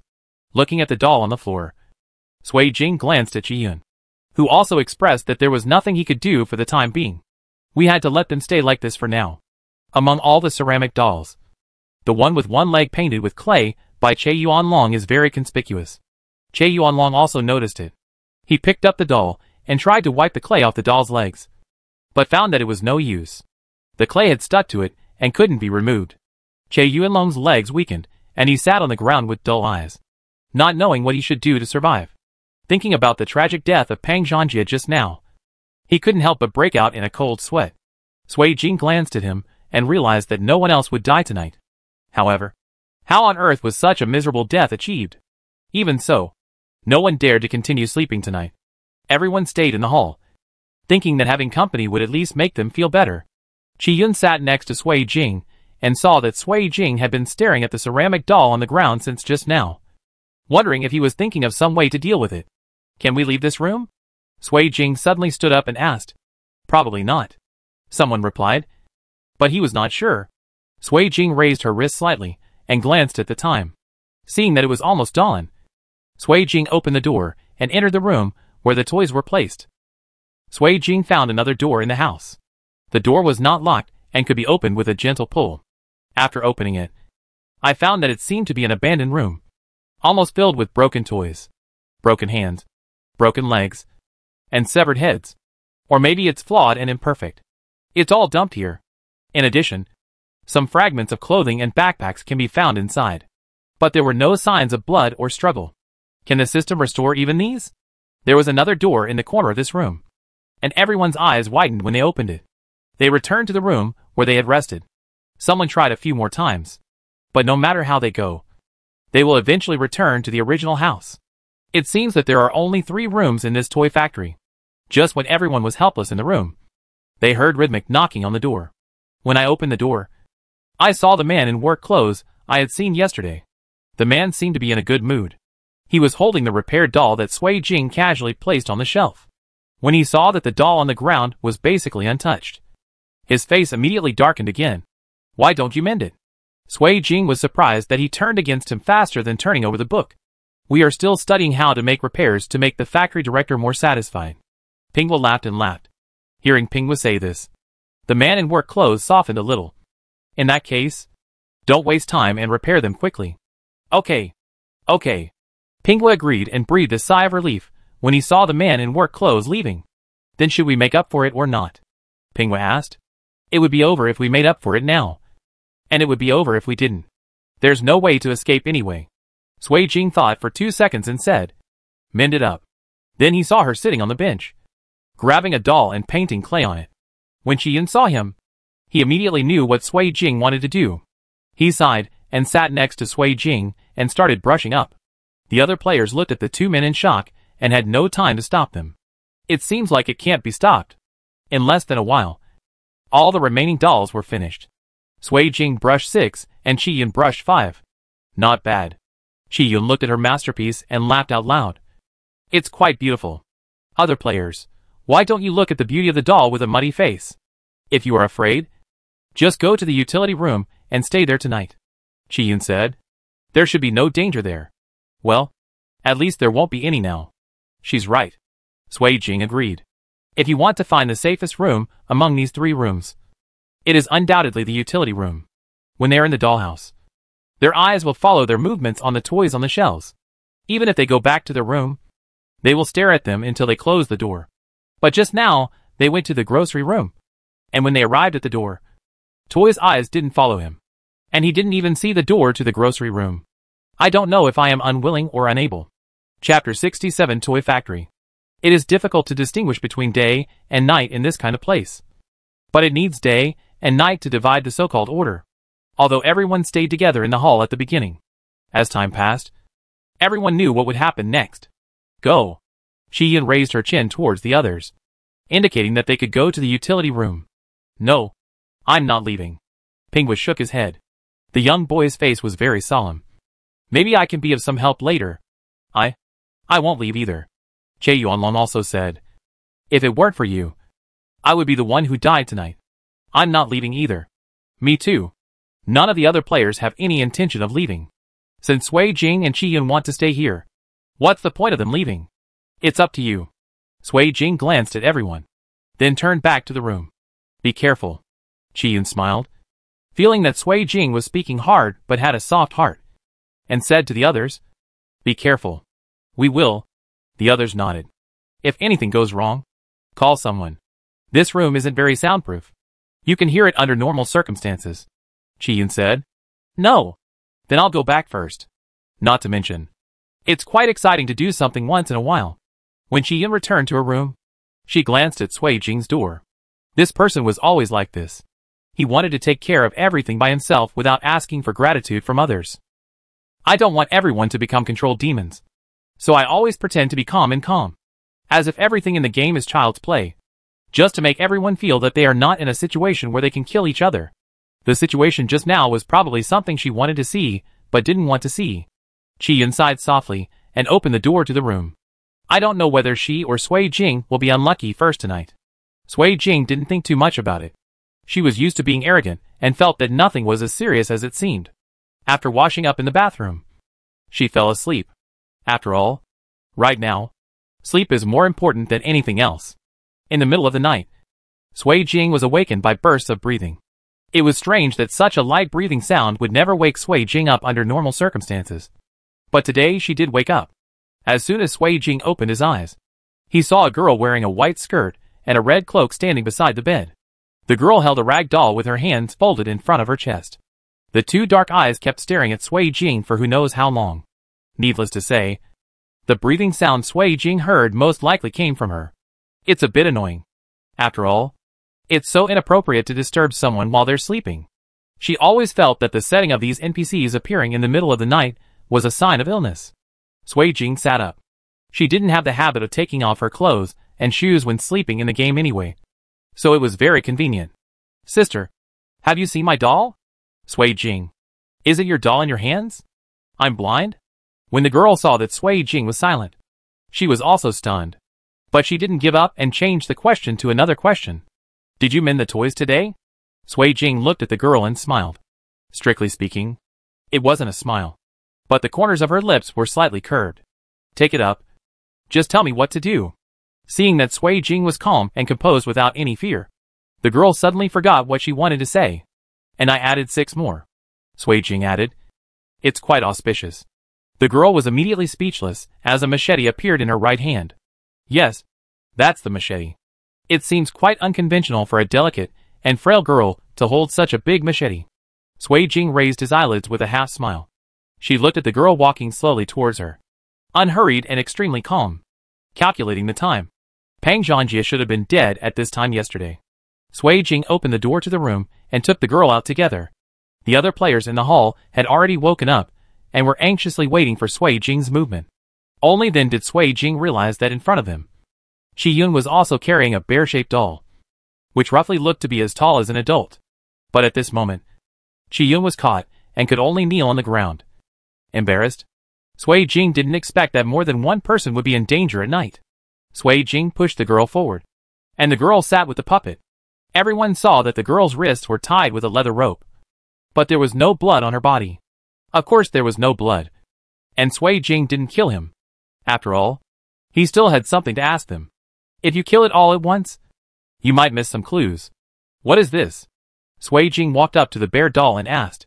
This thing came to my room in the middle of the night and wanted to carry out a sneak attack, Qi Yun said with a look of disgust. It's a pity that it is too weak. It was not defeated in 3 rounds. The bear doll seemed a little dissatisfied when she heard what she said, and the whole bear kept struggling under Qi Yun's feet. The result was, of course, a futile effort. Perhaps because Sui Jing and Qi Yun repaired too many dolls. Che Yuanlong was safe and did not get into trouble. Don't tell me. This bear is quite realistic. Ping Wo looked closely at the bear, then at the girl. Do you know how to complete the task? The girl turned her head away with an angry look on her face, not wanting to talk to him. This time it was quite embarrassing.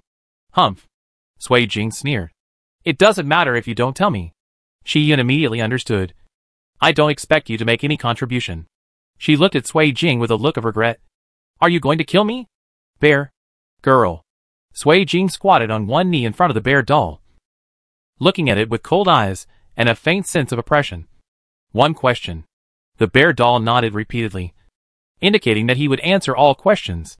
Which one of these 3 rooms is the most dangerous? Sui Jing asked.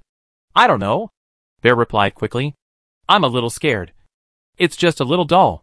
How can it know so much? Sui Jing tooted slightly. You might as well not answer. She looked at the girl again, only to see the girl shaking her head in panic, her expression not appearing to be fake. It really seemed like they didn't know. Sui Jing stood up and asked no more questions. Without them, she would still be able to get out. The players worked together to place the bear and the girl in the corner of the hall, with no intention of letting them go. Before dawn, everyone vaguely heard some movement in the dollhouse. It couldn't be that those toys came alive, right?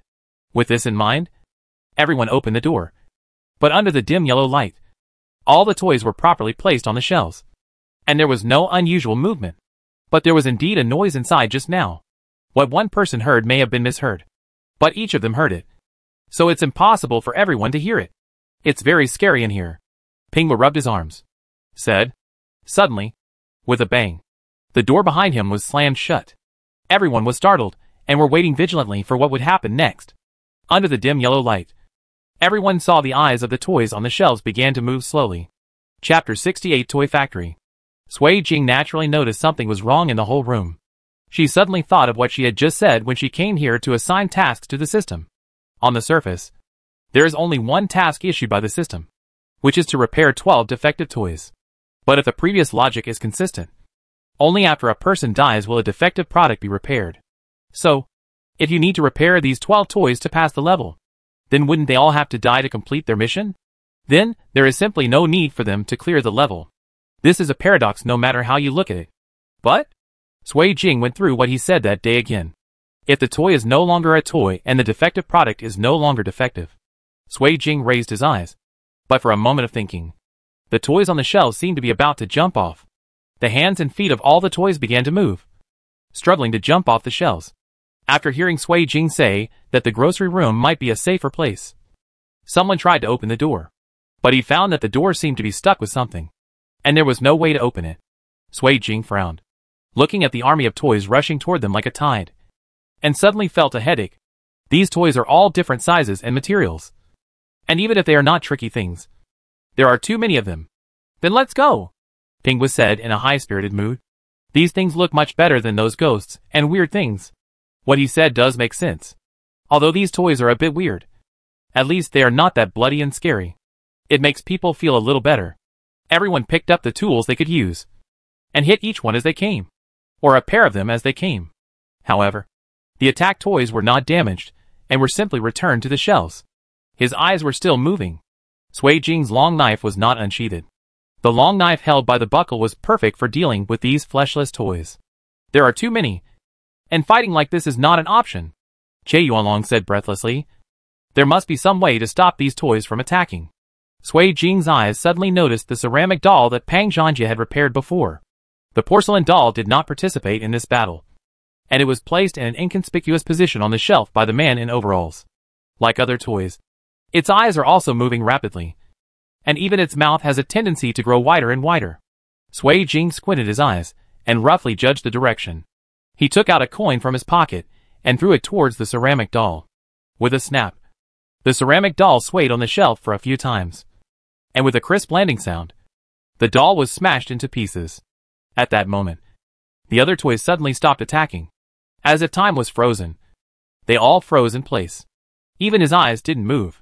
Sui Jing raised his eyebrows slightly, knowing that he had guessed correctly.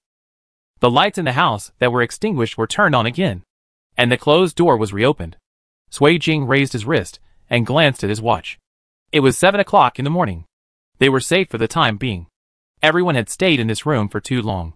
They were very tired after the battle, so they all walked towards the hall, ready to replenish some energy first. Huh? Pingwa suddenly made a confused voice. How? Before someone could finish asking, they already knew what was going on. The girl and the bear doll they tied up in the corner were gone. The fear that everyone had just eliminated came back to their hearts. Their disappearance meant that they might appear again tonight. Qian glanced at Sui Jing. She frowned in silence and said nothing. It was difficult to guess what she was thinking. Even though they had worked together for several years and had a good relationship, they could only barely understand what she was thinking sometimes. Let's rest first, Sui Jing said. It will be safer at dawn. After hearing what she said, everyone had to let go of their fears. After all, monsters appear most of the time at night. If they don't get a good rest at this time, they won't have time to rest at night. So they all found a place to sit down in the hall and wanted to rest for a while. Sui Jing and Qian sat together. How do you know that smashing a ceramic doll will work? Qian asked.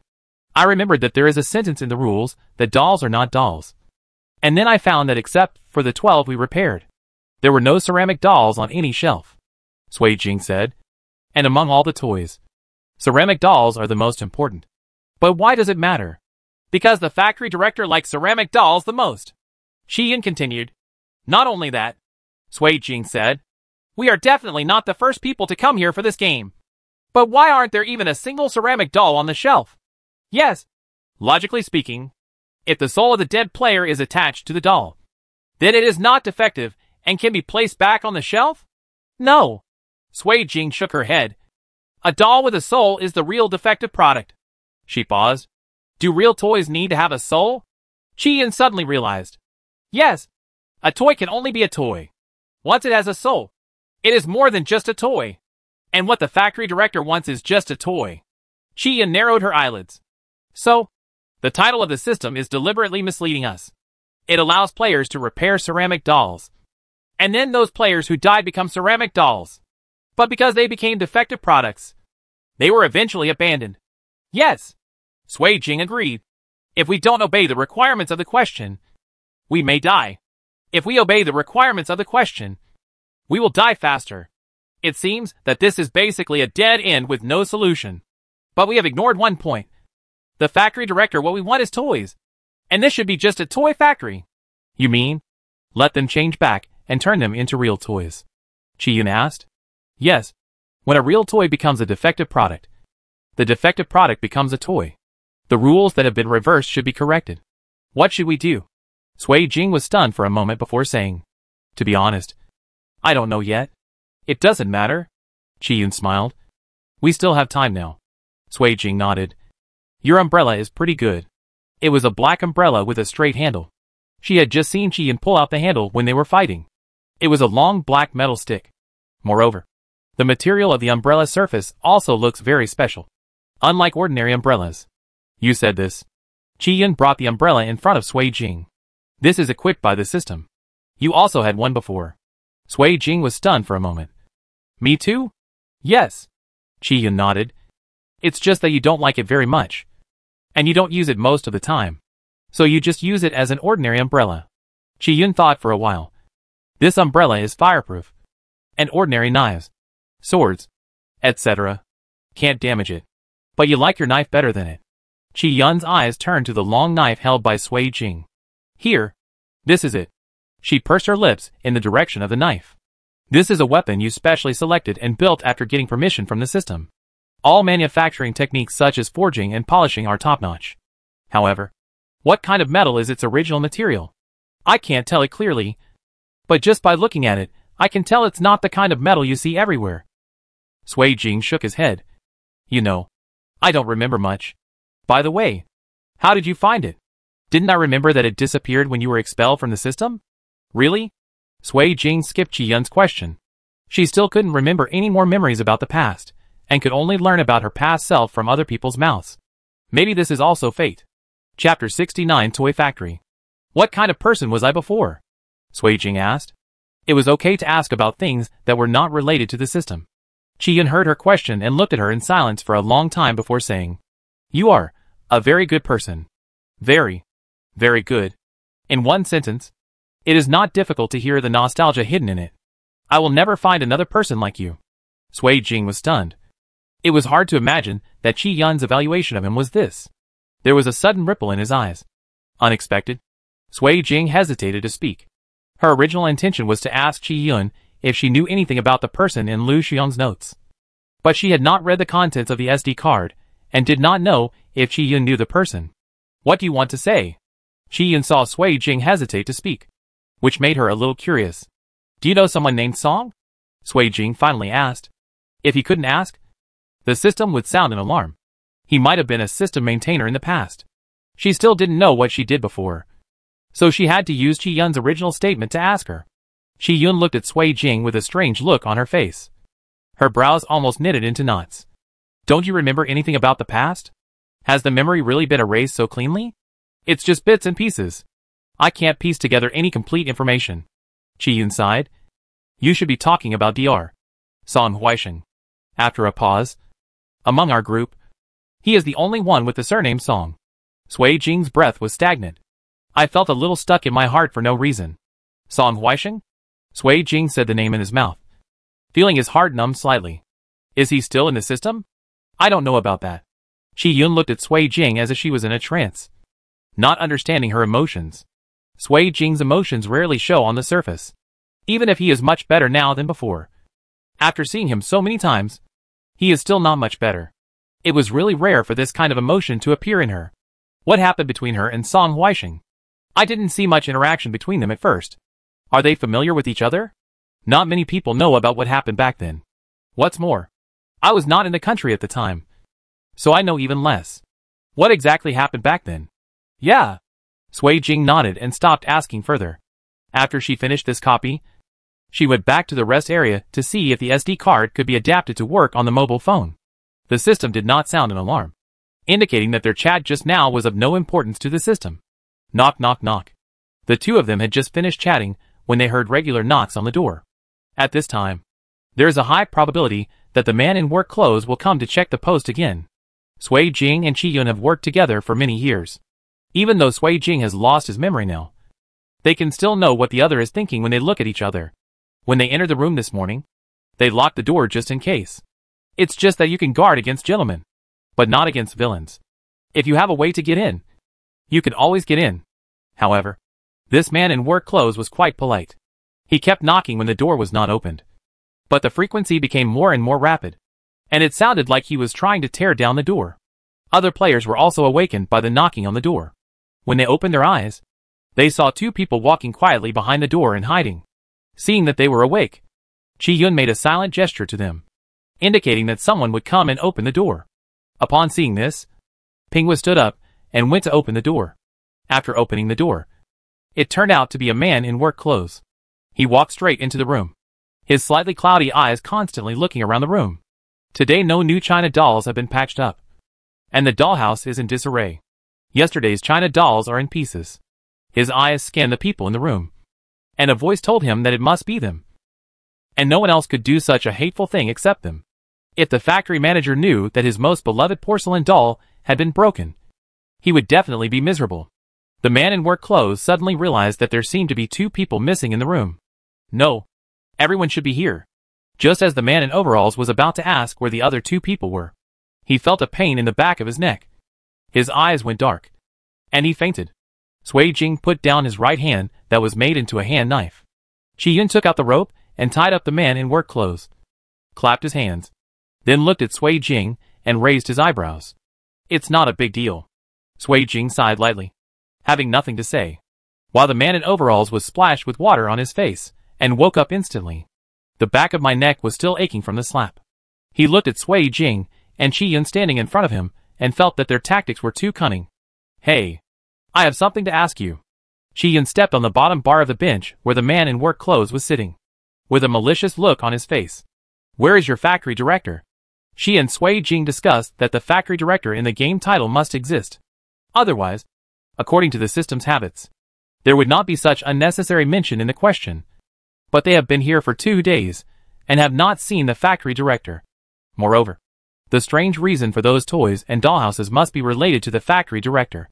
After all, this is his toy factory. I don't know. The man in overalls turned his face to the other side, not intending to say anything. I don't know. Qi Yun pretended to sigh with pity, and took out a small dagger from nowhere. That's such a pity. Are you going to die? Qi Yun tilted her head and replied to herself. Oh, you probably don't know either. You probably haven't been set up with this program. Regardless of whether he understood it or not, Qi Yun, a strange smile appeared at the corner of Yun's mouth. With a bang, Qi Yun kicked over the stool the man in work clothes was sitting on. The man in work clothes fell to the ground with a grin on his face. But he couldn't get up. Give me one last chance. Qi Yun's face turned cold. Otherwise, I'll kill you. Isn't it easy to kill a system NPC? The man in overalls was obviously shocked, but he still bit his lip and refused to answer. Okay. Qi Yun nodded and suddenly smiled. Everyone except Sui Jing felt that her smile was a little scary. Compared to Sui Jing, who always has a cold face, Qi Yun loves to laugh. She is always smiling and seems to have a good temper and a cheerful personality. At this moment, although she was also smiling, it was clear at a glance that she was going to do something not very good next. Sure enough, after Qi Yun turned the dagger twice in her hand, she suddenly inserted it into the palm of the man in work clothes. The man in overalls let out an extremely miserable cry, but his palm did not bleed immediately. After waiting for a while, dark blue liquid slowly flowed out from the wound. Why is his blood blue? Pinghua said to himself, but he figured it out in an instant. After all, he is not a real person. Maybe he is some kind of monster. Qi Yun seemed to be familiar with it a long time ago, and she calmly pulled out the dagger again. The dagger still reflected a sharp cold light under the warm yellow light. I said, I said, seeing that Chi-yun was about to take action again. The man in work clothes immediately stopped him. Chapter 70 Toy Factory. Chi-yun's tone slowed down slightly, but the unruliness in her eyebrows seemed to overflow. And she said, "That's perfect." She raised her feet and let go of the man in work clothes, crossed her arms, and waited for his next words. "Our factory director is actually always in his own room." The man in work clothes took a deep breath. His hand was really painful. "It's just that at dawn, I can't enter the factory director's room. If I want to go in, just wait until it gets completely dark." Others would doubt the authenticity of his words, but Chi-yun was not worried at all. She just smiled and said, "It doesn't matter. You will take us there." "Right." The man in overalls widened his eyes. The words of rejection came to his lips, but he couldn't say them out. So he nodded helplessly. "Player Chi-yun, 5 points will be deducted for deliberately hurting NPC." Sui Jing raised her eyelids lightly. She thought that this dungeon wouldn't have the process of adding and subtracting points. After all, the system didn't hold back anything in the past 2 days. Chi-yun didn't care. She didn't expect to survive with these points. And if you have enough points, you won't be able to keep a dying person alive. Player Sui Jing, who participated in harming NPC, will have 3 points deducted. The system's tone was mediocre. But somehow, Sui Jing could hear a trace of schadenfreude. It seems that the system did not finish the sentence at once. After Sui Jing listened, his expression did not waver at all, as if he had not listened at all. Points are also dispensable to her. What's more, there will always be additions in the end. And the deductions now are not worth mentioning. The other players had seen the world at least, so they weren't that surprised. But they also sympathized a little. Well, the system. Chi-yun asked the answer she wanted. After cleaning the dagger, she returned to her previous informal appearance. She left the man in overalls there, and turned to look at Sui Jing. "Speaking of which, I'm still your junior sister." Sui Jing looked at her with a vague doubt in his eyes. Chi-yun sat down and thought about chatting about old things from the past. The system probably wouldn't mind. "Are you still in school now?" Chi-yun asked. "I'm about to graduate with my master's degree." Sui Jing replied. "Do you remember where you went to college?" Sui Jing frowned and thought for a while, then shook his head. It turned out that she had no memory of her college days. If she thought about it more carefully, she couldn't even remember anything that happened in the previous 2 years. "It seems to be quite serious." Chi-yun sighed. "I don't know what earth-shattering event happened back then, but Sui Jing's memory has been damaged to this extent. You were a student at the National Defense Academy in college. 1 year older than me. You can be considered my senior. You were one of the most famous in the school at that time," Chi-yun said. "Although we were selected by the system in the same batch. That's because you stayed in the military academy for 1 more year. And I happened to graduate at that time." "You mean, we are all from military schools?" Chi-yun nodded. "Not only that, I suspect that someone may have hidden something from you after you lost your memory." Chi-yun's words were so ambiguous that even Sui Jing was not sure what she meant. "Why do you say that?" "After I graduated, we went to the army in the same batch." Chi-yun suddenly felt that it was a long time ago. "You only stayed in the army for 1.5 years. And I stayed for 2 years. Then, we were selected into the system." Saying that, Chi-yun sighed. "I'm 25 this year." Suddenly she smiled again. "It's a good thing I went to school early. Otherwise I might not have met you. But you seem to be very good at studying and often skip grades. So we are generally about the same age." Sui Jing was stunned. After listening to Chi-yun's words, she realized that her memory of a certain period of time in the past was not clear. And some things were even very vague. "Now that I think about it carefully, I can only remember a rough outline." She didn't think there was any problem before, as if it was normal not to remember. Moreover, Chi-yun said that she was already 25 years old. Sui Jing narrowed her eyes. She did often skip grades when she was studying, so she only stayed in the army for 1.5 years, and then went to the system for another 3 years. This year, she has indeed passed 23 with full calculations. Although she is 1 year older than Chi-yun, her real age is actually slightly younger than Chi-yun. Chi-yun's unfinished words were about to come out. She had lost nearly 3 years of memory, and those 3 years were the 3 years she had been in the system. That was her memory that was forcibly stolen. However, Sui Jing subconsciously thought of Sui's father's serious but kind face. It was impossible for her father not to know where she had been during those 3 years. But he kept hiding it from her. He hadn't even mentioned it. So why on earth should he hide it from her? It turned out that after all, she was the one who had been kept in the dark. How much does the father know? Or rather, how much does he not know? Sui Jing's frown deepened. She was able to study for a master's degree without realizing it. She was about to graduate. Even her tutor and the people around her didn't think there was any problem. Someone must have taken care of it secretly. The faces of his other 3 roommates suddenly flashed in Sui Jing's mind. Didn't even they have any doubts about his identity? Are you curious about her? A person who suddenly appeared? Although it is true that she is not often in school. She should be in her 4th year of graduate school before she really exists in the real world. Although their tutors do not force students to attend classes except for project research and papers. It is still a bit too strange.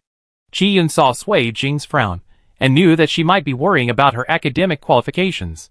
You don't have to worry about your current school. It was indeed you who got admitted. After you graduated from college, you were admitted to the graduate school of S University. Although I don't know what major you chose.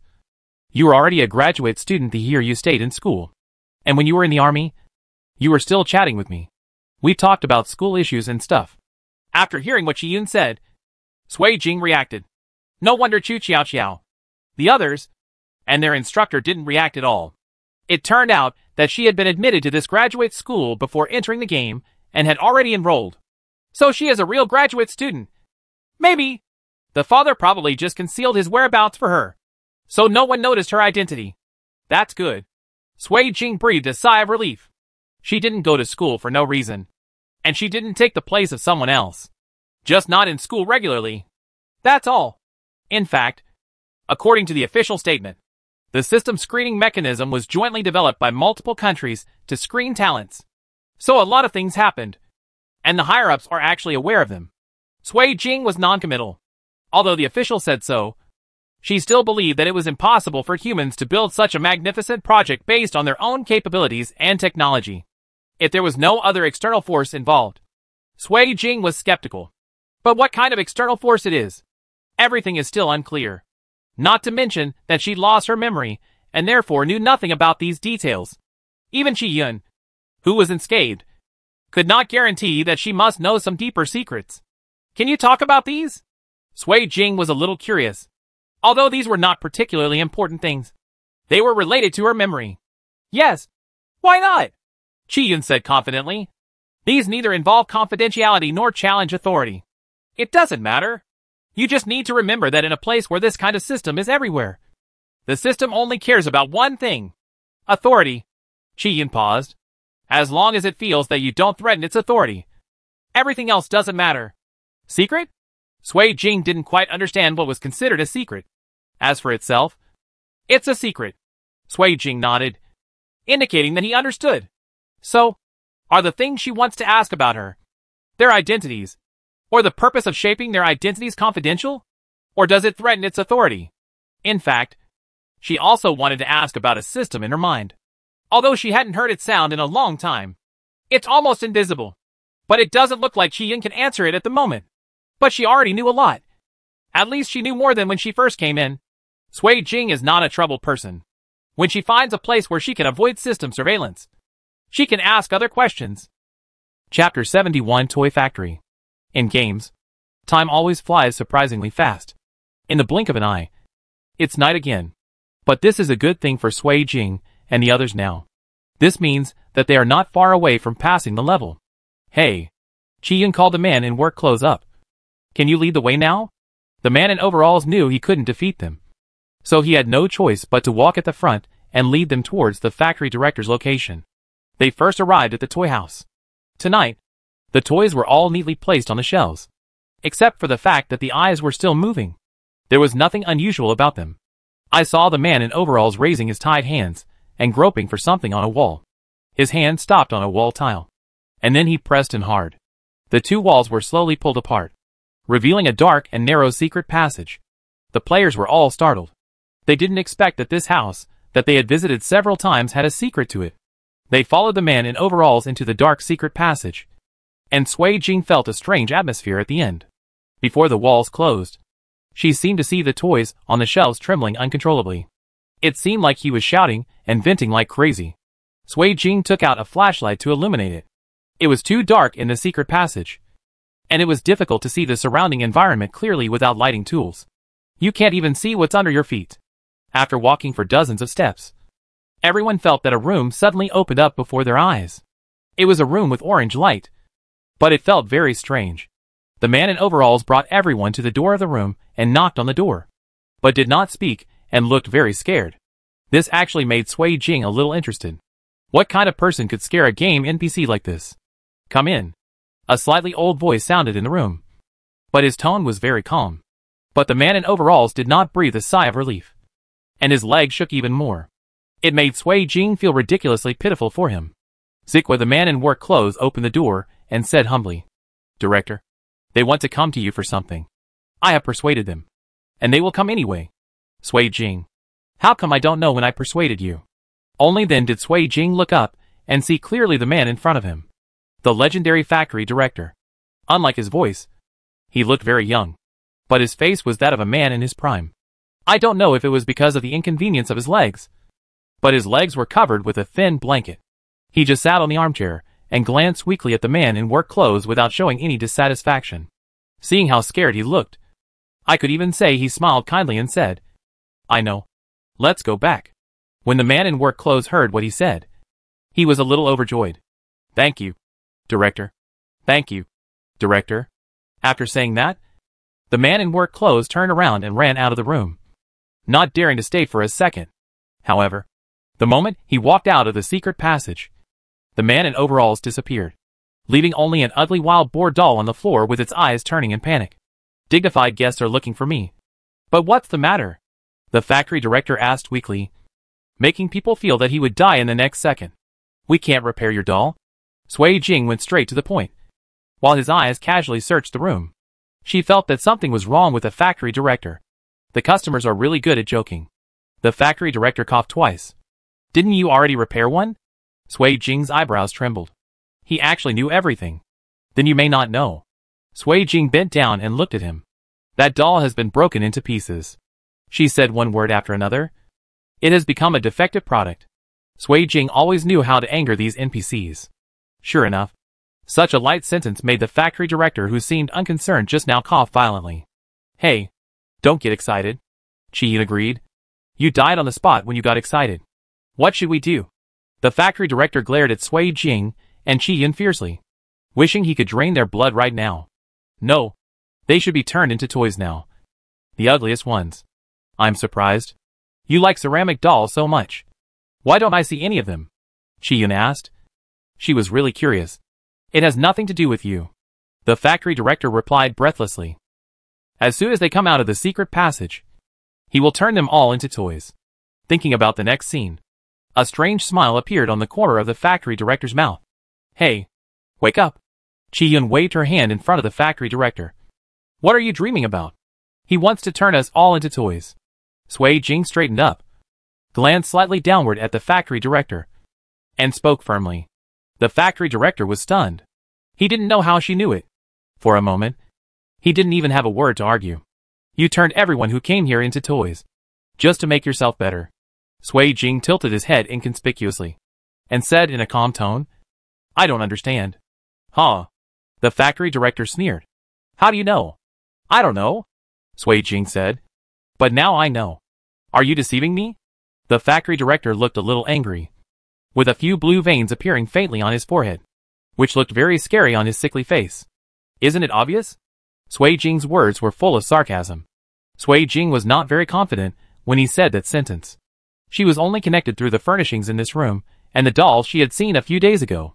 The factory director was obviously terminally ill, with a lifeless look on his face, and he looked like he was about to run out of gas. But she still looked young on the outside, but not on the inside, and those toys have a more or less dead air about them. Moreover, the death energy carried by each toy is not exactly the same, especially on the porcelain dolls. Not long after the man in work clothes left, the factory director's expression suddenly changed from when he first entered the door. Although it was very faint, he did seem to be getting better. At that time, Sui Jing began to wonder what those dolls were used for. Those defective products that you despise are probably toys that cannot be used by you. Humph. Those rubbish are just a waste of my energy. The factory director was not upset even after being exposed. He knew that they definitely had no way to deal with him now. Otherwise, they wouldn't have told him so much. The dolls I produced at first were all exactly the same, and came out of a template. But gradually, I found that a template doll was not interesting. So I started to make a variety of different dolls. The factory director paused. So there's a toy factory. I was so happy! But who would have thought that something unexpected happened from the sky, and I couldn't afford to fall ill? Later, a strange doctor told me that it was because I had too much dead energy and needed the life of a living person. But he told me I said I can't take in too much anger at once. I need a container to store it. So, I thought of these toys. Aren't they the best containers? They come in all kinds and shapes. Chapter 72 Toy Factory. At first, I killed all my employees and sealed them all in my dolls. They could provide me with some life energy every once in a while. In this way, I felt much better. But I later discovered that the staff had been used up. And though the staff had been with me for too long and were not useful at all, what should I do? Just when I was desperate, a group of strangers came in. They would help me repair my ceramic doll and then put it in it. The factory director laughed crazily. They are all so stupid. They really thought they could leave here after repairing the doll. But they don't know that as long as they come here. They can't leave. I won't let them leave. So, you just kill them? Sui Jing asked, feeling inexplicably uncomfortable thinking of the players who died here. Of course. This can keep me alive. The factory director looked at the dark faces of everyone and smiled happily. What about those defective products? Those, the factory director seemed to be thinking for a while. They are all stubborn people. They were not killed by me, but committed suicide. Only the souls full of fear that I kill are the most useful. People who commit suicide, it's no use to me. He didn't seem to be talking about lives. It was as simple as the weather was nice today. Sui Jing's eyebrows were filled with a hint of coldness. How desperate they must be, knowing everything but unable to get out of this place. The factory director slowly turned his head to Sui Jing, as if he saw her status in the team. You still can't get out. To be honest, if your soul can be used by me, I will definitely be able to recover faster. He shook his head again. However, I guess you won't be willing. Then just die here. After saying that, he returned the favor. He sighed with regret. Really? Sui Jing glanced in the direction of the secret passage casually. You probably can't wait until that day. The factory director stared at Sui Jing's calm expression. And suddenly a bad feeling came over him. He seemed to hear sounds coming from the secret passage, as if something was rushing towards him. What did you do? The factory director asked anxiously, his voice even higher. Sui Jing smiled nonchalantly. You're so smart. Why not take a guess? Isn't this just right? Qian also smiled and chatted. The factory director's panicked look really made people feel comfortable. Did you put all those toys in? The factory director was so frightened that his voice broke.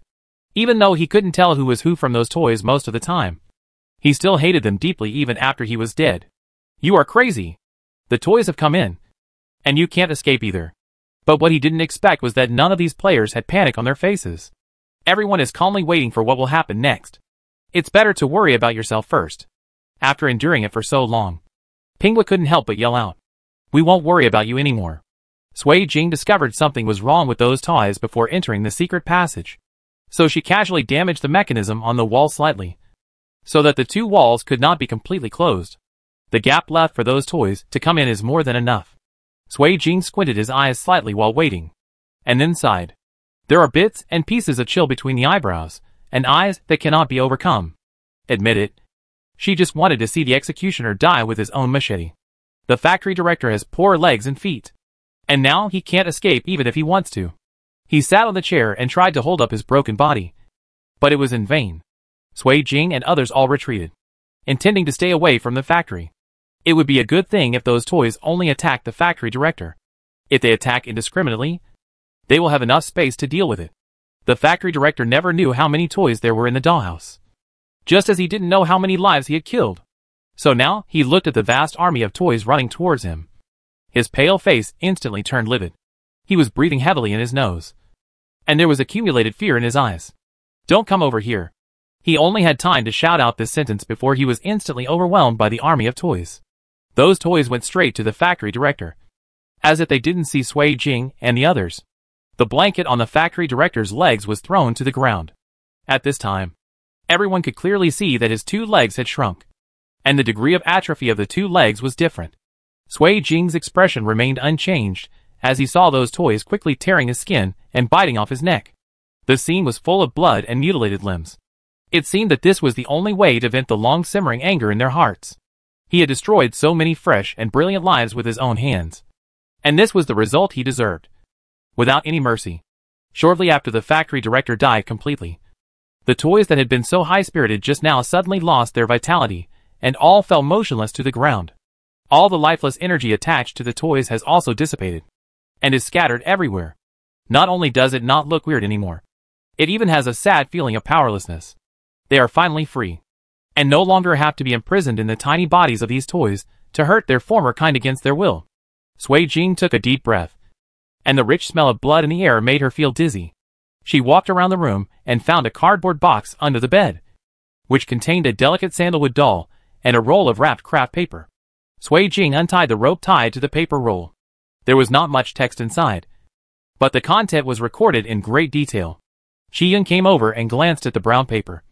This is a way to maintain his lifespan. Yes. Sui Jing nodded. This should be the method of the so-called weird doctor he mentioned.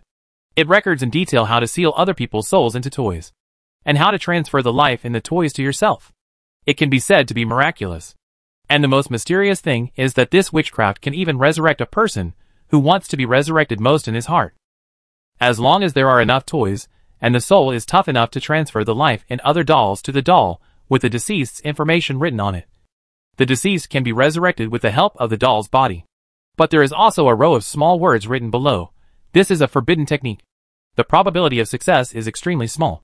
Please do not try it lightly. And the living must sacrifice their own legs and sacrifice their legs to the devil. And it will grant your wish. Sui Jing sneered. This thing seemed unreliable. But the factory director actually believed it. He was indeed still alive. But he was living on the last breath. Like a walking corpse. Which was even more painful than death. Sui Jing looked at the doll in the cardboard box again. It was exquisitely made and lifelike like a living person. Sui Jing narrowed his eyes. His wish would not come true. And the people he wants to resurrect will never wake up again. He is just whimsical. Nothing more. Chapter 73 Toy Factory. Congratulations to all players for clearing the copy of Toy Factory. There will be no more toy factories here, because all the toys here will become defective products. Toy factories don't need defective products. That's a failure and inexcusable. But you found the secret that the factory director had hidden for many years. Helped the undead and the doll to be freed, and successfully passed the level. Now start calculating the scores of each player. Sui Jing frowned slightly after listening to the system's words, but said nothing. It has no soul. So is it a defective product? But in the game, even though they have souls, they are also defective products. This seems very contradictory. Sui Jing saw Qi-yun take out a card, which should be her proof of identity. I didn't expect that the system was so complete. And everyone who was fine had their own identity certificate. Qi-yun's identity certificate was similar to theirs, except that there was an extra capital bold Q after the name column. What's wrong? Sui Jing asked. It's nothing. Qi-yun shook her head. I just have a very subtle feeling that I can't put into words. It's like I'm back to the time when I first entered the system. The system at that time was not what it is now. And it was much more relaxed than it is now. It's really just a mechanism for selecting military talents. Nothing more. When their group first entered the system, they also went through a round of selection. And in the end the remaining talents were only 1/10 of the number of people who entered. Players, please leave the instance as soon as possible and return to the resting area. The system began to urge again. Sui Jing and Qi-yun looked at each other and left with a group of people behind them. Sui Jing raised her head, feeling that the sunlight in the resting place was too dazzling this time, which made it difficult for her eyes, which had just been accustomed to being in a dim environment. To adapt, she found the hotel with ease, swiped her card, and checked in, all in one go.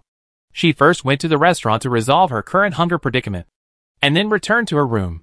Sui Jing took out the SD card that fell out of classmate Lu Shuyang's notebook last time and inserted it into the card slot of his phone to see if he could transfer the contents there. Open the folder on your phone. Except for a short video. It contains some insignificant things. It seems that this is the content of the memory card.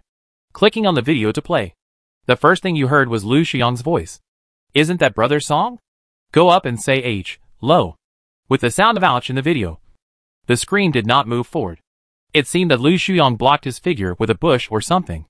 The video was slightly enlarged and moved, and the figure wearing a brown trench coat gradually became clearer.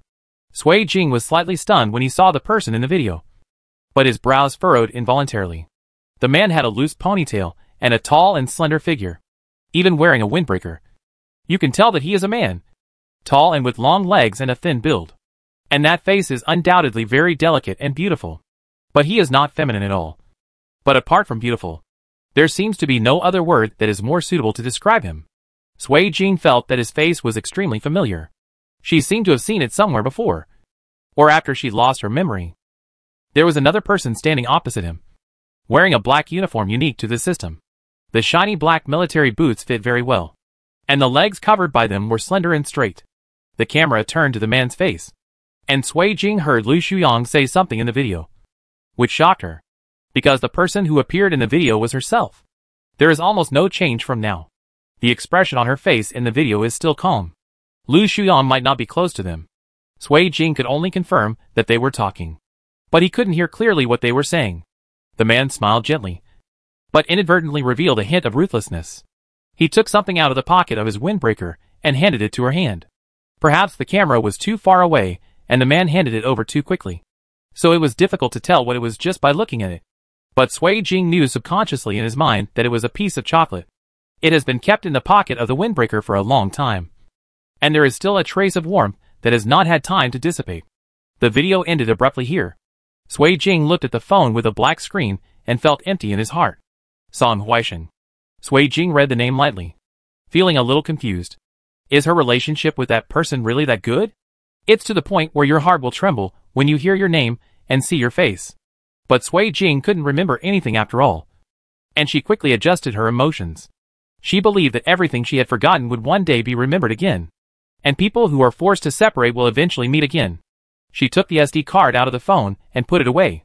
Looking at the many points on her identity certificate, she decided to go to the supermarket to buy a small suitcase. The backpack was still a bit inconvenient. The suitcase is more useful as long as you don't encounter escape-style copies. In the supermarket, Sui Jing bought 2 more clothes in addition to the suitcase. She didn't buy any more food. There was still a lot left over from the previous one. She found that she couldn't eat much in the copy. After Sui Jing swiped his ID card, he returned to the hotel and went to the front desk first to ask if they could know Chi-Yun's whereabouts. As a result, the front desk told her that she did not have enough permissions to query. Sui Jing had no choice but to give up after hearing this, and went back to the room to wash up. Sui Jing blew her hair dry and sat on the bed, looking out the window at the darkening sky in a daze. Suddenly, she realized that she was a little confused about her behavior. She shook her head, turned off the light, and prepared to sleep. She seemed to be dreaming again, watching her dream like a bystander. But saying it was a dream seems a little inaccurate, because it seems to be her erased memory. At that time, she was still a member of the representative system just like Chi-Yun. They also live in their exclusive residential area. The monitoring of the residential area system is more stringent than in the game copy. It is basically everywhere, and it is more advanced and intelligent. If necessary, it can also communicate with people. The initial system was slightly more humane. For humanitarian reasons, a person could not live under surveillance anytime and anywhere, as it would cause great damage to the spirit. Therefore, the master bedroom in the residential area was the only one not under surveillance at that time. The place? But this does not mean that they can do anything under the nose of the system. Before entering, the system will scan the whole body of the person who comes in, and will also evaluate the person's emotions, so that all thoughts and strategies will have nowhere to go. Escape. He left 2 hours ago. Seeing Sui Jing come out of the bedroom, the steady sound of the system sounded in the room. Maybe it was because the voice was different. It didn't sound as annoying as in the copy. I don't quite understand. Why does he always come to you? Sui Jing wiped his hair with a towel and ignored it. Fortunately, the system does not require anyone to answer, Ziguzi said, but according to the overall monitoring report, your familiarity has not even reached 50%. Sui Jing lowered her eyes. She didn't know how the monitoring report was obtained. He didn't stay in the room for long, but when he came out, he could always detect subtle mood swings. The system paused. Why does this happen? Are you friends? Chapter 74. The Pighead Butcher in a Small Mountain Village. Sui Jing didn't show any intention of answering its question. He put the towel for wiping his hair on his shoulders and walked downstairs. According to data detection, you are not suitable to be friends. This is the best result. Why? Sui Jing was a little curious as to how it judged this result. According to data, he is paranoid, arrogant, and reckless in his actions. When the system talks, it always talks about data. I rarely judge a person, but this time I rarely used a few adjectives to describe Song Huaisheng. But the system still selected him. His talents can be used by the system. And aside from his character flaws, he is excellent. Sui Jing took out a glass of milk from the refrigerator and wanted to put it in the microwave to heat it up. When he heard the system's words, he couldn't help but snorted. You are not happy? The system didn't understand. It could only detect everyone's emotional changes through data. But it obviously didn't understand where Sui Jing's emotions came from. No. Sui Jing adjusted the time of the microwave oven and stood there waiting with a calm tone. My monitoring is not wrong. You just had obvious mood swings. The system is very stubborn and still refuses to let go. Sui Jing couldn't help but sigh. He and I are not friends. Then why does he always come to your resting place and the bedroom? The system's tone rose slightly, and it knew that they could not be friends. My sleep quality is very poor. He has been exposed to traditional Chinese medicine before. So I asked him to help me take a look. She knew that the system would not give up until it asked for a reason. Why? This doesn't work either?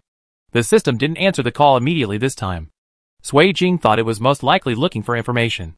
Sure enough, after a while, the system spoke out, according to his biographical data. You did not lie. As for what the system said later, Sui Jing had no idea whether she spoke to him again. She only clearly remembered the heat coming from the milk in her palm. As if it happened yesterday.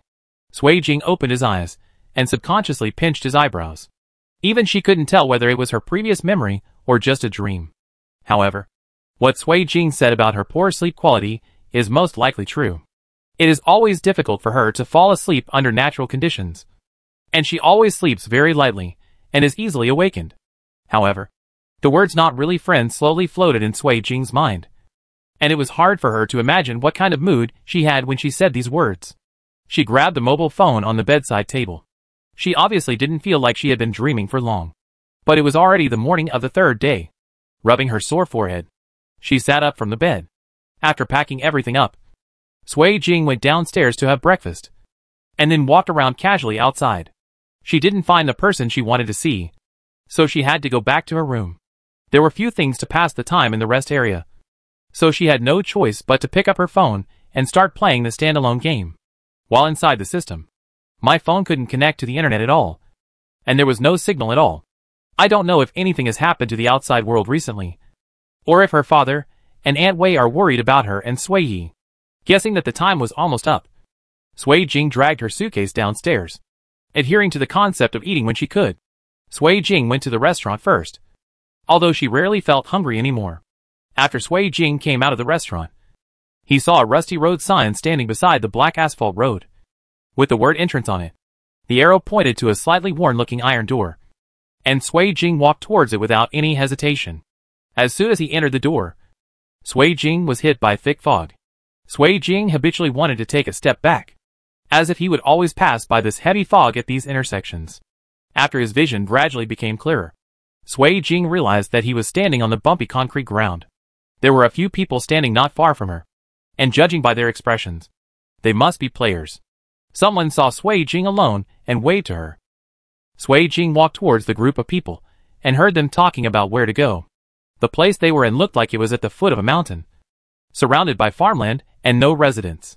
After experiencing too many dungeons, even if some of the players are afraid, it won't be obvious at this time. At this moment, a tractor drove down the dirt road behind them. A man wearing a straw hat sat on the tractor. He parked the tractor in front of everyone. Are you the villagers from another hill? Come up. Listening to what he said, everyone knew that this was an identity set by the system. All the players had to climb onto the tractor one by one and sit on the edge of the vehicle. Why are you still carrying your suitcase? A man who looked about 30 years old asked Sui Jing. Don't you find it inconvenient? Sui Jing shook her head. No. On the contrary, she found it very convenient. Okay. The man nodded, as if he accepted this phenomenon. Welcome all players to the hidden mountain village of the dungeon. A total of 8 players participated in this round of the game. Players are not divided into specific groups, and each player scores individually in the end. This is a remote mountain village, where all the villagers work to survive. They work in a variety of occupations, because they are so far away from the cities. Therefore, they have no hope of leaving this village. They can still live a stable life in a closed village. There are no fixed rules and requirements for this round of games. Players are asked to find extra point options by themselves. The most important thing is that this small mountain village is not peaceful. Please work hard to survive. Note: don't go against every request your host makes. Finally, find and complete the hidden tasks of this instance. I hope you can successfully find the secret that this small mountain village has hidden for many years. Good luck to everyone. We're here. Get off quickly. The man in the straw hat who drove the tractor stopped the tractor steadily. This is where you will live these days. Everyone jumped off the tractor one after another. And someone asked, "Where is this place?" "This is our village chief's home. The village chief will come and open the door for you later." The straw hat man said, "I kindly remind you that our village chief has some quirks, so you must not offend him." After saying that, he drove the tractor and rumbled away from the road. A gust of cool evening breeze blew in, and was buried in the dark forest. There came the rustling of falling leaves, and the hoarse and bone-shattering cries of crows. This made the dark mountain village environment even more lonely. From the sunset filling the sky to the bright moon hanging in the sky, it seemed like just a blink of an eye. All the players looked at each other, and turned their eyes to the closed wooden door. The sparse lights in the mountains, and the dense mountains and forests raised everyone's infinite fear and panic about the dangers that were yet to come to the highest point. Chapter 75: The Pighead Butcher in a Small Mountain Village. Squeak! The wooden door in front of him was opened from the inside, and the so-called village chief was revealed against the dim orange light behind him. Someone in the team took a breath of cold air. Sui Jing also opened his eyes slightly after seeing the appearance of the village chief. Just because of this village chief, he has a red face, short hair, a long beak and big ears, and he looks like a pig head. But the body still looks like a human being, wearing coarse linen clothes, which looks abnormal. The village chief's dark eyes just scanned the crowd.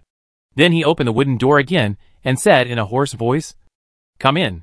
The players were almost in a fight, but remembering that they still had tasks to complete, and having to overcome their inner fears, they followed the village chief into the house. After crossing the threshold, there is a small courtyard. The ground is paved with stone slabs and is not smooth and flat. There was only one house, and the village chief took them into the house. There was a candle burning in the house, which was dim, as if it would be blown out by a gust of wind at any time. "You guys can sleep here." The village chief opened a door.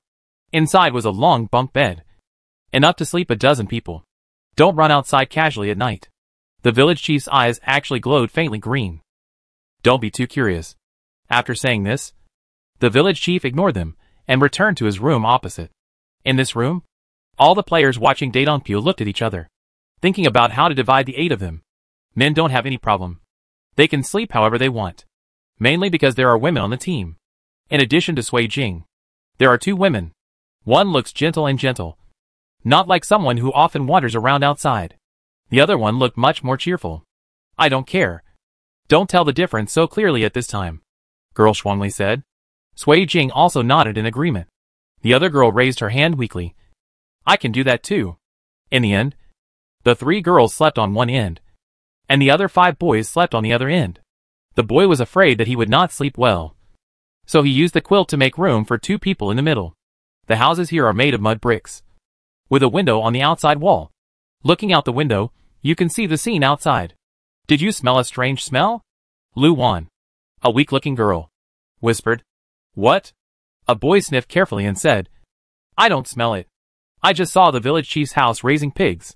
What you smell may be the smell of the pigsty." Lu Wan could only nod her head in agreement. Maybe. She didn't want to cause panic in the team. Sui Jing frowned. In fact, she smelled a smell as soon as she entered the room. But it was definitely not the pigsty smell just mentioned. After everyone put their things away, they saw that it was getting late. So they all laid down in their clothes after blowing out the candles. No one wants to do anything else at this time. No one covers the white quilt, which always looks uncomfortable. Lu Wan said she wanted to sleep in the middle, so Sui Jing had to lean against the wall. But she just lay down, not asleep. After hearing steady breathing in the room, she still couldn't fall asleep. The smell lingered in her nose. Neither light nor heavy. She simply sat up gently. Aren't you asleep too? Not long after she sat up, Lu Wan, who seemed to be asleep next to her, also sat up. Yeah. Sui Jing responded softly. Why didn't you sleep? I don't know. Lu Wan looked at Sui Jing. I'm a little uneasy and can't sleep. Besides, I keep smelling that smell, and I'm a little scared. Seeing this, they both quietly moved to the bed, put on their shoes, sat down on the long wooden stool near the end of the bed, and lit candles. Although the candle's flame was weak, it was better than nothing. Do you have a good sense of smell? Sui Jing asked. It's not bad. Lu Wan smiled. My mother always said that my nose was as sharp as a dog's nose. After finishing speaking, Lu Wan suddenly felt sad. I don't know how my parents are doing now. Sui Jing was not very good at comforting others. Seeing her like this, he didn't know what to say. Fortunately, Lu Wan's self-regulation ability seems to be good. I think too much. They will be fine. Well, it'll be fine. Sui Jing agreed. What's your name? Lu Wan asked. When they met each other, Sui Jing had not arrived yet. So except for Sui Jing, everyone else had briefly met each other. Sui Jing, you look very powerful. Unlike me, you are timid and have trouble even escaping. Lu Wan muttered. You have to follow others to get through every time. Why do you think so? Lu Wan lowered her head and thought for a while. Because you look very courageous and not afraid at all. You are also very calm and feel that you can control the situation without a companion. Do you think so? Sui Jing saw Lu Wan nod and raised his eyebrows slightly. I also need companions. There are many things that I can't do alone. Do you think you are cowardly, useless, and holding you back? Lu Wan's affirmative eyes told Sui Jing her answer. That's not the case. Sui Jing said in Lu Wan's surprised eyes. You must have something you are good at. Otherwise you wouldn't be alive now. If you can survive, you must have worked very hard. In this situation, no one will help someone without any reason. They will help you and prove that at least you are not holding yourself back. Lu Wan looked at Sui Jing, consoling her seriously, and suddenly felt some mist welling up in her eyes. She quickly wiped her eyes with her sleeve. Really. Don't belittle yourself casually. Everyone has their own unique shining point. Although the voice was clear and cold, the words he said were so touching. Thank you. Lu Wan took a deep breath and calmed down before saying, You are the first person besides my parents to tell me this. That can be considered an honor for me. Sui Jing unconsciously curled his lips slightly and said, The moonlight from the window, that was not sealed by the frosted glass, shone vaguely on Sui Jing. Through the moonlight and candlelight, Lu Wan could see clearly that even just a little bit of those beautiful eyes were enough to drown someone. Smile. Thump thump thump thump thump thump thump thump thump thump. Lu Wan could clearly feel her accelerated heartbeat, and she could tell that her face must have turned red without looking in the mirror. What's wrong? Seeing Lu Wan suddenly stop talking, Sui Jing was a little confused. No. It's nothing. Lu Wan shook her head desperately, trying to suppress the throbbing in her heart. But as soon as she saw her black glass eyes, she couldn't control the strange feeling growing in her heart. It seems like something is really wrong with her. No. Lu Wan shook her head vigorously. Her old habit of controlling her appearance must have relapsed. Wake up. It's almost 12 o'clock. Let's go and rest first.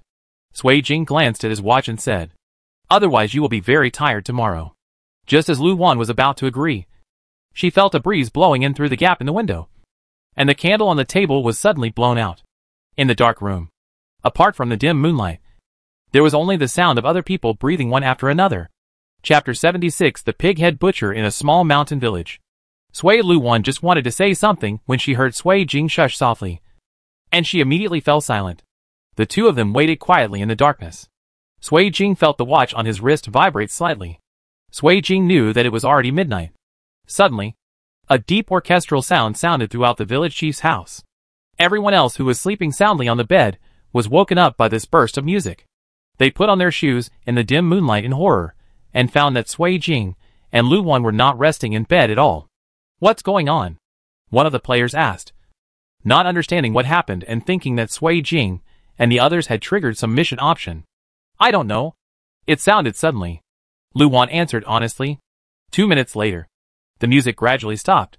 Just when everyone thought nothing happened, the sound of children singing nursery rhymes came from nowhere.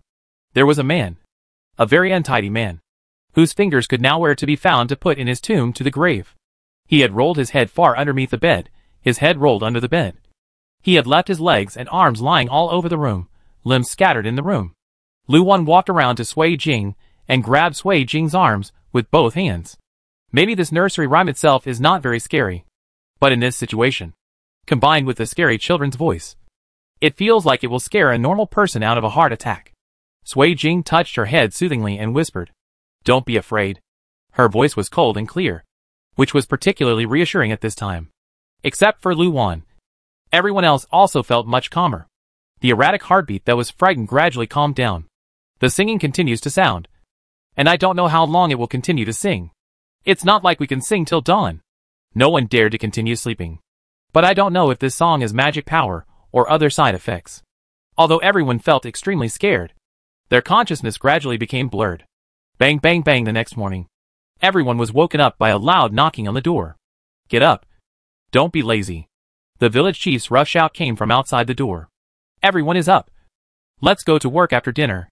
After shouting this sentence, the village chief didn't care whether the people inside heard it or not. And there was no movement outside the door. At this time, everyone realized that they were all sitting on the stools at the end of the bed and fell asleep. This means that they did not dream last night. And the strange nursery rhyme really sounded. Sui Jing rubbed his sore forehead, wondering if the singing last night had some hypnotic power. Otherwise, how could they all fall asleep unconsciously? "Let's go out first." Sui Jing stood up first and helped Luan and Liang Shixia. The two of them were sleeping in such strange positions that their legs were so numb that they couldn't stand still. "Yes," a player reacted. "He just asked us to go to work after dinner. Yesterday's request said that we cannot disobey the master's request." As soon as he reminded them, the others quickly picked up the necessary items and ran outside, their steps messy and hasty.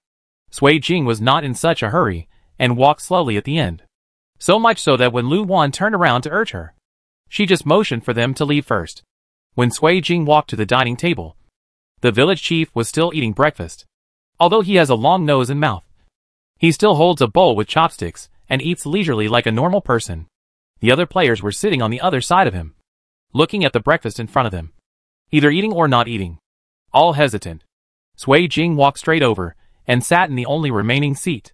The other players looked at her with expressions of confusion. It seemed like he wanted to say something, but since the village chief himself was here, it was hard to say.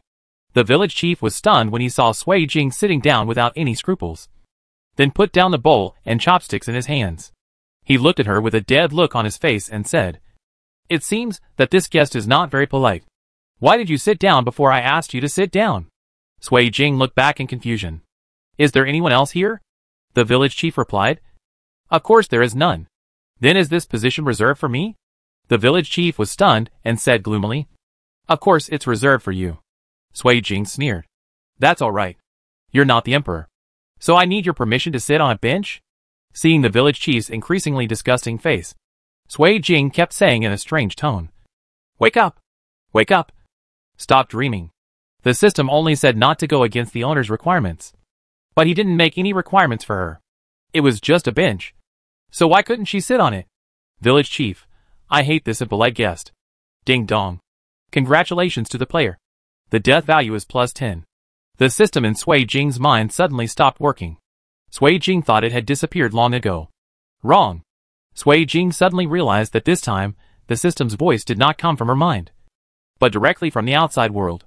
The system that had always existed in her mind became part of the copy again, no longer existing alone in her mind. No wonder she felt less uncomfortable being watched recently. Could it be that the reason why the sound of the system was the only one that came to her mind before was because it acted like a novice guide, allowing her to get more accustomed to the system? But you can't ask Ji-Yun directly in these places. You must find a place that is not monitored by the system as soon as possible. It would have been much more convenient before. At least the bedrooms in the accommodation area were free. Sui Jing found it interesting, but others didn't think so. This was probably the first time they heard such news, and they all looked in disbelief. Humph. The village chief snorted coldly, picked up the chopsticks and bowl again, and smiled strangely. Eat quickly, and then help me work after you finish. Although the table was filled with ordinary porridge and side dishes, no other players dared to touch it. apart from the discomfort of eating in front of the strange-looking monster like the village chief. Who knows if there will be any accidents after eating these things? Luan wanted to ask Sui Jing with her eyes whether this food was edible. But she turned around and saw the village chief staring at her with an extremely vicious look. Seeing that no one else showed any signs of moving their chopsticks, he seemed to be angry, and his voice became much deeper. Along with his throat that had been rubbed with sandpaper, he sounded very physically uncomfortable. Eat. Why don't you eat? There were 2 plates of side dishes on the table. The village chief only took the plate in front of him from beginning to end, while the other plate was placed on their end, and no one had touched it yet. Everyone then tremblingly picked up the rice bowls in front of them. Just when they were thinking about what would happen if they didn't eat 10,000 words, Sui Jing had already picked up the chopsticks to pick up the side dishes in the vegetable bowl. Sui Jing? Luan couldn't care less. Seeing Sui Jing's calm movements, she thought she had been bewitched by something. After all, she had just increased the death value. Well, these kids don't know what the death penalty is, so they thought there would be some serious danger. What's wrong? Sui Jing turned around. Her eyes were clear, and there was no trace of being deceived.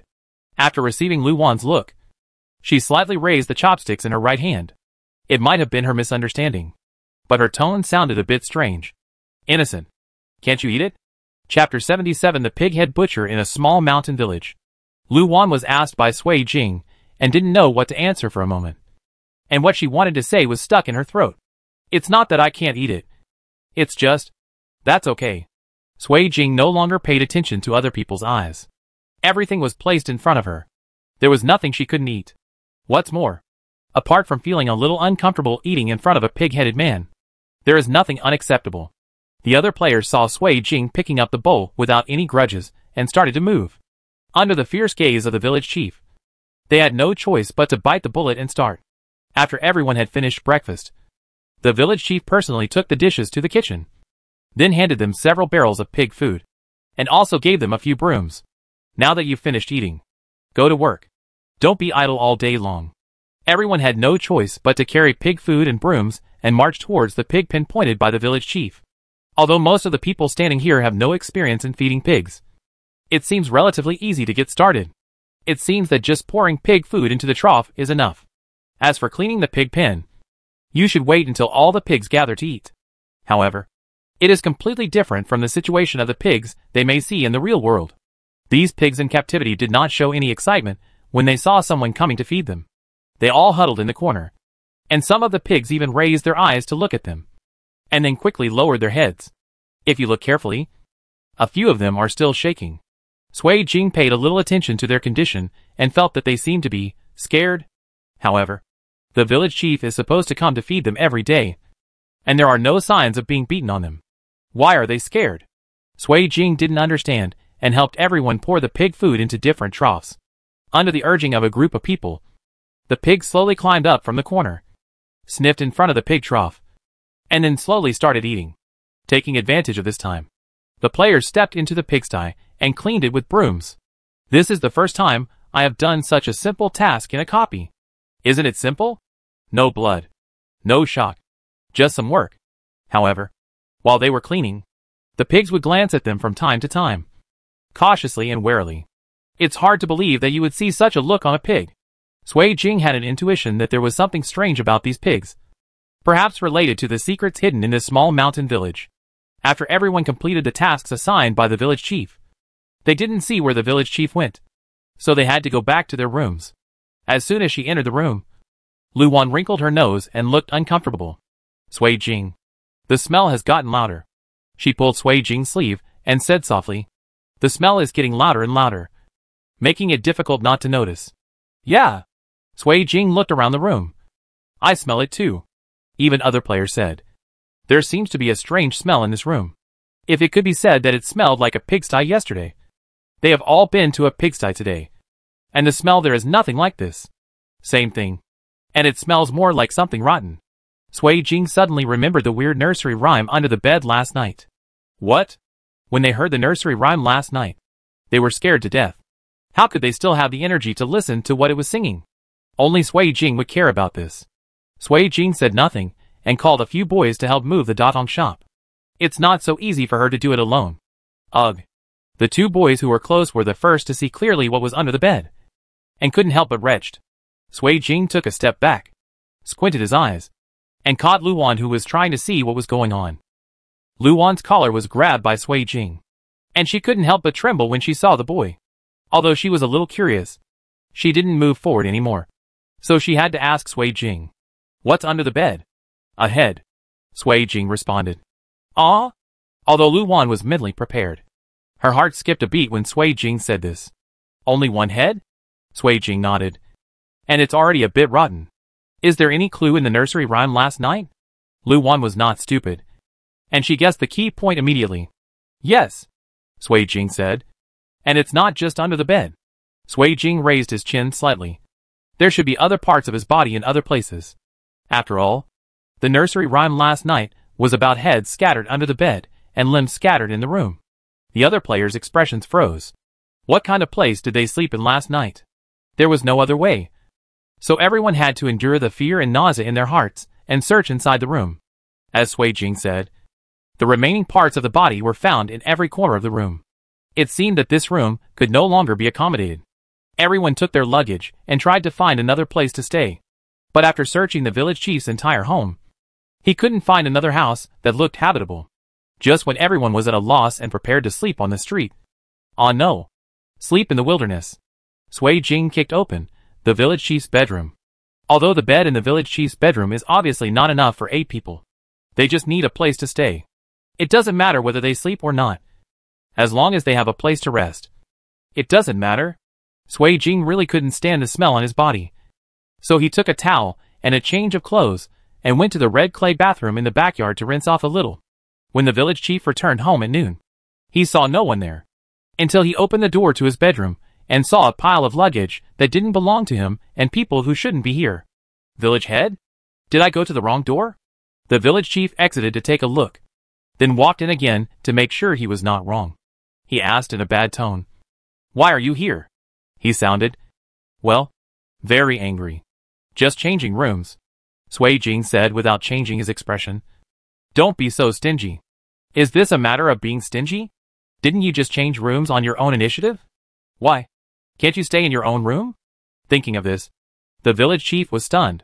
They really might not be able to stay in their room. But what does that have to do with him? He had never seen such a shameless person rob his room. And this time, he saw a group of them. "You can sleep in that room." Sui Jing seemed to know what he was thinking, reaching behind him and saying, "I packed it up for you. You're welcome." The village chief didn't know what kind of psychology he had, but he actually opened the door of the room behind him. Not to mention that the room was turned into a mess. The stumps that had begun to rot were spliced together by someone in a bad way. The whole body was bent at 60 degrees, making a big V sign for him as soon as he entered the door. Village head? Who is so wicked? This is it. The other players looked at Sui Jing's half-smiling lips and silently gave a thumbs up in their hearts. That's awesome. Chapter 78: The Pighead Butcher in a Small Mountain Village. In the end, Shutu village chief had no choice but to drag the stumps out of the room and bury them himself. But I was still unhappy in my heart. It was not something he had created. And in the end, he had to clean it up. Luan smiled and said pleasantly, "This room doesn't have that weird smell anymore." "Sister Sui Jing, is it really okay for us to do this?" one of the younger players asked with some worry. "It's okay." Sui Jing looked at the village chief's back dragging a sack away and replied lightly, "We didn't violate the rules." The young player nodded. "It seems so. Congratulations to player Sui Jing. The death value is +20. Sui Jing was speechless for a moment, wondering if the system was intentional or something. "If you don't say it sooner or later, you just say it now." The young player looked at Sui Jing, who looked a bit stinky, and cautiously called out, "Sister? It's okay," Sui Jing said. "But I always think those pigs in the backyard are weird." Luan quickly raised her hand. Me. I feel it too. I thought it was my illusion at first." Their eyes looked particularly sad and scared. "Do you feel this way?" Luan looked at the other players and asked. "It seems so. That's a bit wrong." "Yeah," everyone agreed. "Then should we go and see it again sometime?" "Of course you have to go," Sui Jing responded. "Maybe the secret hidden in this game can be found there." One player raised his hand. Sui Jing looked over and said, "I saw the village chief going out with a pig this morning." "When?" "Just after breakfast. I felt a little nauseous at the time, So I went to stand in the yard for a while. As soon as I came back, I saw the village chief going out. The player thought for a while. The pig may have been taken out and left outside. And when we all went to clean up, he took the pig out again. And the pig didn't feel like it wanted to leave. But it was still dragged away by the village chief. Sui Jing lowered his eyes and thought for a while. It seems that we need to go find out the news. You mean? Going out? Liang Shixiao looked a little surprised. She actually didn't dare to run around in a place like this. Yes. Sui Jing didn't understand why he was surprised. The rules don't say you can't go out. Everyone then thought carefully about the requirements when the system issued the task that day. And it seemed that there was indeed no such thing as not being able to go out. In this way, they felt much more at ease. They took the necessities they wanted to bring and opened the gate to the yard and went out. These villagers all settled on the hillside and lived very close to each other. Within a few steps, Sui Jing and his party arrived at the door of the nearest neighbor's house to the village chief's house. When I first arrived, it was dark and I couldn't see clearly. Only then did I realize that the neighbor's house looked a little more dilapidated than the village chief's house. Even the walls were made of mud and the roof was covered with thick straw. Sui Jing raised his hand and pulled the door knocker twice. The iron knocker made a dull sound when it collided with the wooden door. The person who came to open the door for them was an old woman. She was trembling as she walked. From what she could see with her eyes, it seemed as if she would lose her balance and fall to the ground in the next second. Old man, we are new here. I have something to ask you. Can you let us in? Liang Shixiao asked, using her social skills. I just don't know if it works on these non-human species. The old lady's slightly cloudy eyes looked at everyone for a long time. Then she turned slightly to make way for a little gap and said, "Come in, everyone." After they all entered, the old lady closed the door heavily. The wooden door shook a few times under the force and stopped moving. "Come here." The old lady's voice was hoarse, and she limped in front to lead the way. All the players looked at each other and followed suit. The old woman took them into the lobby and pointed to the straw mat on the ground. "Sit down." Everyone saw that the straw mat on the ground was stained with red and slightly black marks. And they didn't want to touch it, let alone sit on it. "No need, old man." Liang Shixiao smiled and said, "We can just stand and leave in a while." Seeing that they really had no intention of sitting down, the old woman didn't force them. She just looked at them with a gloomy smile and found a bench to sit on. "Just ask whatever you want, and I'll see what I can tell you. How is your relationship with the village chief?" The old lady lowered her head and thought for a moment. I have nothing to do with him. I rarely see him." "Why? Isn't he the village chief?" Lu Wan asked. The old woman gave her a strange look. "There are so many of us. He can't control us. And no one wants to talk to an old woman like me. Did you know he raised a lot of pigs?" "I still know that." The old woman smiled. She didn't look very kind, but more scary. "You don't know? He is a butcher. Everyone, this can be seen." The old lady paused and then said, "Although he is a butcher, he rarely kills pigs. Anyway, I rarely hear the sound of pigs being killed from his house. As you know, I live close to his house. Most sounds can be heard to some extent." "Then why is it a butcher?" One player was a little anxious, and the old woman's speech was indeed a bit slow. The old woman gave him a reproachful look, scaring him so much that he no longer dared to speak, and then said, "I said it, but it's just a little, not nothing." "Then did you know that he would send pigs to other people's homes?" "Huh?" The old woman sneered. "I know. I often see him leading a pig towards other villagers' homes. In the morning, he leads a pig empty-handed, and when he comes back, he can hold a pig full of things given by others." "Back? You mean he sold the pig? Otherwise, how could he? That stingy man. Give it away for nothing?" The old woman spat bitterly. "He would only give it to families with men. If one end dies, another one will be given away. Who knew he would fight? What idea? But there are indeed a lot of you. If he delivers them all, how can he deliver them? And after delivering them, won't he have nothing himself?" Before Lu Wan came in, she noticed that there were really many villagers here, and those pigs looked like it's far from enough. And some people don't understand the significance of doing so. "Heh," the old woman said. "You don't know that every once in a while, someone will send him a batch of fresh piglets. Then he will raise these piglets until they grow up. Some of them will sell it. Keep what you have, and then sell it when the time is right. Sometimes, you can hear loud shouts coming from his house. The next day, I stood in front of my house and could see him dragging a dead pig up the mountain. If it was windy, I could also smell the sound of being killed. The wind carried the smell of blood. Sui Jing squinted his eyes. Why do fresh pigs appear from time to time? Where did these piglets come from? Why did he sell the piglets? These are all areas of doubt. Chapter 79: The Pighead Butcher in a Small Mountain Village. After briefly understanding the situation, Sui Jing and his party returned to the village chief's home. Although the old woman didn't say anything particularly useful, it was enough for them. At the very least, we can locate the suspicious points in this copy.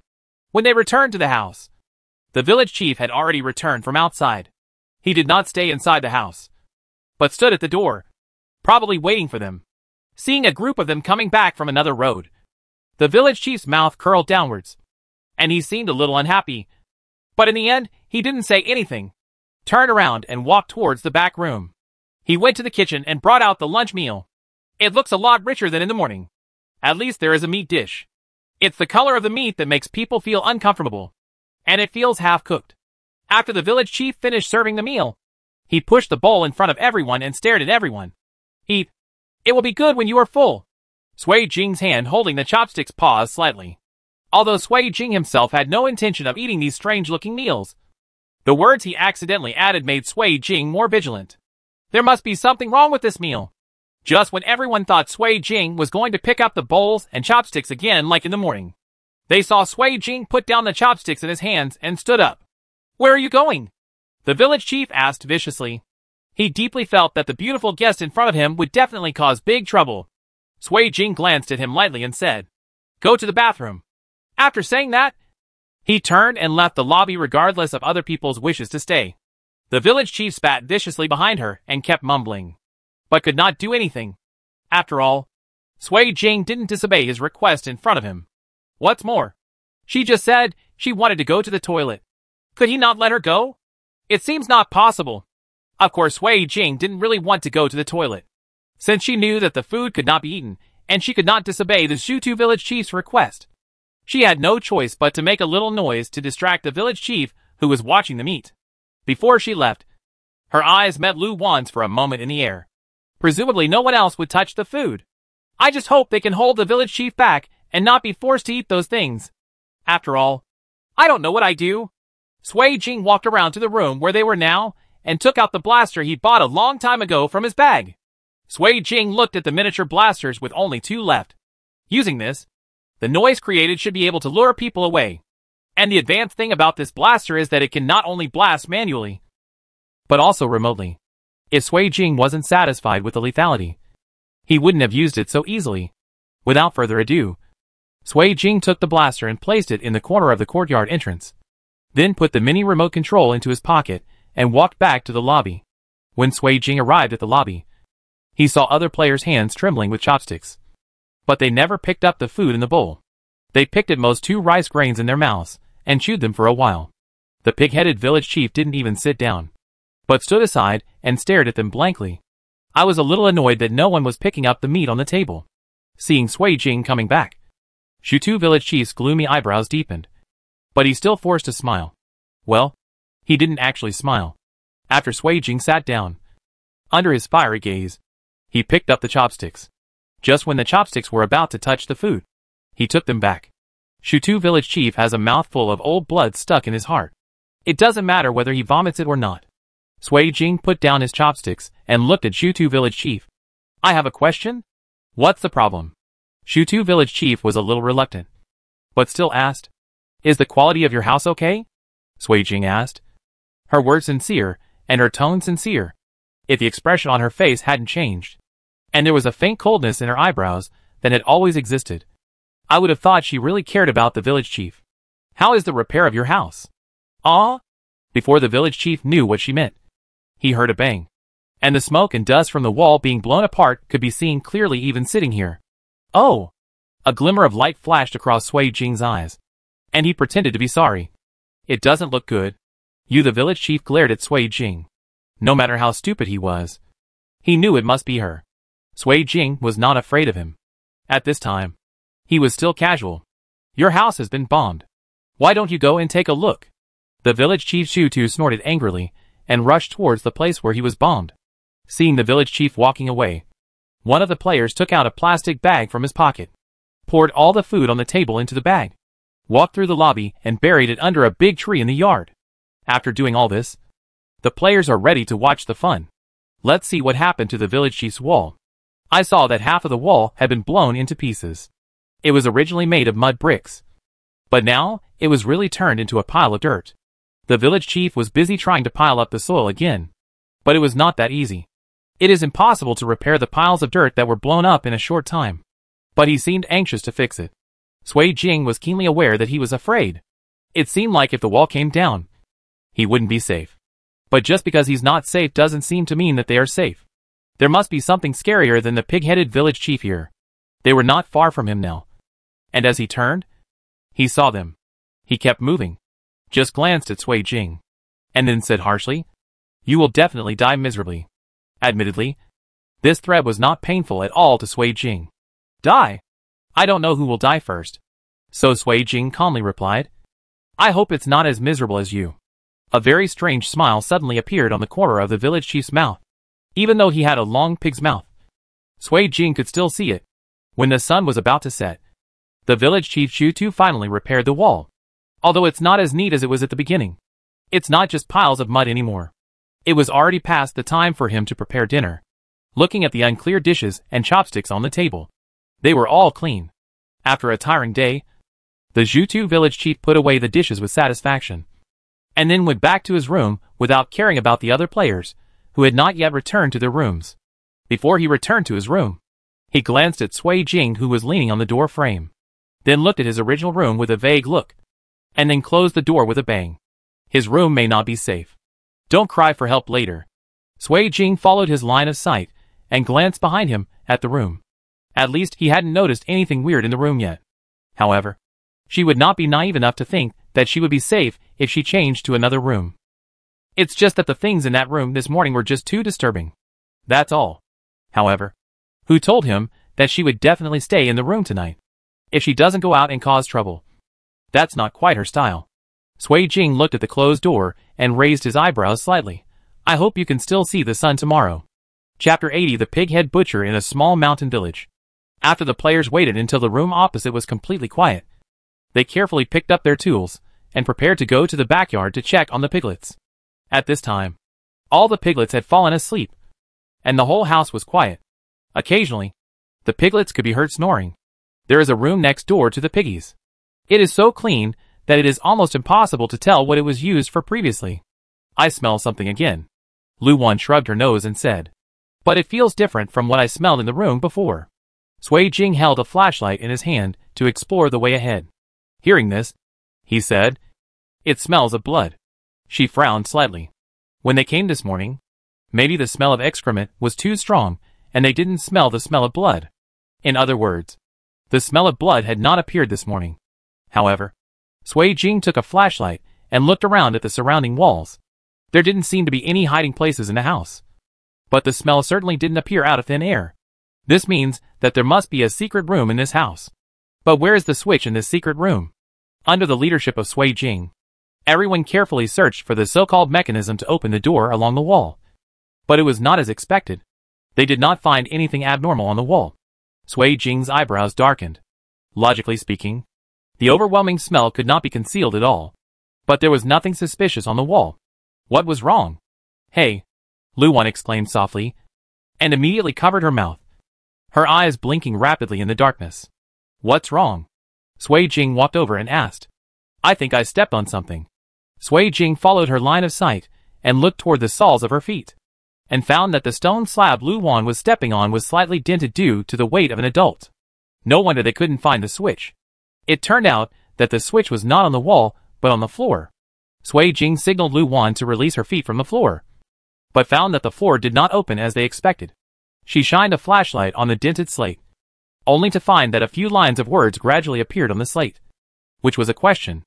How many pigs does the butcher raise in total? There is a blank space below the question, which seems to be used to write answers. Others gathered around and discussed the answer to this question in low voices. "How about we go and count?" a player said, and was about to go into the next room. After a while, he came back from next door. 17. There are 17. No. This question can't be that simple. The other player looked obviously more experienced. If it's a pig, does the village chief himself count? That's 18. Including the village chief? It still doesn't feel right. It's really like this. It's still too simple. Yes. Do you remember that the neighbor's mother-in-law said that she would give away pigs to others? So the ones she gave away were considered to have been raised by him. Then how do you know how many there are? Isn't this just a scam? Some players complained. Sui Jing. What are you looking for? Lu Wan saw that Sui Jing did not join in their conversation. Although her movements were not obvious, she seemed to be looking for something. Yes. Sister Sui Jing. What are you looking for? Ng Qian Yuan, the youngest player in the team, also asked. Sui Jing raised his eyes and glanced at them before saying, Pen.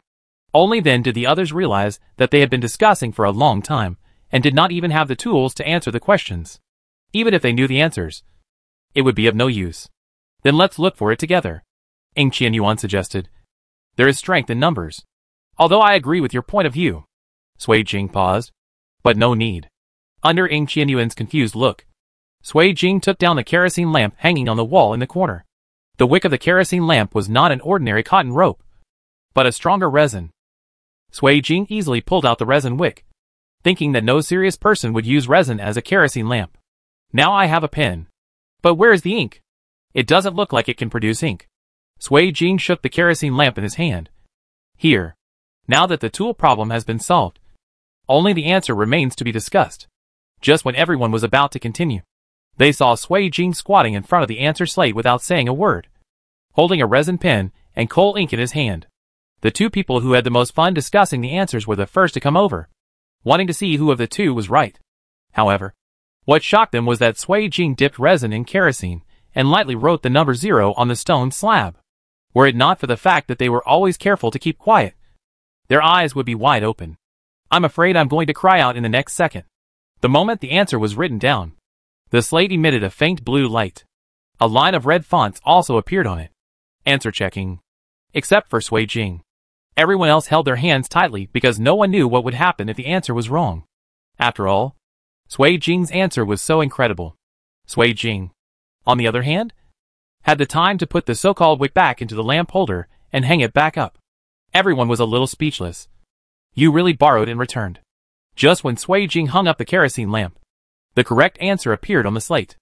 Then all the writing on the slate disappeared, and a crack slowly appeared on the floor, getting bigger and bigger until it could accommodate 3 people horizontally. Cracks. As soon as the floor was opened, an overwhelming smell of blood hit Tianling Gai.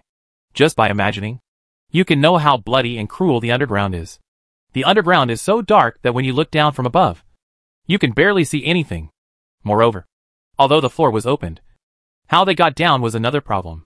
Sui Jing squatted down next to the crack. From her angle, she could see a rope ladder hanging on the floor they were standing on. It's unclear how long the rope ladder is, but it should be able to go down to the ground below. There is a rope ladder. Sui Jing knew that others might not be able to see clearly. So he said, I'll go down first, and you follow me. After I get down, you guys will get down one by one. After all, this rope ladder doesn't look like it can bear a lot of personal weight at once. After saying that, she held a flashlight in one hand, put the long knife on her back, and quickly stepped onto the rope ladder. Only the top part of the rope ladder is fixed to the top plate, and the other parts are completely suspended in the air, with no stability at all. Even Sui Jing could not keep the rope ladder in a relatively stable state. But fortunately, her skills are pretty good, and overall the problem isn't that big. But it's just not that easy.